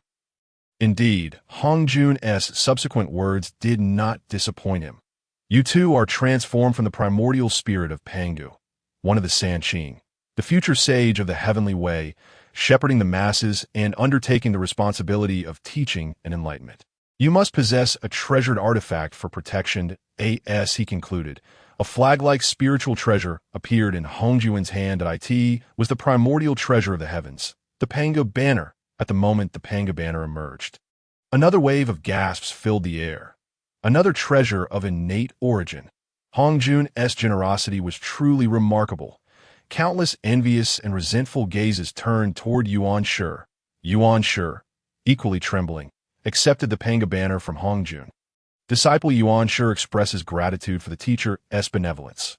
May the teacher enjoy boundless longevity. Excellent. The attendees in Zhixiao Palace then shifted their focus to Tong Tian, eager to see what treasure Hong Jun would bestow upon him next. At this moment, those present, listening to the teachings in the palace, also realized what was happening. Hong Jun was clearly distributing spiritual treasures to his disciples. Such acts had been performed by some in attendance before, though none had rivaled Hong Jun's grandeur. Tong Tian, the disciple is here. Hearing Hong Jun's summons, Tong Tian, already impatient, immediately stepped forward and bowed respectfully, his gaze equally charged with excitement. I could see that moment, he thought. Would Hong Jun also grant him a treasure of innate origin? The very thought was exhilarating. However, the outcome left him greatly disappointed. You two are transformed from the primordial spirit of Pangu, one of the Sanqing, the future sage of the heavenly way, shepherding the masses and undertaking the responsibility of teaching and enlightenment. You must possess a treasured artifact for protection. Upon finishing, Hong Jun revealed 4 exquisite swords and a formation diagram. The sword array of extermination. Although he had anticipated this, for reasons unknown, Wu Feng felt a weight in his heart upon witnessing it. He thought of the fallen Luo Hu. It must be noted that Luo, who had been his guide in cultivation, even the Bodhi technique, which he took pride in, bore remnants of Luo Hu's influence. Conversely, the emergence of the sword array of extermination did not provoke gasps from the crowd. This was because very few recognized it. However, that soon changed. This item is the sword array of extermination, a treasured artifact once wielded by the former demon ancestor Luo Hu. Each sword is a supreme, innate spiritual treasure, and together they can form the sword array of extermination. If this array is established, it can only be broken by the 4 sages. Gasp! Is this not utterly astonishing? Only the 4 sages can break it. Does that not mean Tong Tian will become invincible in the primordial world? It is essential to know that even if all 6 of them attain sagehood in the future, the Sanqing will account for 3. Apart from them, the remaining sages collectively number only 3. With this thought, every gaze turned toward Tong Tian, as if he were not Tong Tian, but a second Hong Jun. How profound must Hong Jun's favoritism toward Tong Tian be? Though many thoughts circulated among the crowd, the only ones truly rejoicing for Tong Tian seemed to be Laozi and Yuan Shi. It must be said that their bond, even without achieving sagehood, was genuinely strong at this moment. Tong Tian had already forgotten his earlier disappointment. His mind was now filled with visions of himself dominating the primordial realm. Just as Tong Tian was lost in his daydreams, he suddenly heard Hong Jun's voice again, that he quickly suppressed his distractions and gazed gratefully at Hong Jun. Meanwhile, Wu Feng noticed that Hong Jun's expression seemed somewhat off. It appeared as if he were in turmoil. This treasure, though extraordinarily powerful, lacked the ability to suppress fate due to excessive bloodshed. You wish to select it? Yes, of course yes. What if it cannot suppress fate? With formidable strength, alongside the protection of his elder brothers, what is there to fear? The teacher's generous gift, Tong Tian would not dare refuse. Disciple Tong Tian expresses gratitude for the teacher's benevolence. May the teacher enjoy boundless longevity. Excellent. As Tong Tian's words fell, Wu Feng noticed a fleeting look of disappointment on Hong Jun's face. Yet, it was quickly replaced by indifference. So swift was it that Wu Feng felt as though he had just imagined it. This was peculiar. This was unscientific. This was certainly not in line with Hongjuan's usual demeanor. Wu Feng was certain he had not misread the situation. Speculating on Hongjuan's future actions, Wu Feng pondered. Perhaps Hongjun now embodies the heavenly principle? Enhua, the disciple is here. Upon hearing Hongjun's summons, Enhua promptly stepped forward and bowed respectfully. Her gaze was filled with eager anticipation for what was to come. You are the destined sage of creation. And in the future, you will undertake several grand deeds of merit. With boundless merit, you must possess a treasured artifact for protection. Upon finishing, a red embroidered ball and a diagram-like spiritual treasure appeared in Hongjuan's hand. This item is the red embroidered ball, Master of Slaughter, and in the future, it will carry a great deed of merit. This diagram is called the Map of Mountains and Rivers, containing a complete Middle Thousand World. Master of Defense. Both treasures belong to the supreme category, each with its unique utility. You should contemplate them deeply. Though not of innate origin, the treasures left Enhua somewhat disappointed.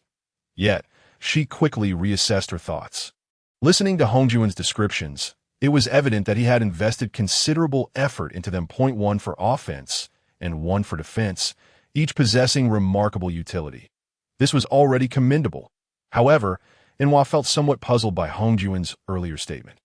She primarily cultivated the great way of the moon. Her brother focused on the sun, she on the moon, harmonizing yin and yang. Why would he proclaim she would become the sage of creation in the future? Would she perhaps alter her focus to the laws of creation?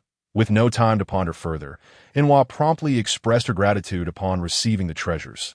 Disciple Enhua expresses gratitude for the teacher's benevolence. May the teacher enjoy boundless longevity. Excellent. After Hongjun finished speaking, he observed with eyes closed, ears attentive, and remained silent. This series of actions left Jane and Junie, who were eagerly waiting, utterly bewildered. What about us? Teacher, what of us? They stared at Hongjun for a while longer. Noticing Hongjun remained as unmoving as a statue, they could no longer contain themselves. It is worth noting that while they were not destitute, the desolation of the West left them with few valuable possessions. For instance, Junie could only present the 7 treasures wonderful tree, crafted from his own Bodhi tree. Was this it? It came at a significant cost, leaving his own essence devoid of vitality, and he would no longer bear Bodhi seeds. With no other choice, they were simply too impoverished. One must be wary of future troubles. There is no way they could confront enemies bare-chested in the future. At this moment, they were still unskilled in physical cultivation. If Junie felt this way, one could only imagine how much more so for Jin. Unlike Junie's tree form, Jane had transformed from the bitter lotus. In comparison, aside from his reasonable comprehension, he lacked value even in crafting spiritual treasures, making it more prudent to preserve the production of lotus seeds. Thus, the two immediately approached, bowing low and imploring the teacher for kindness, requesting treasures for self-defense. As for dignity, what was that? Would treasures not be more fragrant? Their expressions and actions, at least in Wu Feng's eyes, seemed far more sincere than before. Did one not see the tears genuinely welling up? On the stage, Hongjun appeared to be somewhat vexed by their antics. He displayed a hint of impatience. Yet for reasons unknown, he suppressed that irritation. Upon hearing Hongjun speak, the two individuals immediately became agitated and approached him once more, prostrating themselves in reverence. Their eyes were fixed intently upon Hongjun. Your connection with this humble Taoist is rather tenuous. Although you possess great perseverance and fortuitous destiny, the words that follow remain unspoken. Despite Hongjuan's silence, the implication was clear to them. Their hearts sank in disappointment. Was it truly not to be? Just then, Hongjuan's voice resonated again, prompting the two to suppress their despondency and redirect their gaze toward him. The fact that you can kneel before this humble Taoist signifies a certain degree of fate. Upon hearing this, their excitement was rekindled. Was it time for them to receive their spiritual treasures? They dared not hope for the supreme innate treasures, but perhaps a few exquisite innate spiritual treasures, 7 or 8 pieces, would not be too much to ask. Yet at present, the humble Taoist possessed nothing suitable for them. Jijin and Junti exchanged glances, barely containing their amusement as they witnessed this scene. Wu Feng's shoulders trembled involuntarily with suppressed laughter. He was somewhat fortunate, as many in the Zhixiao Palace were already chuckling quietly. Who would have thought that Hong Jun had such a playful side? Well then, let us part with these two treasures, if finished with the charade. Hong Jun suddenly conjured a golden lotus and a flag. The golden lotus was the 12th-grade merit lotus, while the flag was the Qinglian Bao's flag.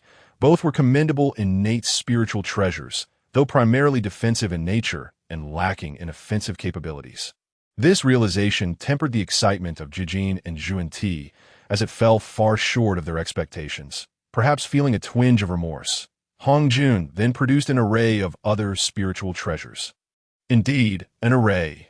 There were divine staffs, prayer beads, a purple golden bowl, wooden fish, bells, drums, incense burners, and conch shells. The quantity was substantial, yet the quality was mediocre, mostly comprising inferior innate treasures. Moreover, their peculiar form suggested they were not particularly esteemed spiritual artifacts. Nevertheless, they were still innate treasures, and ever since Hongjuan's 3 corpses Dao had flourished in the wilderness, the value of innate treasures had surged significantly. What? Merely inferior innate treasures. Surely you do not require corpse severance. Nor will your disciples in the future, correct?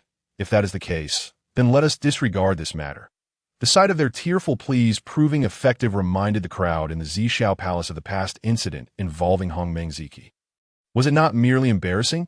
I could do that too, for the sake of spiritual treasures. They had no qualms about shedding tears, thus a clever few stepped forward, mimicking Jijin and Zhuan-Ti by kneeling and pleading. Others, witnessing this, followed suit, transforming the Zhixiao Palace into a cacophony reminiscent of a bustling marketplace. The sight left Jijin and Zhuan-Ti astonished, overshadowing their earlier disappointment regarding the treasures. Our path is not solitary. Yet, for reasons unknown, a faint sense of superiority lingered in their hearts. Humph. Parrots repeating the words of others. They are mere mortals who have never tasted more than 4 dishes in their lifetimes. Glancing around, they noticed that aside from Wu Feng and Xiansong, everyone else had already bowed. Wu Feng understood that the outcome would be the same regardless of his actions, while Xiansong, seeing Wu Feng refrain from bowing, chose not to as well. Following one's master is never a mistake. Meanwhile, Hong Jun appeared to grow weary of the proceedings, unleashing a wave of pressure that swept across the hall, restoring tranquility to the Zhixiao Palace. In my early years, I traversed the wilderness and collected numerous spiritual treasures. Now they serve no purpose. Hence, I have placed them upon the outer treasure-seeking rock. Those with fate may claim them. As soon as the words left his mouth, Wu Feng exchanged a knowing glance with the astonished Zhen Yuanzi. Years of tacit understanding allowed Zhen Yuanzi to comprehend instantly. Without hesitation, Wu Feng led Xiansong to stealthily depart the Zhixiao Palace. Upon hearing Hongjuan's pronouncement, the crowd in the Zhixiao Palace erupted in surprise. To their astonishment, the kneeling and pleading had indeed borne fruit. Had they known it would come to this, there would have been no need for Jijin and Zhuan-Ti. Regret washed over them. Truly, the child who cries receives milk. We express our gratitude to our esteemed teacher. May your longevity be boundless. Excellent. Upon receiving Hongjuan's response, those with keen wits began to quietly make their way toward the palace exit. Others, seeing this, followed suit until, in the end, the entire group surged forth in a dark tide. Initially, some clung to their pride, maintaining a semblance of decorum. "Hey you, thief of the Tao, how dare you go ahead of me?" This remark earned the speaker a disdainful glance, and soon thereafter, he turned away. What a revelation! Out of thousands, he found himself at the rear. Disregarding his dignity, he bolted forward. Others, witnessing this, emulated him, showcasing their own agility in a mad dash. Meanwhile, Wu Feng, having led Xiansong and Zhen Yuanzi, arrived at the treasure-seeking rock mentioned by Hong Jun. Exchanging glances, they wasted no words and immediately began collecting. With a wave of his hand, Wu Feng secured several treasures, and with another gesture, he acquired even more. However, during one attempt, he could only retrieve 2. Something felt amiss. Was his fortune lacking? Just then, an idea struck him. He summoned the massive merit golden wheel and, with a swift motion, successfully retrieved a dozen treasures from the treasure-seeking rock. What a revelation! Sharing this newfound knowledge with the other two, Wu Feng continued his collection. He even cleverly produced items imbued with the essences of Zhao Gongming and the three Shaos, using their energies to attract a few treasures that resonated with them, such as the 24 sea calming pearls, the Hunyuan golden dipper, and the golden Jiao scissors. When the crowd from the Zhixiao Palace arrived, they were met with a scene of abundance. However, by this time, Wu Feng and his companions were nearing the end of their collection. The expressions on their faces revealed their bountiful gains, leaving the onlookers wide-eyed in astonishment. When did these individuals arrive? How could they be so swift? Without sparing a thought for anything else, others rushed to the treasure-seeking rock. Laozi, upon approaching, swiftly acquired treasures such as the Qian Kuan diagram, wind and fire mat, Li Dian Guang flag, shimmering golden rope, and 8 scenic palace lamp. Yuanshi similarly obtained treasures like the 3 treasures jade rui, Wu Ji apricot yellow flag, glaze bottle, Yushu lamp, and the heavenly celebration cloud. Upon reaching Tontian, the results were astonishing. Fishing drum, purple lightning hammer, heart-piercing lock, 6-hole banner, dragon tiger rui, 4 symbols tower, sun and moon pearl, Hunyuan hammer. Open sky pearl, Hunyuan pearl, earth-splitting pearl, 10,000 crow pot, 8 trigrams cloud light scarf, and poke-eye pearl. His haul surpassed that of Laozi, Yuanshi, and Wu Feng combined. The crowd could not help but curse in dismay. How could they compete? Thus, the pace of collection intensified. Yet the treasures on the treasure-seeking rock were finite. Ultimately, even Nuwa and Jijinjuan Ti secured little, let alone the others. Chapter 62. The teachings conclude, Hongjun achieves unity. It was only when the radiant light atop the treasure-seeking rock faded entirely, leaving no treasures behind, that the crowd reluctantly ceased their efforts. Those who had achieved success were elated, while those who had not wore expressions of despair. Each face reflected a unique blend of emotions. With the teachings concluded, there was no longer any reason to linger. Thus, the assembled crowd began their journey back to the wilderness. However, Wu Feng remained stationary. Lost in thought, he recalled a notion shared among his former companions. If the treasure-seeking rock could bear such an abundance of treasures, it must be extraordinary in its own right. After all, the weight of spiritual treasures was no trifling matter. They had been the first to arrive, and Wu Feng had keenly observed the numerous treasures placed upon it. It would not be an exaggeration to say that even a mountain would crumble under the weight of so many treasures, yet the treasure-seeking rock remained unscathed. Resolving to act, Wu Feng waved his hand toward the treasure-seeking rock, intending to collect it. Is it this heavy? He then invoked the laws of time and space, successfully retrieving the treasure-seeking rock. This scene was fortuitously witnessed by the still-present Jiajin and Zhuan Ti, who marveled at Wu Feng's cleverness while feeling a pang of regret. The treasure-seeking rock, capable of supporting so many treasures, was undoubtedly remarkable. They should have foreseen this. This revelation was far more painful than merely losing wealth. However, it was too late for regret. They had heard of Wu Feng's reputation. It would be wise not to provoke him. Consequently, they turned and followed the others from the Zhixiao Palace, making their way back to the wilderness. At that moment, Xinyuanzi approached Wu Feng, inquiring whether he and his disciples would like to visit his Wuzhuang temple. Observing his excitement, Wu Feng surmised that his own gains from the treasure-seeking rock had been substantial. Reflecting on the fact that his younger disciples were still at home, he felt a twinge of concern. Just as he was about to decline, he noticed Xiansong lost in thought, his brow furrowed. Xiansong, Wu Feng called. Startled, Xiansong snapped back to attention. Master, is there something on your mind? Please do share your thoughts. Xiansong was commendable in many respects, save for his transformed appearance, which Wu Feng felt lacked a sense of majesty. Moreover, his overly meticulous demeanor often deprived Wu Feng of the joys of mentorship. Master, I have a question. The Tao ancestor usually imparts teachings for a duration of 10,000 years. Why was it only 9,700 years this time? Wu Feng pondered Xuanzong's inquiry. Intrigued, he then performed a quick calculation. Oh mistake. It is indeed 9,700 years. At that moment, Wu Feng recalled the direction in which the Sanqing had just departed. It seemed to lead directly to the Zhixiao Palace. Cursed thieves! With this thought in mind, Wu Feng immediately summoned Jin Yuanzi and Xiansong, then swiftly made his way towards the Zhixiao Palace. Wu Feng speculated that in the remaining 300 years, Hong Jun must be providing them with special instruction.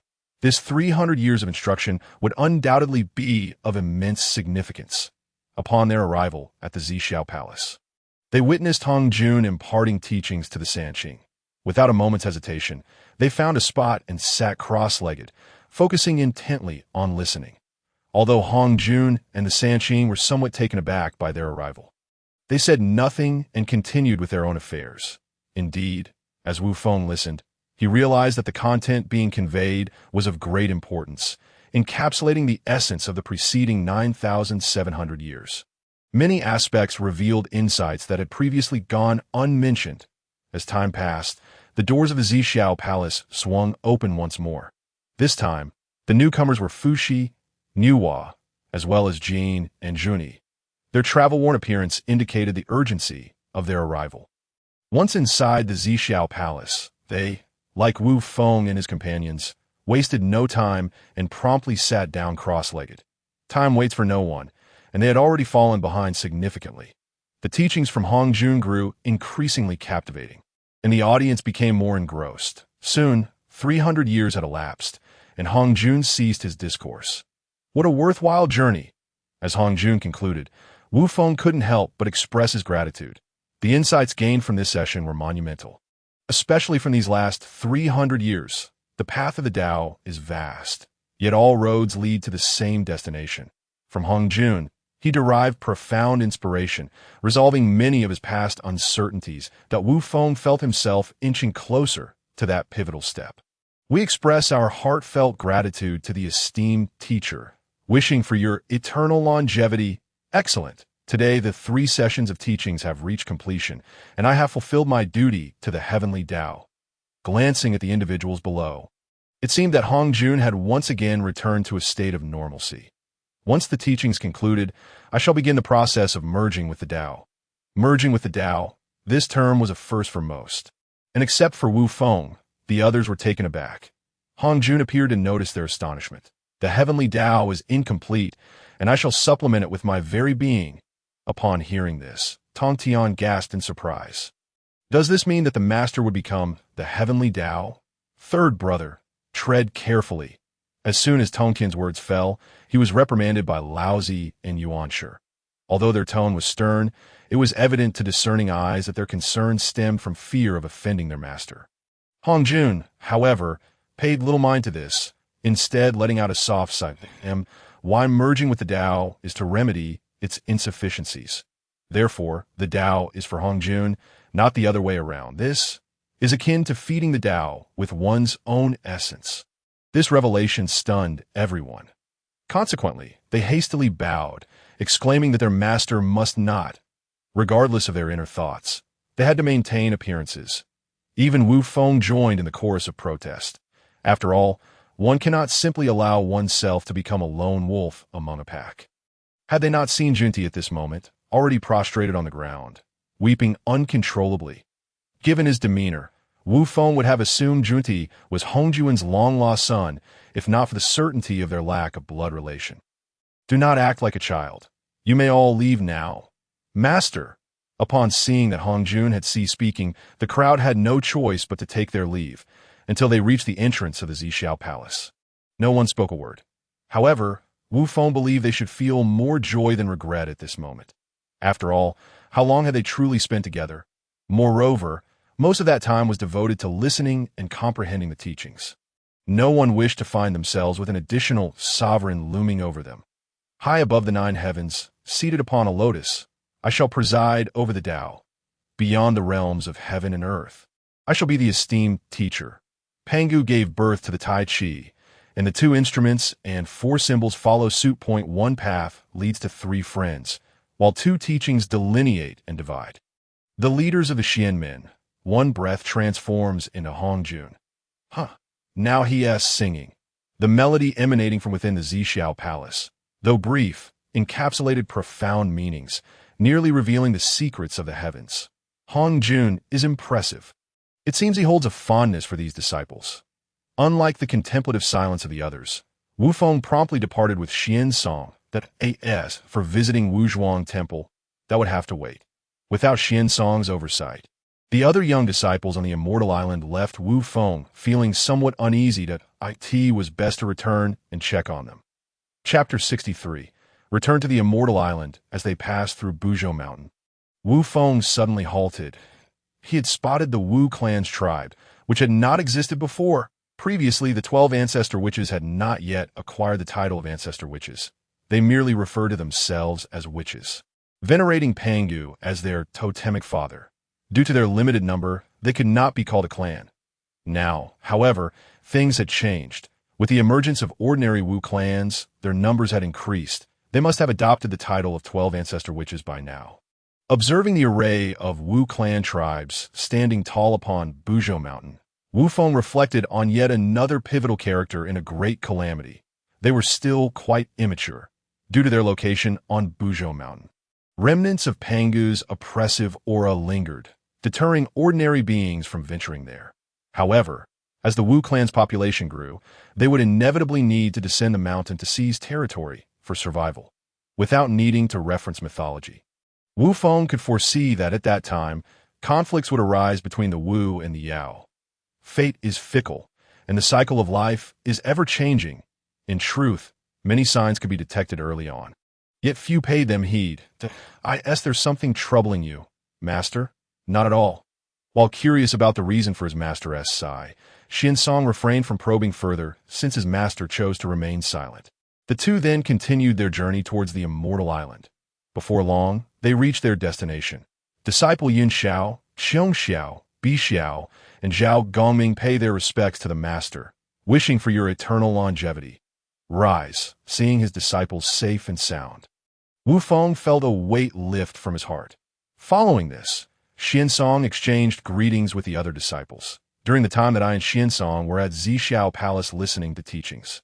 Did anything significant transpire on the Immortal Island? Reporting to the master, nothing of great consequence occurred. Allow me to rest briefly before imparting teachings to you all. Do not delay. Thank you for your benevolence. Master, go on.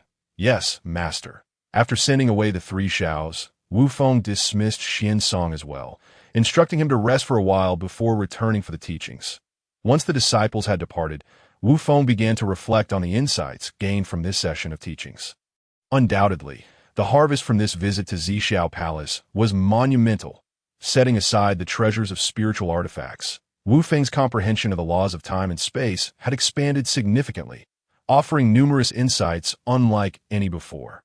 One must recognize that with the legacies of figures such as Luo Hu and Pangu at hand, Wu Feng's foundation was incredibly profound. To gain such immense insights once more attests to the brilliance of Hongjuan's teachings. However, since he had pledged to impart teachings to his disciples, Wu Feng decided against delving too deeply into his reflections. He would first store the insights broadly, as there would be ample time in the future. The Tao encompasses the mysteries of all things. It is a treasure for the virtuous, yet a safeguard for the unvirtuous. Beautiful words can. Once he finished organizing his thoughts, Wu Feng commenced his teachings. Before he knew it, 200 years had passed. Just as Wu Feng prepared to conclude, he suddenly sensed a spatial fluctuation surrounding the Immortal Island. Upon realizing that Zhen Yuanzi had arrived, Wu Feng remembered that he had arranged opportunities for several disciples. Seeing Zhen Yuanzi rush here so hastily, it was evident that he valued the merits of organizing the ley lines. This session of teachings has come to an end. Xiansong, Master, you go outside to welcome your uncle Zhen Yuanzi. Yes, Master. Zhao Gongming and Xiao, hearing their master call, the two promptly stepped forward. Master, Wu Feng surveyed the two and felt a surge of satisfaction.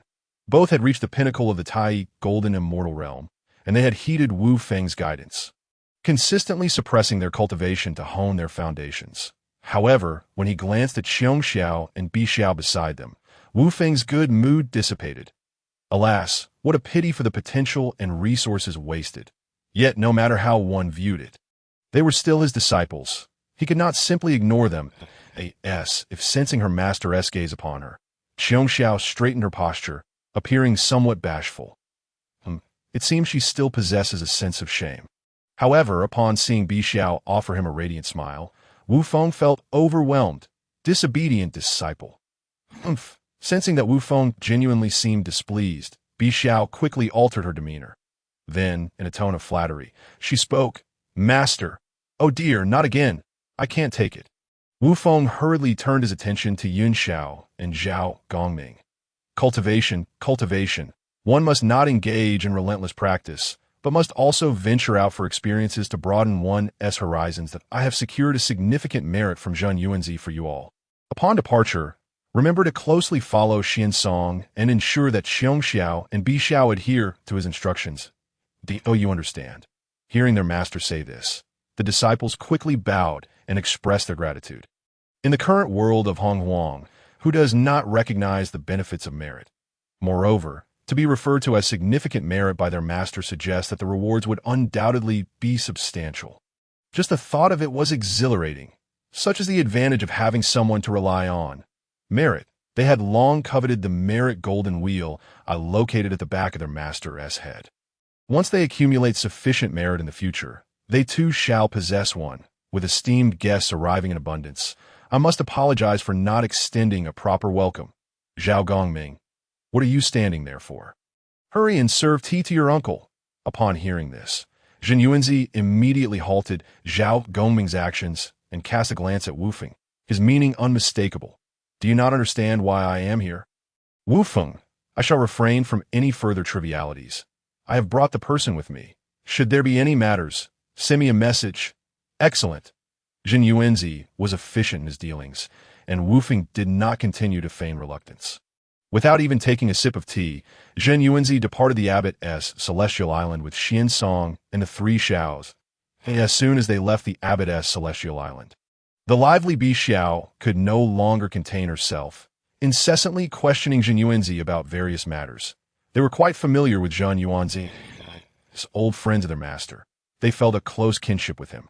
In fact, without the constraints of master-disciple titles, their interactions with Zhen Yuanzi felt even more natural and intimate.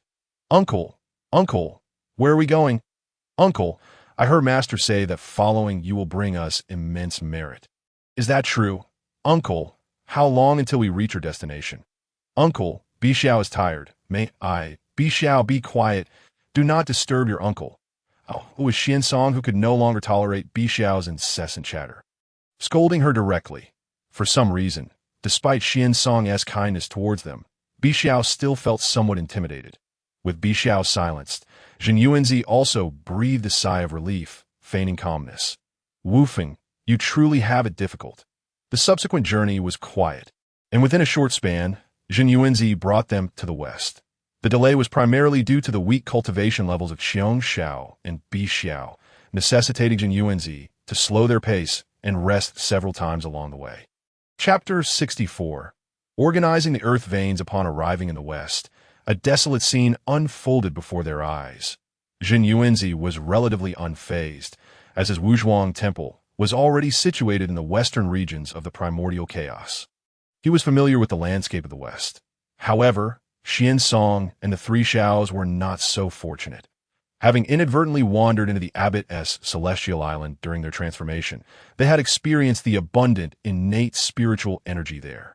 Their subsequent travels in the primordial chaos had also taken them to the essence of the eastern regions. Thus, witnessing such desolation for the first time was a shock to them. Even Zhao Gongming, who was typically reserved, could not help but exclaim, "Uncle, why is the spiritual energy in the West so scarce?" Without beating around the bush, Zhen Yuanzi explained the matter. During the conflict between the Tao and the demons, the self-detonation of Luo, who had shattered the earth veins of the West. This was not a secret. Anyone with a long history or some background would be aware of it. The Tao and demon conflict? Uncle, did Luo who truly perish upon self-detonation? Naturally. However, although Luo, who is dead, he successfully established a heavenly oath in his final moments, which is the origin of the heart-demon tribulation you encounter during your calamity. I see. Thank you, Uncle, for clarifying. Good. Their conversation was overheard by Xian Song and the others, who were quite intrigued by the hidden tales of the primordial chaos. Uncle, what is our purpose in coming here? Yes, Uncle, Master said that following you would yield great merit. What are we to do now? Two younger sisters, do not be disrespectful. Yes, big senior brother, Uncle, my two younger sisters are quite lively. Please forgive them. Jin Yuanzi waved his hand dismissively. He had long heard from Wu Feng about how troublesome his two younger disciples could be, but he did not expect them to be this difficult. Nevertheless, their vivacious nature was rather endearing, making it hard for him to stifle their exuberance. Wu Feng's usual struggles were now something Zhen Yuanzi could empathize with. Let us begin here. Here? Ah, I have yet to inform you of our purpose for coming. Upon hearing this, the others eagerly leaned in, awaiting his next words that we are here to organize the earth veins. Organize the earth veins. How do we do that? We will reconnect the damaged earth veins, then organize and guide them, allowing them to rejuvenate. Upon hearing Zhen Yunzi's explanation, even Xian Song could not suppress his astonishment. He understood the rationale and could foresee the immense merit that would surely follow, yet he was acutely aware of the difficulty. Organizing the earth veins required immense patience and powerful magic as support. With his current cultivation as a great Luo golden immortal, it was beyond his capability. Otherwise, someone would have done it long ago. Would it have fallen to them? Just look at Jean and Juanti. They had been devoted to the development of the West all along. Uncle, is this feasible? The moment the words left his mouth, Xian Song regretted that it was known that their master was aware of their purpose for coming. If it were impossible, they would not be here. Indeed, upon hearing Xian Song's inquiry, Jin Yuanzi could not help but feel a surge of pride. This task may be impossible for others, but for him, it was merely a matter of handling it with ease. After all, he possessed the divine artifact known as the Earth Book. Without hesitation, Zhen Yuanzi revealed the capabilities of his accompanying spiritual treasure. The Earth Book? Uncle, this truly is a marvel. Upon receiving a definitive answer, even the usually composed Xian Song could not help but exclaim. This only furthered Jin Yunzi's sense of pride, causing him to unconsciously place his hand on his chin, stroking his beard. Although Zhao Gongming and the three Xiaos did not fully grasp their conversation, they were well aware of their master brother's character. TOC, their master brother, so uncharacteristically flustered, indicated that Zhen Yuanzi's methods were indeed remarkable, prompting them to shower him with compliments. Wow. Uncle, you are so amazing. Uncle, may I please have a look at that Earth Book? Uncle, I truly admire you. Enough.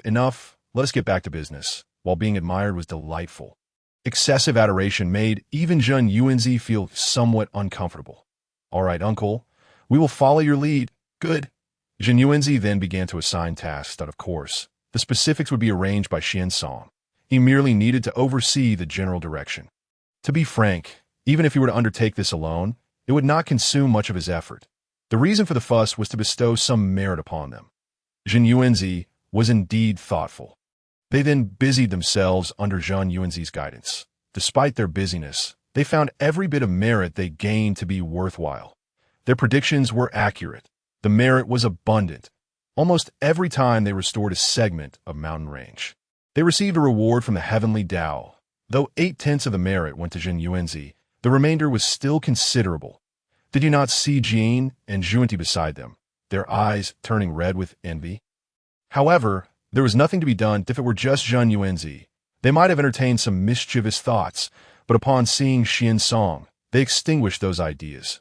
After their journey to Zixiao Palace, who in the entire primordial chaos did not recognize Xian Song as Wu Feng's disciple. As the saying goes, provoking Zhen Yuanzi is not fearsome. However, if one were to provoke Wu Feng, even with the backing of a Dao ancestor's disciple identity, it would not guarantee safety. There are countless methods in the primordial chaos that can make life worse than death. For instance, imprisoning them and severing their connection to the world, preventing their cultivation, or stripping them of their cultivation altogether, or even slaying their 3 corpses, thus severing their path. In short, there are myriad ways to torment one's adversaries. Yet, even if they could not intervene, what Zhen Yuanzi and the others were doing was undoubtedly beneficial for the entire West. At the very least, it was a boon for those who had been dedicated to the development of the West. Yet, for reasons unknown, every time they witnessed the bounty of heavenly merit, their hearts would tremble. Such splendid merit. Why was it not theirs? Fellow Taoist, your hard work is appreciated. We, the beings of the West, thank you for your great kindness. No need. It is my duty. Moreover, since the heavenly Tao has already rewarded us, it is unnecessary for the two Taoists to express gratitude. Regardless, we must express our gratitude, fellow Taoists. Yes, they spoke. Jin and Juni bowed to Jin Yuanzi. Oh dear, that is not necessary. It is indeed necessary. Jin Yuanzi understood the intentions behind their actions. That it can only be said that merit is indeed too tempting. However, why should he share the merit with them? Sharing with Xian Song and his disciples was because they were his old friend students, thus they belonged to his younger generation. Jin Yuanzi was glad to do so. Chapter 65. Interesting tales of the Primordial Chaos 3, but Jin and Juni were a different matter. Just because of their future saintly status, that was unacceptable. Not to mention that such a future was still far off, even if they were to attain sainthood in the future with sufficient merit to their name. Who would fear them? He had heard his old friend mention that heavenly Tao saints were nothing more than laborers for the heavenly Tao. Their actions and deeds were all subject to the constraints of the heavenly Tao. If it were others, they might be resolute enough to engage in a mutually destructive conflict while attempting to eliminate those of great virtue, but a sage of the heavenly Tao cannot afford such actions. At most, they can only plot in the shadows. The sage of the heavenly Tao is, after all, the very embodiment of the heavenly Tao itself. If they could indiscriminately slay those of profound merit, it would undoubtedly lead to chaos should they truly commit such acts. The heavenly Tao would swiftly confine them to a dark abyss for eternity. Hearing Wu Feng speak of the sage in such a manner stirred the heart of Jin Yuanzi, causing it to waver. It is worth noting that his prior aspiration and cultivation was to attain the status of a sage. Without freedom, what good is it to achieve such a rank? My friend, why not take a moment to rest and visit us on Mount Shumi? There is no need for such formality, dear friends. It is only right and not at all troublesome. Xian Song. Where are we headed next? Master, according to our planned itinerary, we are to proceed to Feng Su Mountain. Excellent. Let's set forth at once. Yes, Master. Jin Yuanzi, with a hint of embarrassment, turned to face Jie Yin and Zhuan Ti. Dear friends, we shall take our leave for now. May we meet again in the future. Until we meet again, Jin Yuanzi and his group gradually departed. Zhuan Ti could no longer contain himself. Brother, so much merit. Are we truly letting it go? Upon hearing Zhuan Ti's lament, Jie Yin's expression grew even more troubled. Junior brother, Jin Yuanzi is clearly aware of our intentions, yet he does not agree. What can we do? Brother, shall we follow them a bit further? Perhaps we could sway Jin Yuanzi's decision. Very well then, alas, for the sake of the West, my dear junior brother, you have worked hard. Brother, do not speak like that. Your efforts are equally commendable. Let us go. Indeed, if it were possible, who would willingly lower themselves to engage in such shameless acts? As a future sage of the heavenly Tao, one of lofty status, would it not be more delightful to find a tranquil place to cultivate and earnestly comprehend the great Tao? Yet, reality is compelling them to act otherwise, the more they cherish the West. The more they find themselves ensnared in the blink of an eye. Tranquil years passed, spanning tens of thousands. During this time, aside from occasionally summoning Xian Song to impart teachings and resolve cultivation queries, Wu Feng's remaining hours were spent in the wake of Jin Yuanzi, amassing merit. The results were remarkable. Not to mention Jin Yuanzi himself. Even those who had been assisting from behind had also gained substantial merit. Each one bore a golden wheel of merit behind their heads, varying in size, unmistakably indicating their status as individuals of great fortune. They were not to be underestimated. It could be said that they were truly Wu Feng's disciples, as even the ultimate purpose of their amassed merit was strikingly similar.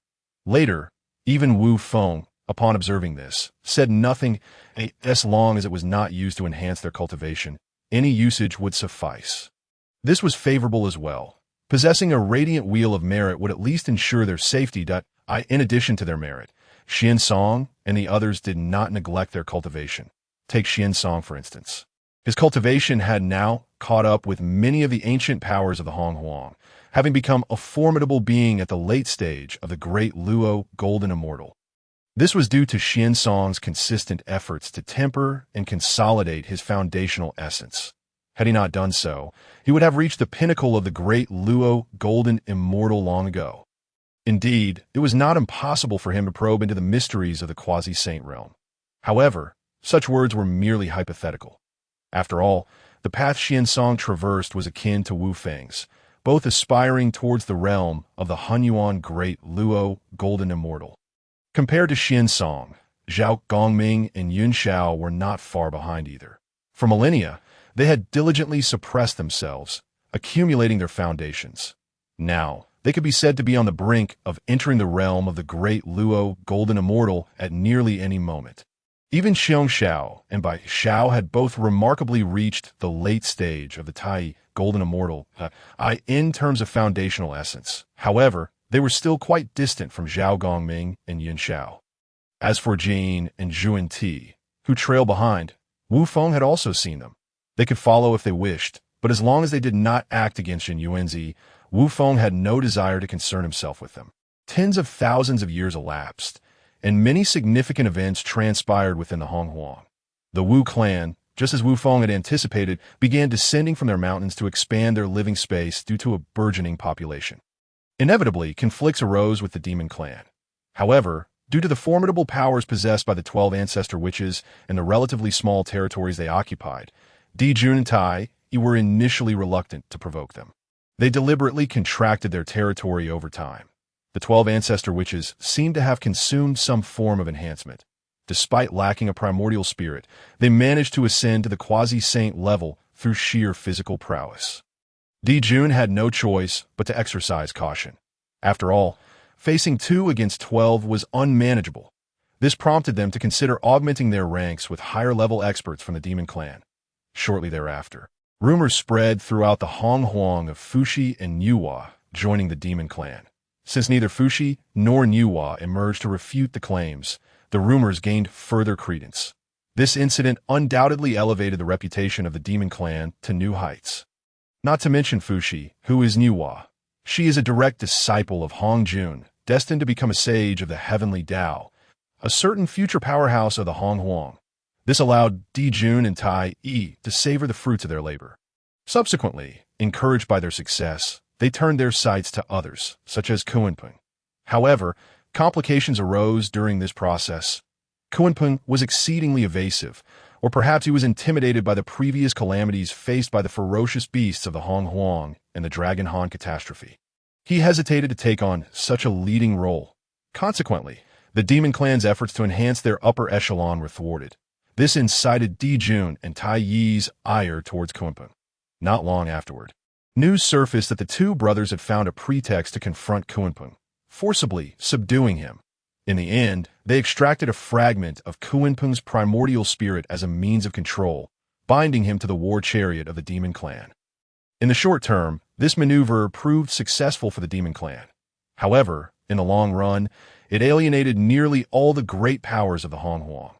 Although Kunpeng was not particularly well liked as a guest of the Purple Cloud Palace, his dignity had been thoroughly stripped away, culminating in his humiliating subjugation. Such actions would inevitably breed resentment.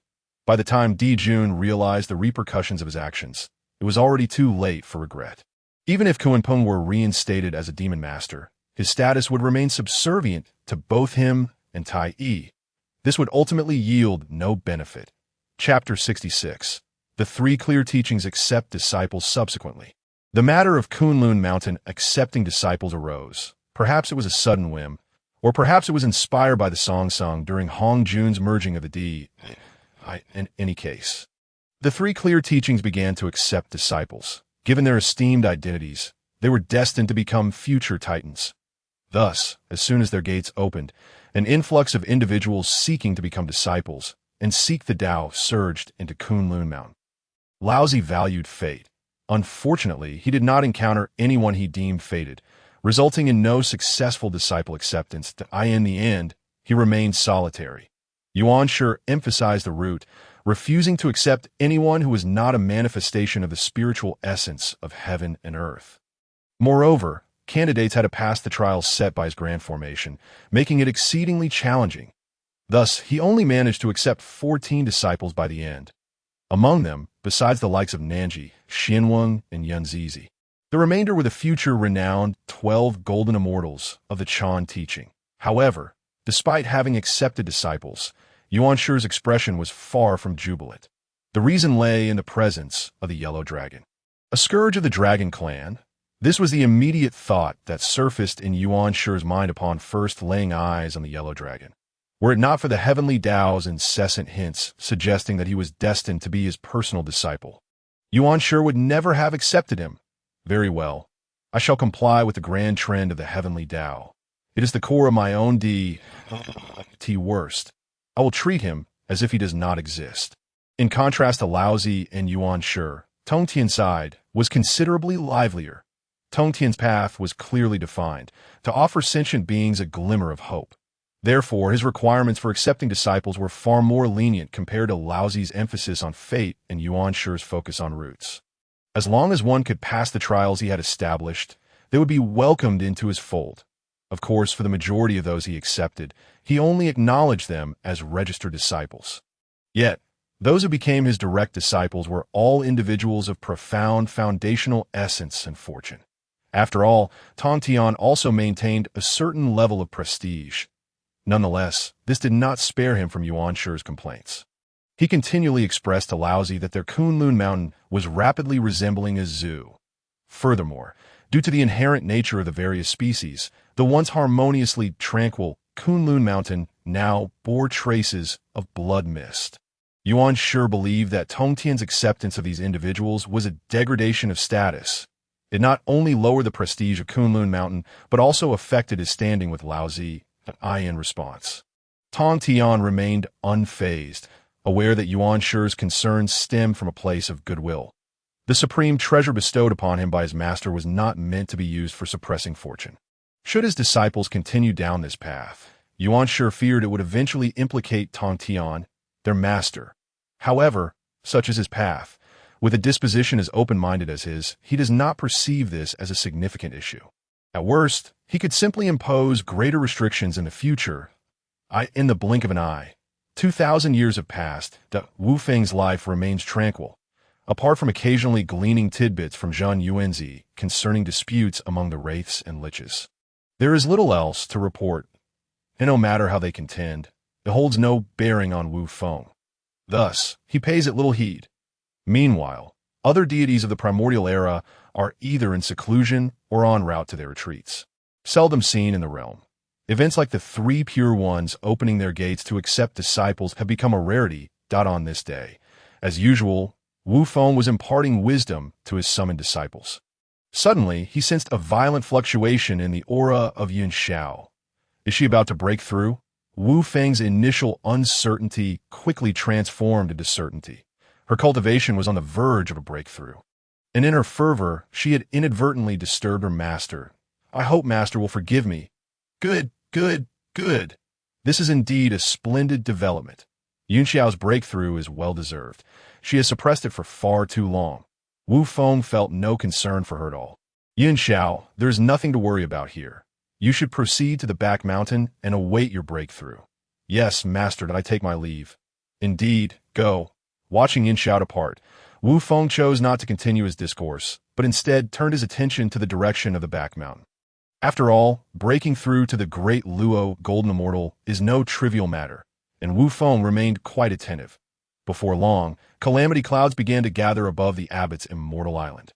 Unlike the tribulation faced by Xiansong, which was a matter of defying the heavens, Yun Xiao's was a natural progression. Thus, it wasn't long before the heavenly thunder descended. Compared to the tribulation faced by Xiansong, Yun Xiao's was relatively diminutive, given her profound foundation. Traversing such a heavenly tribulation was exceedingly simple. In fact, she ended up not even needing to employ any spiritual treasures, enduring it solely with her own body. Soon after, an extraordinary phenomenon appeared above the abbot's immortal island. This was the heavenly Tao's recognition of yet another great Luo golden immortal being born into the primordial realm. Yun Xiao's accumulation was sufficiently profound, making her manifestation particularly grand. It nearly covered half the size of the entire abbot's immortal island. One must understand that as a major secret realm, the abbot's immortal island is indeed vast, akin to a small thousand worlds. This illustrates the magnificence of Yunxiao's ascension phenomenon. Once Yunxiao had gathered her momentum, she returned to Wu Feng's side. Disciple Yunxiao, today I have attained the great Luo Dao fruit that I am deeply grateful for Master S. grace. There is no need for excessive formality. This is the result of your own efforts. Despite his words, Wu Feng felt a swell of pride to this moment in the mythos. Yunxiao was merely a fledgling disciple under Tong Tian. To achieve such a breakthrough with such profound accumulation at this early stage speaks volumes. It illustrates that Wu Feng is indeed adept at cultivating disciples. This realization filled him with pride. You had just broken through.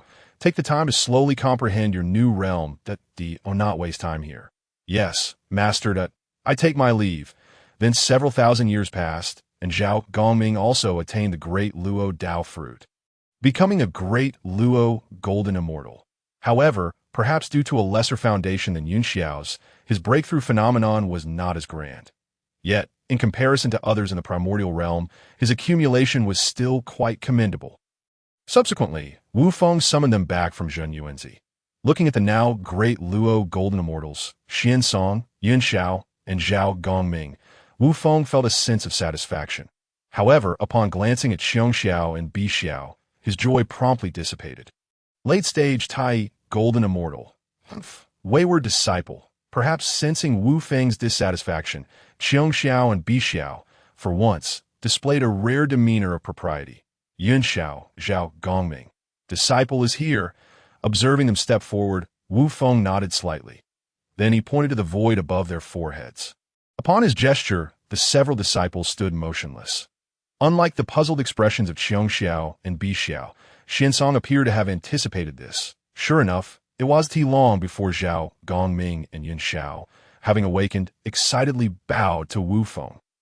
Master's great grace, I cannot repay. I express my gratitude for Master S' benevolence and wish for Master S' eternal longevity.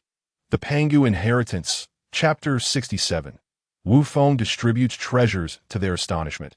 They were able to receive such a gift from their own master. A person's name, a tree's shadow. Who is Pangu? He is the creator deity of the primordial realm. How could his inheritance be lacking? What I have imparted to you all, you must contemplate earnestly. Those who emulate me shall thrive. Those who imitate me shall perish. Each person's path is unique. Thus, it may only be referenced. Do you all understand? We shall diligently abide by Master S' teachings. Good.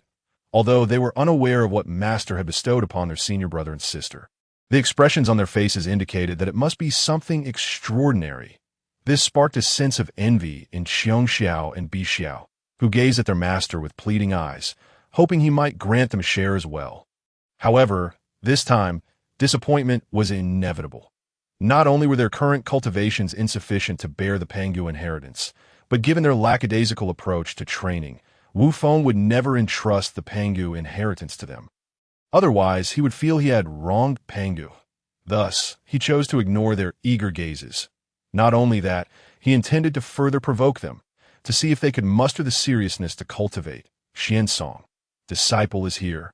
As my chief disciple, you must possess a precious treasure for protection. After Wu Feng spoke, a jade ruler appeared in his hand. Immaculately white, it bore engravings of the great Tao and radiated a gentle light as Wu Feng held it aloft. It was a merit treasure known as the Hongmeng measuring ruler, which Wu Feng had obtained on the abbot's immortal island. As one who had once accompanied the Hongmeng measuring ruler, Xiansong could naturally recognize it. He immediately refused. Master, you must not. My cultivation is insufficient. I fear I cannot wield the treasure's might, thus allowing it to gather dust. In truth, what Xiansong wished to say was, Master, if you give it to me, what will you use? However, although Xiansong kept his innermost thoughts to himself, Wu Feng, having watched him grow, could easily discern what he was thinking from his expression. Faced with such a precious item, he still considered the needs of his master. This truly warmed Wu Feng's heart. A wave of warmth surged within him.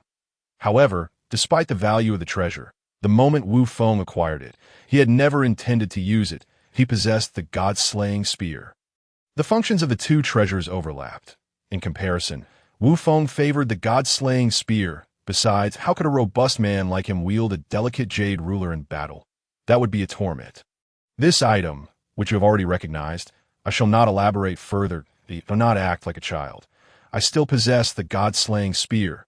The functions of these two treasures overlap. Compared to it, I still prefer the god-slaying spear. Rather than gathering dust in my hands, it is better to entrust it to you for use. Treasures possess spirit. I believe it would also be willing. Sure enough, as soon as Wu Feng's voice fell, the Hongmeng measuring ruler in his hand trembled slightly. Clearly, it preferred to follow Xiansong rather than remain hidden away by Wu Feng. Seeing this, Xiansong no longer hesitated and promptly took it from Wu Feng's grasp. Once he held the Hongmeng measuring ruler, it ceased its trembling, emitting a soft cooing sound, as if it were coquettishly appealing to Xiansong. At this sight, Wu Feng felt assured that entrusting it to Xiansong was indeed the right decision. They were well suited.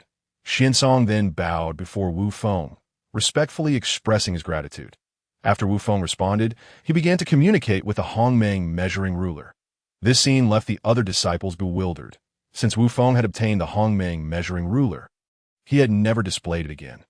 Hence, they were unfamiliar with it.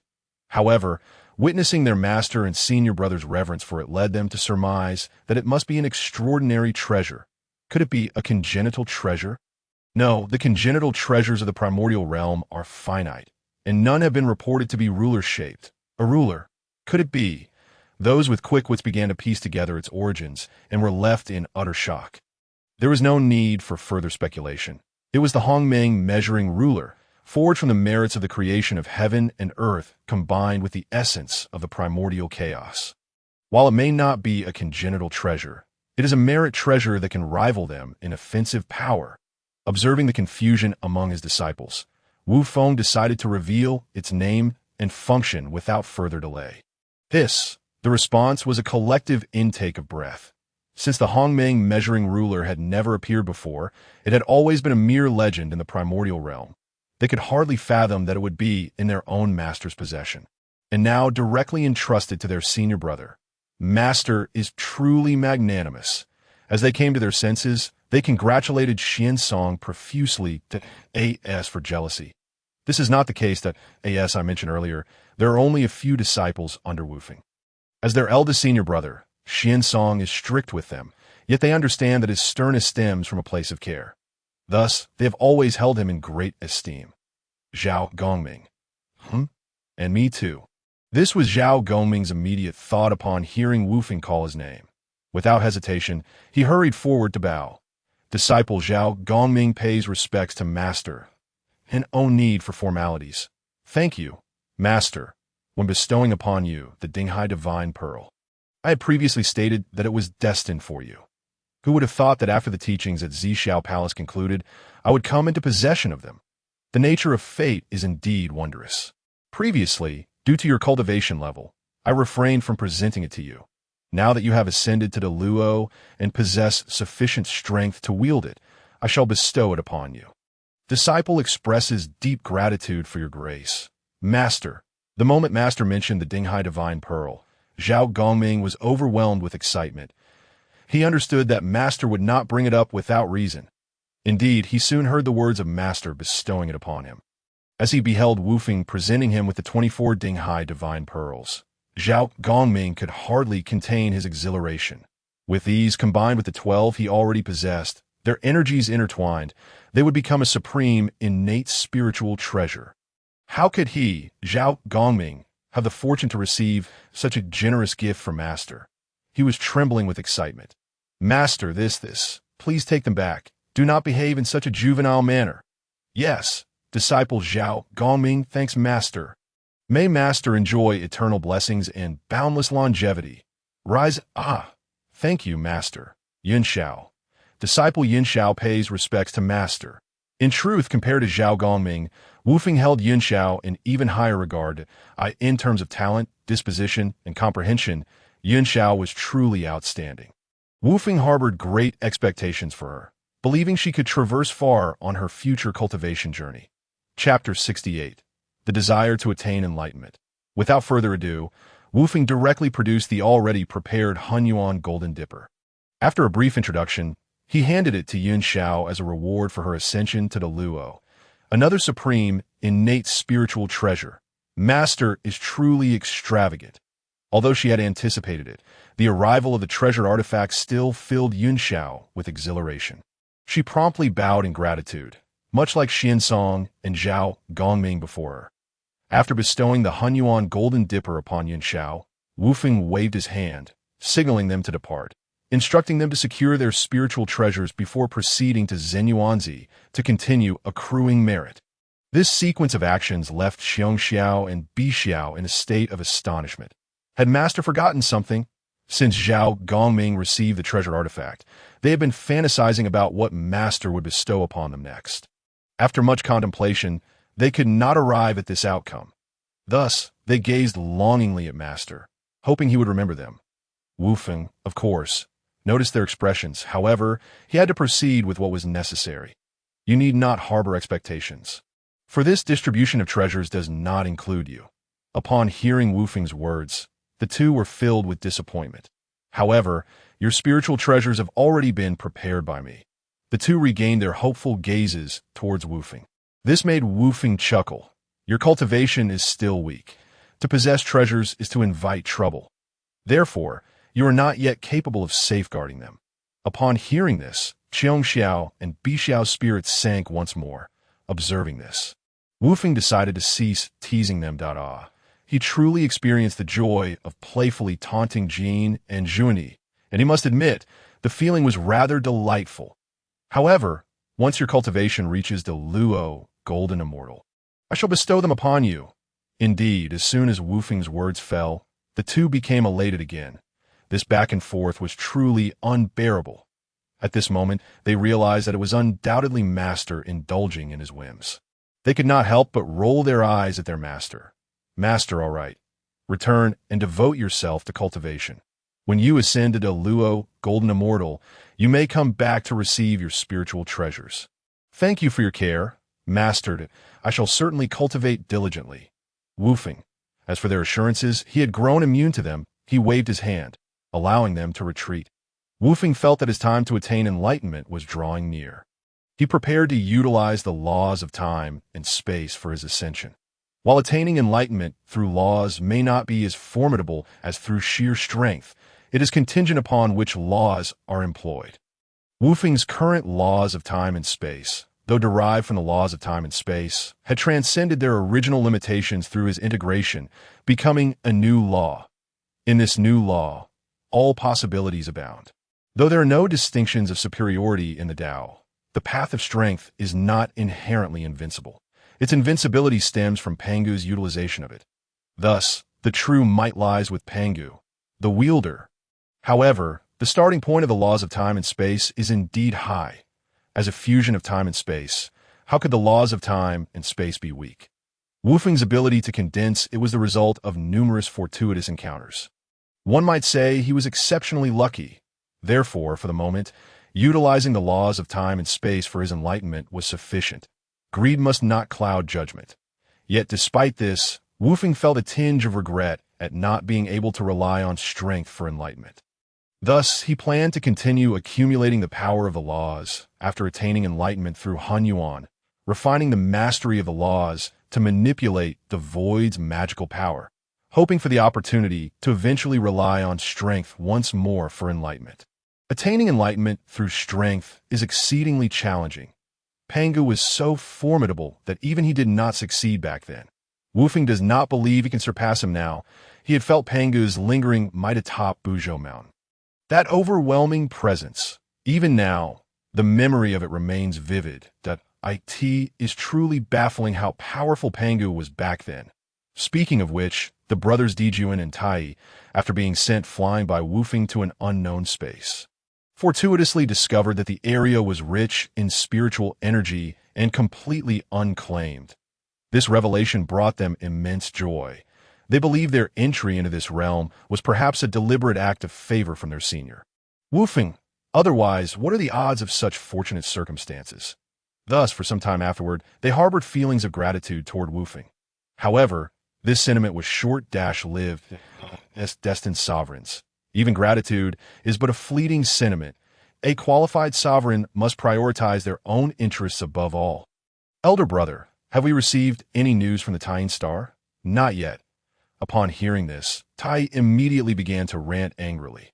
This woman has truly lost her sense of propriety. Elder brother, should I simply bring them here by force? You must not. The harmony of yin and yang is in accordance with the heavenly mandate that I observe. Taoist Wang Shu is still willing, but she has seemed somewhat resistant. What is she resistant about? Cough cough. Hearing Dijuan's cough, Tai quickly realized he had misspoken. He and his elder brother, as the Golden Crows, were essentially birds. Elder brother, I did not mean to imply we are birds. Ugh, we are not birds. I mean, you understand my intention, don't you? No offense intended. Upon hearing this, Dijuan's face darkened. Are we truly discussing whether we are birds? Indeed, I understand your meaning, second brother, and no need to elaborate. Precisely, to be able to accompany elder brother is a blessing for them. What are they resistant about? Elder brother, I believe they simply need a beating. Just wait a moment. I shall visit the Tying Star to have a word with them. Upon seeing Tai genuinely intend to bring the Chaos Bell along, Dijuan immediately stopped him. You must not. This is no joke.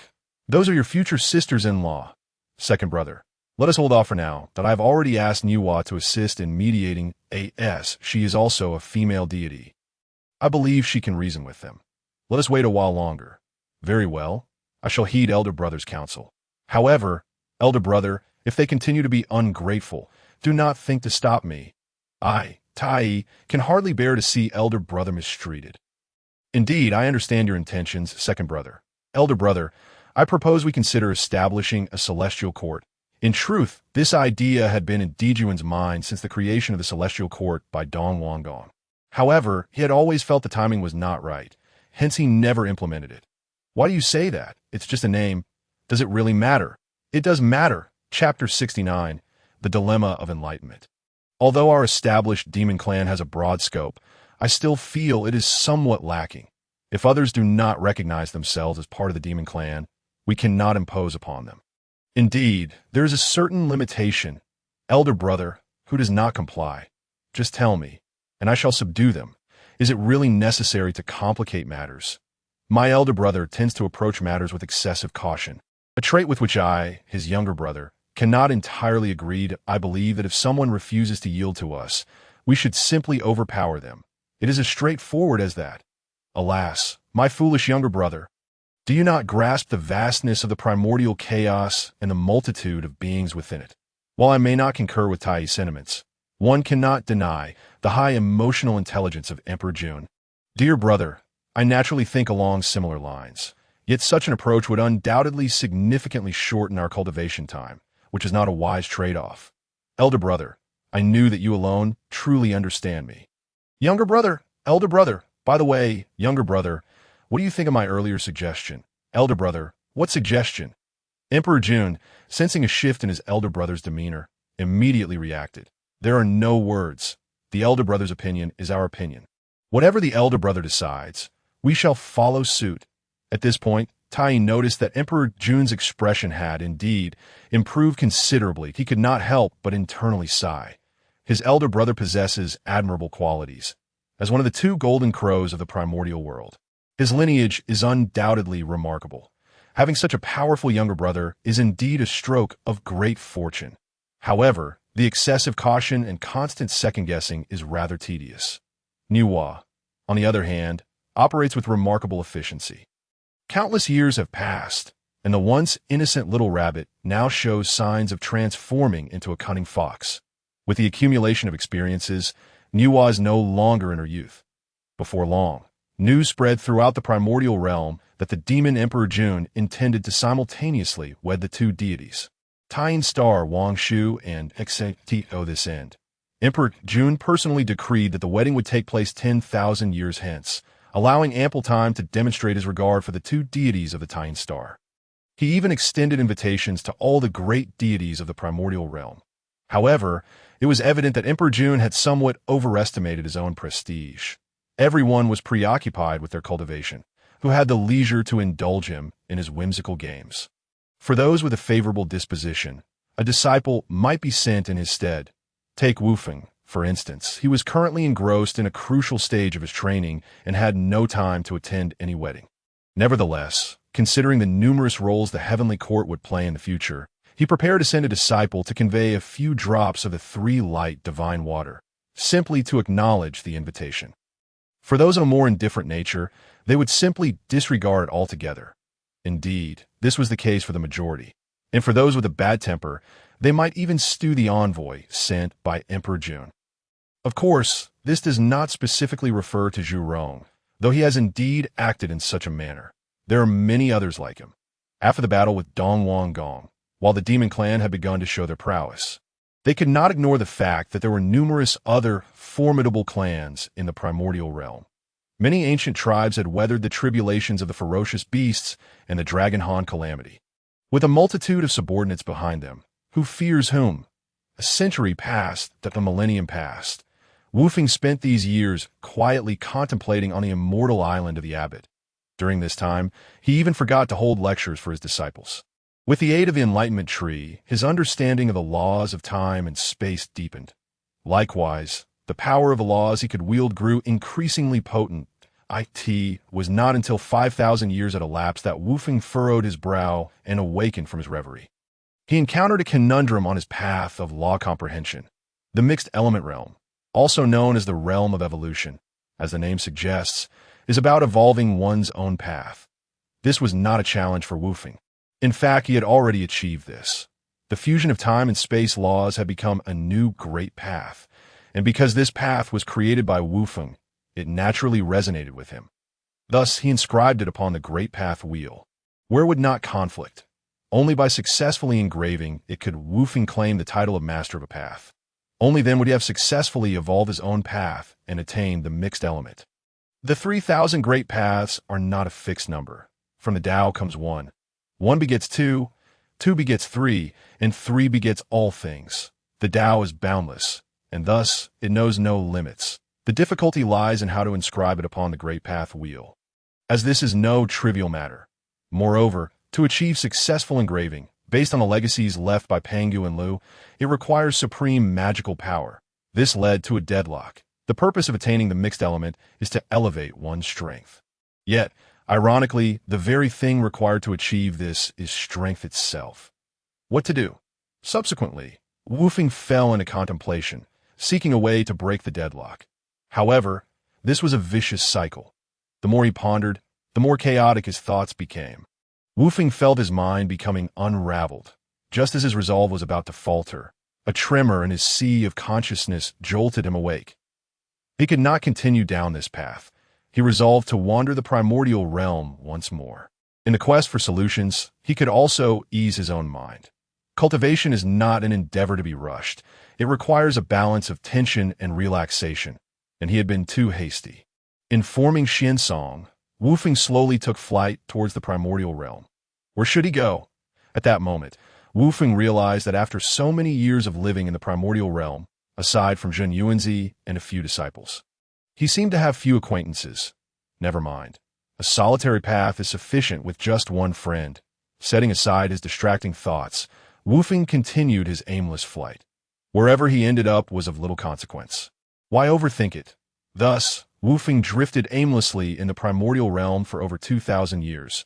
Feeling an inexplicable pull, he arrived at a desolate region beset by wind and sand. The environment was harsh, with swirling dust obscuring the view, revealing only the yellow-brown earth and the barren mountains. Not a single patch of decent greenery could be found. It was hard to fathom that this was also part of the primordial realm. Is this the West? Gazing upon such desolation, Wu Feng instinctively thought of the West. However, he quickly corrected himself that it should not be so. Thanks to Zhen Yuanzi's relentless efforts in repairing the Earth's veins over countless millennia, the current state of the West had improved considerably from the past. His disciples often mentioned this when they returned to listen to his teachings, so Wu Feng was somewhat aware of the West's condition.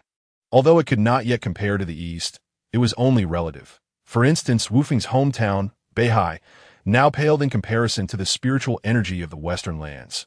This delighted Jin and Junti immensely. They had been following Zhen Yuanzi for thousands of years, day in and day out. However, Their motives were no longer to bask in Jin Yuanzi's merits, but to provide protection. It could be said that anyone who dared to disturb Jin Yuanzi would be risking their life. They would undoubtedly retaliate fiercely. When Xian Song mentioned this to Wu Feng, he could not help but feel a sense of admiration.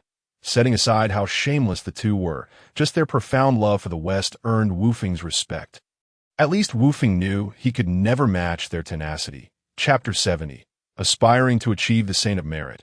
Researching the method of cloning with a thought, Wu Feng's primordial spirit began to connect with the heavenly Tao for calculations. This was the first time he had done so in the past 2,000 years, so it was here. However, the changes are rather significant.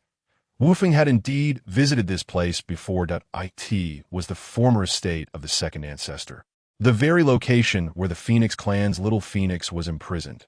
Through his calculations, Wu Feng realized that after the little Phoenix had escaped, she had quietly brought others here. The reason this place had taken on such a state was due to the little Phoenix burning it with her southern brightly fire. The humiliation endured here became a nightmare that haunted her for a lifetime. At that time, the second ancestor was under the protection of the Dragon Clan, although he was punished and cast far away. Nonetheless, he faced no real consequences, which was something the little Phoenix could not accept. Unable to vent her fury, it ultimately manifested in the destruction of this place. Reflecting on this, Wu Feng felt a touch of embarrassment. According to the law of causality, he bore some responsibility in this matter. After all, it was he who had released the little Phoenix. Gazing at the barren expanse before him, it was indeed quite disheartening. Thus, Wu Feng began to restore the Earth's veins. The task of repairing the Earth's veins, in strict terms, is not particularly difficult. The challenge lies in the requirement for an immense amount of magical power to support it. Therefore, for Wu Feng at present, this was not an issue. He chose not to accompany his disciples to the West to repair the Earth's veins, partly because he did not wish to contend with them for merits. Furthermore, he realized that merits seemed to hold little value for him now that he had no intention of using them to attain enlightenment, as for self-preservation. He did not require that either it could be said that to him. Merits served no purpose beyond enhancing his prestige by consolidating the merit golden wheel. A century slipped by in the blink of an eye, and through Wu Feng's continuous and unwavering efforts, the Earth's veins, once neglected, were finally rejuvenated under his restoration. Nevertheless, Wu Feng still found the process somewhat slowed. He then produced 3 drops of the 3-light divine water, utilizing his divine powers to transform them into mist, which then fell like a downpour. Such extravagance! It was not solely due to the law of causality. Wu Feng was merely inclined to do so. The 3-light divine water was not only a sacred remedy for injuries, but also had a remarkable effect on spiritual flora. Following the application of the 3-light divine water, the area visibly thrived. Trees burst forth from the ground, rapidly growing into towering giants, and the grasses and spiritual streams also coalesced swiftly in the blink of an eye. The place seemed to have transformed into a paradise. Surveying his handiwork, Wu Feng nodded in satisfaction. He then collected the merits bestowed by the heavenly Tao and departed without looking back. He had done all he could. As for replenishing the beings of this land, that was another matter entirely. Surely, he could not directly relocate a batch from elsewhere. Could he? How embarrassing this is. However, he believes that as the spiritual energy here gradually becomes more abundant, time will help him resolve this issue, that he still has his own matters to attend to. The mere thought of the endless cycle of attaining enlightenment gives him a headache. Alas, he decided to dismiss such thoughts. Turning around, Wu Feng casually selected a mountain, and with a gentle swipe of his hand, he carved out a square cave. Entering within, Wu Feng prepared to infuse the recently acquired merit into his merit golden wheel. Just as he was about to retrieve the merit golden wheel, his peripheral vision inadvertently caught a glimpse of the primordial purple energy. How could I have forgotten about this? Never mind. What use is it to me? This seemingly useless object? At that moment, a sudden inspiration flashed through Wu Feng's mind. He then fixed his gaze on the primordial purple energy. The more he looked, the more excited he became, until he could not help but burst into a loud laugh. How could it possibly be useless? For him, the utility of this primordial purple energy is nothing short of immense. His aspiration is to attain enlightenment through power, yet the difficulty of doing so is exceedingly high. Thus, he intended to first achieve enlightenment through the laws, but this requires great magical power to inscribe his temporal and spatial path onto the wheel of the great Tao. Presently, he finds himself incapable of achieving this. So why not seek a stepping stone for himself? And that stepping stone is the primordial purple energy. This assertion may not be entirely accurate. Perhaps it is the merit of enlightenment that serves as his stepping stone. Although the strength of a merit saint is considered the weakest among saints, it still exists at the level of chaos. If he could first attain the position of a merit saint and gain sufficient strength, would not the subsequent attainment of enlightenment through the laws become relatively easier? Furthermore, if he progresses step by step and does not falter midway, the hope of achieving enlightenment through power is not entirely out of reach. As for the difficulty of attaining the status of a merit saint, that is not a concern. The primordial purple energy is already in his possession, having been exhaled by the tree of enlightenment in its upgraded form. It is even more vibrant, making the comprehension of it significantly easier. Additionally, concerning merit, Wufeng certainly does not lack in that regard.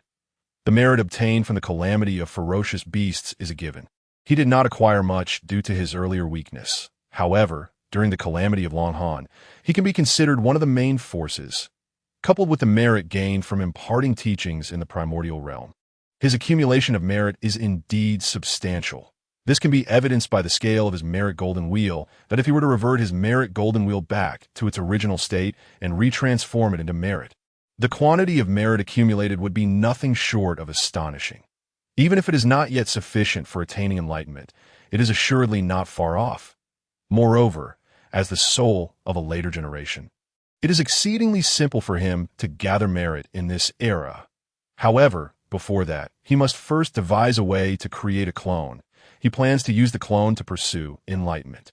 For a saint and a chaos Tao Lord are fundamentally distinct. If his true self were to attain the status of a saint, it would be tantamount to forfeiting the opportunity for further enlightenment. The saints of the primordial realm, as representatives of the heavenly Tao, are essentially high-level enforcers of the heavenly Tao. Furthermore, the identity of saints serves as a manifestation of status, akin to a reward from the heavenly Tao. Why not revel in the freedom of the Tao? Why impose upon himself the title of a supreme emperor, if it were not for the lack of strength forbidding such a path? Wufeng would not wish for this. However, creating such a clone is no easy feat. The notion of a mere ordinary clone is out of the question. Speaking of essence alone, it lacks independent thought. How could it possibly attain enlightenment? He must conduct thorough research, of course. The most crucial aspect is to sever the causal connections between the clone and himself. With a goal in mind, Wufeng began to search for materials within the primordial realm. No matter how splendid an idea may be, it cannot be brought to fruition solely through imagination. It is best to have a reference. With this objective, Wufeng continued to wander through the primordial realm. This wandering continued for another 2,000 years. Wufeng received a message from Xian Song, indicating that the demon emperor was preparing for a grand wedding, and that a messenger had once again arrived at Fengzhong Immortal Island, inquiring how Wufeng and the others should proceed.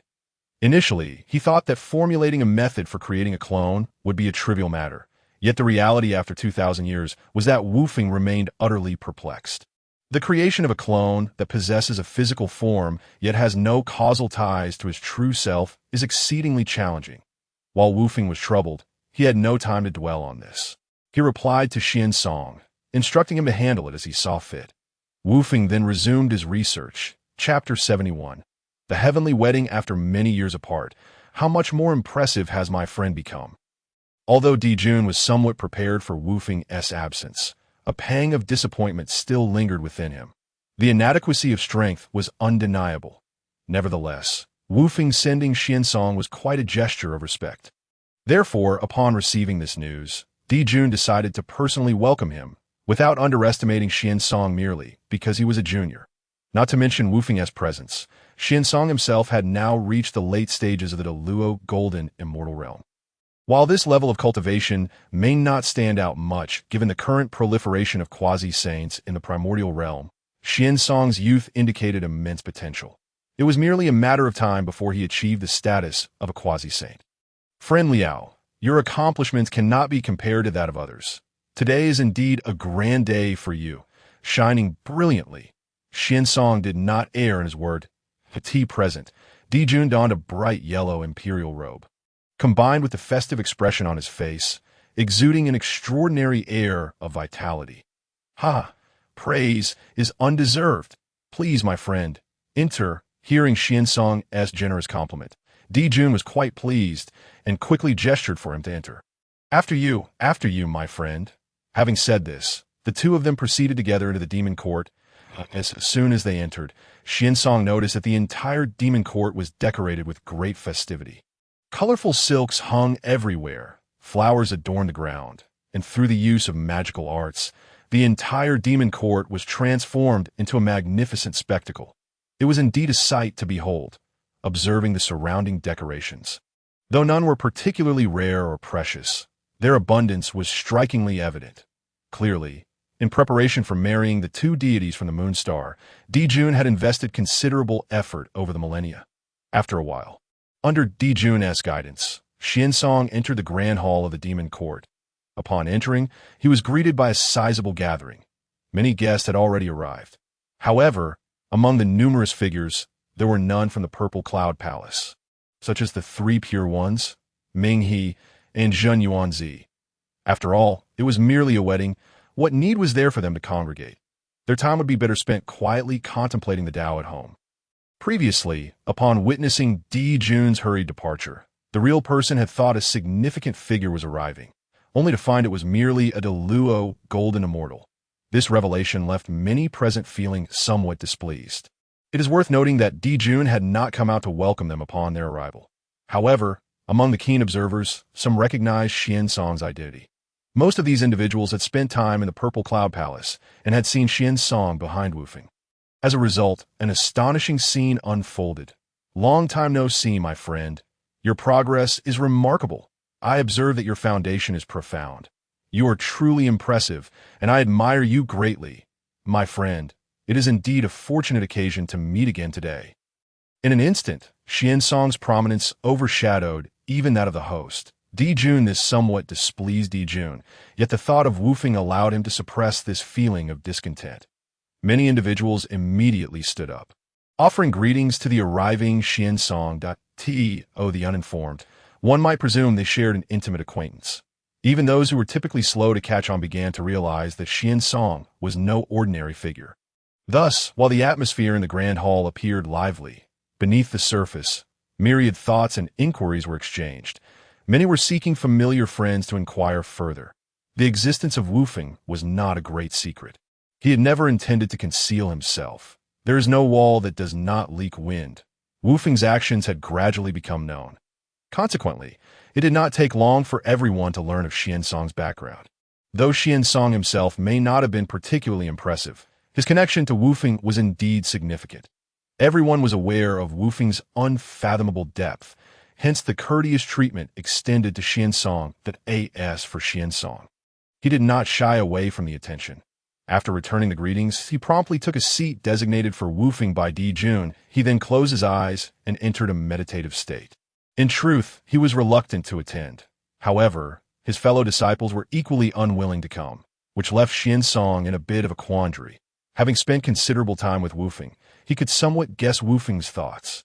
While he was uncertain why his master was particularly invested in the demon court, as the eldest disciple, it was only right for him to alleviate his master's worries. Hence, his presence here. As time gradually passed, perhaps sensing Xiansong's lack of enthusiasm, the crowd decided to forego further conversation and redirected their attention back to Dijun. This allowed a smile to return to Dijun's face. At that moment, a maid approached to report that Tai had returned. Upon receiving this news, Dijun immediately rose, excused himself, and hurried to welcome Tai. Ha!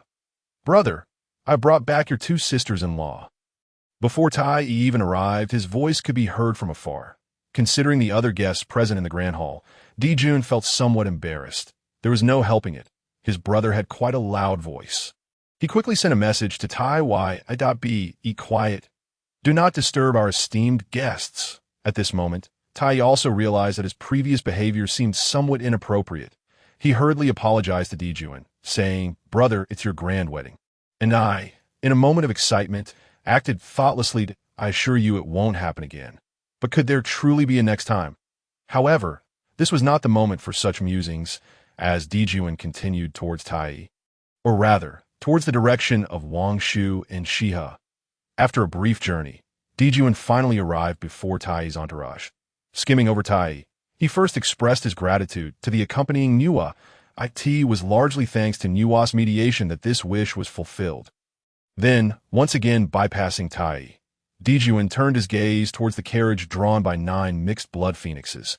Alas, since the cataclysm of the Longhan era, pure-blood phoenixes have become exceedingly rare in the Hongwang realm.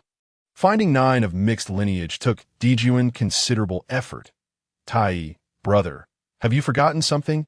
However, considering that today was his brother's joyous occasion, Tai felt a twinge of grievance at being overlooked but chose not to voice it. As time passed, the celebratory atmosphere of the wedding grew increasingly vibrant. Just as Nuwa, the officiant, concluded her congratulatory speech, an extraordinary phenomenon manifested. The heavens were filled with resplendent rainbow lights, and dragons and phoenixes appeared in a splendid display. Moreover, a shower of merit descended from the heavens. The quantity was substantial, prompting Dijuan to immediately refine the merit. In an instant, Dijuan, who was at the peak of the early quasi-saint level, cut through the evil corpse and ascended to the mid-quasi-saint realm. Although it was merely a minor elevation in rank, it was significant at the quasi-saint level. Without this merit, Dijuan would have no idea how many eons it would take to sever the second corpse.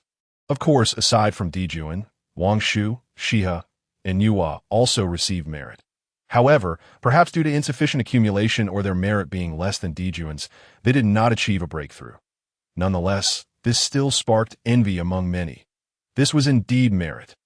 Chapter 72. Establishing the Heavenly Court. Was this the Tao of Heaven celebrating?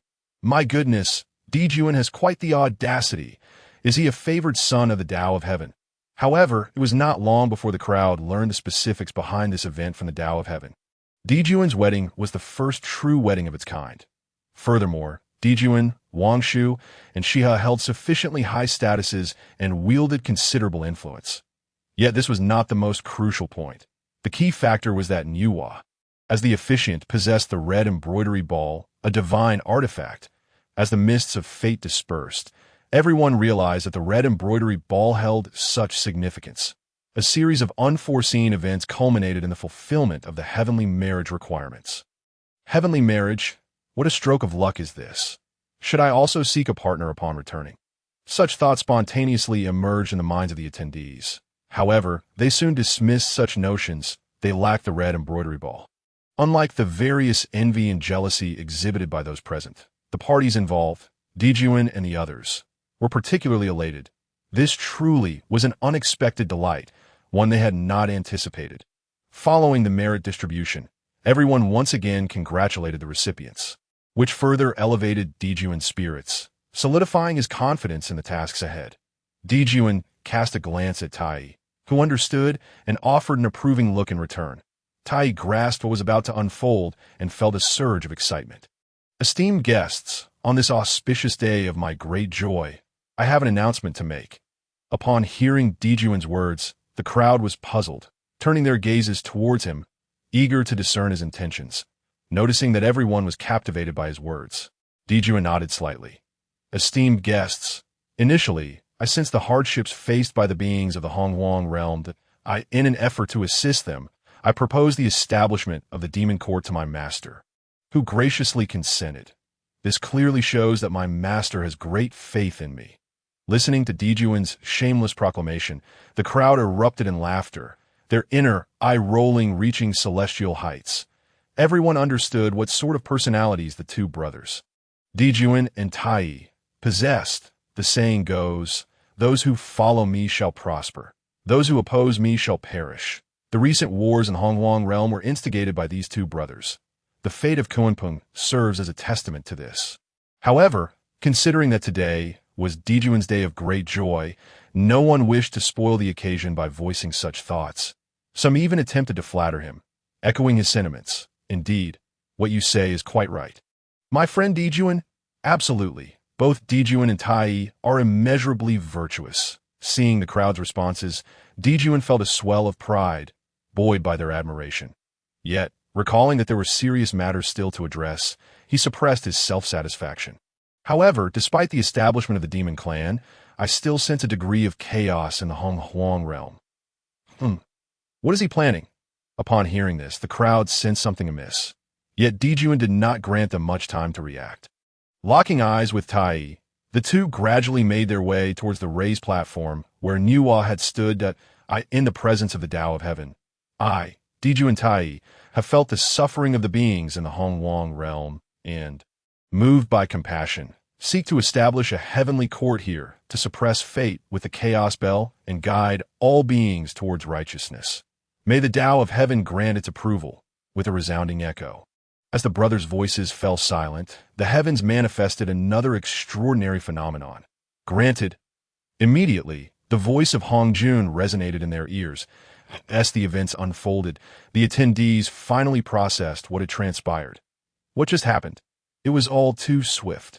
The actions of the brothers, Dijuan and Tai, had completely caught everyone off guard. Such audacity. Even a usually composed Xiansong was astonished by their boldness. This was akin to attempting to defecate atop the heads of the beings in the Hong Huang realm. Truly, it was an act of arrogance. In stark contrast to the crowd's reactions, Nuwa was already on the verge of tears filled with regret. She had not anticipated this turn of events. Dijuan's earlier words had sounded so beautiful, merely implying that he was connecting them.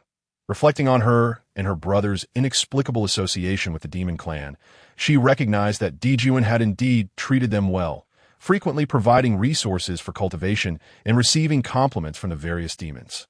This left her, who had done nothing, feeling somewhat embarrassed, leading her to tacitly accept their affiliation with the demon clan. Thus, when Dijuan approached her seeking assistance, she believed it would merely involve a few words of introduction. Considering the demon clan's offerings over the years, she felt compelled to accept this task. Who could have predicted that such a twist would arise today? Observing the unfriendly gazes of those present, Nuwa felt a surge of anxiety. Although she was a disciple of the Tao ancestor and a predetermined saint, the critical point was that she had yet to attain sanctity. Was it still possible to withdraw from the demon clan now? Alas, she could already envision the peaceful days of her future slipping away as the crowd fell into silence, their thoughts racing, an attendant approached to deliver a report. Uncertain of what was said, they observed Dijuan's expression shifting dramatically. Curiosity swept through the crowd.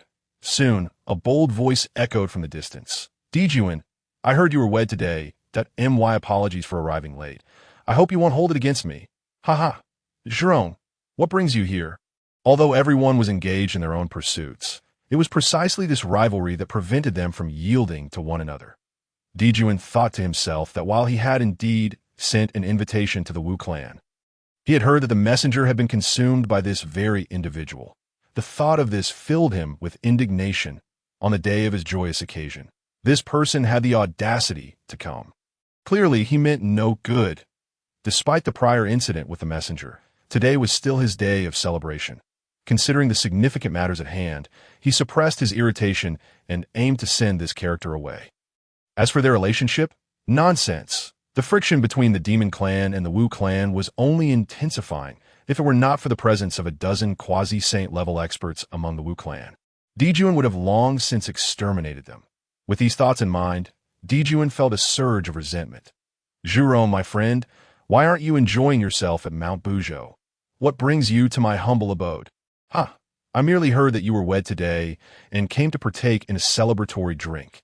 Yet, unexpectedly, Jerome turned the conversation around and accused Dijuan of looking down on him, questioning his welcome.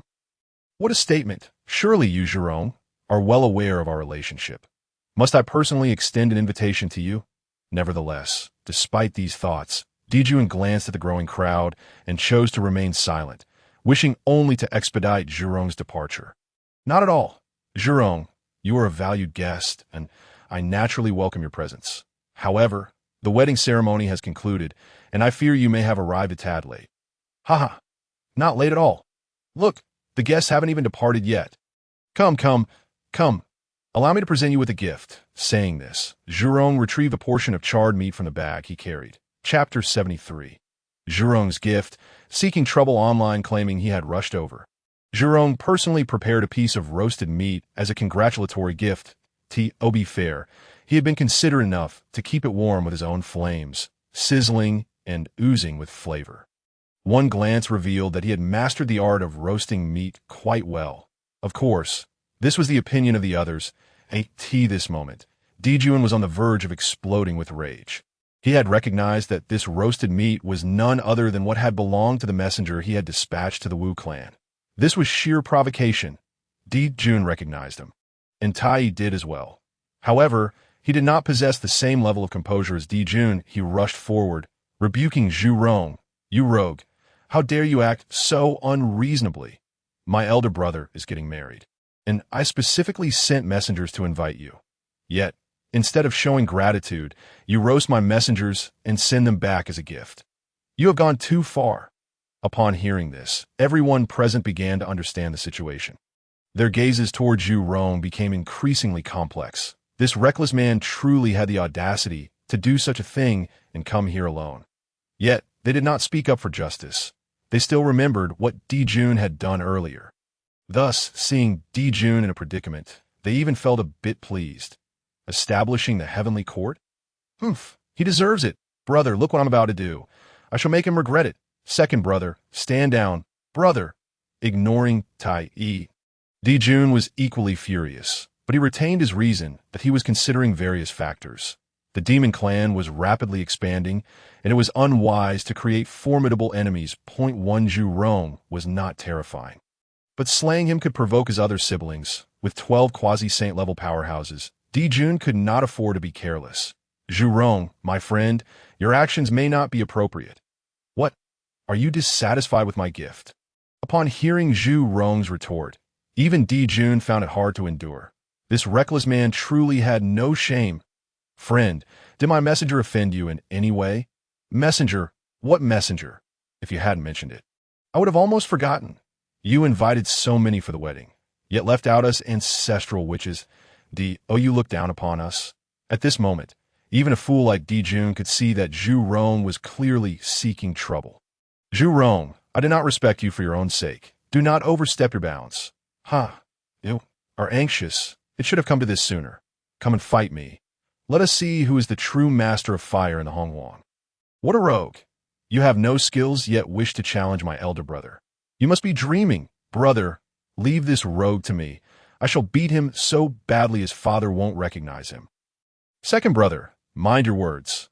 Seeing Tai Yi's increasingly absurd remarks, Dijun hurriedly intervened. Although Tai meant no harm, some things, once spoken, simply felt uncomfortable. That we are all born of the same blood. Your father is my father too. Brother, I have long found this rogue displeasing. Allow me to teach him a lesson. Rest assured, brother, you are well aware of my strength. Dealing with this rogue will be a piece of cake. Zhurong watched the two brothers push each other around, completely disregarding him. Zhurong was furious, flames practically erupting from his body, his already reddish complexion deepening towards purple. The anger within him was nearly uncontrollable, yet he had no intention of suppressing it. As the demon clan's influence grew, many in Hongwang believed that these two fiery birds transformed from the sun were the pinnacle of fire manipulation. Zhurong could not accept this. Why should that be? After all, he was the true master of fire. He intended to seize this opportunity in battle to demonstrate to all of Hongwang whose flames were truly the mightiest. Come, if you cannot handle it. The two of you can come at me together. I, Zhurong, can take on both. Hearing Zhurong's arrogant words, Tai became increasingly furious. Without speaking further, he fixed his gaze upon Dijun, his meaning clear. Dijun was also incensed and decided to take action without further ado. Second brother, be cautious. It should have been this way long ago. Zhurong, do you dare to follow me? This is not a place for fighting. Tai said, and without waiting for Zhurong's response, he soared into the distance. What is there to fear? Seeing Tai fly away, Zhurong, unwilling to be outdone, followed in pursuit. The two departed. The crowd in the hall buzzed with excitement. They all wished to witness the spectacle, but refrained from speaking out, considering Jun's reputation. Jun naturally noticed their expressions, reflecting on the situation. Since his dignity was already lost, he might as well let them witness his brother's prowess. Perhaps he could regain a bit of faith that Jun felt confident in Tai's abilities. Dear friends, since we have nothing to do, why not accompany us to watch? Very well, let us heed Jun's advice. Indeed, we are idle. We should support Tai. Agreed. Your words are most fitting. This is like a pillow arriving when one is sleepy. Upon hearing Jun's words, the crowd responded enthusiastically, and they all sped off in Tai's direction. As for Wang Shu and she, Jun completely forgot about them. Who could be more important than his brothers? Once the crowd left, Wang Shu and Shi found themselves at a loss in the now empty hall. Sister, shall we go as well? Upon hearing her sister's inquiry, Wang Shu was at a loss for words. What is happening here? Alas, it has come to this, and there is no turning back. All right, sister. After glancing at her sister, Wang Shu suddenly felt a pang of regret. It was known that Shi initially disagreed to marry Jun. But it was only after Wang Shu's persuasion that she relented. Most female immortals in Hong Huang were not skilled in battle, and they were no exception. Wang Shu had hoped that marrying Jun would provide protection for both herself and her sister. Now, with this situation arising, Wang Shu realized it might be better to quietly cultivate instead. When the crowd arrived, they found Tai and Zhu Rong already engaged in battle. The two were indeed experts in fire manipulation. Tai did not even use his chaos spell, instead wielding the true flames of the sun to duel with Zhu Rong. Unwilling to be outdone, Zhu Rong mirrored him. Many believed that their true flames of the sun were more potent. However, there were those who argued that Zhu Rong's fire techniques were superior. After all, Zhu Rong was born of Pangu's essence. Merely being associated with Pangu signified extraordinary lineage. The forces of their respective laws clashed violently, swirling like raging dragons. The resulting explosion of brilliance and terror seemed as if it might ignite the entire world. The battle intensified, though their combat styles diverged. The ancestral witches were renowned for their physical might. After a clash of laws, when Zhu Rong noticed his flames did not shine as brightly, he decided to engage Tai in close combat.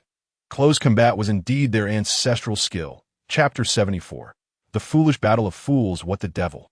Were we not supposed to compare flames? Zhu Rong's sudden action left Tai bewildered. Caught off guard, he immediately suffered a significant blow, his eye turning red. This was not from grievance. It was a direct result of Zhu Rong's strike.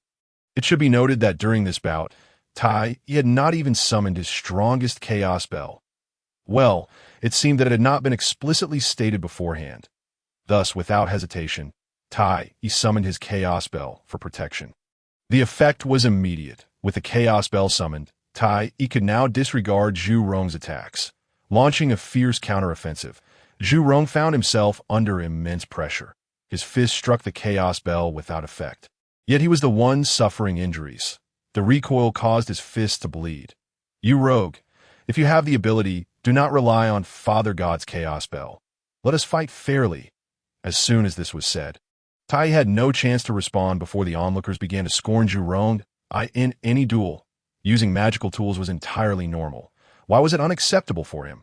Yet, an unexpected turn of events occurred. You rogue, if you are so capable, do not engage me in physical combat. The crowd.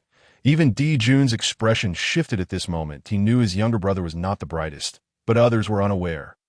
This could be problematic. Would they be looked down upon from now on? However, it was not the time to consider that. He felt a twinge of worry for Tai. The advantage is mine. So do not act foolishly. Yet worryingly, Tai did exactly that if you do not use magical tools, I shall not engage you closely. Let us compete in the laws of fire. Very well. All right, you rogue, for now. I shall respect you as a man. Rogue, whether I, Tai am a true man has nothing to do with you. Come and continue the fight. Ha! How exhilarating! As the battle wore on, the tempers of Tai and Zhu Rong flared ever higher. Rogue, you lack martial virtue. Where are you striking? Behold my technique. You rogue are not much better. Ah, you even resorted to stealing techniques. Humph, This is not a technique. If you can use it, why can't I? Come again. Rogue. You shall not rest until we are at odds. I feel the same. You rogue, are clearly not a good person. Take this. With each resounding clash of the laws, the wounds on both combatants multiplied. Ultimately, Tai emerged as the superior, delivering a powerful blow to Zhu Rong using a simulated hand of the laws. Unable to withstand the force, Zhu Rong fell to the ground, struggling to maintain his balance. His legs trembling as he desperately clamped them together to avoid further humiliation. Despite his defeat, Zhu Rong remained defiant, believing that his loss to Tai stemmed from his own lack of shamelessness and carelessness. What do you say to that? Are you convinced? He taunted. Tai, you are utterly shameless, and I will not concede. Not convinced? Very well, let's continue. Come then. Do you think I'm someone to be trifled with? I am Zhu Rong. As the two prepared to exchange blows once more, Jun's expression darkened beyond mere irritation. Though Zhu Rong had been defeated, Tai was not faring much better.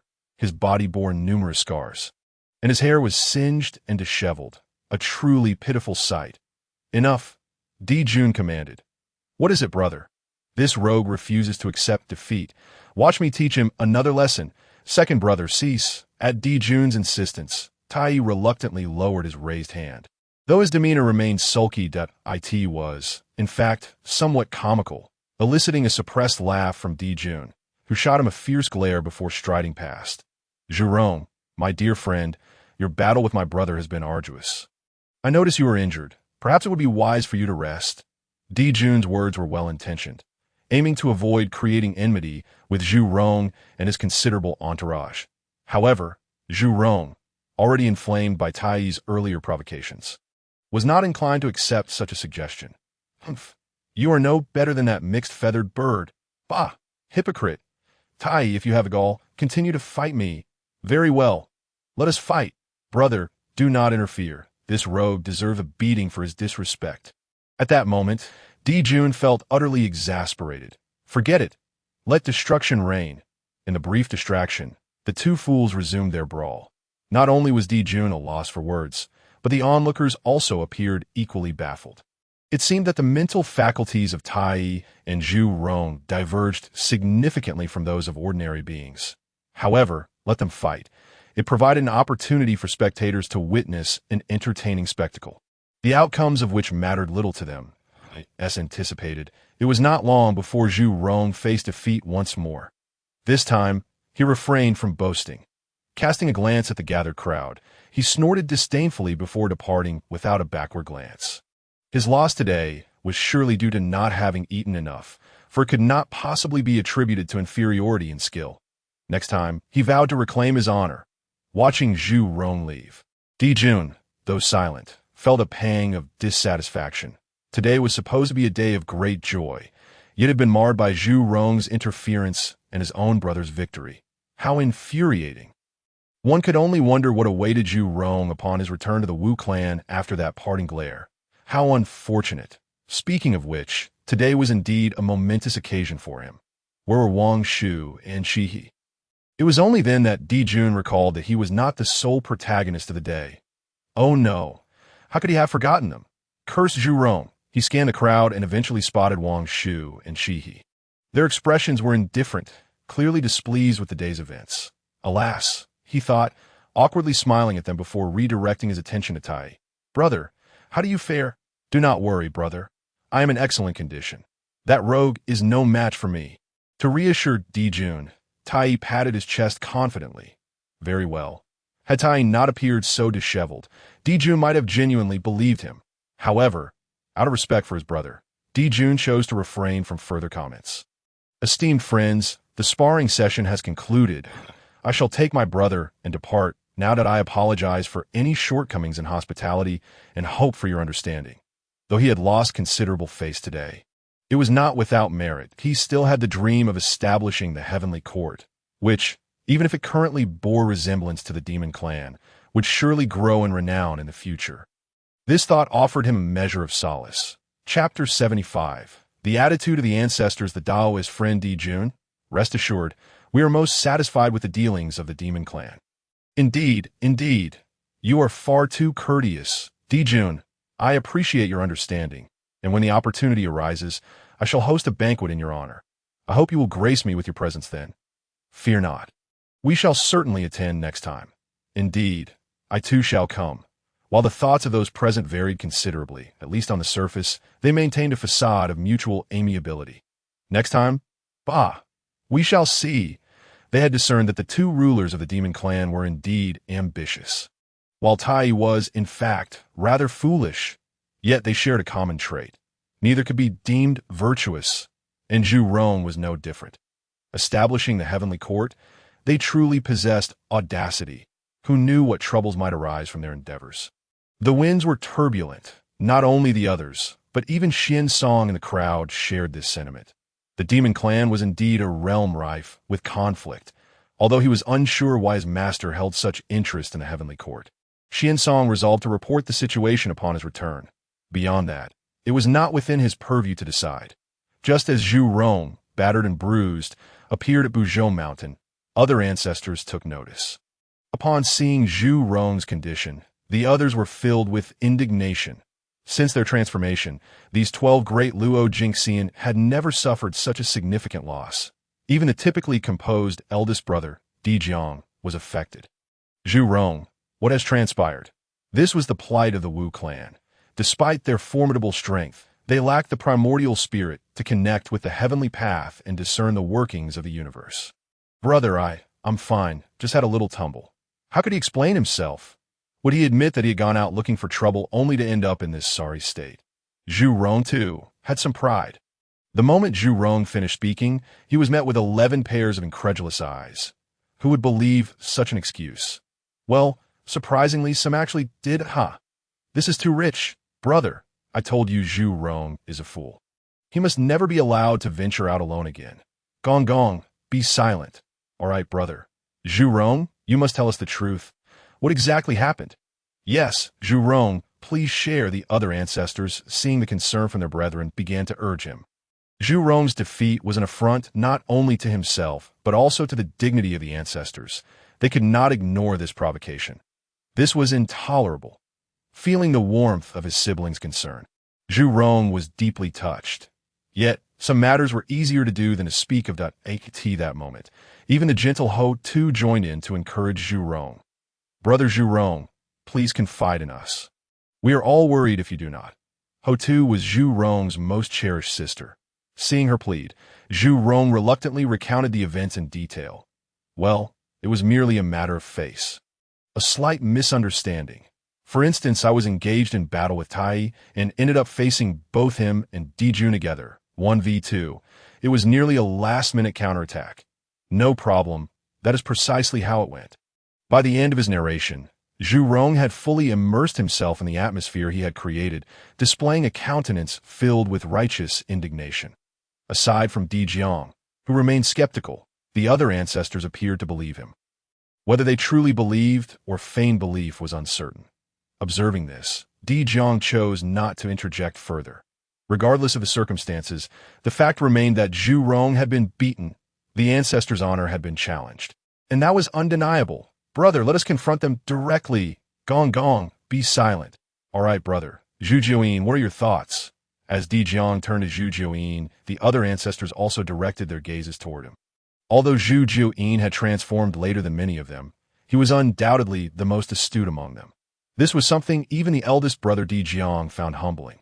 Brother, just now, Zhu Rong mentioned that the demon clan is hosting a celebration. Could you elaborate? Zhu Rong, please explain. Brother, it is indeed curious. I distinctly recall they were celebrating Di Jun's wedding, yet when I arrived, it had transformed into the establishment of the heavenly court. Establishment of the heavenly court? Please elaborate. Zhu Rong, beyond that, I know little more.